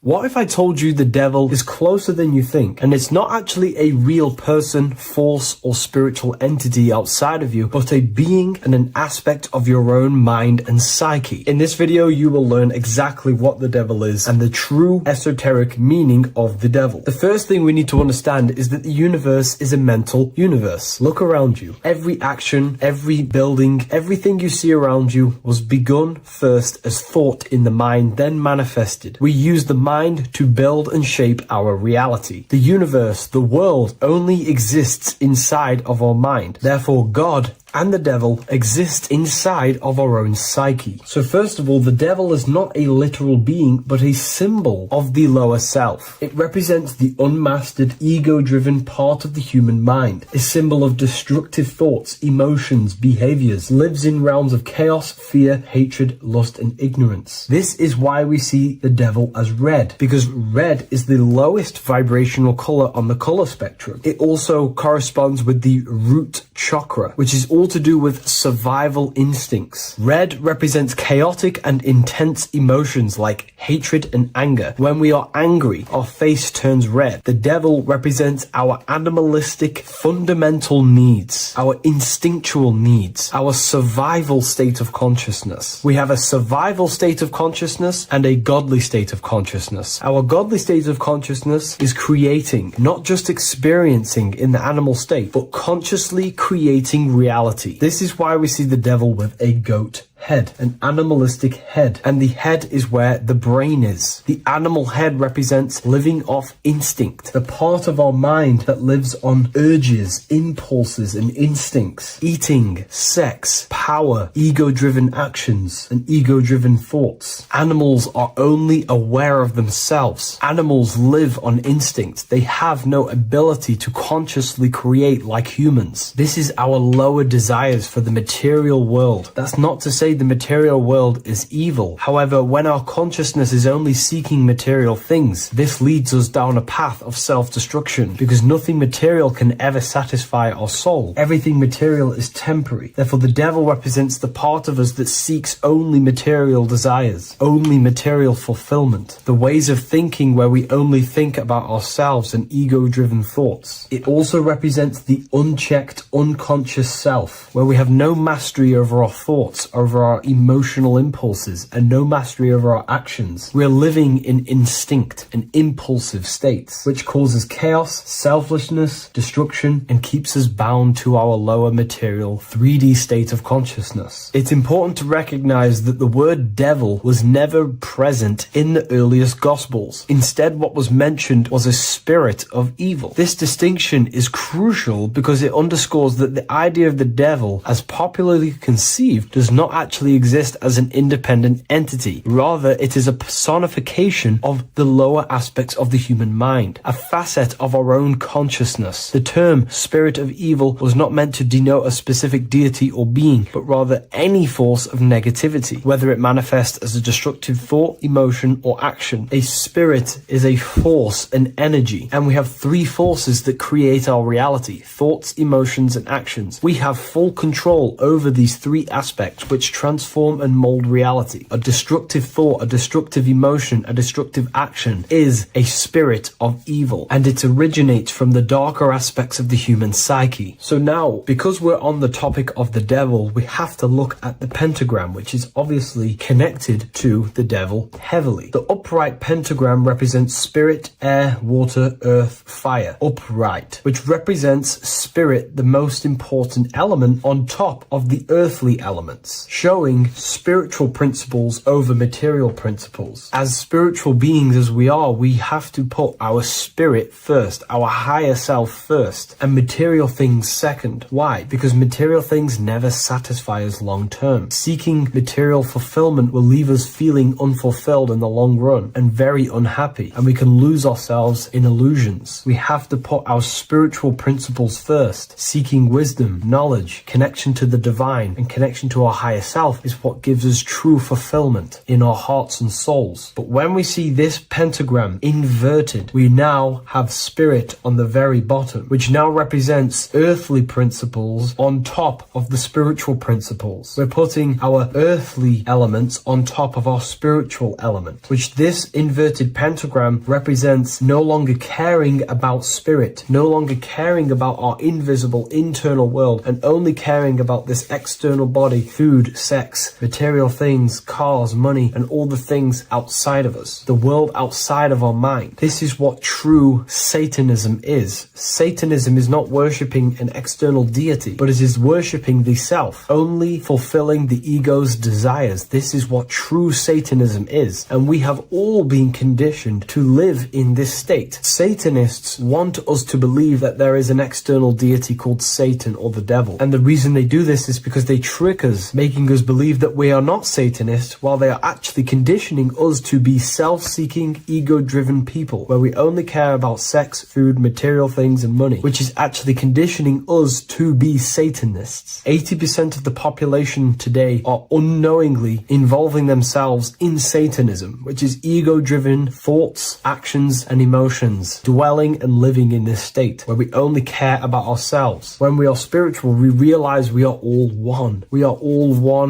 consciousness family, and we need to do things that help and contribute towards our collective experience, helping others, instead of seeking to serve only the self. The angel is depicted with wings, which represents elevation, higher self. The devil is represented with an animal horns, which is on the ground. A goat is on the ground, which represents the lower self. This is the elevated mind and the lower material mind. Horus, the bird, higher self. Set, the ground animal, lower self. Jesus and Satan. These are two forces, two characters that exist within the human psyche, not real entities. They are forces of our minds, and there is a battle between our higher self and lower self all the time within our own minds. There's always a part of us that's telling to do one thing and another thing, to do something bad and to do something good. There is this battle inside of our own consciousness. Here we have the human spinal column. The human spinal column is showing you the higher and the lower self. The higher self represents the head. The head is where the mind is. This is the creative essence of the universe. This is where all material things begin as a thought in the mind. We create with the skull, with the brain. This is our higher self, the heavens, connected to the heavens, the sky. And the lower end of the spinal column is where our reproductive organs are, where our gut is. Our reproductive organs and our gut is all to do with survival. The lower end of the spinal column, lower instinctual 3D based consciousness. The lower end of the spinal column is where our lower self dwells. Eating, consumption, power, and sex, lust. These are all emotional forces and instinctual based organs that are not inherently evil, but when we dwell and live off this lower end of the spinal cord, it keeps us in low states of consciousness. Our goal to raise to our higher mind is to balance this, not to overeat, not to abuse power, not to abuse sex and lust, but to master these organs and gain the ability to say no to these organs so that we can raise to our creative side of consciousness. Instead of dwelling in our instinctual nature, we can turn to our creative nature and consciously become a builder and constructor of reality. This is the true way of raising consciousness. This is the stairway to heaven, out of the animal consciousness to the higher consciousness. To wrap all of this up, it's all about gaining control over our instinctual lower nature and allowing our spirit to rule over our body and not our body ruling over our spirit or mind. The moment you let a thought become instantly an action is the moment you are an impulsive person. We are all trained to be this way. It is okay if you are in this state. The moment you let a thought turn straight into an action without questioning, that is the mind controlling you and you not controlling the mind. We need to gain control over the mind, and we do this through many different ways, through meditations,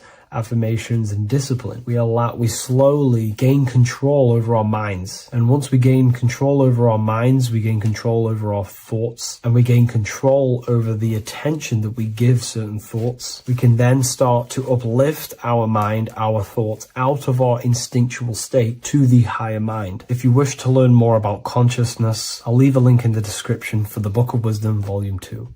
Welcome to Revival of Wisdom. What is good, people? Is Revival of Wisdom. We're back with another video. Today we're going to be talking about the importance of Saturn and the occult. Let's jump straight into this. So Saturn is the god of the earth, right? It's the time of God, change, destruction, physical matter. He creates and destroys because the energy of Saturn is the key to crystallization. It wraps things in physical matter, right? He creates everything, all life forms, and he takes things back because the day that you're born, that's the day that your expiry date is coming. The time is ticking until Saturn takes your life. This is why he's known as the Reaper. Okay?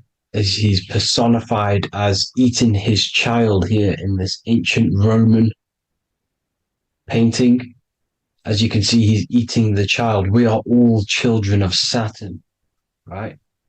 He creates physical matter, our physical bodies, right? He's the god of time because he's the slowest moving celestial body. He's the Lord of the Rings, as you can see here. He's the last one on the ring. He's the slowest one moving, okay? So he is the Lord of time, destruction and creation, okay? This is why his name is Saturn, Satan. He's the devil, okay? But I'm not saying Saturn's evil, guys. It's a part of life. Everything lives and dies, right? He's the key to crystallization. Now, as we have the clock here, our god Saturn, or Chronos in Greek, just means time. He's also the god of time, as I've already said. 60 seconds in a minute, 60 minutes in an hour, 24 hours in a day. Add 2 plus 4 equals 6. 60 seconds, 60 minutes, 2 plus 4 equals 6. That's 666. Okay? And as you see on the clock, 6 take away 12 equals 6. 7 take away 1 equals 6. 9 take away 3 equals 6. 6 is the number of Saturn. It's associated with Saturn, right? He's the god of time, of justice. Everything goes back to the Reaper in the end. Everything lives and dies. Now, the artwork of him, he's always got the Reaper staff. You see, it's personifying death. Now, when you see this, the Romans were not saying Saturn was a real person, a real god in human form. No, this is personification. This is what the ancients always did. They personified, just like the Bible. It's all personification. So the personifying Saturn eating its children because it eats, it's the Reaper. No one can escape the Reaper. No one can escape death. Now, Saturn is 666, which is in the Bible, the number of the beast, right? The number of the beast, Satan, 666, right? So on the North Pole of Saturn, you have a hexagon, which makes a cube, right? Now this hexagon, when you join up all the corners, creates the 6-pointed star known as the Star of David, right? In the Jewish religion. Now, as you can see, the 6-pointed star has 6 points, 6 mini triangles, and a 6-sided hexagon. That makes 666. And also, your Saturday is named after Saturn, the 6th planet, the 6th day of the week, and has a 6-sided polygon in its north pole. That's also 666. Now, this Star of David, this symbol goes back thousands of years, and it originates from Saturn. It's not the Star of David, right? It originates from Saturn. It symbolizes the physical and spiritual aspect combined into one, which makes us humans, right? Also symbolizes the male and female combined into one. These two sacred energies create the human. We consist of both male and female energy, also known as the Seal of Solomon. And we all know if Solomon was a real person, he talks about communicating with 72 demons. He could apparently in the text, he could communicate with 72 demons, and this is sorcery. This is black magic. Now, this symbol is associated with hexing people. When you place a hex on someone, that is a form of witchcraft, which a hex is just a curse. When you're cursing someone, this is black magic. Now, the black magician would stand in the middle of the symbol, and cast his spells onto other people. Now, this symbol is obviously on the $1 bill, twice on the $1 bill. And it's very, very ancient symbol. And it originates from Saturn. And let's keep going. So the cube. So I've just said how you see the cube on the North Pole of Saturn, right? The cube is limited. It's a 3D shape. It symbolizes limitations to the physical 3D dimension, the third dimension, the physical realm which we are in. Now, as you can see, the color associated with Saturn is black, right? Black is infinite potential. Black is the creation of all things before there was light. Light is born out of blackness, darkness, okay? Now, black is physical matter. And as you can see, the black cube, black symbolizing physical matter, the cube being limited, as the physical realm that we are in is limited. It's not like the fourth dimension where everything can exist in a thought. The third dimension is limited, right? And this is what Saturn is. It limits you to the 3D 666. Your body limits you to your physical body. Now these black cubes are placed everywhere, as you can see: Australia, Denmark, Manhattan. There's one in New York. As you can see, the Apple have a cube. The Nintendo GameCube. Trump Tower is a black cube. This is worshipping the energy of Saturn, the god Saturn. Okay, it's not a god, it's a celestial energy. However, it rules over Earth because it pretty much created the physical realm. Now, as you see, when you go to a funeral, you wear black, a black suit symbolizing Saturn, which is the color associated, black. And as you see in Mecca, they walk around the black cube in rings. As you can see here, they're stood around in rings, like the Saturn, the rings of Saturn. The Mercedes symbol. You probably wouldn't notice that, but yes, it's Saturn. And when you graduate from university, you wear a black cube on your head. This is all symbolizing Saturn. Okay. Now, as you can see, the Jews here have a black cube on their third eye whilst they pray. Notice how he's shutting his eyes into blackness, darkness, and he's wrapped around a black strap around his arm. This is symbolizing the wrapping of physical matter, of how physical matter wraps things into existence. And as we all know, the Star of David is a Jewish symbol. So he has the black cube and the Star of David, right? So all of these religions are secretly worshipping Saturn. Okay, this is all Saturn worship, Kronos, the god of time and destruction, the physical reality. Now, as you can see, it's symbolized everywhere in all major corporations.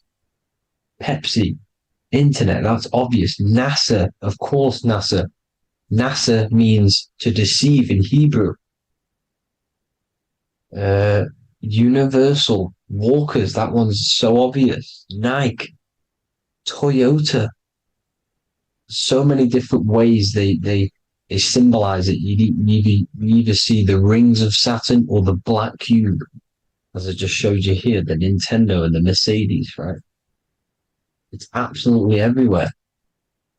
Now, they also use 666 to symbolize it, as I've just broken it down to you. 666, the World Economic Forum. We all know how they're trying to enslave us into this new world agenda. Google Chrome, CERN, Disney, Coca-Cola, Cadbury's, all of these have 666. Now, every UPS barcode has 666. And even www is Hebrew for 666, as you can see here.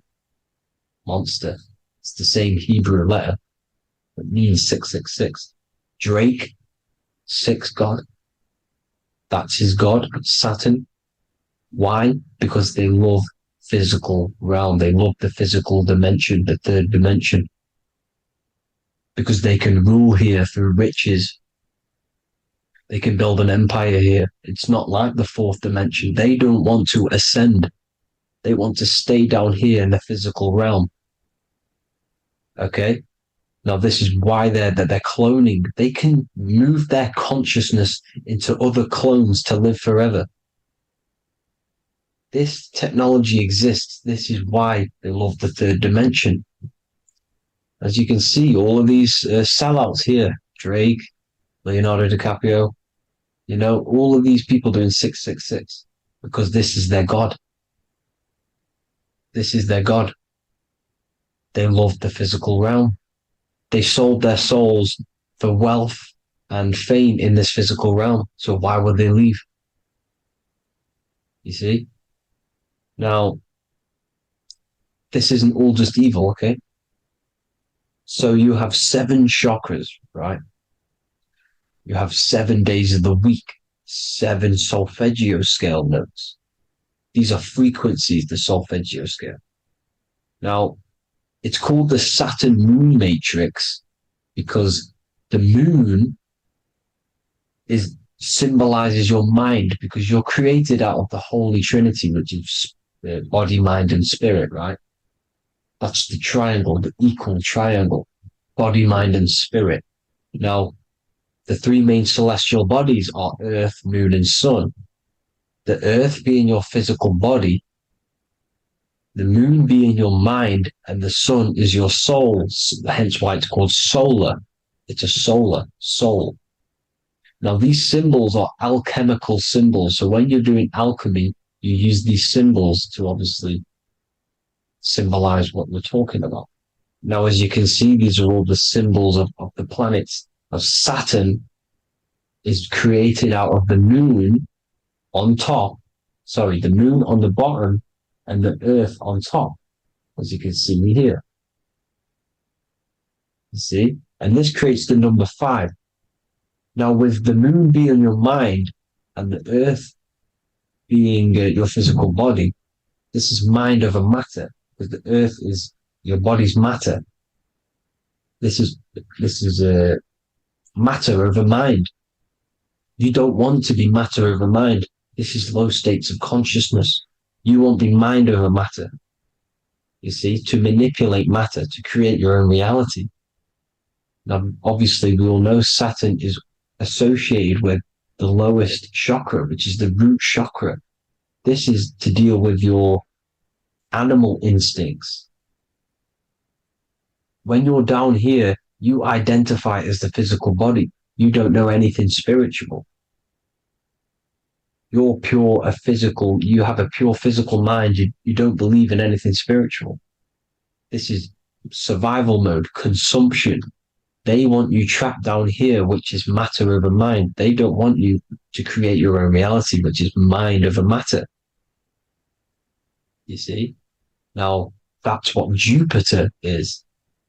Saturn is the moon on the bottom and the earth on top. But Jupiter is the moon on top with the earth on the bottom. That's mind over matter, you see? So these chakras are an ascension process from matter, physical matter to spiritual. This is the ascension. This is the stairway to heaven. This is Jacob's ladder. You see? Now, the number 5, which is obviously associated with Saturn as well, which create the symbol for Saturn, created the number 5. You have 5 senses, 5 elements, 5 physical elements. As we all know, Saturn crystallizes everything into physical matter out of the 4 elements.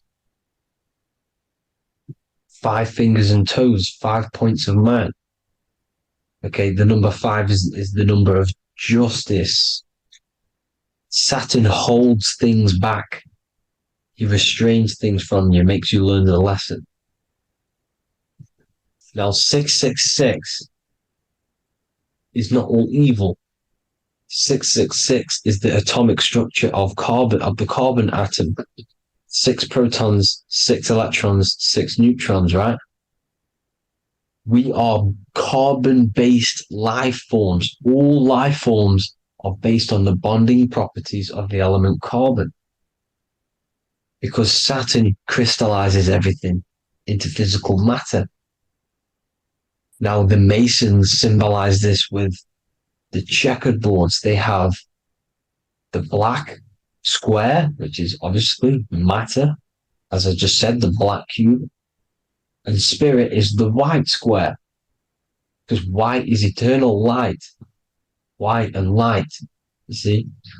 Black is physical matter. Now, this is what we are. The point of our soul is to transmute from matter to spirit, but these are interchangeable. This is the constant cycle between spirit and matter, spirit and matter. High vibrational matter turns into spirit. Low vibrational spirit turns into physical matter. You see? Now, we are carbon-based life forms. This is what 666 is, the number of the beast. When I say we, the physical body is the beast. It's the animal. It's the carbon suit to operate in this physical dimension, in this physical realm. See? It's the vehicle used to operate in this physical realm. But your mind isn't from this physical realm, you see? The brain is the physical manifestation of the soul. Okay? So, as you can see here, the spine is an extension of the brain. Everything goes back to the brain. This is literally what your physical body is. You see, this is the nervous system, and everything reports back to the brain, and everything's controlled from this control center. And this spinal column, at the top of the spinal column is your third eye, which is known as the pineal gland. And this is the seat of consciousness. It's the center of consciousness. That is your true self, pure consciousness. This body is just a physical body. This body is mortal. This body runs out, but your consciousness lives forever. They don't want you knowing this. This is why they keep you down here in your lower chakra. They want you to believe everything is just physical. They don't want you to believe in the spiritual side of reality. Because this way they can manipulate you, right? They want you matter over mind because they know your mind creates reality. They know your mind is the root cause of reality. You manifest your own reality from the inside out. So this is why they control your perception of reality. They control your information in order to manifest their new world order. You, who are ignorant to knowledge and wisdom, you who are ignorant are manifesting their agenda because you accept their information and their perception of this reality. Now, this is why they tell you the globe model, the heliocentric model, to trap you into physical matter. Now, if you understood about this true form of this realm, you'd understand that there's a spiritual side behind everything. The spiritual side, something has to exist. The root cause of reality is higher planes of existence.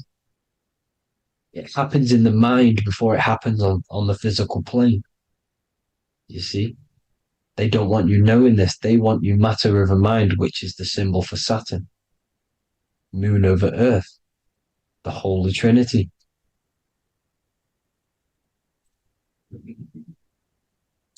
Now, as you can see, the cube also makes IXXI. This is Roman numerals. This is Roman numerals, and when it's translated from 9/11. Yes, 9/11. This is the secret code of the One World Order. The two twin towers, when the two become one. Okay, when the two become one, this is how you reach the higher states of consciousness, the physical and spiritual. Now, as you can see, the 9/11 memorial are two black cubes. It's two black cubes. This is all Saturn worship. Now, I'm not saying that Saturn is an evil celestial body, right?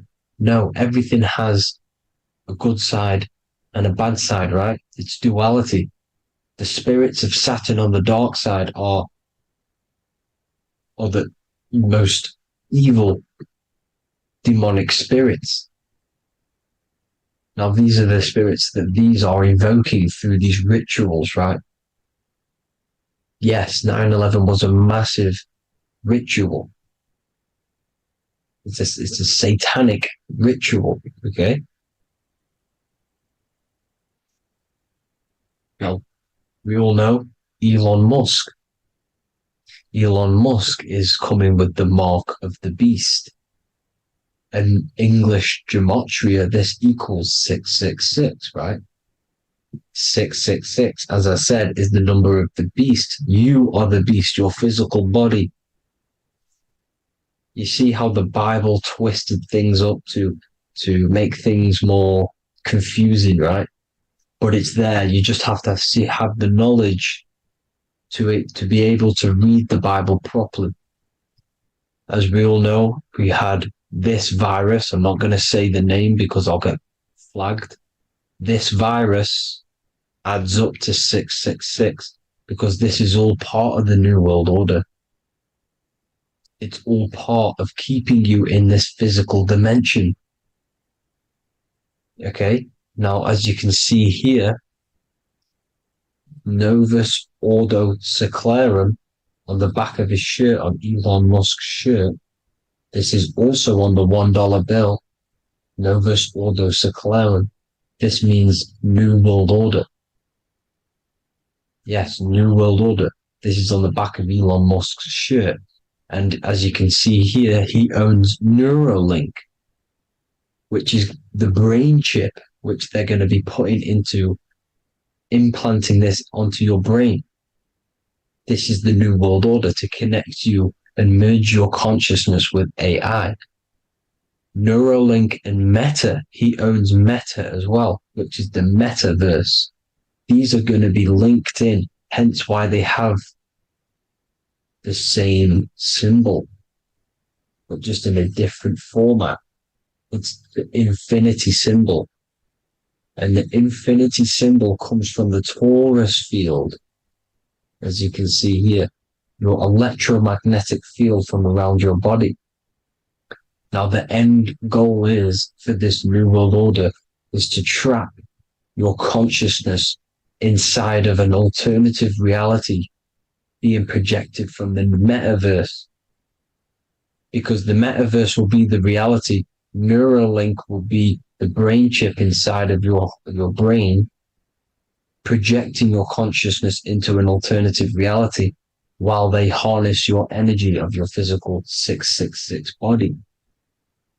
Now, this stuff gets real deep, people. Now, this is the end goal of the New World Order, is to connect you with AI. This is why they're trapping you and keeping you in these lower states of consciousness in the Saturn-associated root chakra, so you don't find out about the spiritual side of reality. Because if you knew the truth of this reality, you wouldn't connect to AI. You see, you have the power within you to travel to other worlds, the astral plane, for example. You travel to different worlds when you are sleeping. Okay? They want you to know it's just a dream.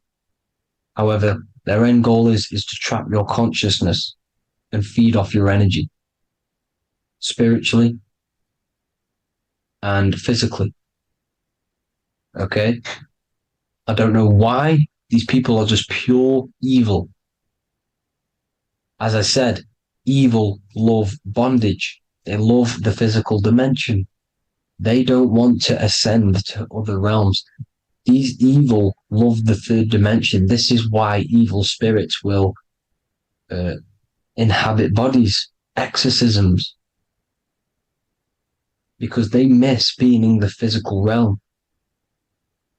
They miss it. Evil love bondage. So this is why they're cloning and putting their consciousness in clones to stay in this third dimension, to stay as further away from the source as possible. Okay? This is why they're doing it.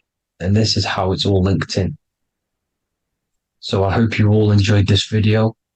Hope you gained some wisdom. Please feel free to join the Telegram. And please leave a like and a subscribe.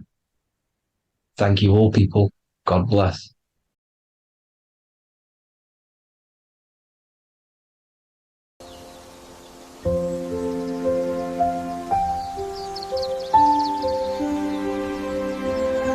bookofwisdom.com.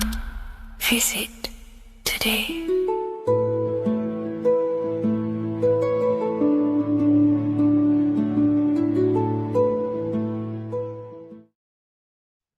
Hello, everyone. Today we're going to be discussing the esoteric and occult meaning behind the story inside of Genesis, the story of Adam and Eve. This is a widely known story, but not many people know the true esoteric meaning behind it.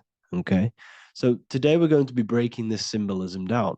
Before we get into this, please leave a like and a subscribe on the channel. I would greatly appreciate it. And please comment below any lectures or anything you wish to know, and I could maybe make it in the future. The first thing we must understand about the Bible is that it is an esoteric and occult book.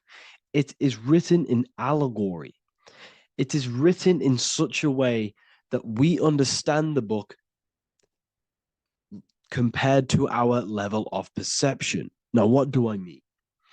If a child read the Bible, they would gain a standard meaning and story behind it. They would gain a normal interpretation of the book, of being good, praise God, and be a good person. However, me, who have studied the occult and esoteric and symbolism for a very long time, when I read the Bible, I see a deeper meaning. I can read between the lines of the allegories, which means the Bible is written in such a genius way that it speaks to your level of intelligence.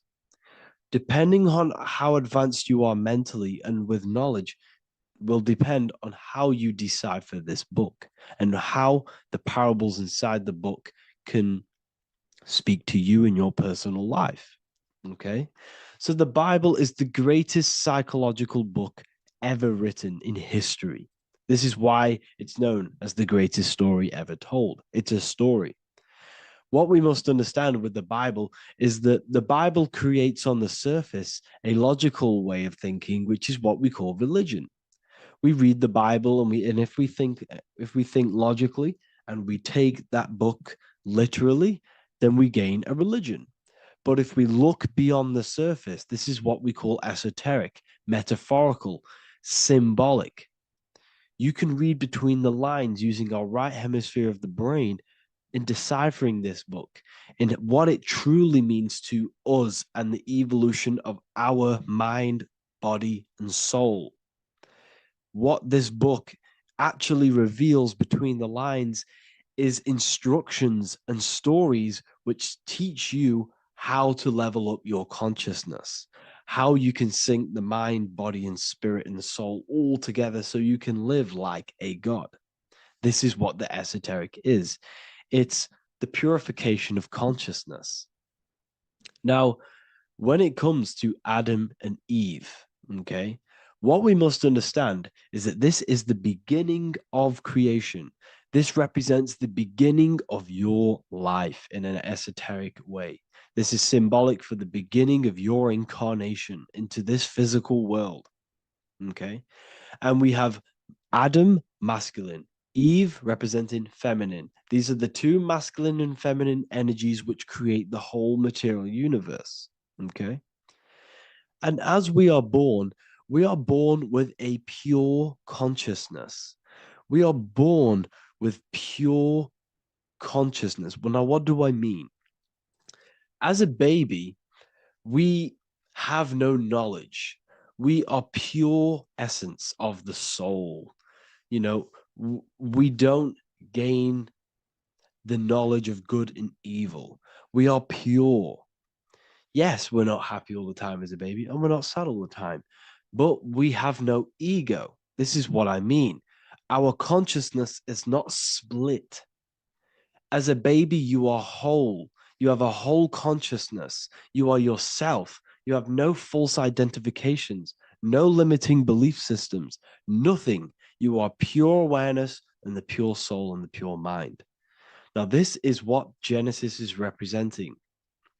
As we grow older, the more experiences we gain, the more thoughts we start to think, the more knowledge we gain of this world, the more impure our mind, our heart, our soul, our spirit becomes, the more impure our body becomes.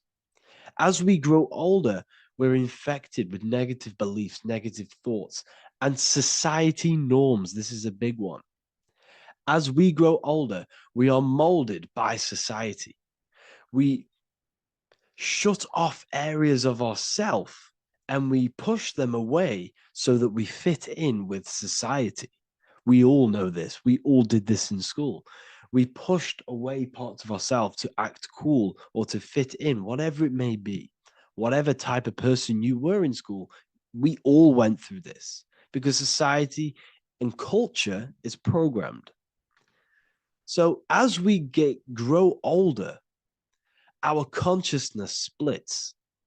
We gain a persona, an ego, and we gain a shadow self, the subconscious, and we gain an ego. Now, the ego is what you show to people.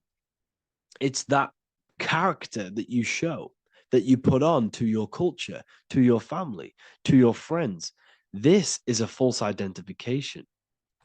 And we also gain a shadow self. The shadow self is gained through experience. This is the subconscious. Our ego is created through experience. And so is the subconscious and the shadow self.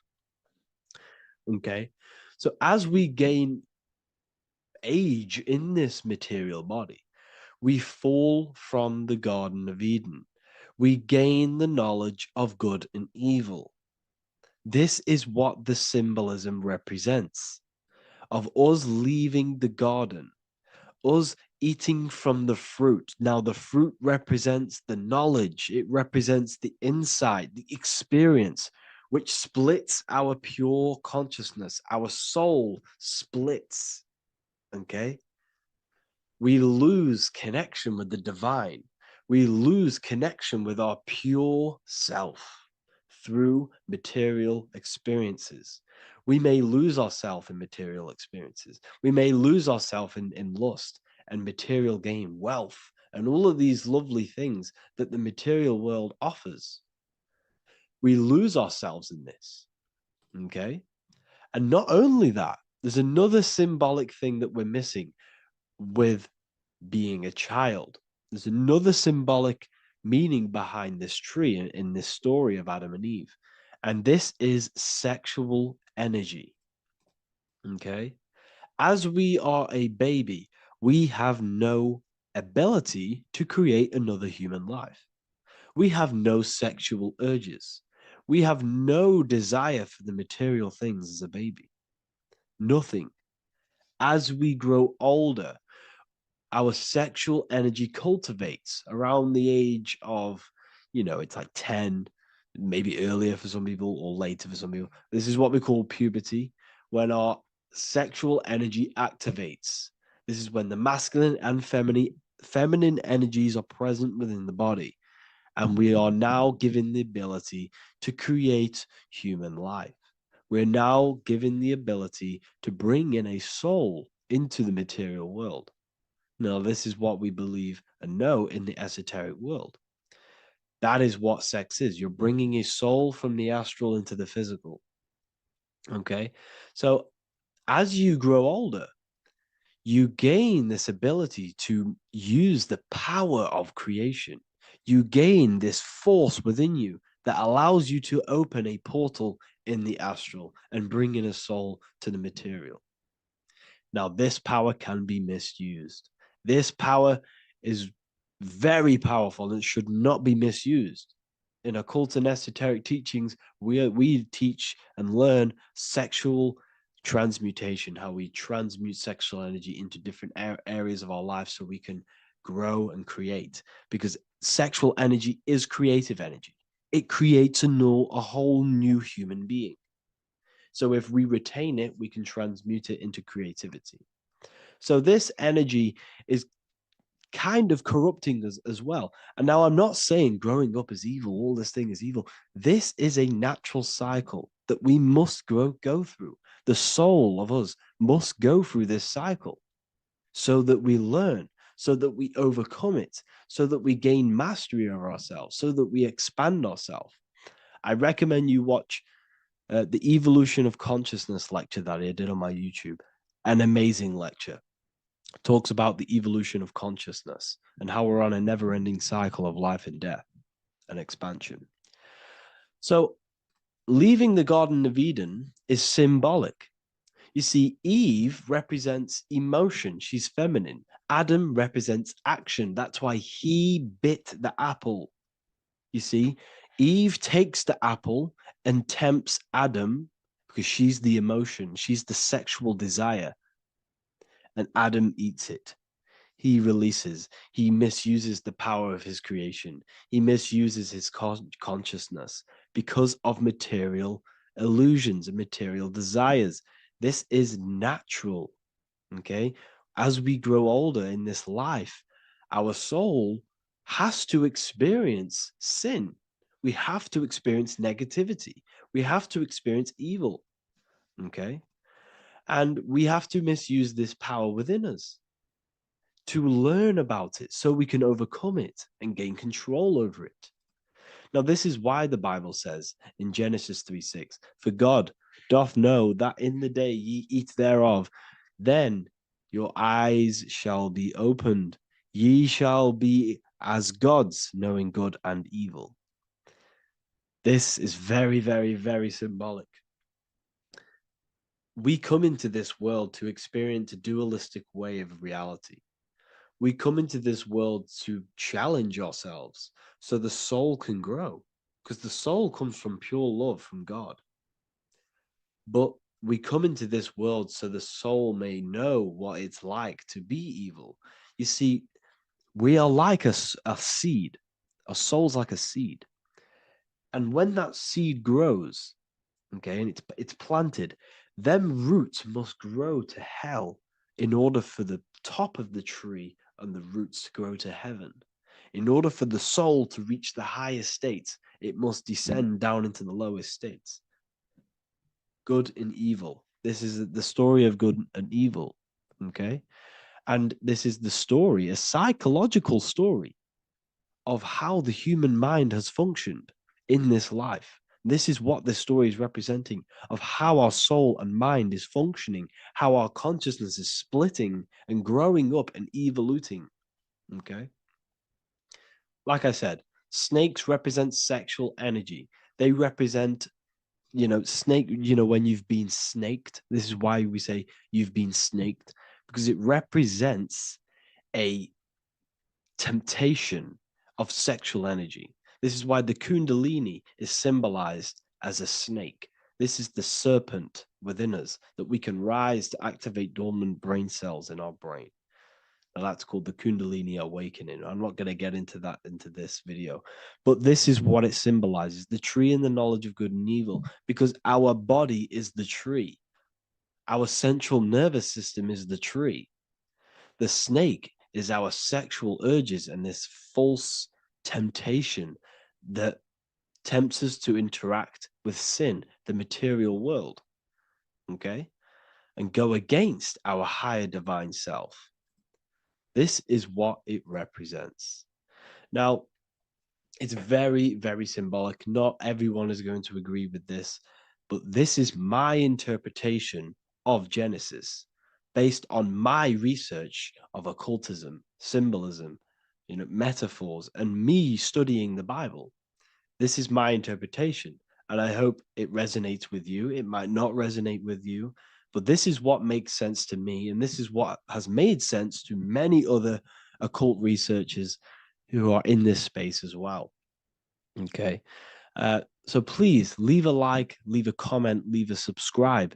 I'd greatly appreciate if you could, just give me some support on this channel. We're nearly at 100,000 subscribers, which is insane. I just want to say thank you all. And yeah, I will see you inside the university. If you join, I'll look forward to mentoring you, connecting with you on the live calls. There's a new symbolism course, which is going to be available very, very soon.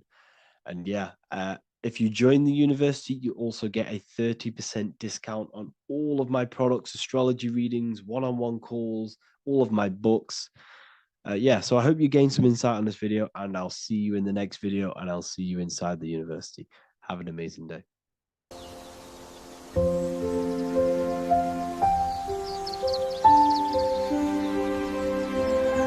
bookofwisdom.com.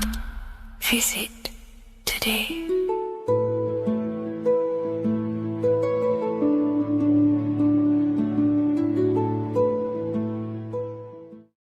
What if I told you that the seasons don't just change the external world, they also change your internal world? They have a psychological and a spiritual effect on your consciousness. If you're new to esotericism, you may not really understand this. But if you have some deep understanding of as above, so below, you already know this. But today we're going to be explaining it in great detail. So tune in, take a pen and paper, maybe make some notes. So we have 4 seasons. The sun is the main source of life on the earth, and it changes the circumstances on the earth in 4 different ways. Of course, we have spring, summer, winter, and autumn. These are the 4 states of the earth due to the sun's cycle. Not only do they take place on the earth, they also take place on you, your body, your mind, your spirit, your consciousness. They change things internally and externally. The first thing we need to understand is that we have a dual nature. We have a mind, and in that mind, we have an internal self. That's what we call the spiritual self.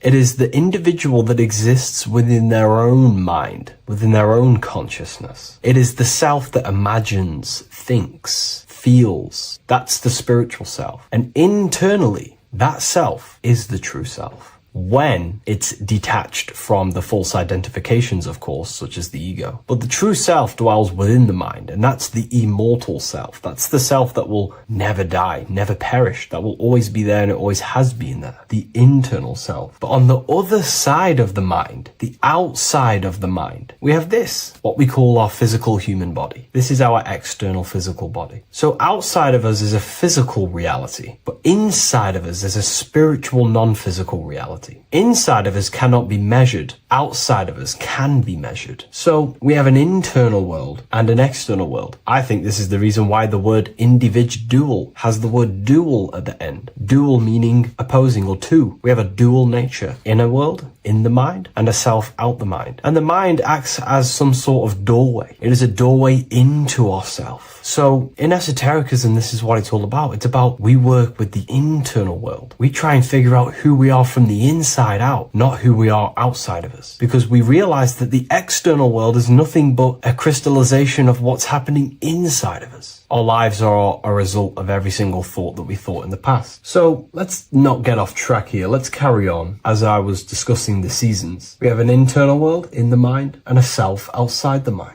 And this is reflected even in the cycles of the heavens. This is how you know the universe is intelligently designed, and the law of correspondence corresponds with everything. The law of correspondence is as above, so below. It's not a Hermetic principle. It's not a Freemasonic principle. The law of correspondence, as above, so below, is just the law of life, of the universe. It is in everything. So the daytime, the sun, this is external impressions, or expressions, should I say. We express ourselves outside the mind, in the outside world, in the material body, taking actions outside of us during this daytime. The sun represents outward expression. The daytime, this is when we wake up, we're conscious, we do things outside of our mind. But then the nighttime comes around and it becomes dark and the moon rules over the nighttime, and we return back to our internal world. We return back to the darkness. We return back to the internal self, the self in the mind. Really is fascinating. And this is as above, so below. This follows the correspondence. This follows the law. Although that the outside world has a cycle of day and night, so does our own mind have this cycle. As above, so below. As within, so without. What's happening outside of us is also happening inside of us. The mind is also going in a cycle. Because in the daytime, the mind wakes up and we express things externally. But when the sun goes away and the electromagnetic rays of the sun are not very strong, our brainwave decreases, our body activity decreases, it slows down and we return to the internal self. The body switches off and we return to the internal self in the mind. We enter in the doorway of the mind and return to the internal, the spiritual self. And when the body is less active, this is when we are more connected to the internal world, our spiritual true self. So as above, so below corresponds with the day and night, the sun and the moon. The moon represents our internal world, the world inside our mind, the self inside the mind. And the sun represents the external self in the external world. So not only are these cycles happening in nature, the darkness outside of us when the sun goes away is the same darkness that we go within ourselves when we go to sleep. It's the same cycle. Our bodies are in the cycle of the external world also, as above, so below. But then we can even take this even further. This fractals down even further. If we look at the cycle of the yearly cycle of the sun, which is what we call the 12 zodiac signs, we notice that these 4 seasons also take place in every single cycle of the day. So a yearly cycle can be seen as a big version of a daily cycle, or a daily cycle can be seen as a smaller version of a yearly cycle. For example, we look at Aries, which is spring. This is when the sun springs everything back to life in the spring. This is when the crops start to spring up and start to grow again. But we could see that at 6 a.m. in the morning, when the sun rises and just cracks over the horizon and starts to bring light into our day. Aries is associated with the morning time also as spring. Morning time is a smaller version of spring. Then we look at the summertime. The summertime is midday, when the sun is at the top of the middle of the sky. This is when the sun is most powerful, most radiant in our day. This could be seen as the summertime. Then when the sun starts to set, this is associated with autumn. Autumn time is the sunset. Then the winter time is associated with the nighttime, the midnight, when everything's very dark. So a daily cycle is basically a smaller version of a yearly cycle. And just how I explained how the cycle of the sun outside of us also happens inside of us with our consciousness falling asleep when the sun goes away, is also happening to us on a yearly cycle also. So the daytime is associated with the summer and the nighttime is associated with the winter. The winter is like the inhale. The summer is like the exhale. It's the breath of the universe, just like how we breathe in and out of our lungs. Everything takes this rhythm and polarity, okay? So winter is associated with the self and the world inside of ourselves, inside of our mind, the spiritual self, the internal. Because the winter is when the sun's rays, electromagnetic rays, are not very powerful. And this decreases brainwave activity, making us more connected to our internal world, inside the mind. But the summer's the complete opposite. The summer is when the sun is very, very powerful. And the sun's powerful electromagnetic rays increase brain activity, making us more actionable in the physical world outside of our mind, in the external world. So summer is the daytime and winter is a big version of the nighttime. vice versa. Just like how in the winter, we're more in the house. We're inside buildings because it's very cold outside. Animals hibernate. They go inside. They go into little places. They collect all their food and prepare for the winter. They go inside. They go in darkness to hibernate. So does our consciousness, our spirit, the self inside of our mind. We can use these cycles to our advantage, to evolve spiritually, to connect and be more balanced. You know, I've mentioned a lot of this inside the university to my members, to the family inside of there. We discussed this. We had a great discussion about this. And, you know, the live calls we have are priceless. The conversations you can have with someone when they're awake, you never forget them. You always have deep, meaningful conversations. And we discussed this deeply, and we were going into some interesting things about how we can use these types of changes in the seasons for our spiritual growth. We even discussed about spring and autumn and how they're associated with the different spiritual bodies that we have. But anyways, let's not get off track. Lucid dreaming, dreaming itself, and astral projections, I find are more easily accessible during the winter and the night times. Like I said, because the brain activity is decreased due to the sun being not powerful, we are more reconnected with the self inside the mind, the spiritual self, the immortal self. Wintertime is a great time to work on yourself, to start to gaining discipline, to meditating, to really working on the subconscious. Because spiritual work is harder than any physical labor. You really got to dig deep within yourself and be honest and true with yourselves. I think this is the reason why, you know, a lot of people convert to spirituality from religion. They come into spirituality and then they go back to religion because they realize spirituality is it's difficult. You have to be honest with yourself. You have to really face the traumas, the negative aspects of yourself, the dark side of yourself, and bring it to light and transform it. And that sort of work is a lot more difficult to do than any physical labor. So the winter time is the time that we go inside ourselves. We reflect a lot more. We need to work on ourselves, on our mind, on our negative habits, on our dark traits, on our things that we have been pushing away and not controlling. The winter time is that time we can really start to connect with the internal self, work on our imagination,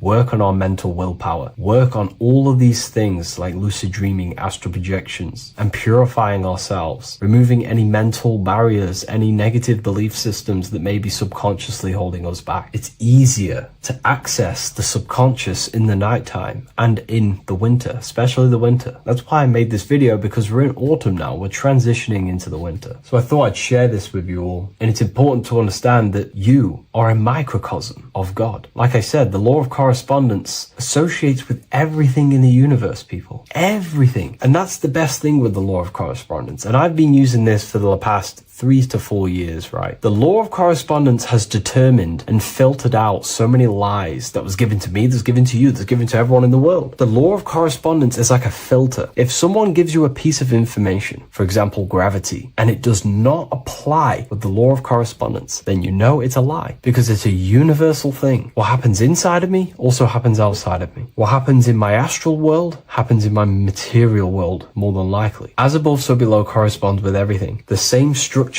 in my veins, in my nervous system, is the same structure in the trees, in galaxies, in everything. As above, so below, the universe is a fractal universe. Therefore, the point that I was getting at is that you are a microcosm of God. The same mind that God manifested things through thinking. He thought the stars, the earth, nature, the human body, designed everything with the God mind. He thought everything into existence. And that mind, them powers that God used to manifest everything into physical existence through the power of thought, is the same mind that you possess, but on a smaller scale. God manifested the macrocosm through thought, as the universe is a mental universe. Everything you see around you was thought, then manifested into physical reality. God manifested the macrocosm, the world, through thought, and that same force of thought you use to create the microcosm, to create your own world. You think your life into reality, your world into reality. Your body is a microcosm, a miniature universe. Every thought you think commands 50 trillion cells in your body, and your cells religiously execute on every command that you give it. You're in charge of 50 trillion cells. You're literally commanding a whole civilization inside your body. And this is how you are a reflection of the divine. The God mind created the macrocosm, the world, and you create your own world inside that world using the same power as thought. Very powerful. So everything that happens outside of you is also happening inside of you. The law of correspondence is the most important, the law that you could possibly learn, because it makes everything so clear for you in the universe. Makes life so clear. You see reality for what it truly is. It's a reflection of the higher dimensions. Just like how reality right now is a reflection of what's happening inside of people's minds and consciousness. We can't blame the elites for all the negative things that's happening in reality, because all the negative things that's happening in reality is the negative things that's happening in people's minds. We need to take control of ourselves. So with that being said, thank you all, everyone. If you wish to read more, 90% of you watching this video have already got this book. I want to say thank you for your support. It means the world to me. It makes me research more and write more books. And the book of Symbolism is coming very soon. So thank you, everyone. I'll leave a link in the description for the university, for the live calls, and for the book if you wish to join. Have an amazing day.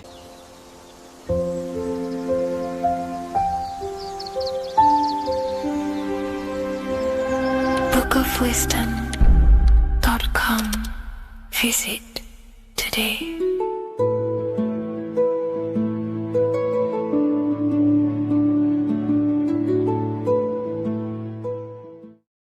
What is good, people? It's Revival of Wisdom. Today we're going to be talking about Saturn. I've done this video in the past. However, this video is going to contain a lot more in-depth explanation of Saturn. So the 33rd degree Mason, Manly P. Hall, said, Saturn is the key to crystallization, physical matter. Light is matter, matter is light. They are interchangeable. Low vibrating light turns into matter, high vibrating matter turns into light. And Saturn is the god of this world, this physical world. He crystallizes light into matter. This is symbolized as the Masonic checkerboard, matter and spirit, matter and light, light and matter. He's also the god of time, destruction, justice. He creates and destroys, because all things in time die. He creates and destroys you. So, because we live in this physical world, which is the electric world, this is why we say electricity, because it comes from the root word of El, Saturn. They used to call Saturn El, E-L. This is why we used to say Elohim is God. The real God of this world is Saturn, but it's being hid. This is being hid. Jesus is Saturn. All of this is Saturn. It's all Saturn worship. It's the real God of this world, So, physical matter is a result of two opposing forces equalized on the plane of inertia, because everything is created out of electromagnetic toroidal fields. And these two poles equalize on the plane of inertia, which gives you planet Earth, plane of inertia. The plane of inertia is what Saturn is. It's the ring around the center of the plane of inertia. Thank you to Walter Russell saying, physical matter is a result of two opposing forces on the plane of inertia. This is what Walter Russell says, so please check out his work. He's got many books, many books on light and electromagnetism and stuff like that. So I advise you to check him out. So the torus field gives you the binary code 0 and 1, the female vagina and the male phallus. This is the code for this world. Saturn crystallizes physical matter. Now Saturn is the most outermost layer of the 7 layers of heaven, where it says in the Quran, it says, Allah, it is He who created the 7 layers of heaven. Saturn is the outermost layer. He's the top. He's the most high. So when we say the most high, we're referring to Saturn. He's the most high before the firmament, before the stars. So Saturn is the god of this world. He's the Lord of the Rings. He wears the crown. The crown is the rings. Crown, Chronos. So the planets are luminaries. They are lights. They are beings. They are energy, conscious energy. And we're in the heart of the solar system. Saturn is the outermost layer. He is the one of this world. He's the god of this world. Now, on the North Pole of Saturn, you have the hexagon. Add up all the sides, it creates the six-pointed star. Or it can be created as a cube. The cube is very important. The six-pointed star is very important. 6 points, 6 triangles, 6 side, 6, 6, 6. Black cube adds up to 6 in gematria. Now, what did I say in the beginning? Saturn crystallizes the physical world. He creates physical things out of light. You are a light being. This is why we say human. Hue means the light spectrum. Hue, man, we are light manifested into physical forms. Human. And we are incarnated through Saturn. Satan, same thing. The number of the beast is 666, and the 666 comes from the 6.6 triangle, 6 sides of Saturn, 666. We are all known as carbon-based life forms. Carbon, the atomic structure of carbon, is 666, 6 protons, 6 electrons, 6 neutrons. We are materialized into our physical bodies through Saturn, through the number of the beast. These bodies are the beast, it's the animal. The divine, the Christ, is the consciousness within, because you are a physical, spiritual being combined into one, hexed into one. Hexagram. This is a hexagram. You're hexed into physical matter, spirit and matter, light and dark, combined into one. Now you contain of the mark of the beast, the mark of your body. Your body's the beast. It says in the Bible, Satan, who is the god of this world. This world. There are many different worlds, but this world is run by Saturn, and it says that in the Bible. Saturn is Satan. It's the same thing. And look at the crown of thorns wrapped around the heart. The soul is in the heart. The mind is in the brain. The soul is wrapped around the rings of Saturn. You're wrapped in physical matter. This is what it's showing you. This is symbolizing the rings of Saturn wrapping you. And the cross on top is the cross of the cube. The cube, the black cube of Saturn, unfolds into a cross. So Satan, who is the god of this world, Corinthians 4:4 in the Bible, Satan, who is the god of this world, has blinded the minds of those who don't believe. Saturn blinds your mind because the god of this world materializes you, and he blinds your mind when you incarnate into physical matter. When you enter this soul system, not the solar system, you hit Saturn first. He materializes you. And look at the symbol for Saturn. This is the symbol for Saturn. All of the planet symbols are created out of the Holy Trinity. The Earth, Moon, and Sun. Body, mind, and soul. The sun is your soul, the moon is your mind, the earth is your body. Your body's made out of the 5 elements. The sun is your soul because the sun is life force, gives life to everything. Your sun is a soul. Your soul is the sun of your body. The moon is the mind. The moon is the moon of your body, the mind of your body. Intelligence. So all of the symbol of the planets are created out of these. The Saturn symbol is created out of the Earth cross, matter, and the moon crescent, moon, mind, matter over mind. This is why Satan, who is the god of this world, has blinded the minds of those who don't believe.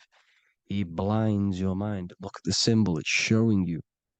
The Saturn symbol is matter over mind when it should be mind over matter.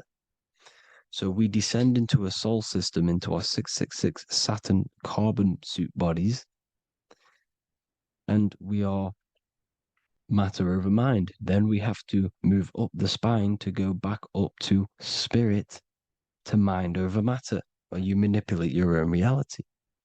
Now look at this. It creates the number 5. 5 is the number of change. You're moving from this side of the number sequence over to the right side. You're moving from the spiritual into the physical world. You're incarnating into the 5 elements, the 5 senses. So the cube, the black cube of Saturn, is another major symbol. Very important symbol. Here you see the cube, and the color black is associated with Saturn because Saturn's associated with death. He creates and destroys, light and dark. Death is associated with black, spirit, because you can't see spirit, which is blackness. So the black cube is black because Saturn rules the nighttime, which is dark, blackness, and he rules the winter, which is death, blackness. So Saturn is the black cube. Cubes have 6 sides: up, down, right, left, back, and forward. Cubes are 6-sided.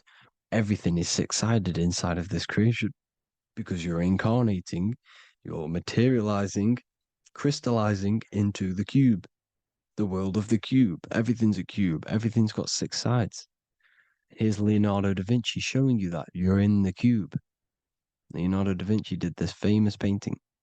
You're in the cube, you're hexed into physical matter, or you're incarnated into the 3rd dimension, the 3-dimensional world, which is a cube, 3D. And black cube adds up to 6 sides of the black cube. The Kabbalah means cube god in Arabic. And look at what they do. They worship the cube, the black cube, and they stand in rings like the rings of Saturn. Australia, Denmark, Manhattan, Santana all have these black cubes. You go to New York, you will see the black cube there as well. These black cubes are everywhere because it is the real God of this world, So look at the cross. The cross unfolds into the cube. Xbox, Nintendo GameCube, Sega Saturn, anything to do with a simulated gaming reality, they put Saturn in it because we're in the simulation of Saturn. This is a simulation. And this is why they reflect this through the Xbox, GameCube, Sega Saturn, anything to do with gaming, simulations, is all Saturn. Because we're in the cube of Saturn, the black cube. We're in the GameCube, the Xbox, the Sega Saturn. As above, so below. So they reflect it through the simulations that they create inside of this simulation. Cubes have 8 points for the 8 points of time and space. 8 is the number of time. Everything's cycling, infinity. So look at the cube. The cube is symbolized as in Judaism. The Judays have the black cube. They wrap themselves in a black band and they cover their eyes into blackness. The black cube, for the black cube of Saturn, they use the star of Saturn and they worship their god on Saturn Day because it's all Saturn worship. And look how the Saturn god is wrapped around with these thorns or leaves, just like Jesus is wrapped around his heart. And Jesus on the cross is us on the cross. We are in the cross. We are in the cube. The cross is the cube. And the cross is even in the Saturn symbol. This is another symbol for Saturn. There's 2 symbols. You got this one, the one I've just broke down. And there's this one. This is the cross of Saturn, the cube god, the simulation, the game cube. Now, Chronos is another word for Saturn. Chronos means time. When you clock into work, you go to the Chronos machine. Well, I did anyway. And I tap my card on the Chronos because Chronos is time. Anything to do with time is Saturn. He creates and destroys. Look at the artwork of Saturn with the sand, the time. Look at this, how he's cutting off the baby's wings. He's crystallizing the spirit into matter. He's cutting off your wings. Satan, in the Bible, he falls from heaven into earth and he loses his wings, he becomes a serpent. You see that's it's all symbolic for us. We are the fallen angels, fallen angles of light. We're fallen angles of light. We are light beings. Now we're fallen into physical matter. Saturn's chopped off our wings. He's chopped off our spirit wings because when you astral project, you can fly. You will fly around. He's got the Reaper staff here, always depicted with the Reaper staff. Now look at the clock. Saturn day is the 6th day. The number of the beast, 666. Look at the clock. 6 take away 12. Sorry, 12 take away 6 equals 6. 7 take away 1 equals 6. 8 take away 2 equals 6. 60 seconds in a minute. 60 minutes in an hour. 24 hours in a day. 2 plus 4 equals 6. That's 666. Everything's 666 because it's time. Saturn. All goes to Saturn. He's the god of time. We're in time now.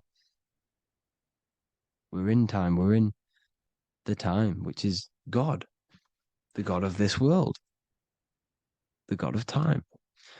Now look at this. The Reaper is also depicted as the Reaper with the staff, the black cloak, black symbolizing death, spirit. Judges wear black because Saturn is the law. He's the god of this world. He's the law. This is why they wear black cloaks. When you graduate from university, you wear a black cloak and a black cube on your head. You've been hexed. Funerals, you wear black because it's all to do with Saturn, Father Time, Father Crystallization.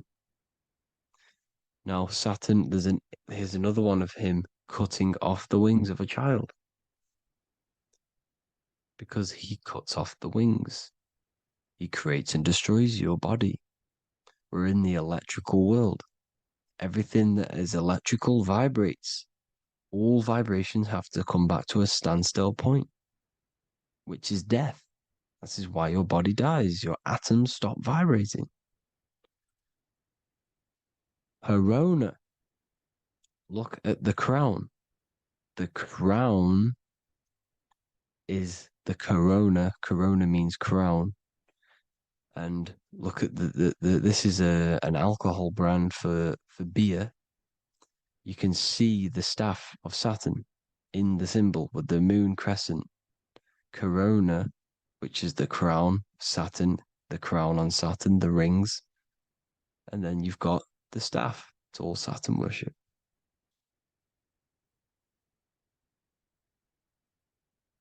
Is the black cubes of 9/11. 2 black cubes. This was a ritual for Saturn. It's all ritualistic.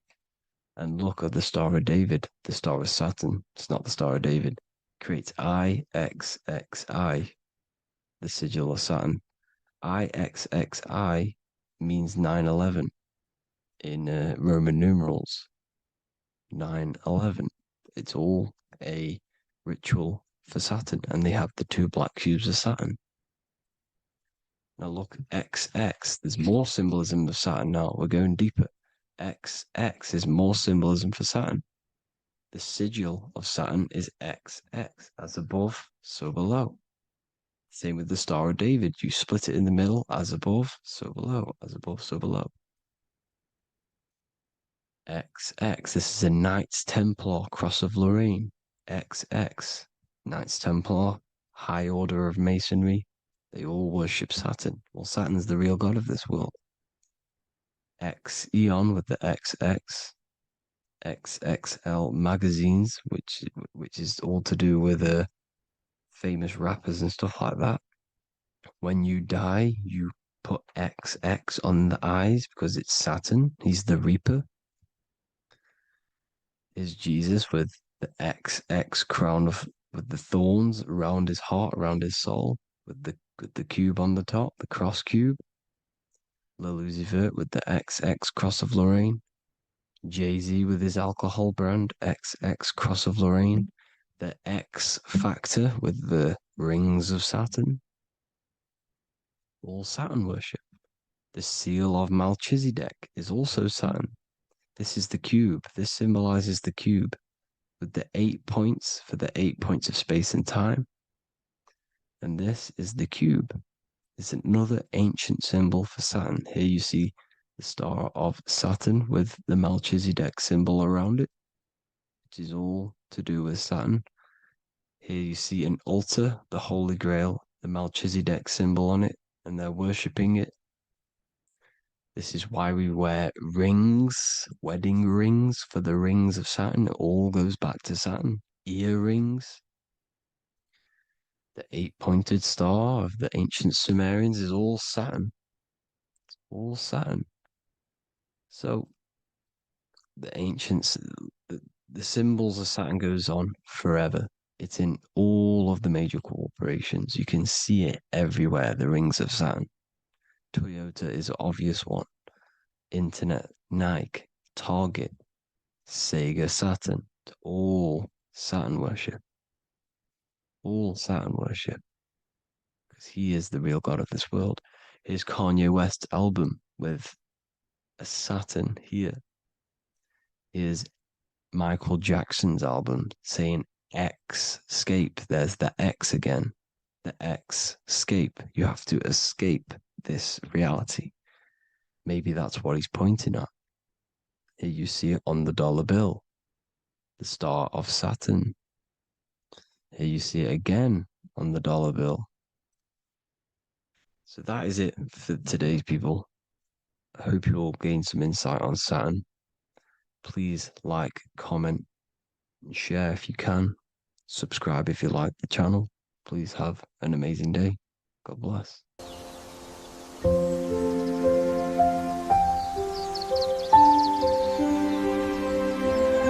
bookofwisdom.com. Visit today.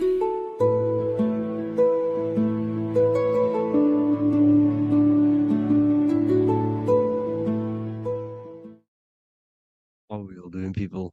Survival wisdom. Today we're going to be breaking down the Bible and its real, true metaphysical meaning. All of these slides within this video is taken from my book, The Book of Wisdom. So you can get all of these slides. So the Temple of Solomon, you are body, mind, and soul, which is the Holy Trinity. The moon, sun, and earth. The sun is your soul because the sun is its infinite source of energy. It is its own source of energy. And that is what your soul is. It's its own source of energy. The moon is mind. This is why you call people a lunatic. You're a lunatic. Luna means the moon. And inside of your mind, you have a specific mood. Mood is moon. And mind in German is Mond. And the word Mon means moon. And earth is your physical body because your body contains of the 4 elements, the 4 physical elements. Well, the Temple of Solomon is the temple of the soul and the Mon, the soul and the Mon, the soul and the mind. And it's the temple of the Holy Spirit in the Bible. Everything leads back to one singular point in the center of the brain. The brain is not the mind. It's mind over matter. Okay? The brain is the physical manifestation of the mind. The brain is the electrical computer which decodes the light waves given to it by the mind. This is why everything in the body leads back to one singular point. And we'll go over this in a minute. But this is controlling the physical body. This is the within. If you rearrange within, it spells high twin because within you is your twin, your true self. And it's just an entity in the center of the mind. And if you shut your eyes, you can feel it. Your awareness is in the center of the brain. So there's just an empty chamber in the center of the 2 cherubs, the 2 brains. They are 2 separate brains. They're 2 hemispheres. And the empty chamber, when scientists chop it up and see it's just an empty chamber, well, because you can't see in that plane of reality. You cannot see the mind.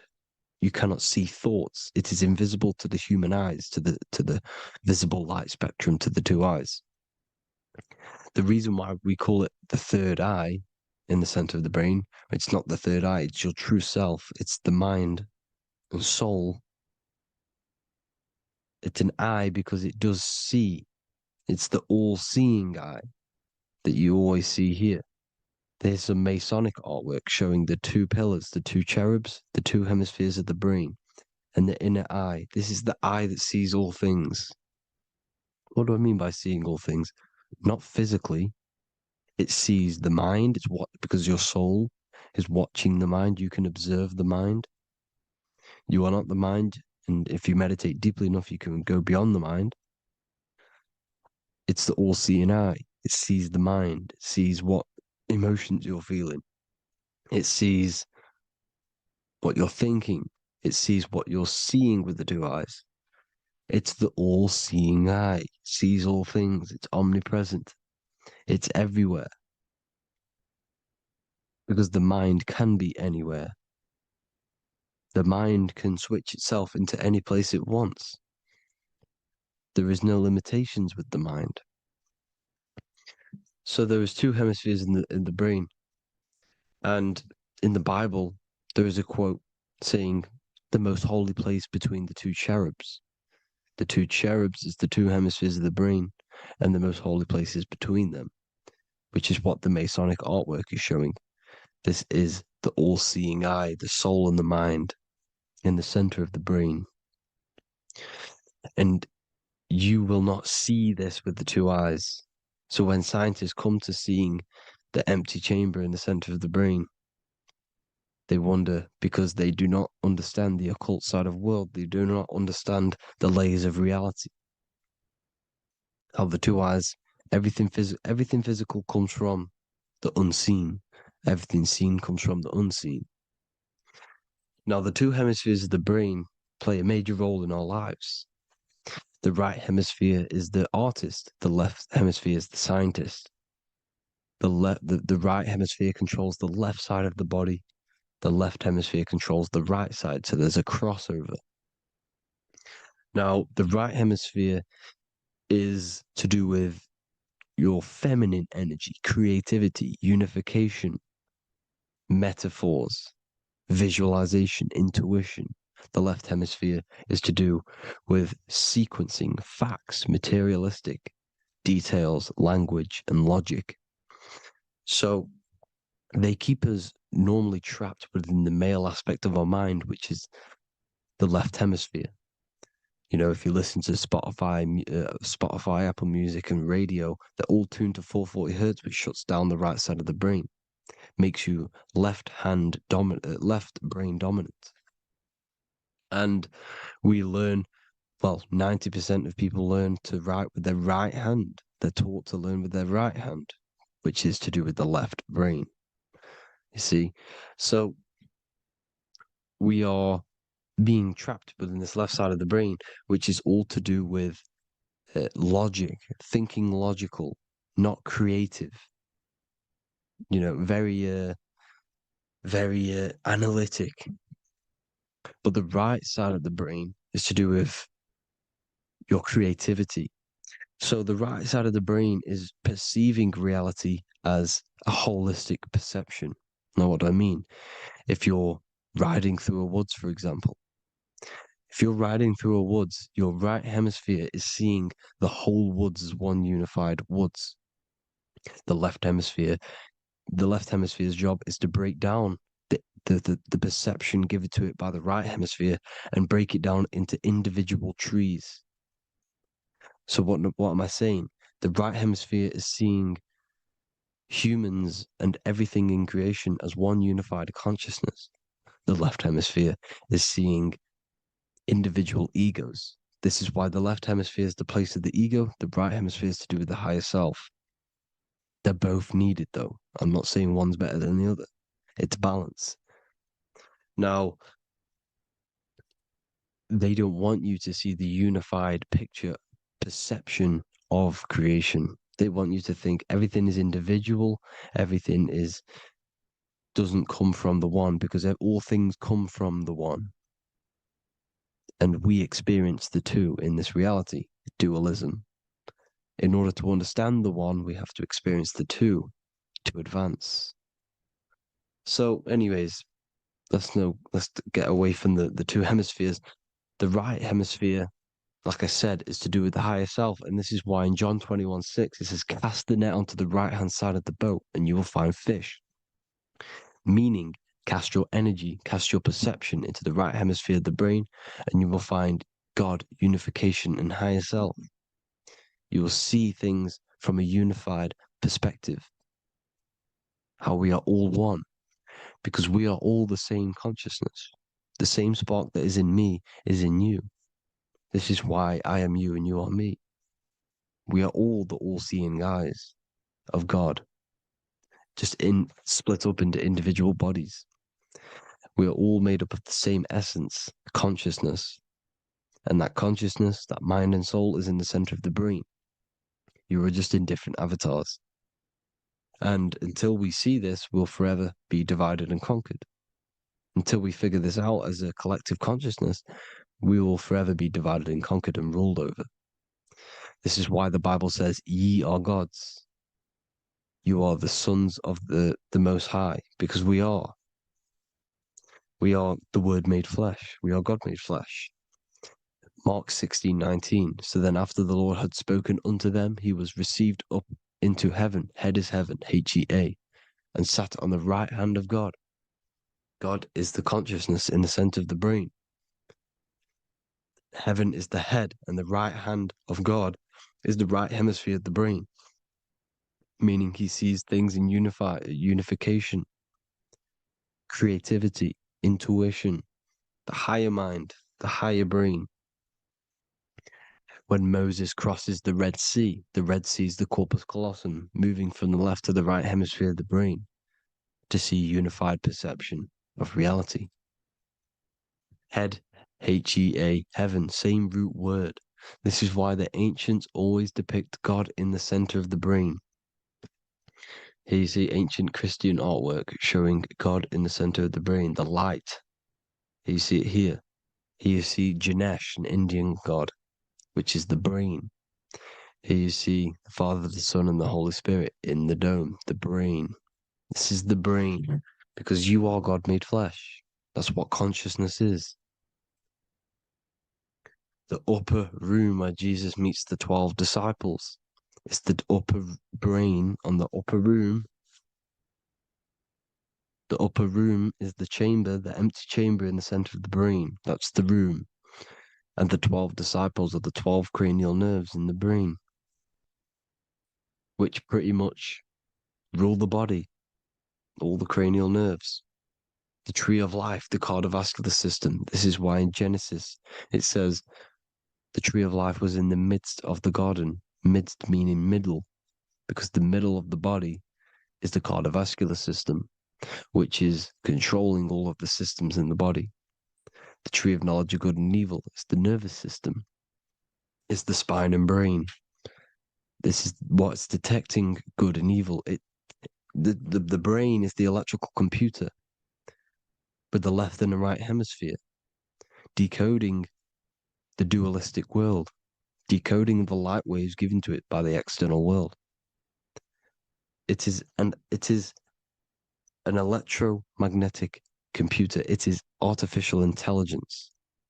It is very intelligent, the brain and the nervous system, the human body as a whole. But the tree of knowledge of good and evil is the nervous system, because it is the tree that detects good and evil, makes you learn good and evil in this dualistic reality.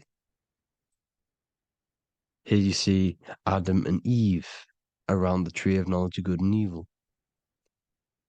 Adam and Eve, male and female energies, with the serpent in the tree, and the tree of knowledge of good and evil. Well, this is the spine, the brain, and the serpent is the kundalini up the spine. The serpent is the S. That's why S, serpent, the letter S is the serpent. Sex and serpents make an S noise. You know, the Bible cursed the serpent. So we don't figure out the true religion. The true religion is raising the kundalini and becoming God-man and reaching our higher states. our true God self. Because once the Kundalini is saved and hits the pineal gland, it activates 100% of the brain when we're only using around 20 to 10% as of right now without the Kundalini awakening. So when you use it, you're activating 100% of the brain. You're activating all the dormant brain cells. You're regenerating the body. And this is the serpent in the tree of knowledge of good and evil. This is the spine, brain. This is Adam, Eve, the male and female energies. The light of the body is the eye. Therefore, if thine eye be single, thy whole body should be full of light. Matthew 6:22. This is the single eye in the center of the brain. It is not the pineal gland. It is what's inside the pineal gland. You have to go beyond the physical world, and there are no words to describe things that are not physical, metaphysics. And the whole body should be full of light. Well, this light is the same pyramid that you see. You are the pyramid with the all-seeing eye on top. This is why the ancients built the pyramids with the stairs in the middle symbolizing the spine, because once you open all the chakras and balance them and raise the Kundalini, you activate all of the brain, which gives enlightenment. The word enlight in ment. Ment means mind, light in the mind. Enlighten the mind. And this is enlightenment. We are the temple. And Jacob called the name of the place Peniel, for I have seen God face to face. Within spells high twin. Within you is the God self, which you need to manifest into the external world. And he's seen God in Peniel, the consciousness. He's seen his true self, consciousness, in the pineal gland. Genesis 28:10, Jacob's ladder. Jacob, he took a rock there and laid his head on it to sleep. Jacob had a dream. He dreamed there was a ladder that was on the ground and reached up into heaven. Head is heaven. The rock he fell asleep on is the sacrum bone, because he's symbolizing the oil that comes down the spine, hits the sacrum bone and rests there, falls asleep, and it looks up and it sees the ladder to heaven. Because when you raise this oil, you become God man. You become God in heaven. You can leave the body at will. Do you not know that your body is the temple, that your body is the temple of the Holy Spirit? Corinthians 16:19-20. Or do you not know that your body is the temple of the Holy Spirit within you? Your body is the temple of the Holy Spirit, the soul and the mind within the center of the brain, the temple of Solomon, temple of the soul and the mind. Romans 8:10. Christ is in you. It's not external. When you give where attention goes, energy flows. When you give your energy to external things, your attention, your worship to external things, you're giving energy, meaning it's draining you, and you're feeding something within the astral plane, a mental thought within the astral plane. So with you realizing that the Christ is in you, that you don't have to worship anything outside of you, this means that you're internalizing your energy. You're not giving your energy, because where attention goes, energy flows, which means you become more present. You become healthier, because you're not giving off all of your special electromagnetic energy that's charging you.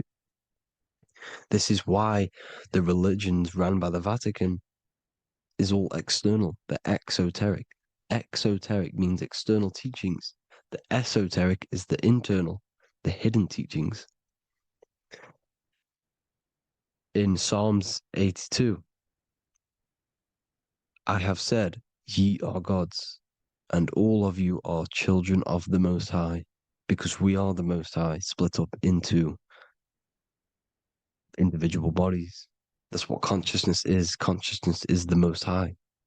And we have to raise ourselves to the Most High. Brahma, Vishnu, Shiva, the Father, the Son, and the Holy Spirit. Why is it always a trio? It's a trio because it symbolizes us, the soul, mind, and body.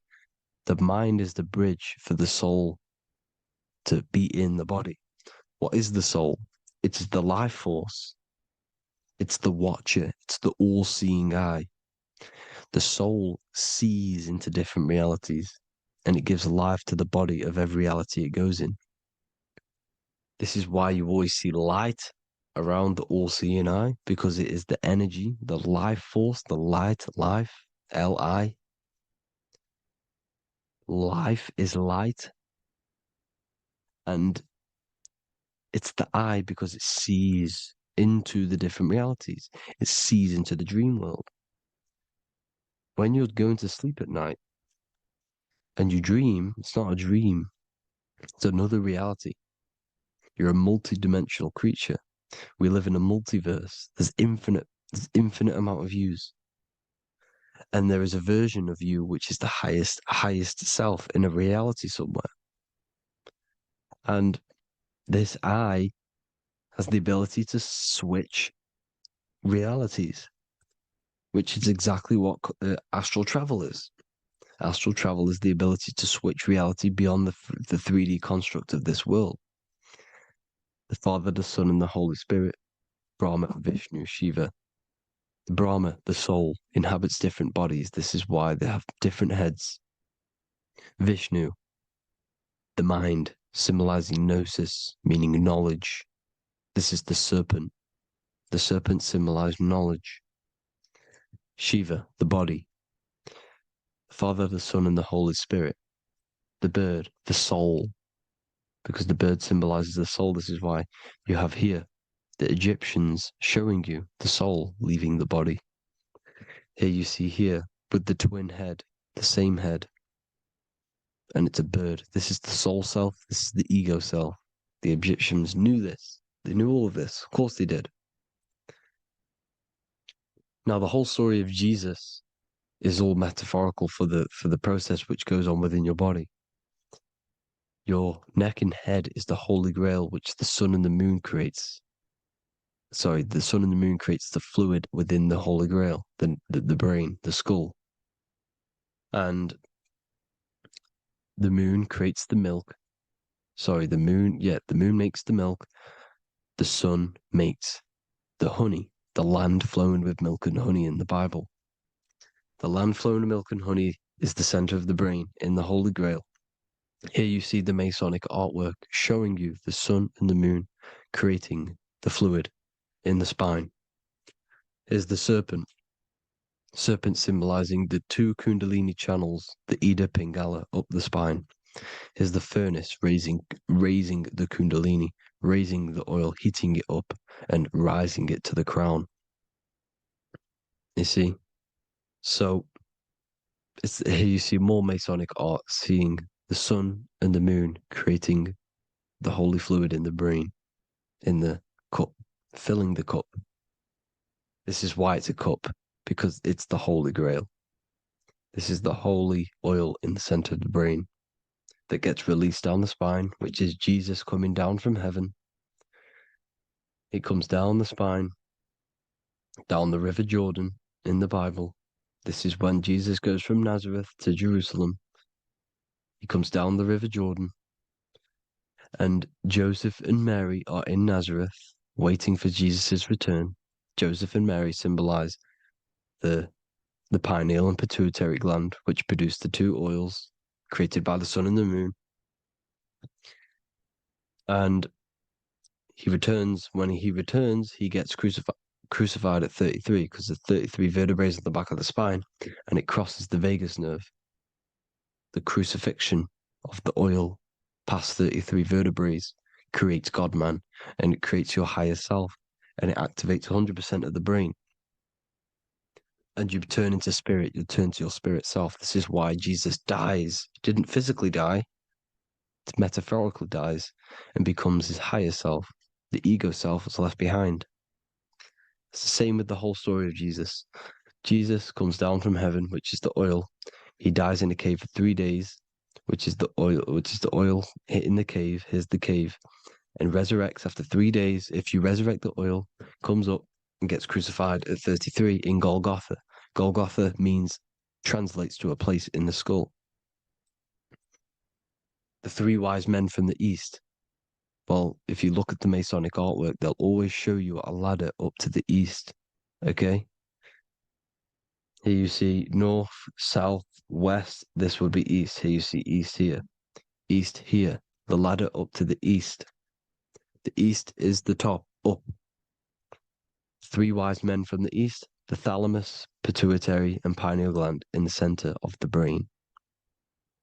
The most important glands in the body. Here you see the Egyptians with the spine, the sun, and the 2 hemispheres of the brain. What did I say at the beginning? The sun is the soul. The sun is its own source of energy. It's the life force, which gives life to anything it inhabits. The soul is the same thing. That's why sun and soul mean the same thing. So, what I'm saying is consciousness is God. And this is why when it refers to as God in the Bible, it means your higher self, pretty much. And returning back to this higher self, because God is something that you need to manifest. Consciousness is God, and your body is a reflection of the creation by God. This is why everything in the body corresponds with the stars. The stars rule the body. We are an image of the stars. This body is an image of the whole of creation. Aries rules the head. This is the cerebrum, the ram in the brain. Is the ram, Aries. And we have something called the cerebrum, Aries, the ram. This is the Lamb of God moving to the higher mind. Taurus, which is the lower brain and neck, the cerebellum, the bull Taurus, the lower mind, and the cerebrum and the cerebellum, the ram and the bull, is what makes you ramble on. Ramble meaning walking. The higher mind and the lower mind working together makes the body ramble. Ramble is what makes you walk along. Thank you to Santos Bonacci. Gemini, the 2 twins, rules the 2 arms, the hands, and the lungs. These are the 2 twins of the body. Sagittarius, the horse, which rules the hips. Hips means hippo. Hippo means horse. Hippopotamus means water horse.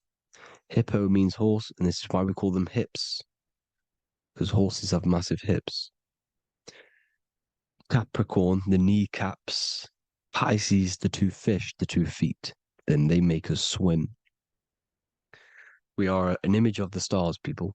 Well, the body is anyway. Consciousness is God, and the body is the image of the whole of creation. It's a reflection of the whole creation, as above, so below. 12 systems in the body, 12 cranial nerves for the 12 constellations, 12 cell salts. The body's made out of 12 cell salts. So, this is where it gets kind of deep. This is where we get deep. And he said, Jesus was known as the fisher of man. And fisher of man, meaning man does not mean man as in the male. Man means mind. He's the fisher of minds. So the Bible is not patriarchal. It's not patriarchal. Man just means mind, pretty much. So the fisher of mind, man, because he was fishing minds out of this reality into the higher realities. He was teaching people how to leave the body when he walks on water. Walking on water is the physical, etheric, astral, and mental. These are the different planes of reality. The ether is the either, because the ether is the substance that's on either side, astral and physical. It's the 5th element, is ether. And the 5th element is the water. The same water at the beginning of the Bible when it says, Let the firmament divide from the waters above from below. The water symbolizes the ether. It's the base of all physical matter. And the ether symbolized is known as the water. So when you're walking on water, you're walking on the ether, meaning you're leaving the physical body. So when Jesus walks on water and he's teaching Paul to walk on water, Paul becomes scared and falls back into the water. Well, when you astral travel and you become scared when you're projecting, you'll fall back into your body. So he's pretty much saying walking on water is leaving the body, and walking on the ether, because the ether is the veil between the astral, and that's what devil means. Devil has the word veil in it, because the devil is trapping you between one veil, which is this world. They're trapping you in this world, this thin layer of reality. Your dreams are different veils. The ether, the astral, the mental are different veils. Devil is deveil. Deveil. You need to escape being stuck in one reality and live in between realities. And this is when you truly become a multi-dimensional being, because your soul is just the eye. That's what you are. You're just an eye, and you see into different worlds. And it also, when Jesus means the fisher of man, the fisher of minds, he is I truly believe, because of my research, that there is other worlds. It's not just this one. There's higher worlds. There's an infinite amount of you, and you've been in them dreams you call dreams. Them dreams are other realities that you are in. That's why when you're there, you don't feel like you're in a dream. You feel like it's 100% real, because it is real. So this is why the ancients always depicted the many different heads, because there's many different versions of you. And this I, the soul, the watcher, is switching itself into different bodies at all times. Well, when you sleep, when you astral project. And this is what the ancients were doing. They understood the multiverse, and they could switch bodies at will. And this is what the 7 seals are in the Bible, also known as the 7 chakras. These are literally portals within us to these different worlds. We're in the heart at the moment. Earth, rearranged, spells heart, meaning middle. This is where good and evil exist. It's the middle point, the midpoint of realities. So I hope you all enjoyed the video. All of this knowledge that I've give you in this video is inside of my book, the Book of Wisdom. The Book of Wisdom gets updated every single month with new pages. It's a one-time payment for a lifetime worth of research and knowledge by me. So if you do want to get it, the link will be in the description. But I hope you will gain some amazing insight. Please like, comment, and share to help the algorithm, and drop a subscription. And for more lectures, every 2 days, I drop lectures and knowledge within the Patreon. If you want to support the channel, join the Patreon. Everything's in the description, because we are not monetized on YouTube. Thank you all. Have an amazing day.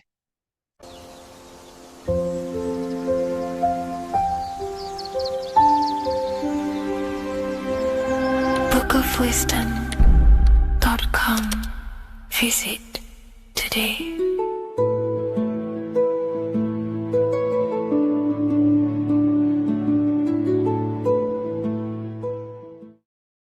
Geometry.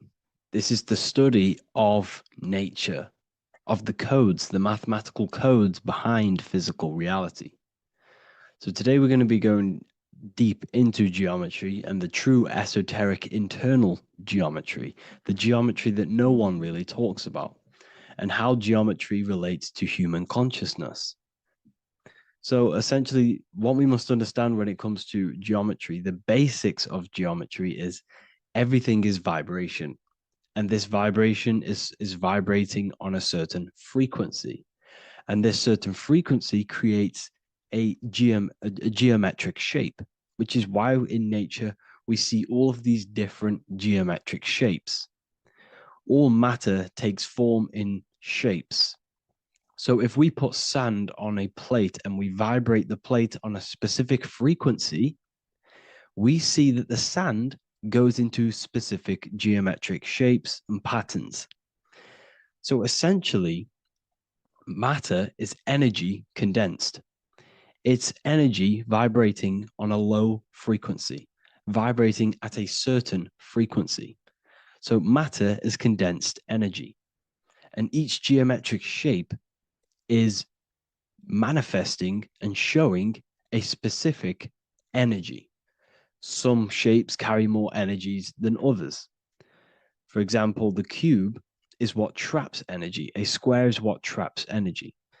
So geometry and the flowers are basically how energy manifests itself into physical matter.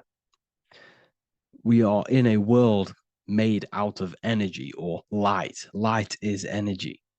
So everything is vibration, everything is frequency, and everything is energy. Even the words, each atom in our body, everything. So everything in nature has these mathematical energetic codes. So geometry is basically the study of nature and the shapes that are in nature and their energetic principles. Because like I said, matter is energy. So this is what we call cymatics, when we place water in a petri dish and we shine light on top and we vibrate the water. And we can capture, this creates certain patterns. Each frequency, like you see here, has its own pattern. So what we are seeing here in the physical plane is essentially energy condensed into physical reality. We see it in the turtle. We see it in every single form in nature. Now, external geometry and normal geometry, we normally get taught that this is God's way of creating physical reality, which is essentially true. However, it's far more deeper than that. Far, far, far more deeper. Okay, so what geometry truly is, it's not God's codes to reality. What we must understand is what the brain truly is. And what we must understand is that we are not in the world. We are not in the universe. The universe is us ourselves, and the world is produced by our brain itself. Okay? So the way you must understand how the brain works, so what you visually see, so geometry is to do with what we visually see. And what we visually see is heavily connected with our eyes, which are an extension of the brain. The eyes are the brain. And essentially how we see is energy enters the eyes, and each eye goes to the optic nerve. And this energy is transferred into electricity, which travels to the back of the brain, to the visual cortex of our brain. And this is where the image is produced, what we see.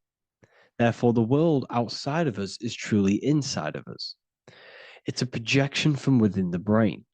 The brain is an energy condenser, a decelerator, an energy decelerator. Everything outside of us is basically formless energy. It is formless energy vibrating at a certain frequency.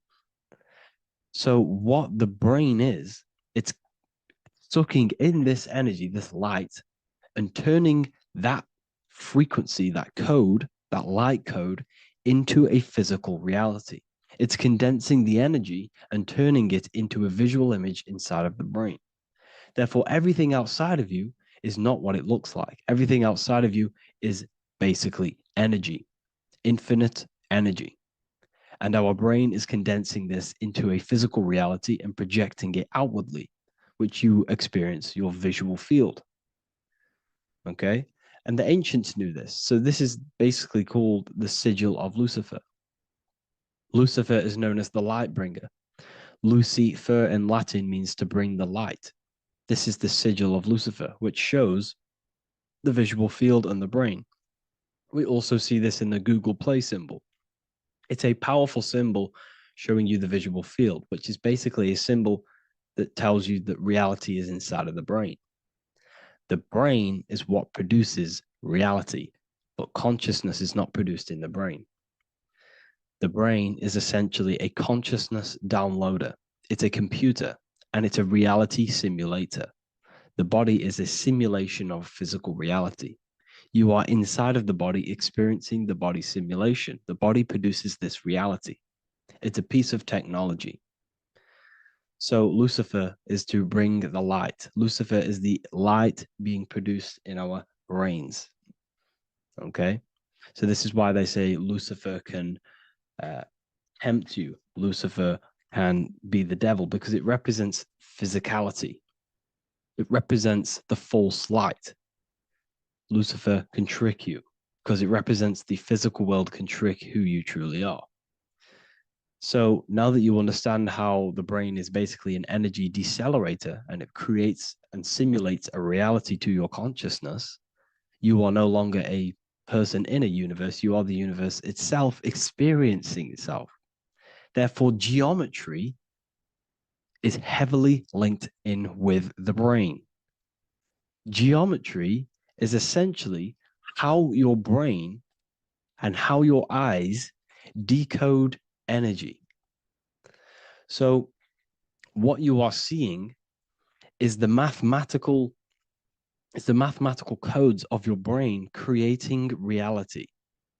So what they teach you is the external is that geometry is God's way of creating this world, and these are the mathematical codes God's created. But now I'm telling you the internal. This is the truth. Geometry is how your brain mathematically condenses energy and light into a physical reality. So therefore, your brain is a computer program. So now geometry is nothing outside of you. Geometry is not something created by something else. It's created by your brain. Your brain produces these patterns through mathematical codes by breaking down energy into physical reality. And this is why you see geometry in everything around you. This completely changes your view on geometry. It's in your ear, it's in your face, it's in everything. Geometry is everything. Okay? So now that you understand this, now, as we were talking about the visual field earlier, the ancients knew about this. The ancient Egyptians knew about this. We can see this symbolism inside of the casket, the Egyptian casket. See, this crossover represents the visual field. This represents the back of the brain. This is the left hemisphere, the right hemisphere. And now some of the most simplest teachings in geometry is that straight lines are masculine and curved lines are feminine. And we even see this in the human body. The feminine human body is curvy and the masculine human body is liney. And even with the genital reproductive area, we have a line and a curve, 0 and 1, the binary code of all creation, 0 and 1, because that's basically all that exists. Nothingness and one, nothingness and God, nothingness and consciousness. That's all that exists. Now that I've told you that, the basics of geometry and the line and the curve and the feminine and the masculine, what do we have here? You see this stick here? This is a curve. And what's the right hemisphere? The right hemisphere is the feminine, the feminine energy, the feminine aspect of our brain. Then we have a straight line. This is straight lines. Now this represents the left brain. So the Egyptians are showing you the left masculine brain and the right feminine brain because of the curve and the straight line. And this is the visual field, the crossover. So there's a crossover in the brain. The left eye is connected to the right brain. The right eye is connected to the left brain. Okay, so the left eye is connected to the right brain, the right eye is connected to the left brain, the solar and the lunar. So, like I said, everything outside of you is basically energy. Your body is basically a holographic avatar, condensed energy produced by your brain. There's nothing actually outside of you. Your five senses are electrical threads of light. And when you touch something, this is basically electrical signals in your nervous system, which are reporting back to the brain. Therefore, what you touch is actually, you're not touching. The feeling that you feel when you touch something is not the true feeling. That's your nervous system you're feeling. You're feeling your nervous system in the brain. It's electrical signals to your brain. So the five senses do not decode, well, what you're experiencing as the five senses is not outside of you. This is your brain interpreting electrical signals. You don't experience the world, you experience your nervous system and your brain. The nervous system is an extension of the brain. So this is the truth. This is not woo-woo spirituality. This is true consciousness science. But I'm teaching you here. Okay? So nothing is truly outside of you. It is a universe. You yourself are the universe, the fabric of the universe itself. The only thing that exists outside of you is essentially energy. That is it. And your body and your brain condenses this energy into reality. So when we look into architecture, why is architecture, the ancient architecture, so important? Because what did I tell you at the beginning? Shapes and physical matter is condensed energy. Each shape holds specific energy. Some shapes hold more energy, emit more energy. Some shapes condense energy. Some shapes transfer energy. Each shape, each geometric shape has an energetic principle because matter is essentially energy. So when we look into cathedrals and the ancient buildings, they were filled with geometric patterns, geometric shapes, because they understood the energy principle. Architecture is basically solid energy. It's physical energy. If we create this pattern here is an energy code. And if you stand next to it, you're going to gain that energy. It's going to be imprinted on your body. So essentially, they filled their buildings with high energy geometric shapes. Points, triangles, pyramids are very, very energetic.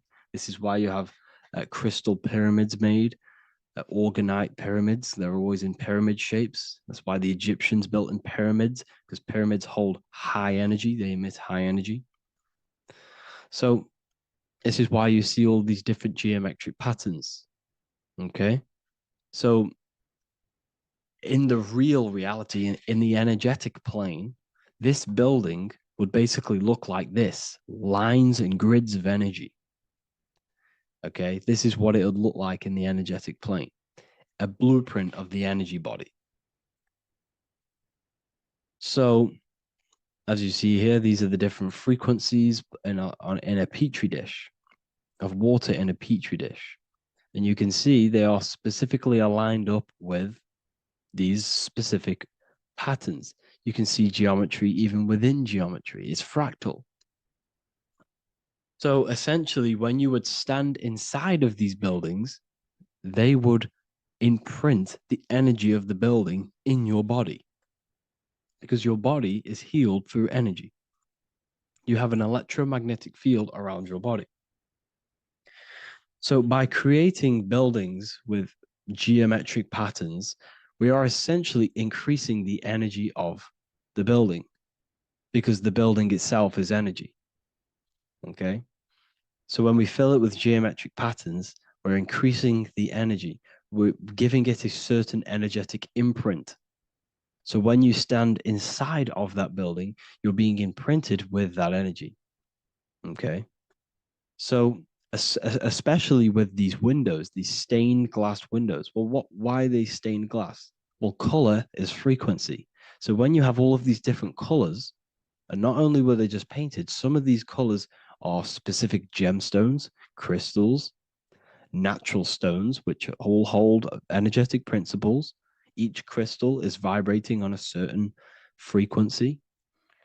Wood has its own frequency. Metal has its own frequency.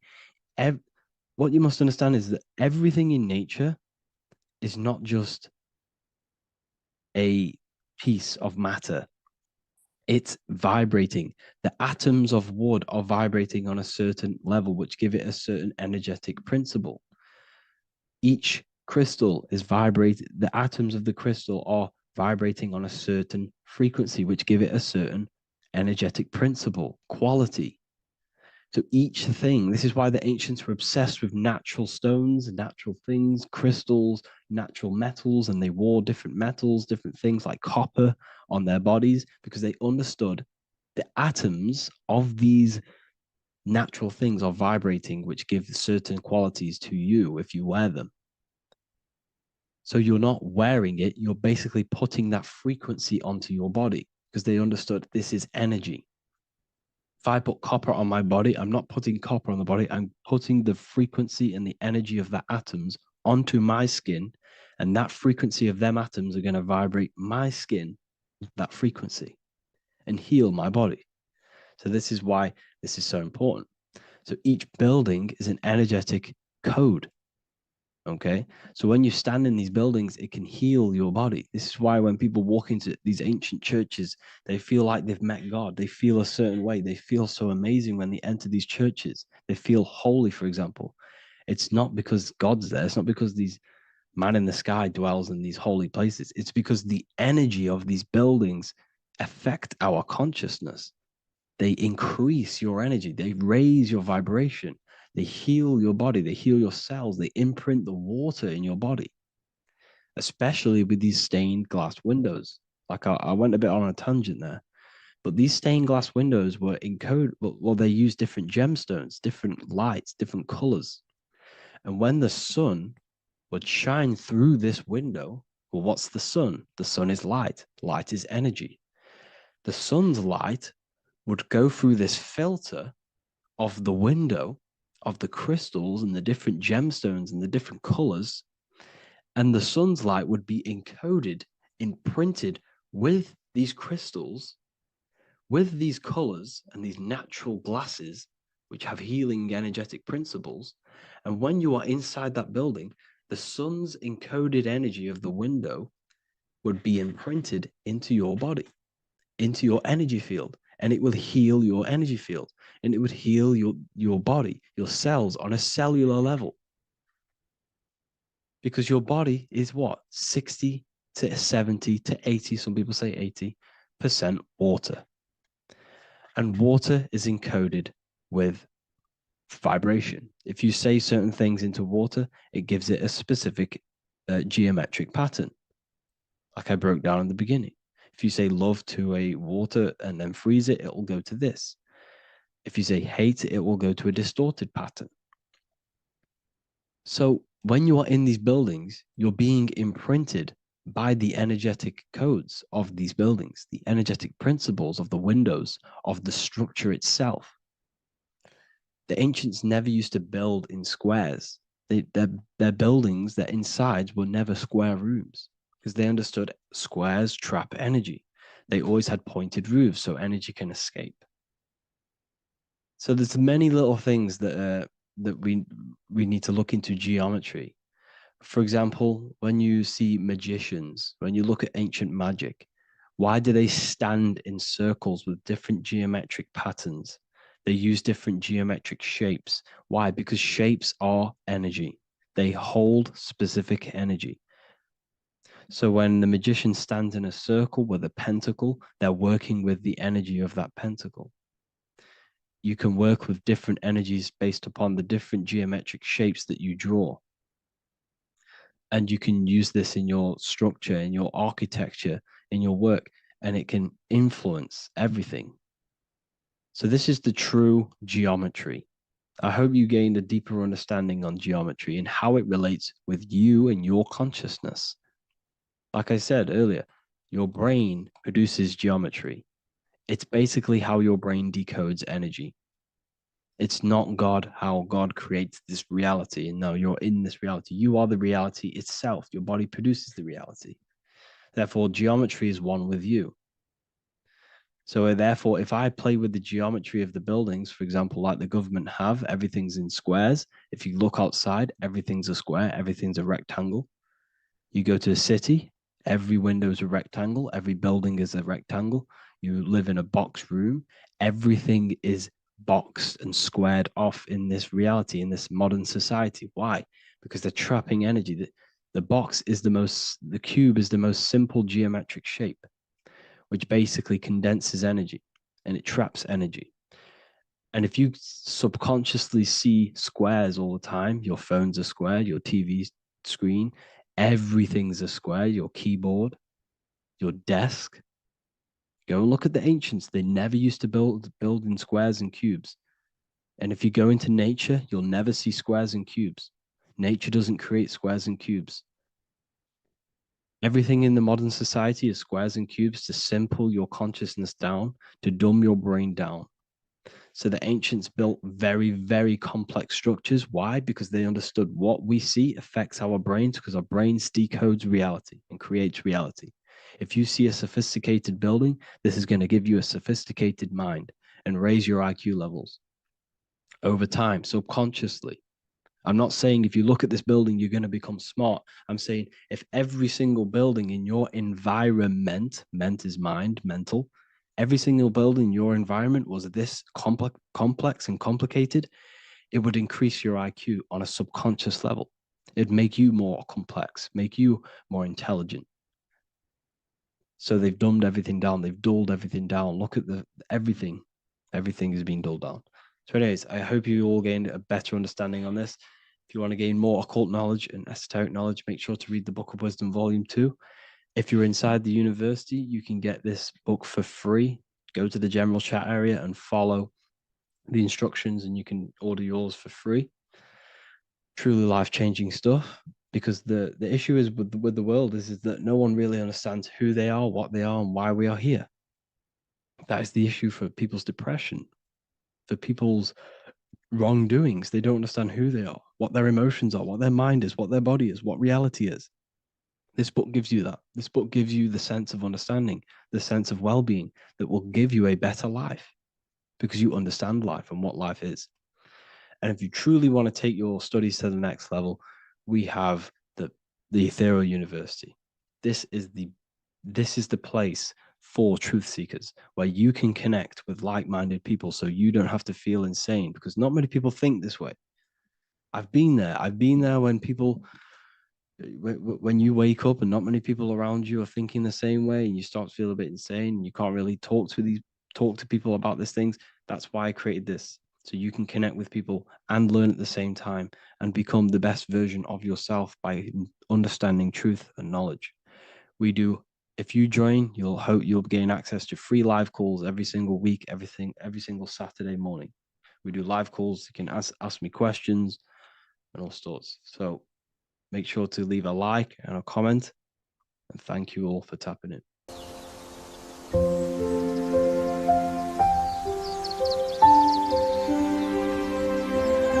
bookofwisdom.com. Visit today.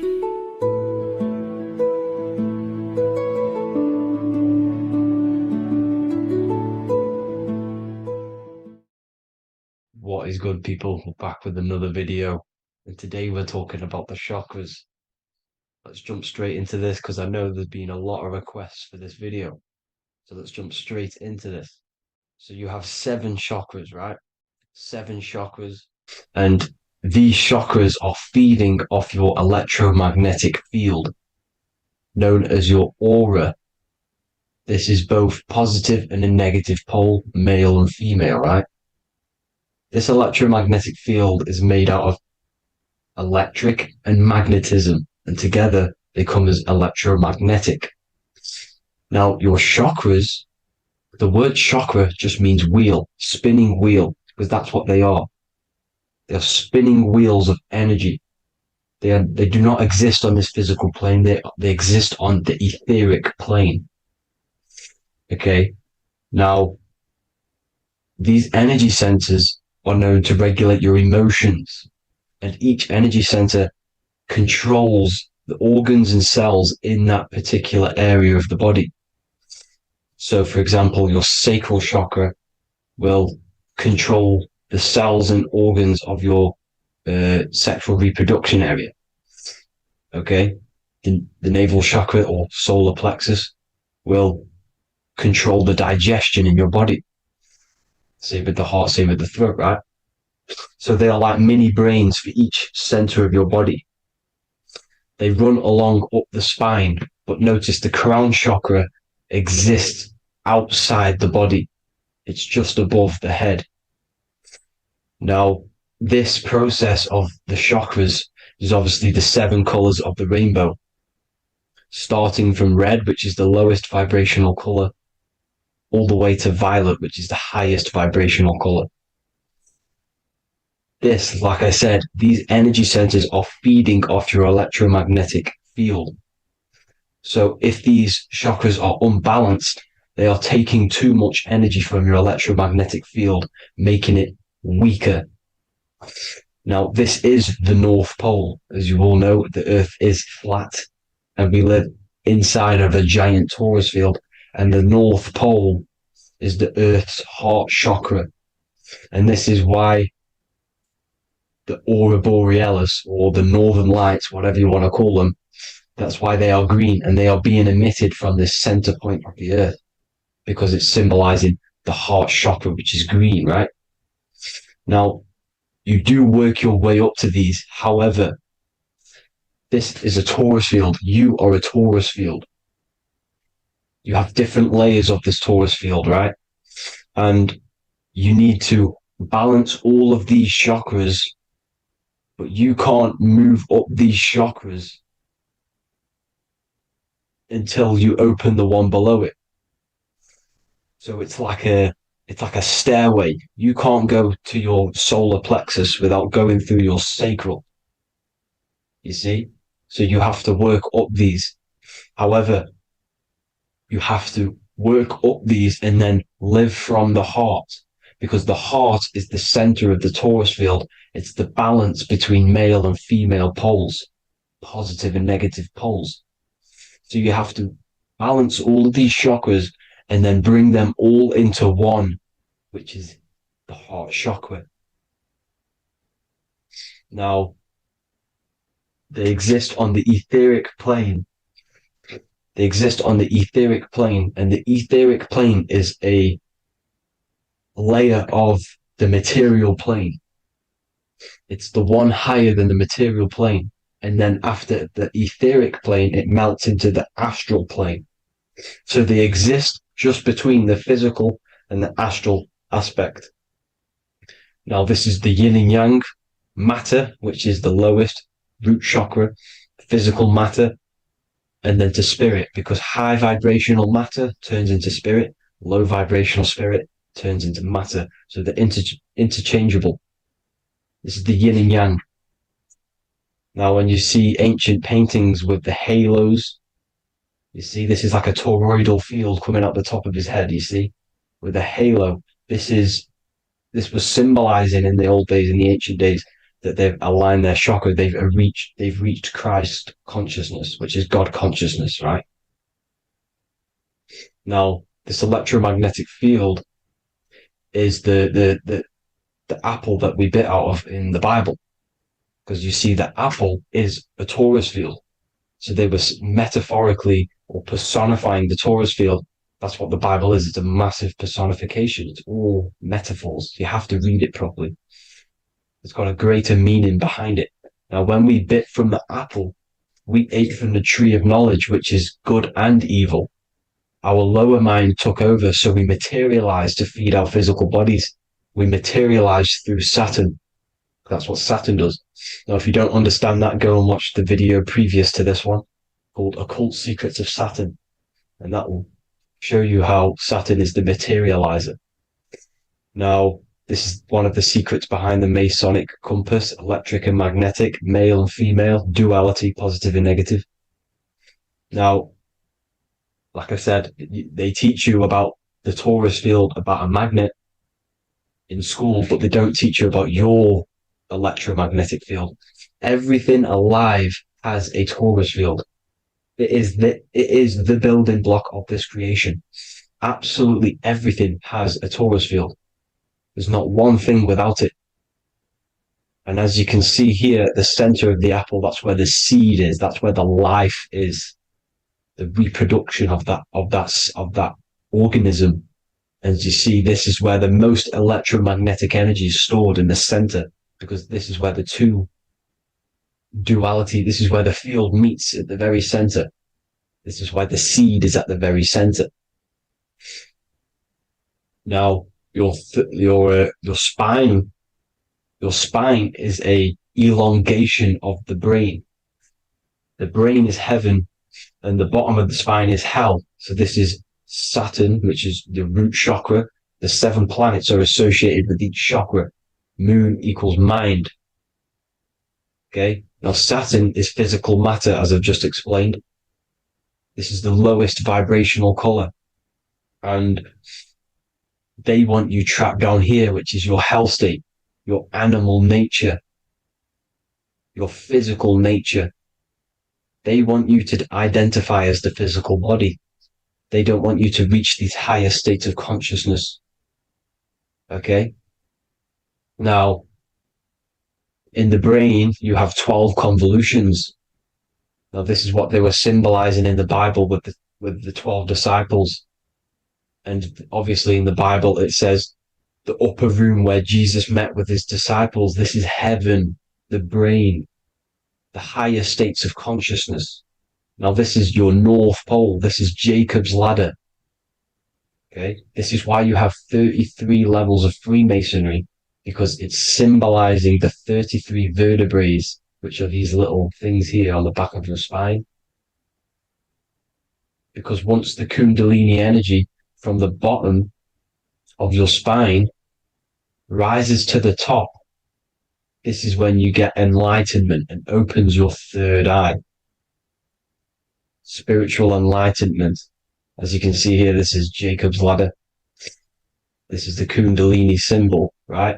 And they're even showing you this in the medical symbol. They're putting it in your face. But the serpents are wrapped around the spine. Now, the serpents symbolize how the energy moves around the spine, because it's a torus field, you see? At the center of the torus field, it wraps around the center pole. It wraps around it, and this is how the energy moves up. So they're symbolizing it with the serpents. Okay? Now, every religion has a sacred river. For the Egyptians, it's the River Nile. For Christianity, it's the Jordan River, right? This river is the canal, the energy canal at the center of your spine, all the way leading to heaven, to the Holy Land. This is the chamber which the energy rises up, right? Now, they used to say the gods descended from heaven to man. This is just heaven. This is the mind state. And they said the gods were connected by a rainbow bridge. That's the chakra system, the rainbow bridge.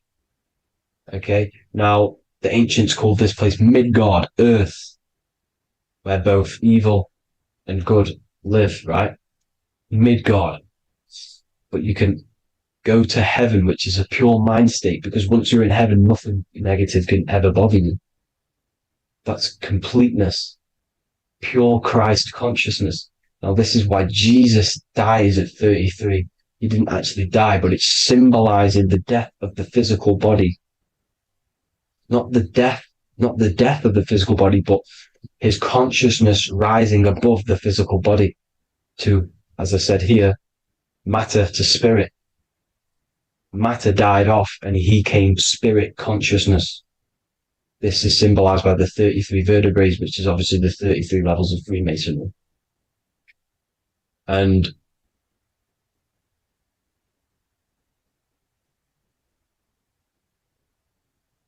now the pineal gland, which is at the very top of this Jacob's ladder, or the River Jordan, the canal, your 33 vertebrae on your spine.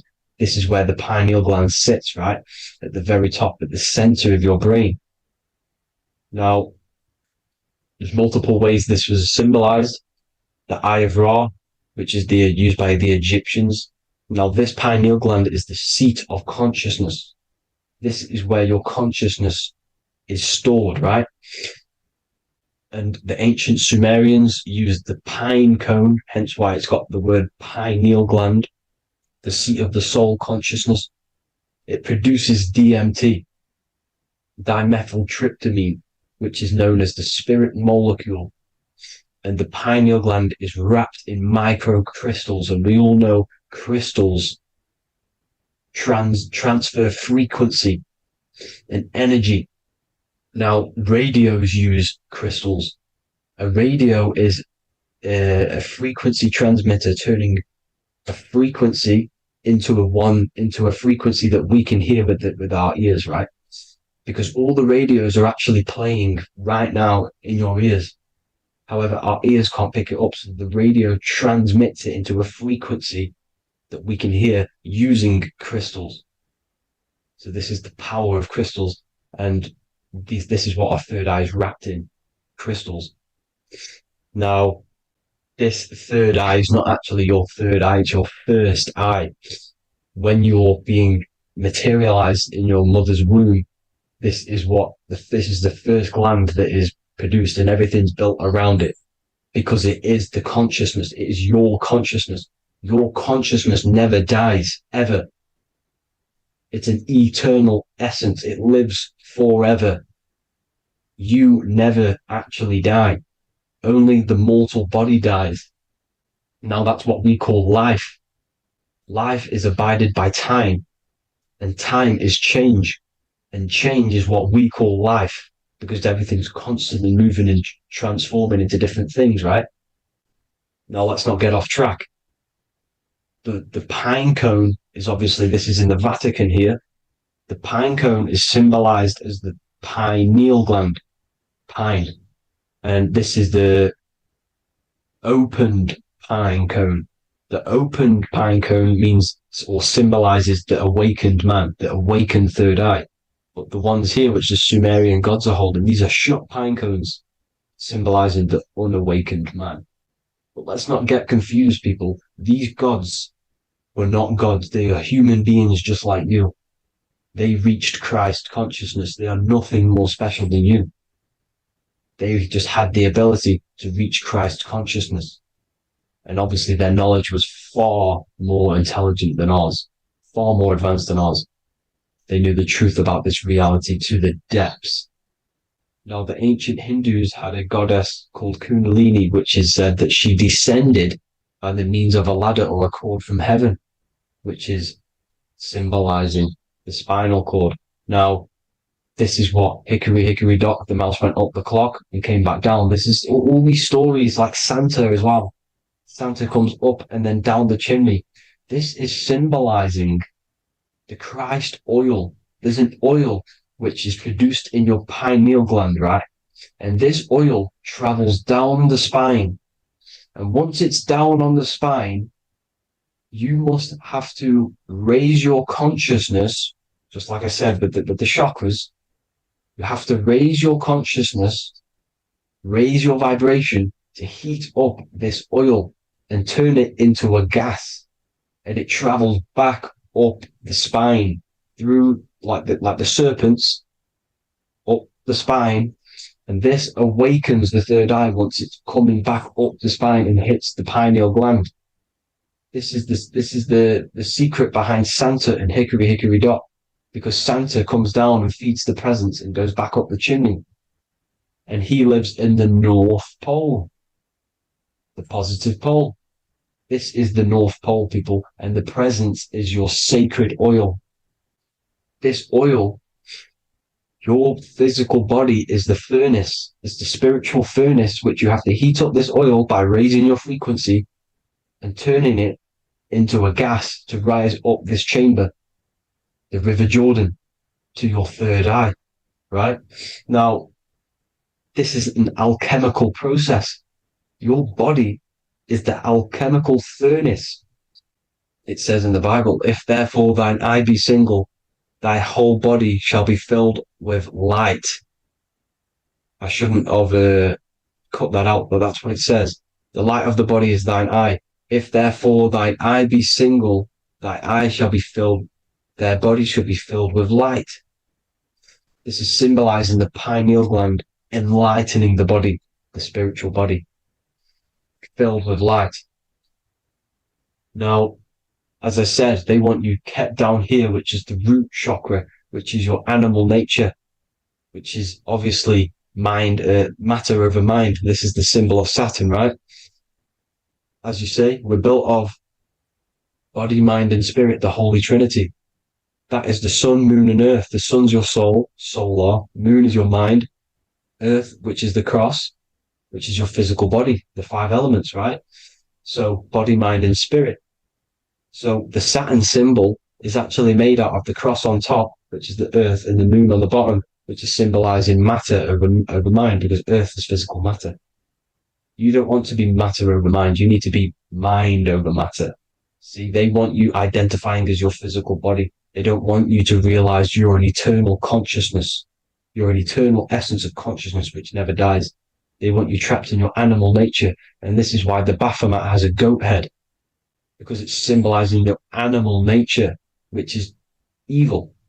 Not evil, but you're more likely to do evil things, right? Which brings bad karma. That's your animal side. This is why the baphomet has an animal goat head. As you can see here, he's got the Kundalini energy here.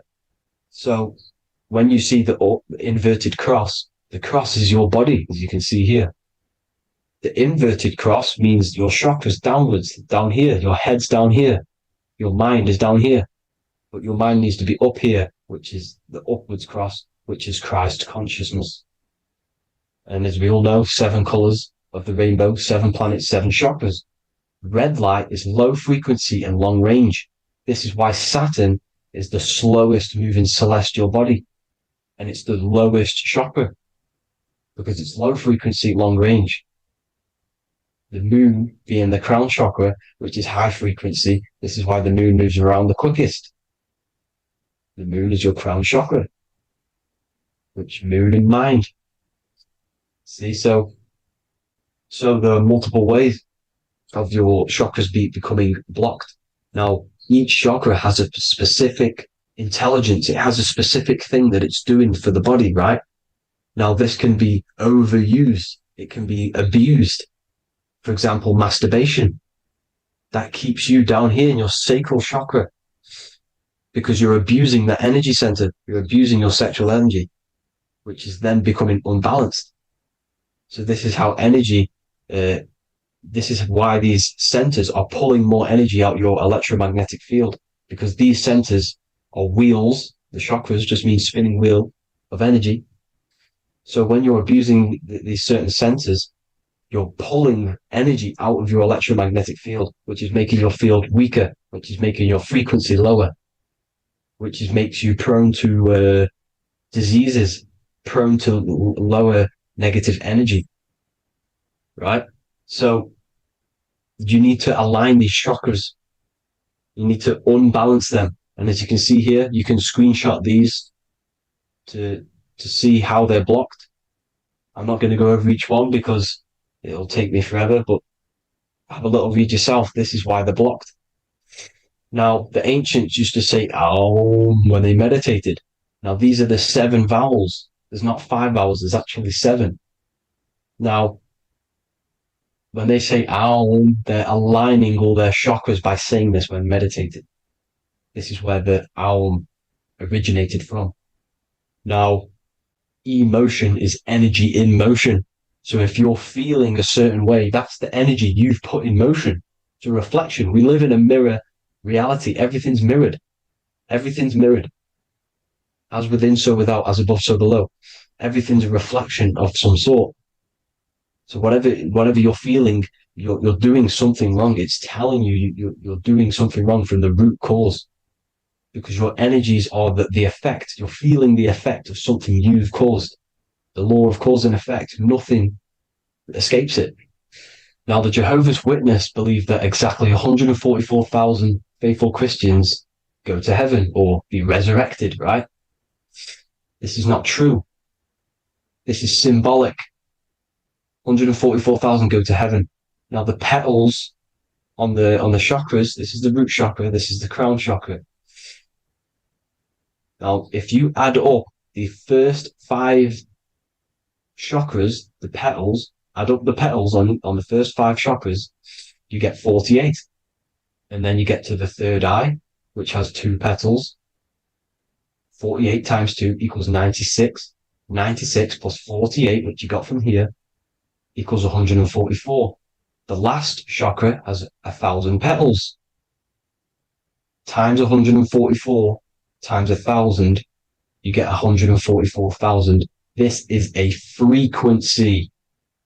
This frequency is the frequency of the ascension up your chakras.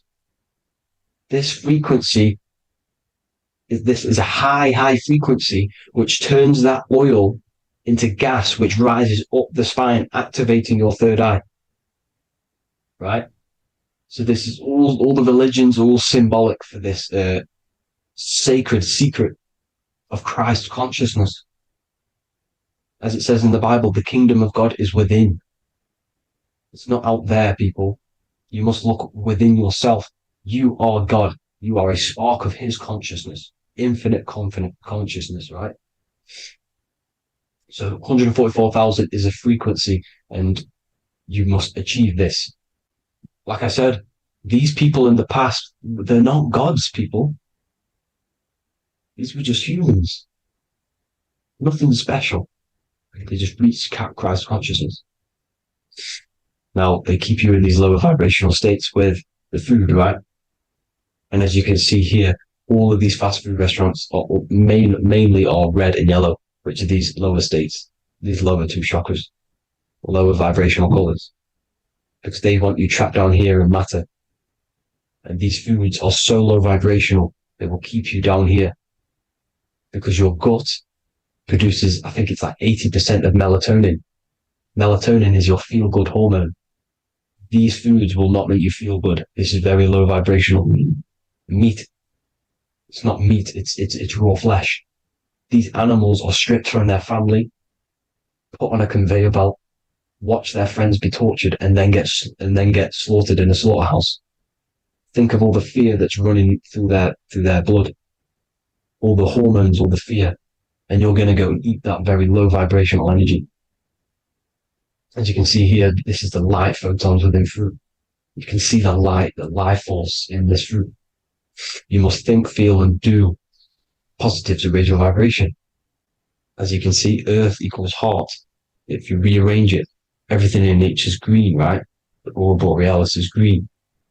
You must align all these chakras and then live from the heart, because the heart's the center of the Taurus field. You must become the consciousness in the center. So that's it for this video, people. Thank you all. God bless.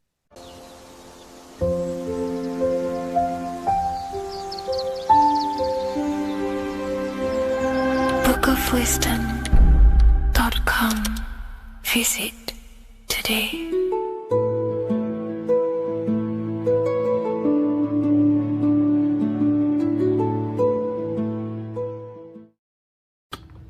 Okay. Is manifestation real? Of course it's real. You've just manifested that sentence. You turned a thought into an action and then generated a physical experience. You turned the invisible thought into a tangible reality. That is manifestation. You just have to learn how to do that on a mass scale, on a bigger scale, to generate something bigger. You know? So yeah, of course, manifestation is real. That's all you're ever doing. Creation is not created, it's in an ever state of becoming. You are in a continuous state of becoming something in the present moment. You know, so you're always molding creation through thought, emotion, and action.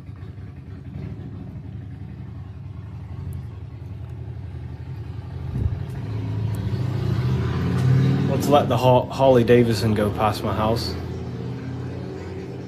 It's a very loud bike. It's a cool bike. But yeah, you're in a continuous state of creation. And that's what this symbol ultimately represents, right? Hi, if I order your book today, will it be here before next Friday? You mean not this Friday, but next? Yeah, it should be there, for sure. So, this is what this symbol ultimately represents. Because the snake can shed its skin, which means it renews its layers. It transforms from old layers into new layers. It removes old layers of skin, symbolizing transforming. But the snake is eating its tail. The end gives birth to a new beginning. And this is what the present moment is. The present moment is the continuous state of becoming and unfolding of creation. We're all tapped into the live stream of consciousness, like you're tapped into this live right now. And you are directing them life forces in the present moment through thought, emotion, and action. You direct the life flow, the life force that you're tapped into. And wherever you direct it through thought, emotion, and action, and your time and attention, that is the reality you generate. And you create that reality. And that's what the symbols are here for, people. The symbols are here to awaken you to things that you just realize about yourself. I'm not teaching you anything new. This is just something you realize. This is solid truth that you can't, escape. You can't escape the law of cause and effect. The force is too powerful to escape the force and the law of cause and effect. The law of cause and effect is over you. It governs you. So you have to work with that law consciously. Most people are not conscious of the laws that govern their life. They're not conscious of the laws that's governing their mind. Your mind is governed by laws, not man-made laws, but universal laws you cannot escape. It is impossible to escape cause and effect. So you must work with the law. God law, basically. Yeah, they're called, occult societies, secret societies, they call the laws natural law. Then, of course, you have man-made laws.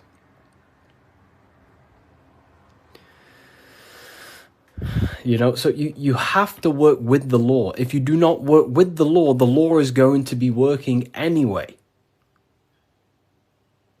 And it will probably work against your favor. But these laws that are in place are there to give you what you want, to create your will, to create your desire.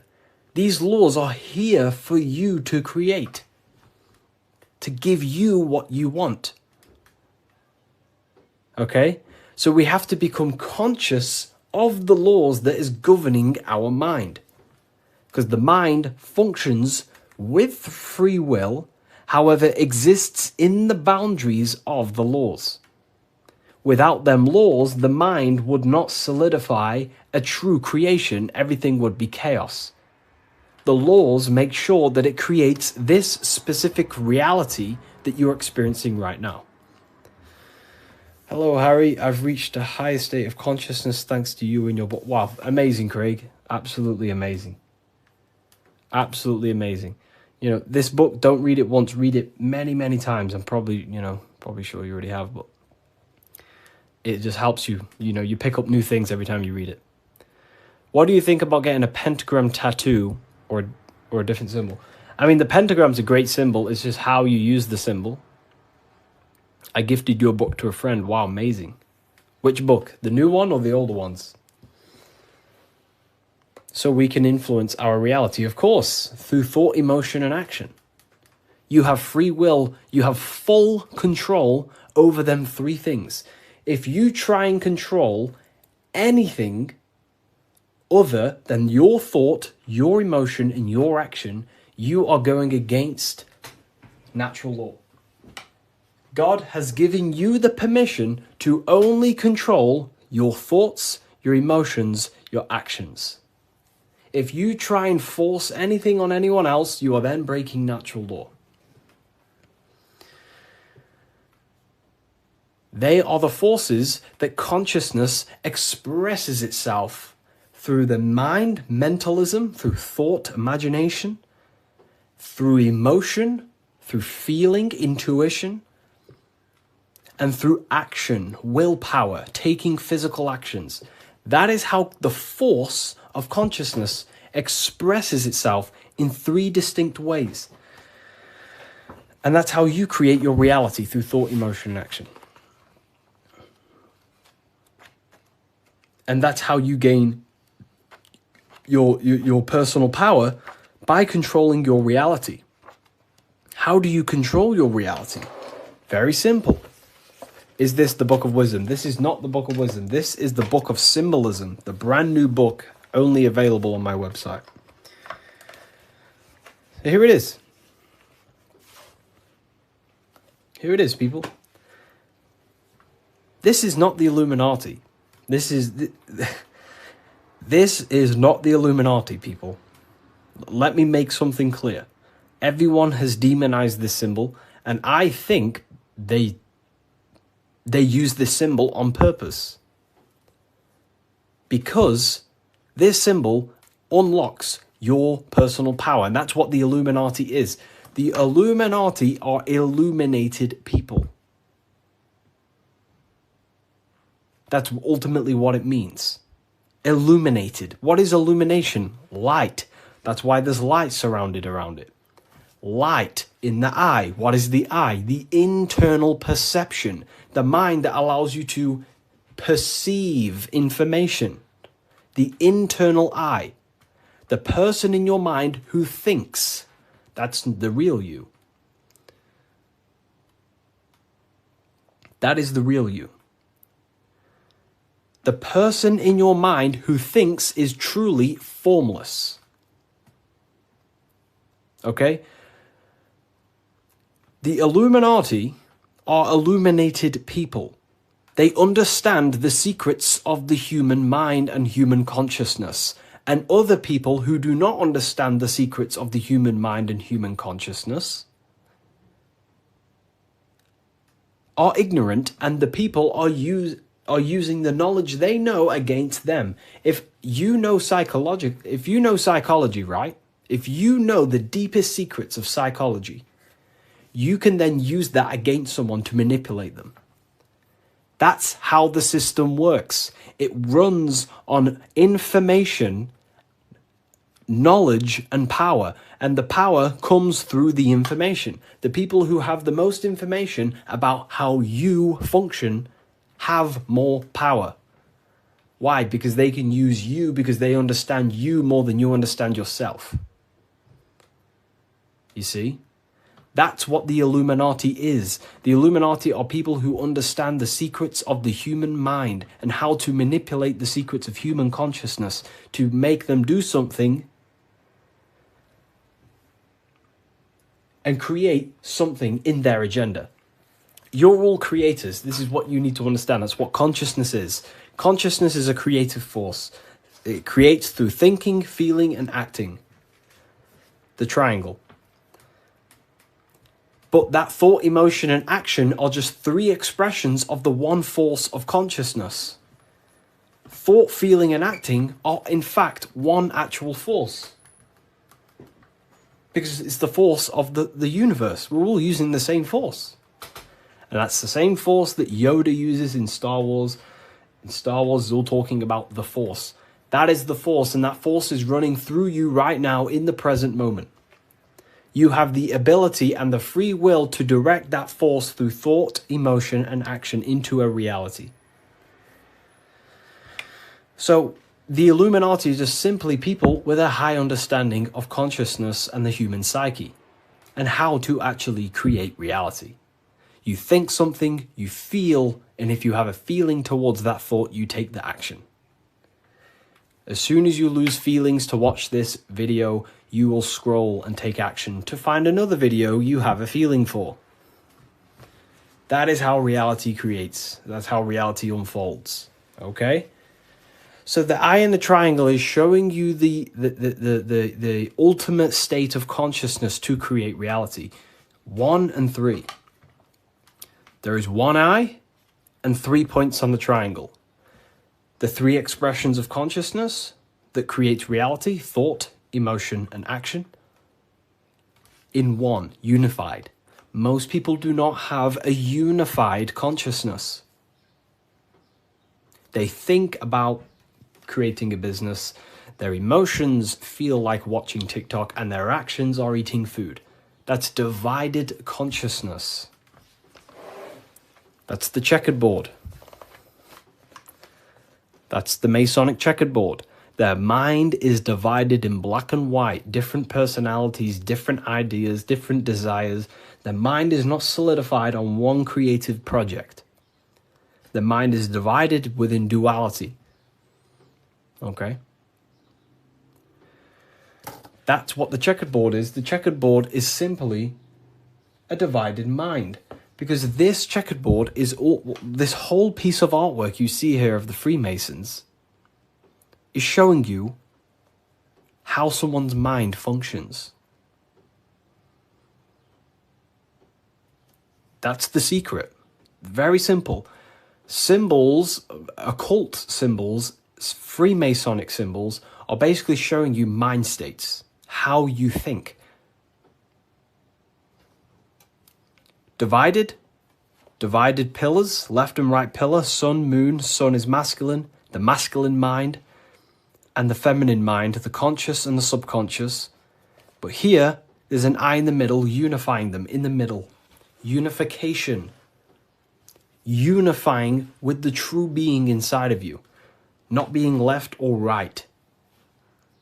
Not being too masculine, not being too feminine, but unifying the masculine and feminine principles to become a unified consciousness so you can create your reality. The masculine principles symbolized by the sun, and this left pillar symbolizes willpower, your will.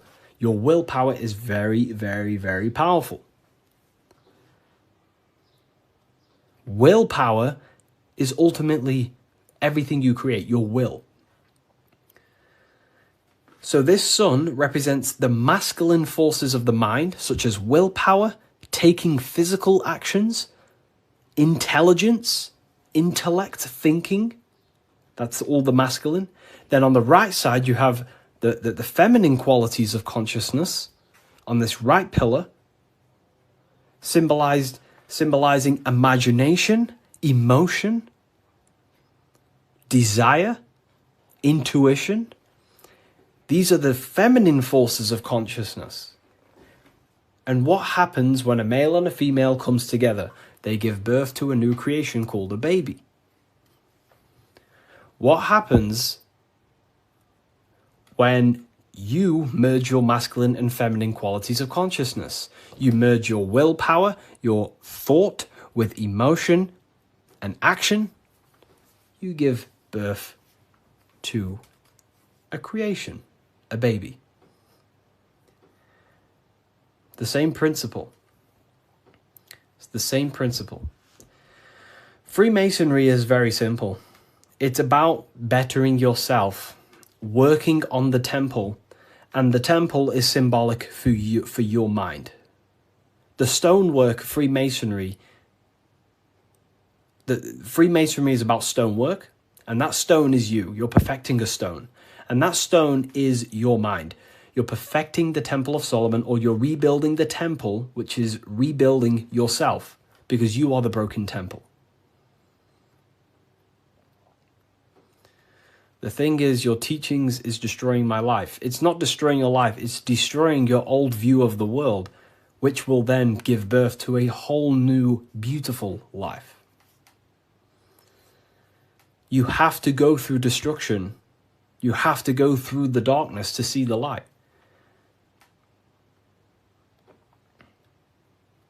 Destruction, creation demands destruction. And it's up to you how you interpret my information. Take it with a pinch of salt. Go and do your own research. I'm not saying everything I'm saying is, take what I say and apply it to your life and see if it helps. But everything I'm telling you here is helping me build myself and build my own reality. But it's very simple.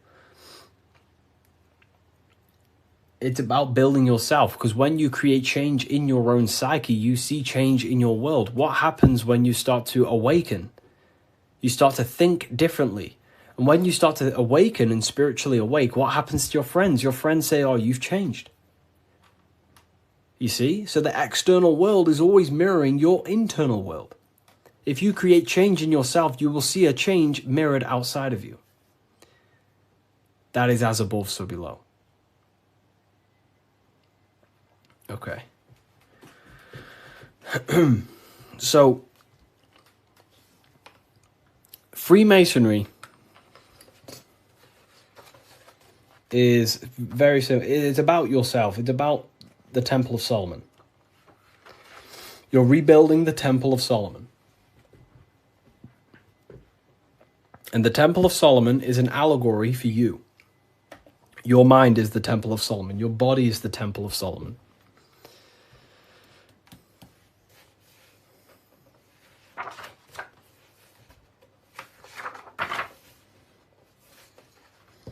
So why is it the Freemasons wear this apron, right? So you see the Freemason here wearing this apron. Well, this apron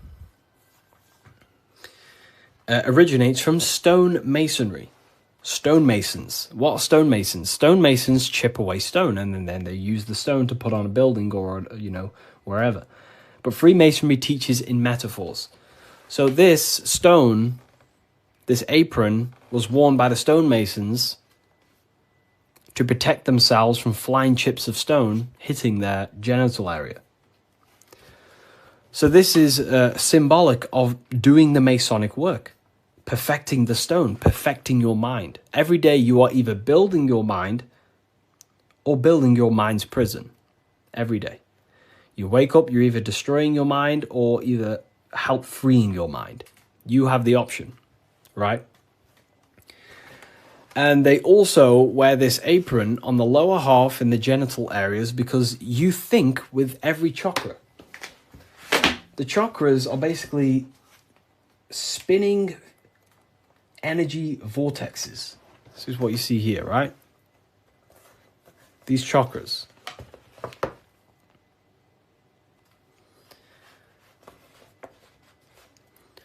You can think with every single chakra. You think with your head. You can think with your heart. These are centers of consciousness. Okay? These are centers. Each center that you see along your spinal column has a high amount of nerve centers. It's like a nerve center. But that nerve center is then powered by the etheric body. Now, that's very advanced. Not many people understand that. But your body is not just you. You have many subtle vehicles of consciousness, bodies of consciousness, which you'll learn about in the Book of Wisdom, Volume 1. So there is one force in the universe, and that force is emanating through you, manifested in 7 chakras. Anyways, the reason why they wear this apron on the lower half of the body, because it's a reminder to cover up, to stay conscious of their lower self, because this is the lower self of the lower half of the body, and this is the higher self in the higher part of the body. If you think with your genitals, all you think about is sex and eating. If you think with this lower half of the body, you will only, think about sex, eating, and power. So they wear this to remind themselves to conquer their lower nature, their animalistic state.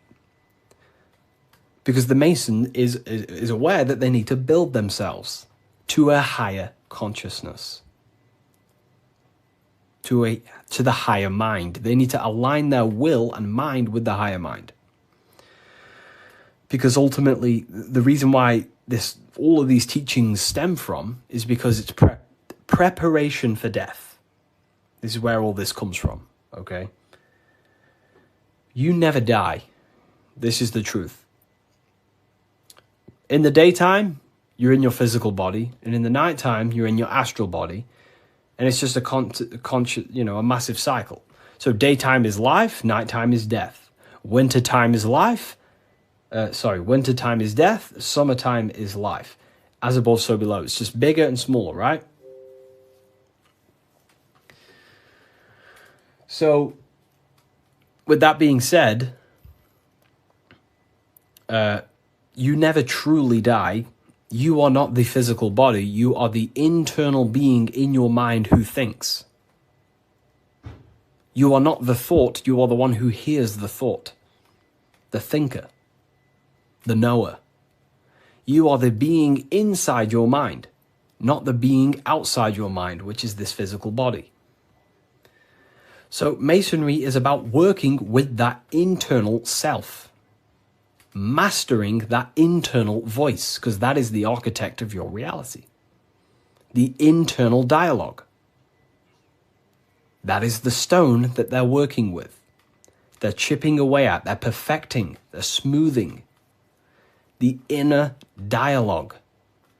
No one pays attention to this. The inner thinker, the being who is thinking in your mind. Who is that being? Who is the person in your head? It's not your body. Your body is acting out the commands of the internal being.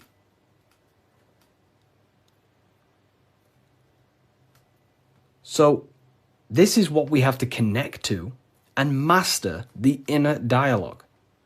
The inner thought processes, because the thought is the architect of reality. Thought creates everything. Thought creates everything in the whole universe. The whole universe originates from thought. So Freemasonry is basically about mastering the inner dialogue and working on the inner self, the person in your mind. And the deeper you get to know that inner voice, you start to realize that there are many different vehicles of consciousness. You don't just have a physical body. You have a physical, etheric, astral, and mental and spiritual body. The physical body is just the lowest dimension there is. The physical plane is the lowest dimension there is. Your mind operates above all of them. A thought is just a thought. It has no true form. That thought takes on the body. That thought wraps itself in imagination. So the thought alone is just a thought. But then that thought then wraps itself in something we call astral matter, which is your imagination. The light, the screen in your mind that allows you to vision a specific object.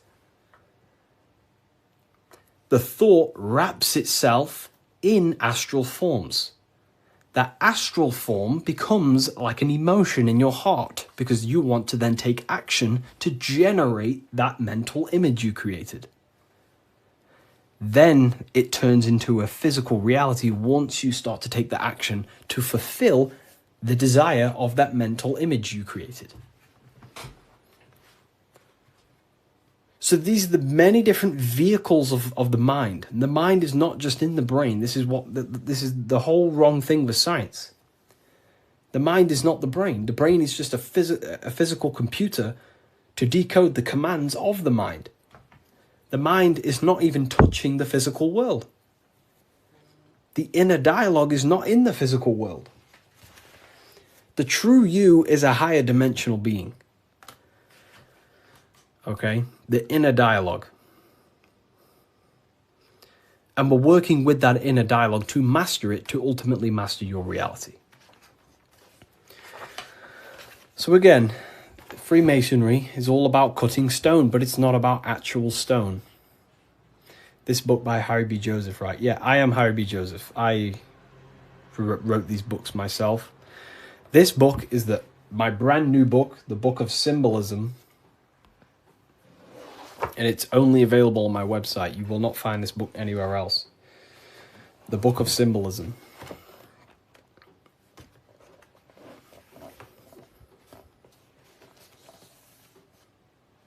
So, Nice to meet you. Welcome. Okay, so again, what does this represent?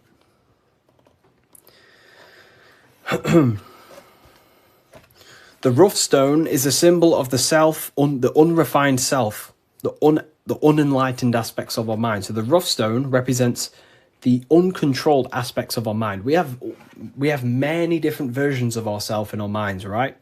We have a version of ourselves who's perfect. We have a rough version of ourselves that we can become. You know, there's many different things in our mind. But the aim of the Mason is about unifying all of them different personalities into our higher self. It's about learning the secrets of the mind. So this represents the perfected aspects of the mind, and there is also there is no such thing as perfection. We will never actually truly perfect ourselves. But the aim is to be perfect.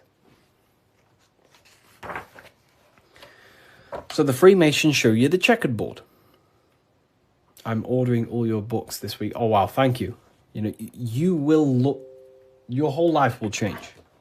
Your whole life will change.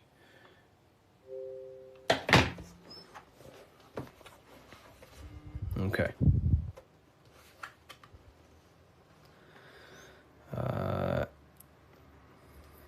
The checkered board floor. This is symbolizing on a base level. So symbols have many different interpretations. So on a very basic level, this checkered board floor represents duality, how everything is dual, positive, negative, day and night, hot and cold. But the deeper you go into the layers of the symbol reveals the secrets about the human mind. So this is all showing you the mind. Different states of mind. Because that's what the universe is. The universe is one singular consciousness expressed in many different forms, in many different clothes, what we like to call people. Me and you are cut of the same fabric, which is the universal mind experiencing itself. So the mind is the very architect of reality. Life is not happening outside you, it's happening inside your mind. You are a projection of the mind. However, you have the ability to identify with your ego. Your ego is very simply just a false version that your mind, it's a version of yourself that your mind has created through experience, thoughts, words, memories, and traumas, and belief systems. But beyond you, if you turn your mind off, if you stop thinking, then who are you then? That's what we call the universal soul. Everyone is that same substance. When we all turn off our mind, we are all the same substance, the universal soul. But we have the ability to generate an ego, which is our own personal identity. The ego is not inherently evil, but the ego can become bad if you don't tame it. It's the beast. But anyways, the duality represents, very simple, black and white, positive, negative, day and night, the opposites in the physical world. But on a higher level of masonry, it represents a divided mind. The one divided in many. The illusion of the third dimension, of how everything is separate. But in fact, we are all the same substance. We are all the I am. We are all the I, the inner dialogue, the inner voice.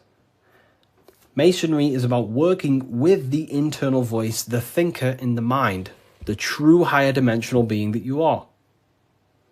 Because that higher dimensional being manifests its life forces through you and creates in the physical three-dimensional world. So it's about directing the life forces through you. Now, a big misunderstanding about the world that religion has placed on people. A big misunderstanding, right? People think the world was created. People think the world was created thousands of years ago. It's the biggest lie ever. Step back, remove that belief out your mind just for a second, and realize the truth. The world was not created thousands of years ago. The world is creating now, in the present. It's unfolding now. Creation is unfolding in the present moment. God is thinking reality into existence right now, and you are thinking your reality into existence right now through thought, emotion, and action. You are crystallizing reality now in the present, and you can become a co-creator with the creative force of the universe. But we've been taught the complete opposite, because the powers that be in the world do not want you to become a conscious creator. They want you as a slave and a worker.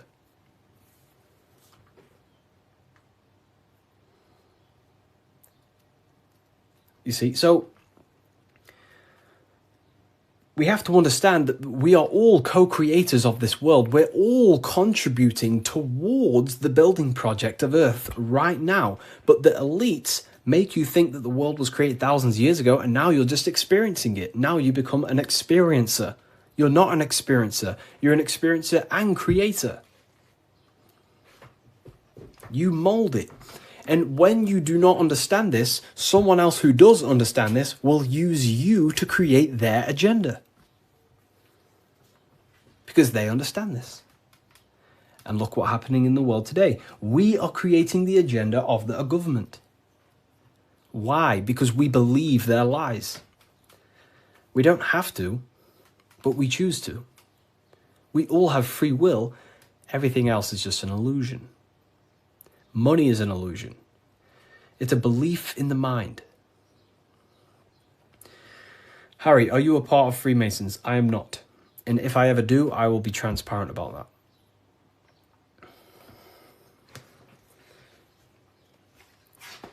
So this is representing your mind divided.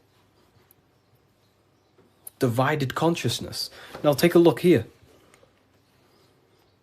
What are the Freemasons trying to show you here?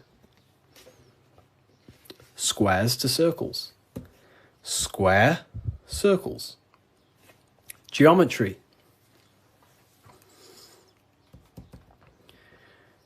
Geometry. Harry, my book came, thanks. It's a pleasure. It's an absolute pleasure. Enjoy the book. Take your time, read through it, enjoy it, read it over and over. You know, I can't wait for you to read this. Was it the third book you got? The three represent alignment, the black and white represents conscious and subconscious. It can represent that, yeah, that's one layer of symbolism. But you got to remember that the symbols don't represent one thing. There are many different layers to the symbols. Many different layers. So it's going from squares to circles. So you have to understand geometry for this. There's different codes to this. A square. Can you measure the surface area of a square? Of course. Very easy. You just measure this side and that side and times it. Right? Very simple. Then you have the surface area of a circle, of a square. But can you do that with a square? No.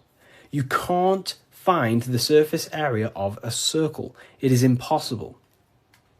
You can get very close by using pi and different, different mathematical equations, but you will never exactly find the exact surface area of a circle. So what are the Freemasons trying to show you? Measurable and immeasurable. What you can physically touch and measure down here, the squares, and what you cannot touch and what you cannot measure. And there is a ladder going from what you can measure, the physical world, the squares, up to what you cannot measure, the circles. So this is about the upliftment of the mind. This is about the mind raising from only a physical state of awareness, raising the mind so it can function as a spiritual mind and use the higher dimensions of consciousness, such as imagination, thought. Most people's minds are stuck in the measurable, the squares, limited. They think inside the box. You have to raise your mind and think outside the box. This is what it's about. Raising your mind and using the higher dimensions, which is imagination. You cannot measure imagination. It does not exist in the physical plane. You cannot measure thought. It does not exist in the physical plane. So it's about raising consciousness to actually use the cognitions of the mind. Most people are not using the mind. Climbing in consciousness. We're going from squares to circles, measurable to the immeasurable. Okay? And that's the key. Look at the key. How do you go from the circle, the squares to the circles? You got to go through the woman, the green woman. Who's the green woman? Who is the green woman? The feminine. The feminine aspect of consciousness. You cannot just go from low consciousness to high consciousness. It is impossible. It takes a lot of work. Doing work on your mind is way harder than any labor or work you could possibly imagine. The work on yourself is not easy.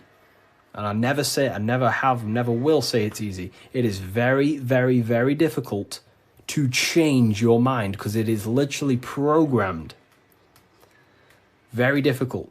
So you have to go through the woman. And what's the woman? The care, the desire.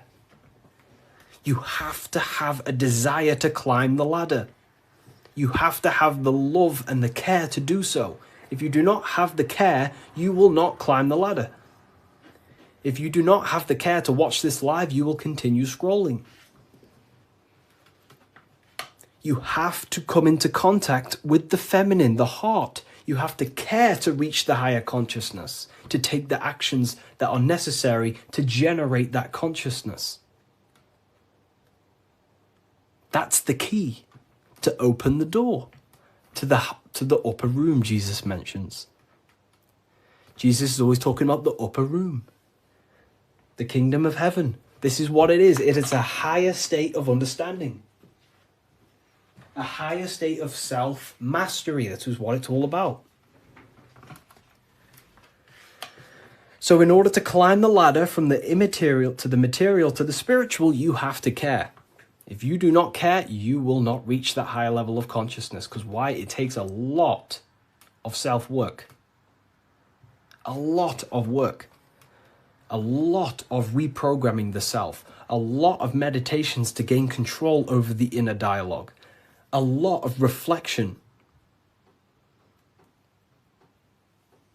A lot of sacrifice. Yes, very well said. Very well said, Timon. It takes a lot.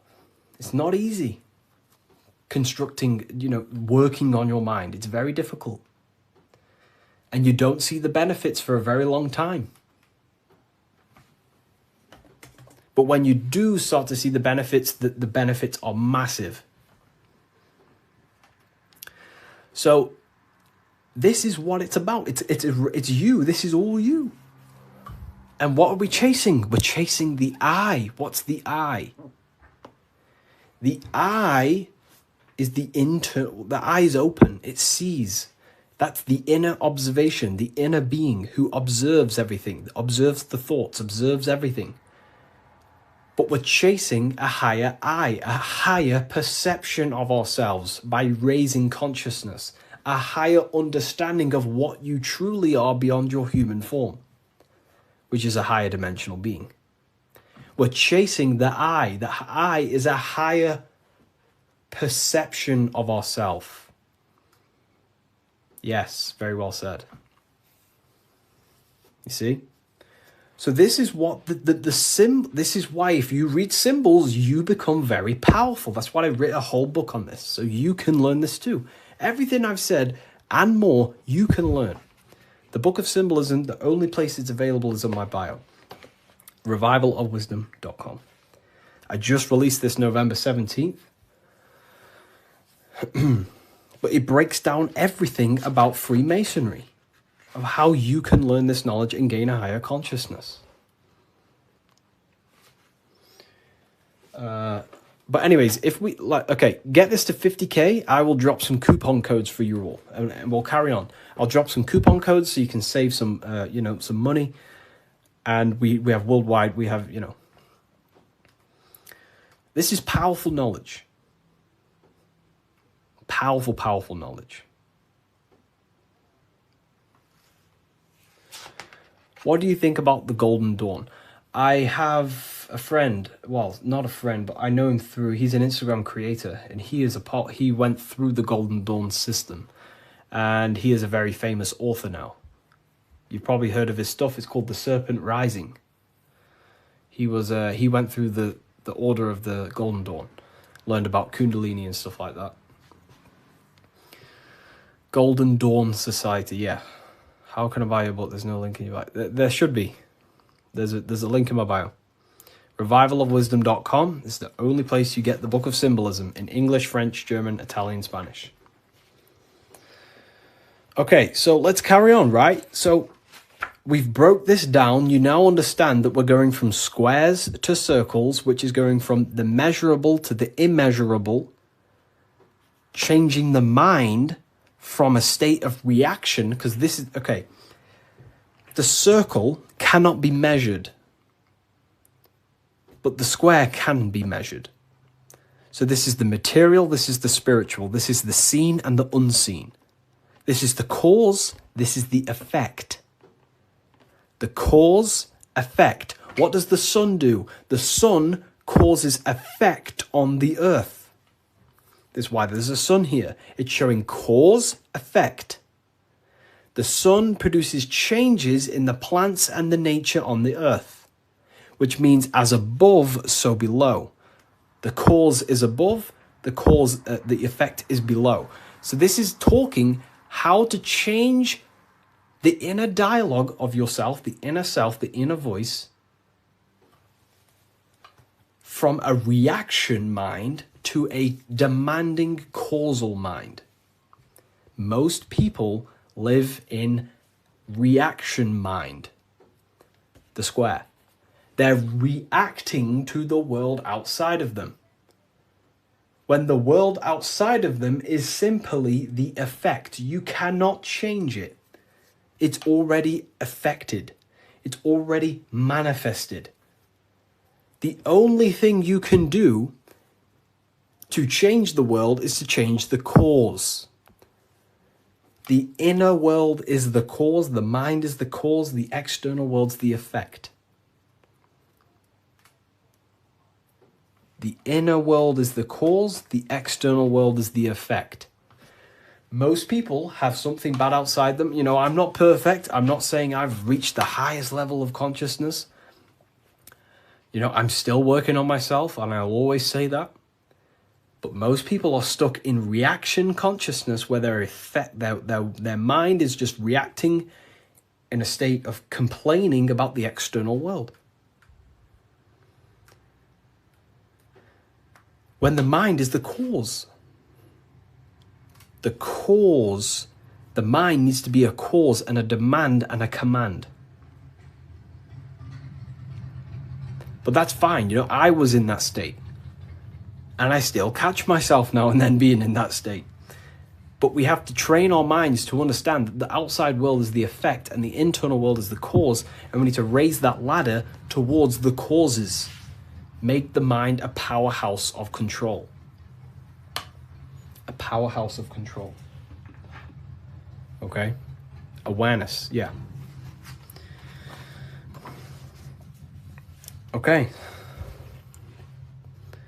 Symbolism. The winding staircase. You can't see the room. Where is it taking you? This is talking about the upper room, climbing to a higher state of mind. But when you're down here, you can't see that room. You don't know what a higher consciousness is. You don't know, like right now, maybe there's some people in here, they don't even understand what even is a higher consciousness. You will never understand until you start to do the work on yourself, until you start to see what it's like to understand yourself. When you understand how you work, you know what to do in every situation. You have the tools to use in life. So this is about climbing the staircase of higher consciousness into the inner room that you can't see. Beyond the curtain. The curtain is the veil. This is about entering in yourself. Walking past these two pillars is about walking into the internal self. It's a journey inward. You have a self outside the mind, this body, and you have a self inside the mind, the inner being, the material and spiritual. That's why you're an individual. You have a dual nature, inner and outer. So when you're walking in between these pillars, you're walking, it's symbolic of walking in your mind, walking in a journey into the self. And we're working with the inner self. This is what Freemasonry is about. But it's a winding staircase, which means you can't see where this staircase is taking you. You don't know what a higher consciousness is, what it's like to be in a higher consciousness or a higher understanding of reality in the self. So you must have faith. Faith, not faith in a God, but faith that the staircase or this journey, this work you're doing on yourself is going to lead you somewhere. You must have willpower. It takes willpower to walk the stairs. You must have care. Faith, will, and care are the three forces that help expand the mind into higher levels of consciousness. So it takes faith, will, and care to walk this staircase, to walk this path, to do the work on the self, to master the self. And a spiral staircase also represents time. It takes time. Time moves in a spiral. Yesterday there was 12 o'clock, but today there's also 12 o'clock. But today is higher than yesterday. So it's just a continuous spiral upwards. Yesterday was 12 o'clock, today there's 12 o'clock, and we're just going to continue this spiral. This is time. It takes time to walk this staircase. It takes time to reach a higher consciousness. It takes faith, will, care, and time. It's not an overnight process. Okay? So I hope this understands, hopefully you people are taking this on. Darkness to light. This is a massive phrase in Freemasonry, from darkness to light. But what is the darkness? Darkness, you can't see. When the room is dark, your eyes can't see. Symbolizing ignorance. There are parts of yourself that are in darkness. You are not aware of these parts of yourself. Most people are not aware of their imagination and the powers of the imagination. That means it's in darkness. Darkness to light is about becoming conscious of the things inside you, the aspects of yourself that you may not be aware of. Exposing a light. If I turn on a light on something, you expose it. You see it clearly. So Freemasonry is about going within the self and finding the things that you are unaware of and becoming conscious and using them as tools to help you in life. Your imagination is a guiding force to shape your future. Your intuition is also a guiding force.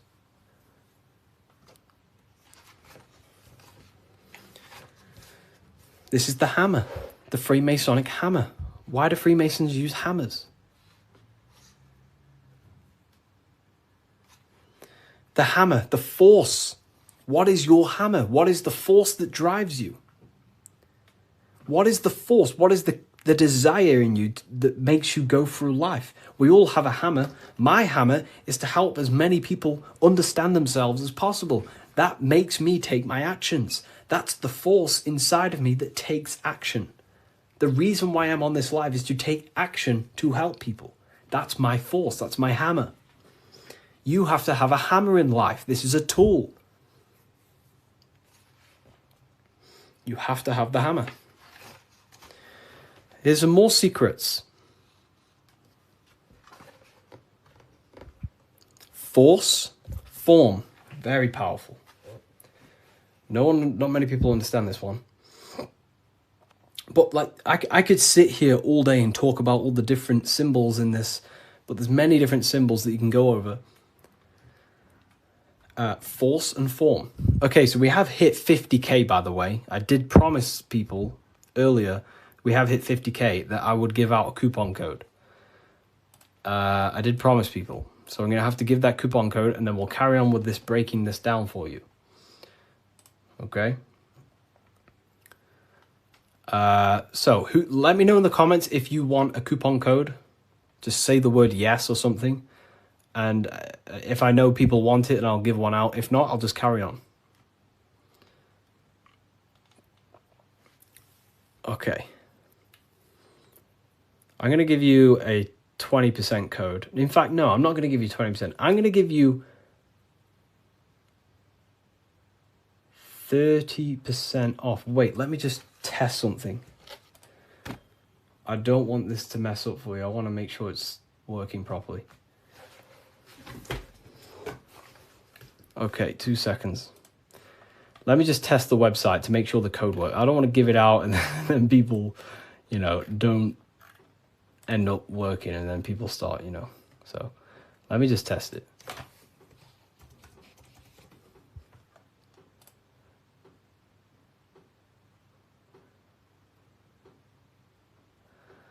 Okay.